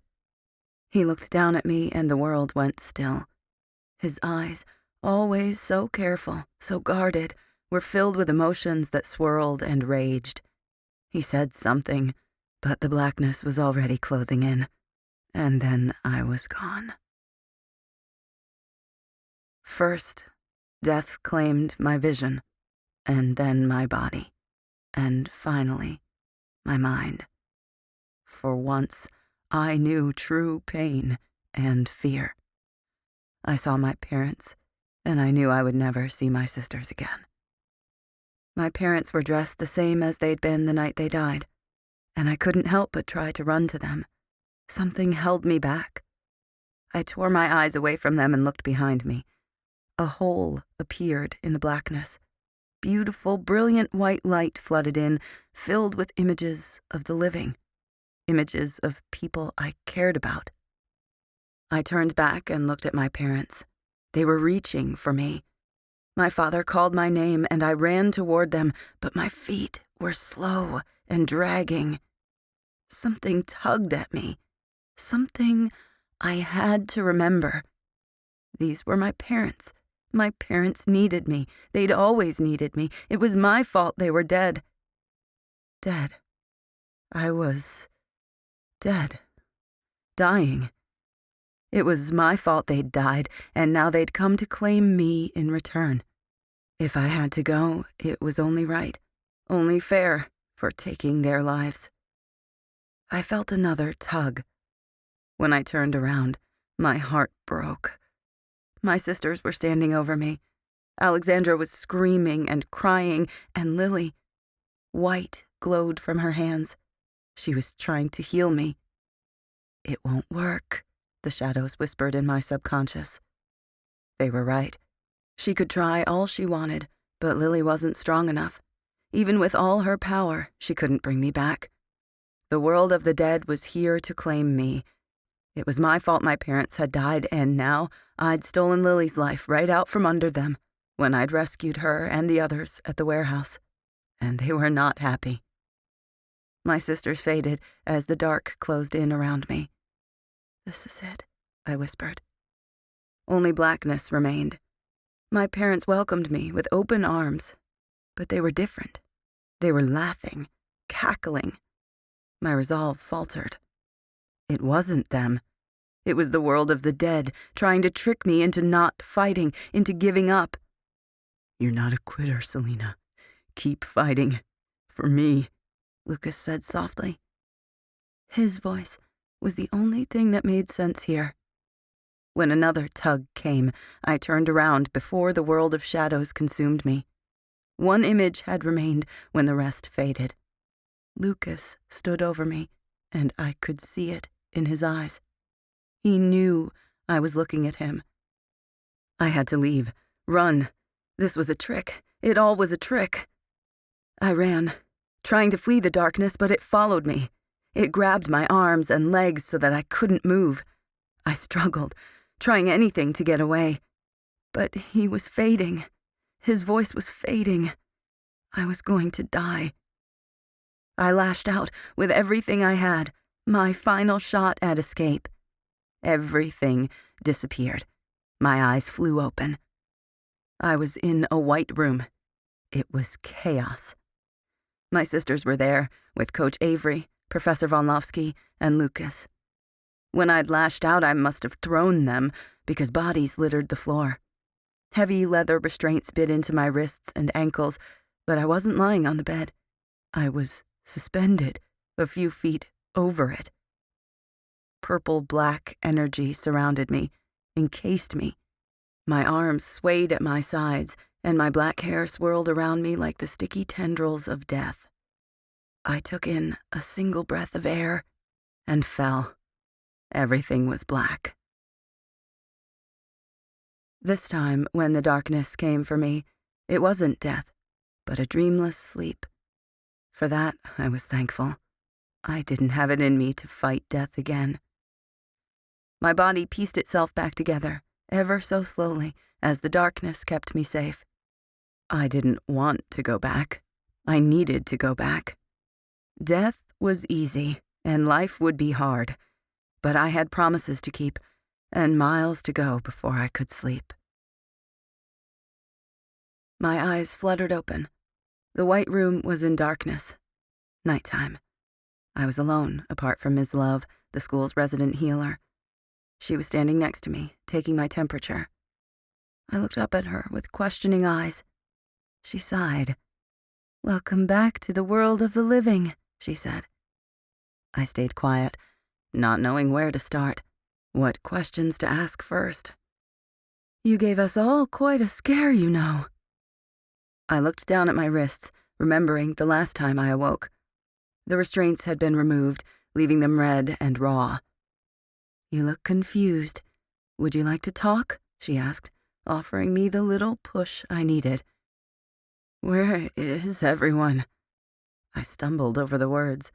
After not talking for so long, my voice was scratchy and broken. "Your sisters went back to their rooms about an hour ago. I agreed to get them if you woke up." She started changing the IV bags filled with mysterious liquid I could only assume were keeping me both hydrated and alive. "What about—" I tried to ask. "Lucas?" she guessed. A knowing smile ghosted across her face. "He left a few moments ago. I told him to get some fresh air. He'll be back soon, I'm sure," she said. I nodded. "What happened?" "Well, 3 days ago they rushed you out of the plane and into here. For a while you seemed to be doing better, but then you suddenly crashed. None of us thought you'd make it. Lily tried healing you, but you started fighting back. We tried to restrain you, but it became so bad that you broke away. That was when you woke up the first time." Her gaze avoided mine. I could guess what was troubling her. "You fainted, but we kept you hooked up in case you had a relapse. You continued sleeping peacefully for the rest of the day. Professor von Lofsky left with Headmaster Daizlei after I told them you were stable. You're going to be okay." That probably would have been reassuring to any other patient. For me, it meant only one thing. My secret was out. I was back. "I shouldn't be alive," I whispered. "No, you shouldn't. Your cuts were too deep, and you'd lost so much blood before they even got you back here. If it weren't for your sister, I don't know if you'd be here right now." I sighed. We sat in silence for a while. She didn't know the real reason I'd lived, but I did.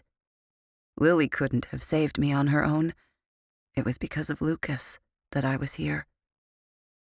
"What's going to happen?" I asked her. My voice was getting stronger by the minute. "I don't know, my dear." We stayed silent for a few more minutes before there was a knock at the door. "Come in," she called. I knew who it was before he opened the door. "I'll leave you two to talk." She gathered her things and left the room. He walked toward me, almost hesitantly.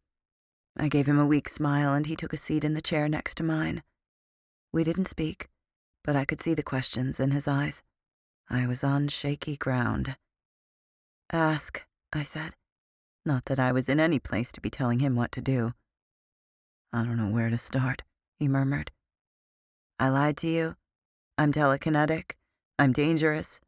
The list goes on and on. Take your pick," I said, feeling hopeless. I couldn't hold his gaze anymore. I had to look away. This was the thing I'd been so scared of, right here in this room. I would lose my best friend because of what I was. "Yes, you lied to me, but I'm not angry. I know you're telekinetic, but I'm not scared. And you've always been dangerous, but not to me." His voice was gentle, and he took my chin, turning my face back toward him so that I had to look. "Those weren't my questions. They were your fears." He spoke so quietly, yet he was the only thing I could hear. "What's going to happen now?" I whispered. "I can't tell you for sure, but they're probably going to have questions only you can answer. There's going to be a lot happening here in the next few days while they try to straighten this out." He sighed and ran his thumb over my cheek ever so softly. "Lily!" I exclaimed in a panic, ashamed that I'd only just remembered to ask about her. "She's fine. They fixed her arm, and her concussion wasn't that bad. She's even back in school," he assured me. Silence filled the room, but it wasn't awkward or strange. We understood each other, and he knew the truth now. Strangely enough, he didn't hate me. I was relieved. A weight was lifted from my shoulders that had been there too long. My eyes watered, and for the first time in over 6 years, a single tear ran down my cheek. "It's okay. Everything has a way of working itself out," he whispered, wiping away the tear and taking my hand. He trailed his fingers lightly across my scars, and I released his hand. I'd forgotten about those. "What is it?" He sounded concerned. "I need a mirror. I have to see something," I insisted as I slipped out of bed. Once I was on my feet, I stumbled and started falling into the IV stand. He came around and grabbed my arm, keeping me steady. I started to walk toward the bathroom, wheeling the stand with me. When I flipped the light on, I sucked in a breath. My hair and face were pretty normal, and someone had wiped the blood and grime from me. For whatever reason, they'd kept me in the same clothes they'd found me in. I was going to need a shower ASAP. My scars stood out, stark against my skin. A sickly red line wound around my arms. When I held my palms out, they sported identical hexagrams. I turned to see my back and swept my hair aside. The tank top had been cut off and now hung from my arms by the tiny straps, leaving my back bare. In between my shoulder blades was a giant, red, 6-pointed star that matched the ones on my palms. If it hadn't been so gruesome, it would have been beautiful, in a cruel way. I turned around to see the smallest star just below the hollow of my throat. These scars, they were the markings of a warrior. I flinched when remembering how I'd gotten them, but I wasn't going to live in fear of my own body. Things were changing, and these were just the start of it. Someone was after me. Let these scars serve as a reminder of what happened to those who crossed me. Lily was able to take you out of danger, but she wasn't strong enough to heal it all the way. His eyes didn't leave the scars. "Do they bother you?" I asked. "No. They make you look exotic." He ran his hands lightly over my arms, following the scars. I shivered under his touch, but it wasn't from the pain. "How'd you get them?" He must have heard about the demons from the others, but they'd missed a lot of it. That was a question I wasn't ready to go into detail over, not yet. But I owed him an explanation for giving me more kindness than I'd deserved. They questioned me, and when I wouldn't give them my answers, they used other means to get them. The pain was excruciating. I flinched, remembering. It would take a long time to dull the pain of that knife in my memory. I didn't give in, not until I had no other choice. I saw the leader who'd marked me, the malice in his smile. He'd been smiling even as his head fell to the floor and turned to ash. I would never forget. "Lily told me they took her and forced you to watch while they tried to kill her." He grimaced. "Yes, that came after these. When I didn't give in, they tried to kill her, and I lost it. There were 7, and then there was just me. I killed them all." "Does it bother you?" I could tell he wanted to say more, to know more, but I was only willing to share so much. I had changed. I was tortured. Now I was different. No, it only made me stronger. I wasn't dormant anymore, and my power was returning at an alarming rate. I not only had my curse back, but I was stronger, faster, sharper. Whether I liked it or not, my ability was a part of me. I had forced it away for years, but even if I'd wanted to, I wouldn't be able to do it again. Besides, everyone already knew about it now. The damage was done. "You gave up being dormant to save your sister." "Yes."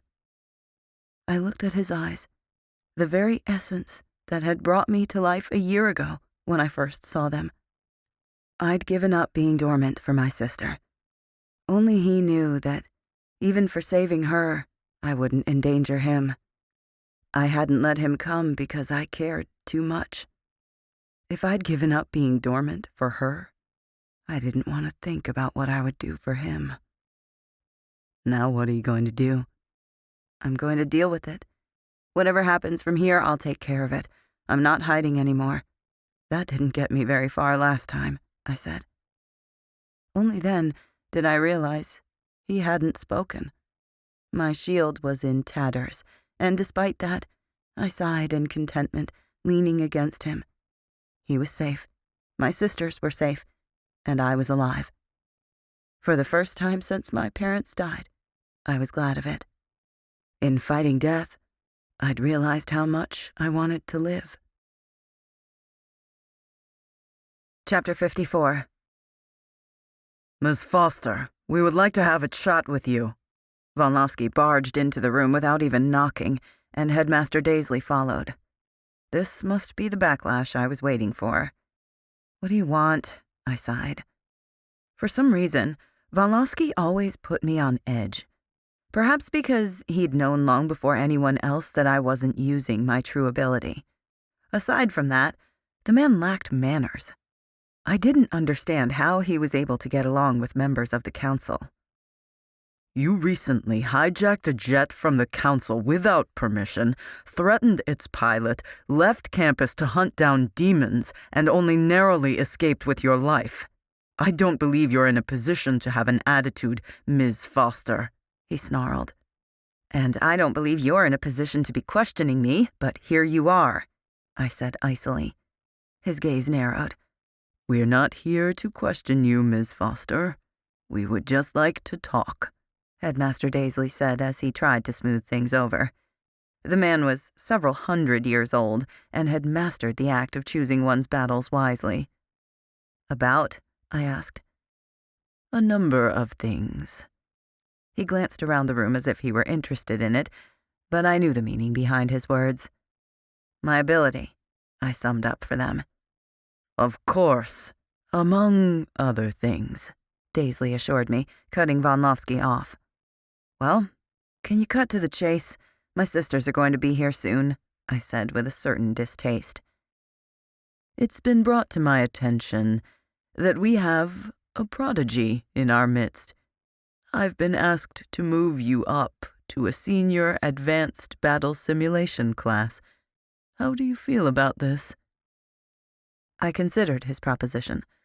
With my ability back, I was even further above my peers. My sisters were also being moved up, which would allow me to keep an eye on them, and I was going to need to perfect my self-control and learn how to use my ability. If there was one thing I'd learned from the demons, it was that this was only the beginning. Someone was looking for me. Someone knew the truth. I needed to be able to protect my sisters and myself until I could hunt them down. I'll do it, but with the understanding that you don't control me. If I say no, I mean it. Volnovsky's face flamed with outrage. Why, you insolent. Understood. Daizlei again overrode Volnovsky's insult and agreed to my condition. She is a child. I will not take commands from children, no matter how gifted they may be. His gaze went between the headmaster and me. I haven't been a child in a long time. I grew up. Maybe you should do the same. I shifted out of bed so that I was standing. Without the IVs, the process was so much easier. I've been taking care of my sisters since I was 10 years old. I got them through everything. Where were you guys when we manifested? When I had to cover up our abilities over and over again? When we moved from house to house because we weren't wanted and trouble followed us everywhere we went? My point? You weren't there. None of you were. And now you suddenly think you're in a position to make demands? I didn't raise my voice as I strode up to him.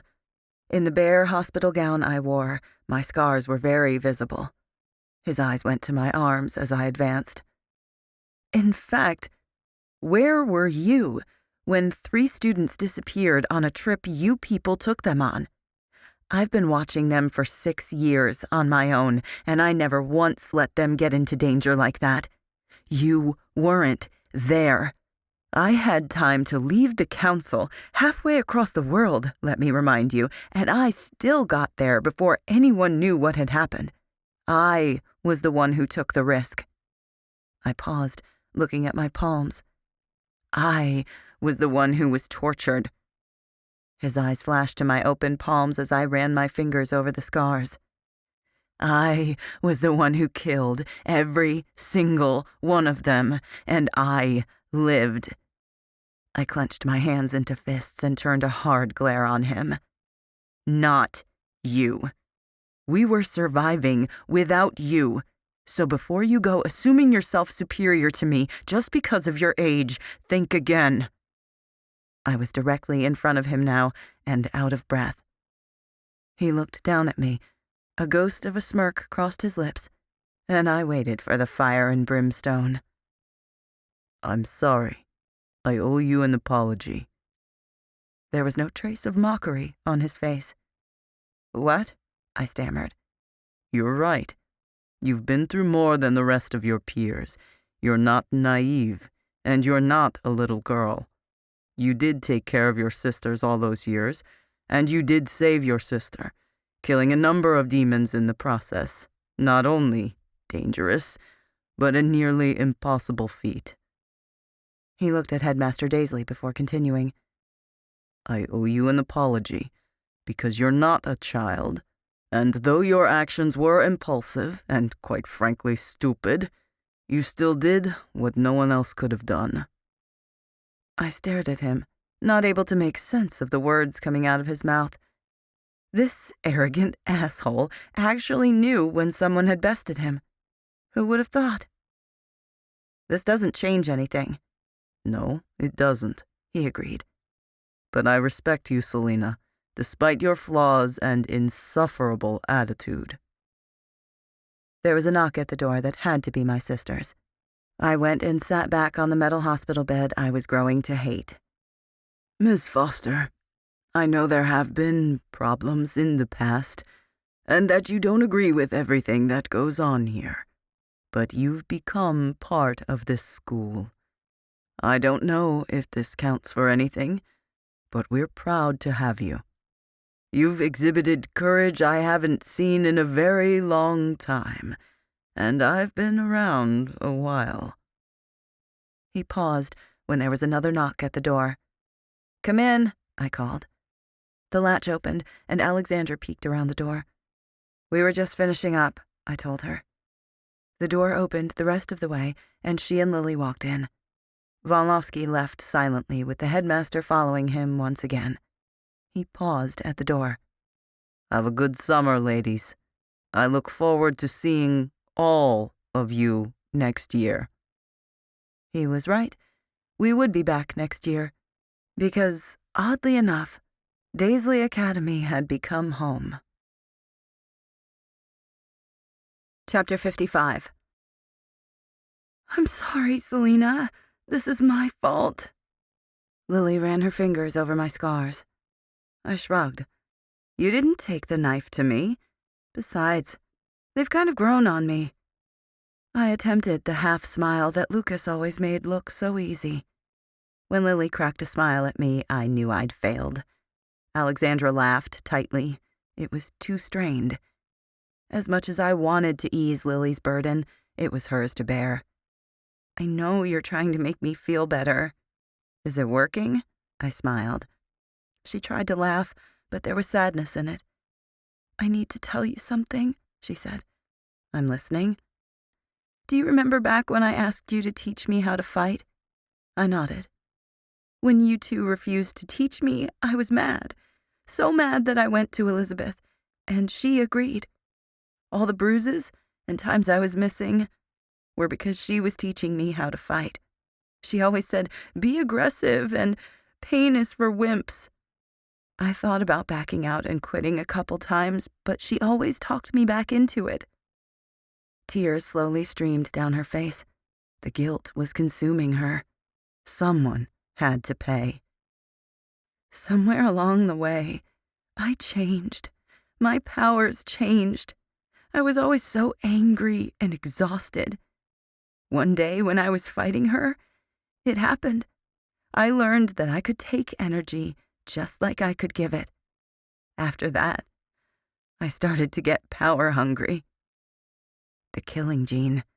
I was going to need to address that with her very soon. The sooner she knew, the sooner she would realize there was hope in self-control. When we were in California, she told me to go with her.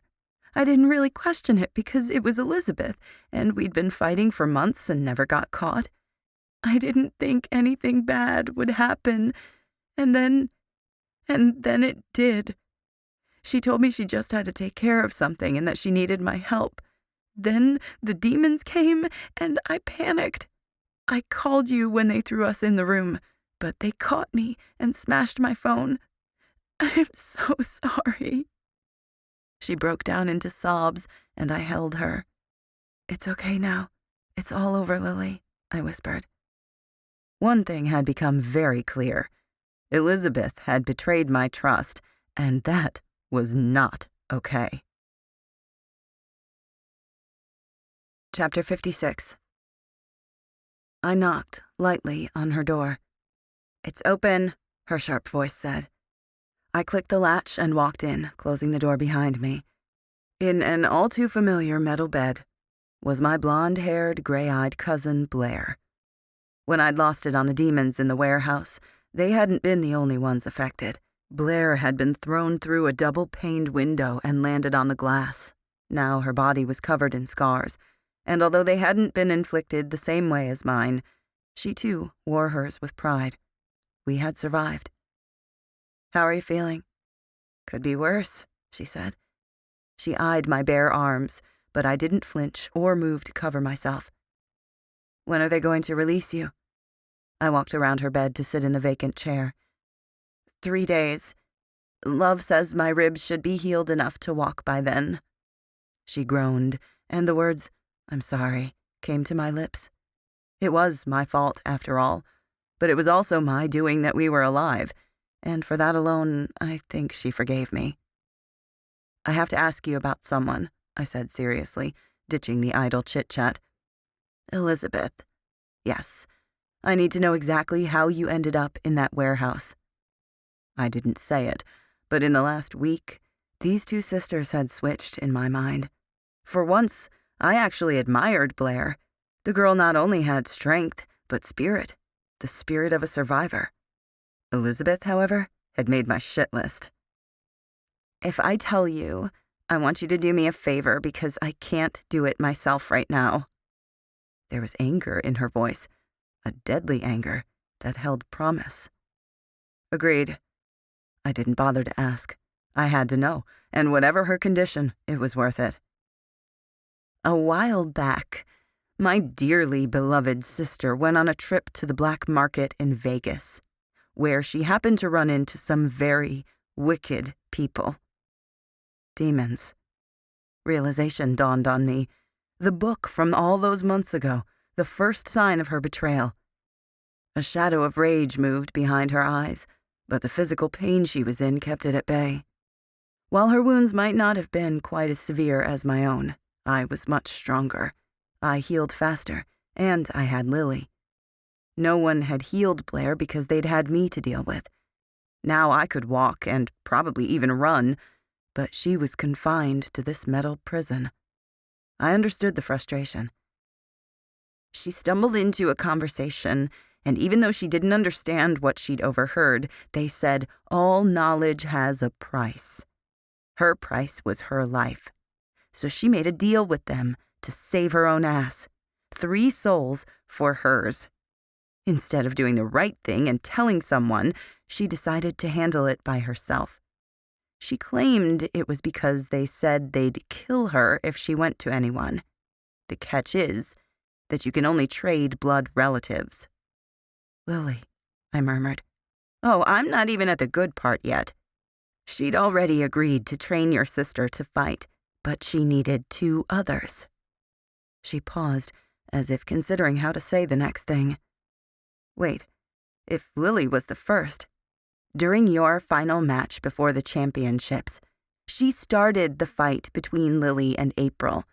Then she told Tori about it because she knew you would come if there was any chance Lily was in trouble and you would forfeit, meaning you wouldn't go to the championships and you'd be in California with the rest of us. Oh my God. How did she know you would go? I whispered. I'm her sister, for God's sake, Selena. Do you really think I'm so apathetic that when my sister told me she needed me that I wouldn't go? She's my sister, and she's a coward. She told us she needed our help and to go with her. She tried to get Alexandra to go, but your sister was smarter than the rest of us. The second we were inside the warehouse, they grabbed us and threw us into the room, all of us.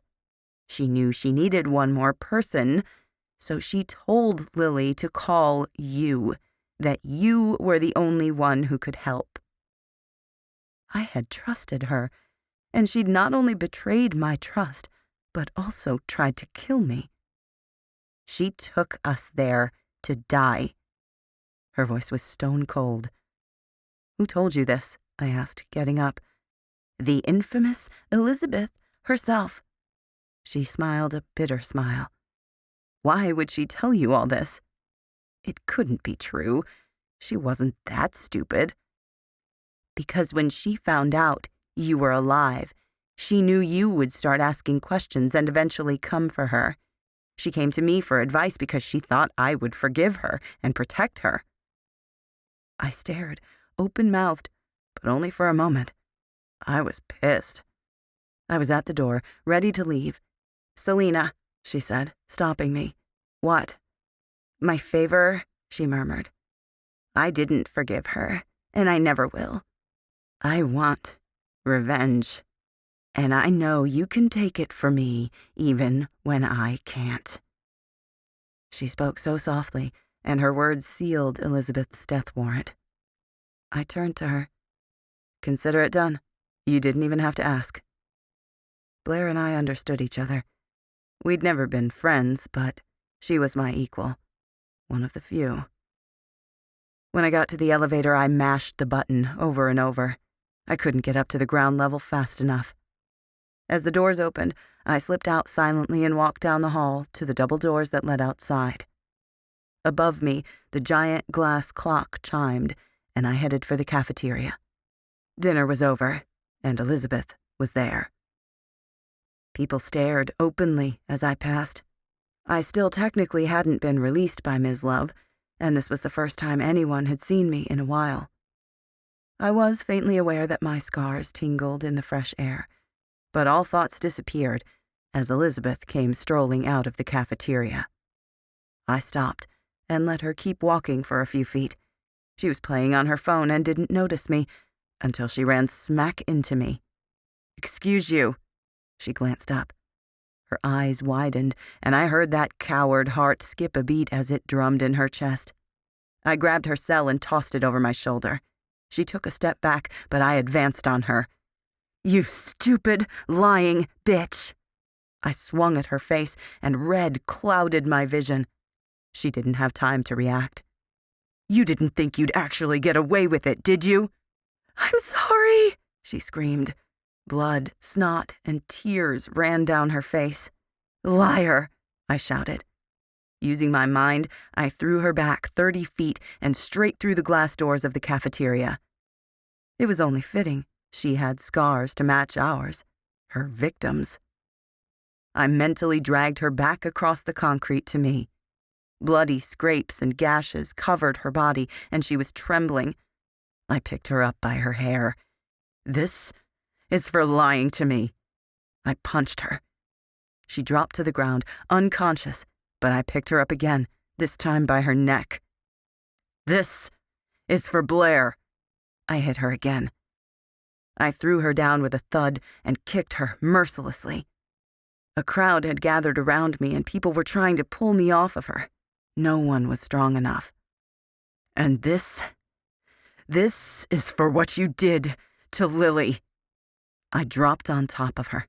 I punched her again and again and again. My anger refused to fade. "Selena!" Alexandra yelled in the distance. Someone else was trying to pull me off her, and they were succeeding. That can't be right. "Selena, stop this," Lucas murmured in my ear. I ignored him. "Selena, you're killing her." His voice was urgent, and he placed his hands over mine, pulling me back. "Get her out of here," Alexandra instructed from somewhere, but my head was spinning with rage. I fought and struggled with him as he dragged me into a building and then a room. I wanted to kill her, and the rage within was urging me on. It told me it wouldn't be satisfied until she was dead. I was more than willing to comply. Except that Lucas had me pinned to a wall inside a dorm room I'd never seen before. Chapter 57. "Selena, stop it." "No," I grunted, trying to shove him off me and get to the door. "Selena!" He shook me, hard enough to rattle my teeth. "Stop! Why do you even care? Stay out of it!" I lashed out, struggling with him. "This isn't you. Snap out of it." He shook me harder. "Stop!" I pushed him across the room, both with my body and mind. He hit the wall and fell to the ground. I blinked, and my heart sank. "No," I whispered, and ran to him, only to stop a foot away. I reached for him, but stopped myself. I'd done enough. He groaned and started to get to his feet. I backed away. I'd done it again. The exact thing I'd worried I would do. My temper and my ability were a deadly combination. "Are you okay now?" I could hear the concern in his voice. I only shook my head. I was still fuming. Power bubbled just beneath my surface, wanting to go off like an atomic bomb. He walked toward me. "Don't," I said, holding my hands up. "I'm not afraid of you, Selena." "Well, you should be. You all should be. Lucas, I just threw you into the wall with my mind. I'm not safe yet. Stay back." I was somewhere between arguing and pleading. I turned away from him to the wall and slammed my fist against it. A sound like thunder shot through the room, and a crack appeared in the wall.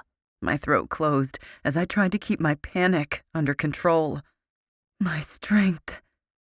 "You need to leave," I said between ragged breaths. I wasn't sure of myself, even with him. I had to get things under control. "I'm not leaving you." He put his hands on my shoulders. He tried to soothe me, but he was too close. "You need to relax," he said calmly. "I can't," I whispered. "Let me show you." Something had changed in his eyes, as if he'd made up his mind about something. He brushed his lips over mine, unsure. A spark inside me caught, and the burning spread. I reached for him, running my fingers through his raven hair as I reeled him in. Nothing could have prepared me for the feel of his mouth, hot and ready against my own. There was no hesitation, and all the pressure I'd felt just vanished. He slipped his tongue between my lips, tasting me, testing the boundary. If I thought I'd crossed the line in the past, I'd obliterated it completely this time. I let my tongue meet his, stroke for stroke, as he slid a hand into my hair, gently nodding his fingers through, tilting my head back. He wanted more. I let him take it. I hit the wall roughly, and a groan escaped my lips. His scent, his touch. I couldn't get enough. I inhaled him greedily. God, did he smell good. He broke free, only to run his lips up my jaw. I tilted back, giving him better access. His kisses weren't sweet, and I gasped when he nipped my ear. A shudder ran through me as I surrendered to him. "Selena." He murmured my name like a prayer, a question. "Yes, yes, yes." He groaned, pressing me into him. He moved his hands to my hips and brushed his fingers against the skin just beneath my shirt. My back arched, and his hands slipped lower, lifting me as he pinned me to the wall. I wrapped my legs around his waist, and my blood heated when I felt him pressed against me. Oh, God, yes. "Say it, Selena. Say you want me." His voice was rough. His breath made me shiver. He wanted this. My eyes opened, but it wasn't his eyes I saw first. My gaze drifted over the room, which was destroyed. That pressure hadn't disappeared. It had exploded. I just hadn't realized it. Everything had been thrown away from me. The door wasn't even on its hinges. I cringed. The heat left me as realization set in. I'd never consciously made the decision to be with him. I didn't know if I wanted this, but I didn't know if I didn't want it either. "Selena," he murmured. He sensed it, the change in me. His voice was almost a growl as it brought my attention back to him, to us. This had to stop. I pulled away, pushing him back. My feet hit the ground with a thud, and he stumbled. Lucas was gorgeous. 6'2" with a tan and smoldering green eyes. There was no denying it. He was smart, athletic, kind, understanding. He knew me. Lucas knew everything about me, and he was perfect. But I couldn't. Too much could happen when I lost control, and now I knew just how easy that would be with him. No, Lucas and I could never be anything. It was too dangerous. Relationships were messy. They required commitments. People were expected to act a certain way. Being more than friends would just mess everything up, and I did not want that. It was perfect like this, as friends, nothing more, because then I'd lose him forever. "We can't do this." "Yes, we can. Listen to me, Selena." There was a hint of desperation to his voice. "No." I shook my head. "You think this is going to get any easier? You think people are going to forget about you? Nothing is going to be the same again. I can be there for you. I can be your rock. Stop backing away from me." He reached out, but I was already too far gone. "You have to stop this, Lucas. You have to forget it ever happened." I was guarded, already closed off from the possibility of anything with him. "What are you so scared of?" he asked in disbelief. Hadn't he looked around? I wasn't a damsel in distress. I was the dragon. "Everything," I whispered. Without looking at him, I walked straight to the door. Just when I thought I had everything figured out, he came along and sprang this on me. How dare he? "Don't walk away from me, Selena. You can't just ignore me like you do everyone else." Oh, he was angry. I couldn't tell if it was at me or himself. He should have actually considered what I might have felt before he did this. This was not on me.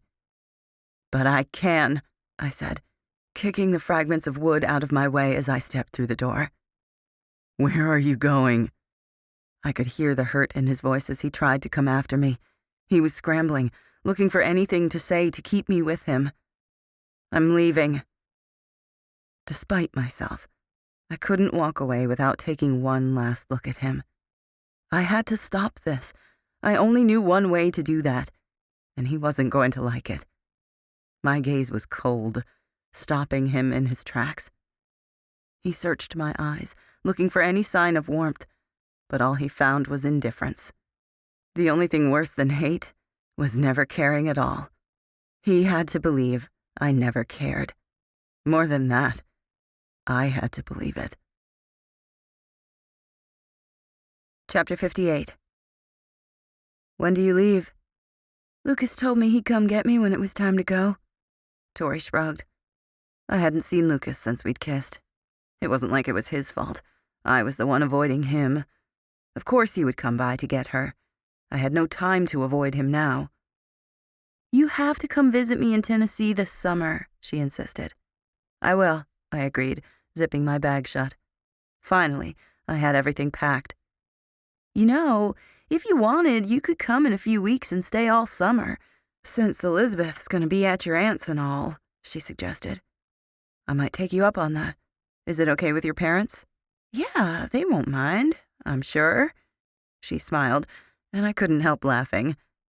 "I'm going to miss you, Selena," she said suddenly, hugging me goodbye. I'm going to miss you too. I hugged her back. I looked over Tori's shoulder to see the one person I couldn't stop thinking about. His eyes locked with mine, and I looked away. He sighed, confirming my suspicions.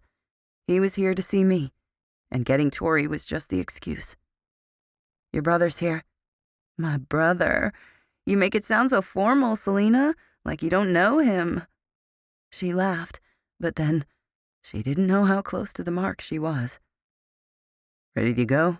He asked her, but his eyes were on me. Almost, she said, running to the bathroom, leaving us alone. I crossed my arms, keeping my demeanor cold. Selena, he murmured. I shook my head without glancing at him and walked to the bathroom. You need any help? I offered. Nah, I got it. She walked out of the bathroom with a single toothbrush. If it weren't for the tension I couldn't push away, I would have laughed. Bye. I'll text you. Bye. I looked up as she left. Lucas just stood there, and for a second he caught my gaze again before following her. I sat in silence, looking over my now empty room for I don't know how long. Eventually, I couldn't take it anymore. I had to do something to keep my mind off him, off whatever this was. I started walking, intending to let my mind wander over anything but him. When I ended up next to the boxing gym, I knew my mind had plans of its own. I was turning to walk away when voices caught my ear. Are you certain Selena's the one? Headmaster Daizlei's voice drifted to me. Yes, she looks just like him. I'm certain it's her, Von Lofsky said.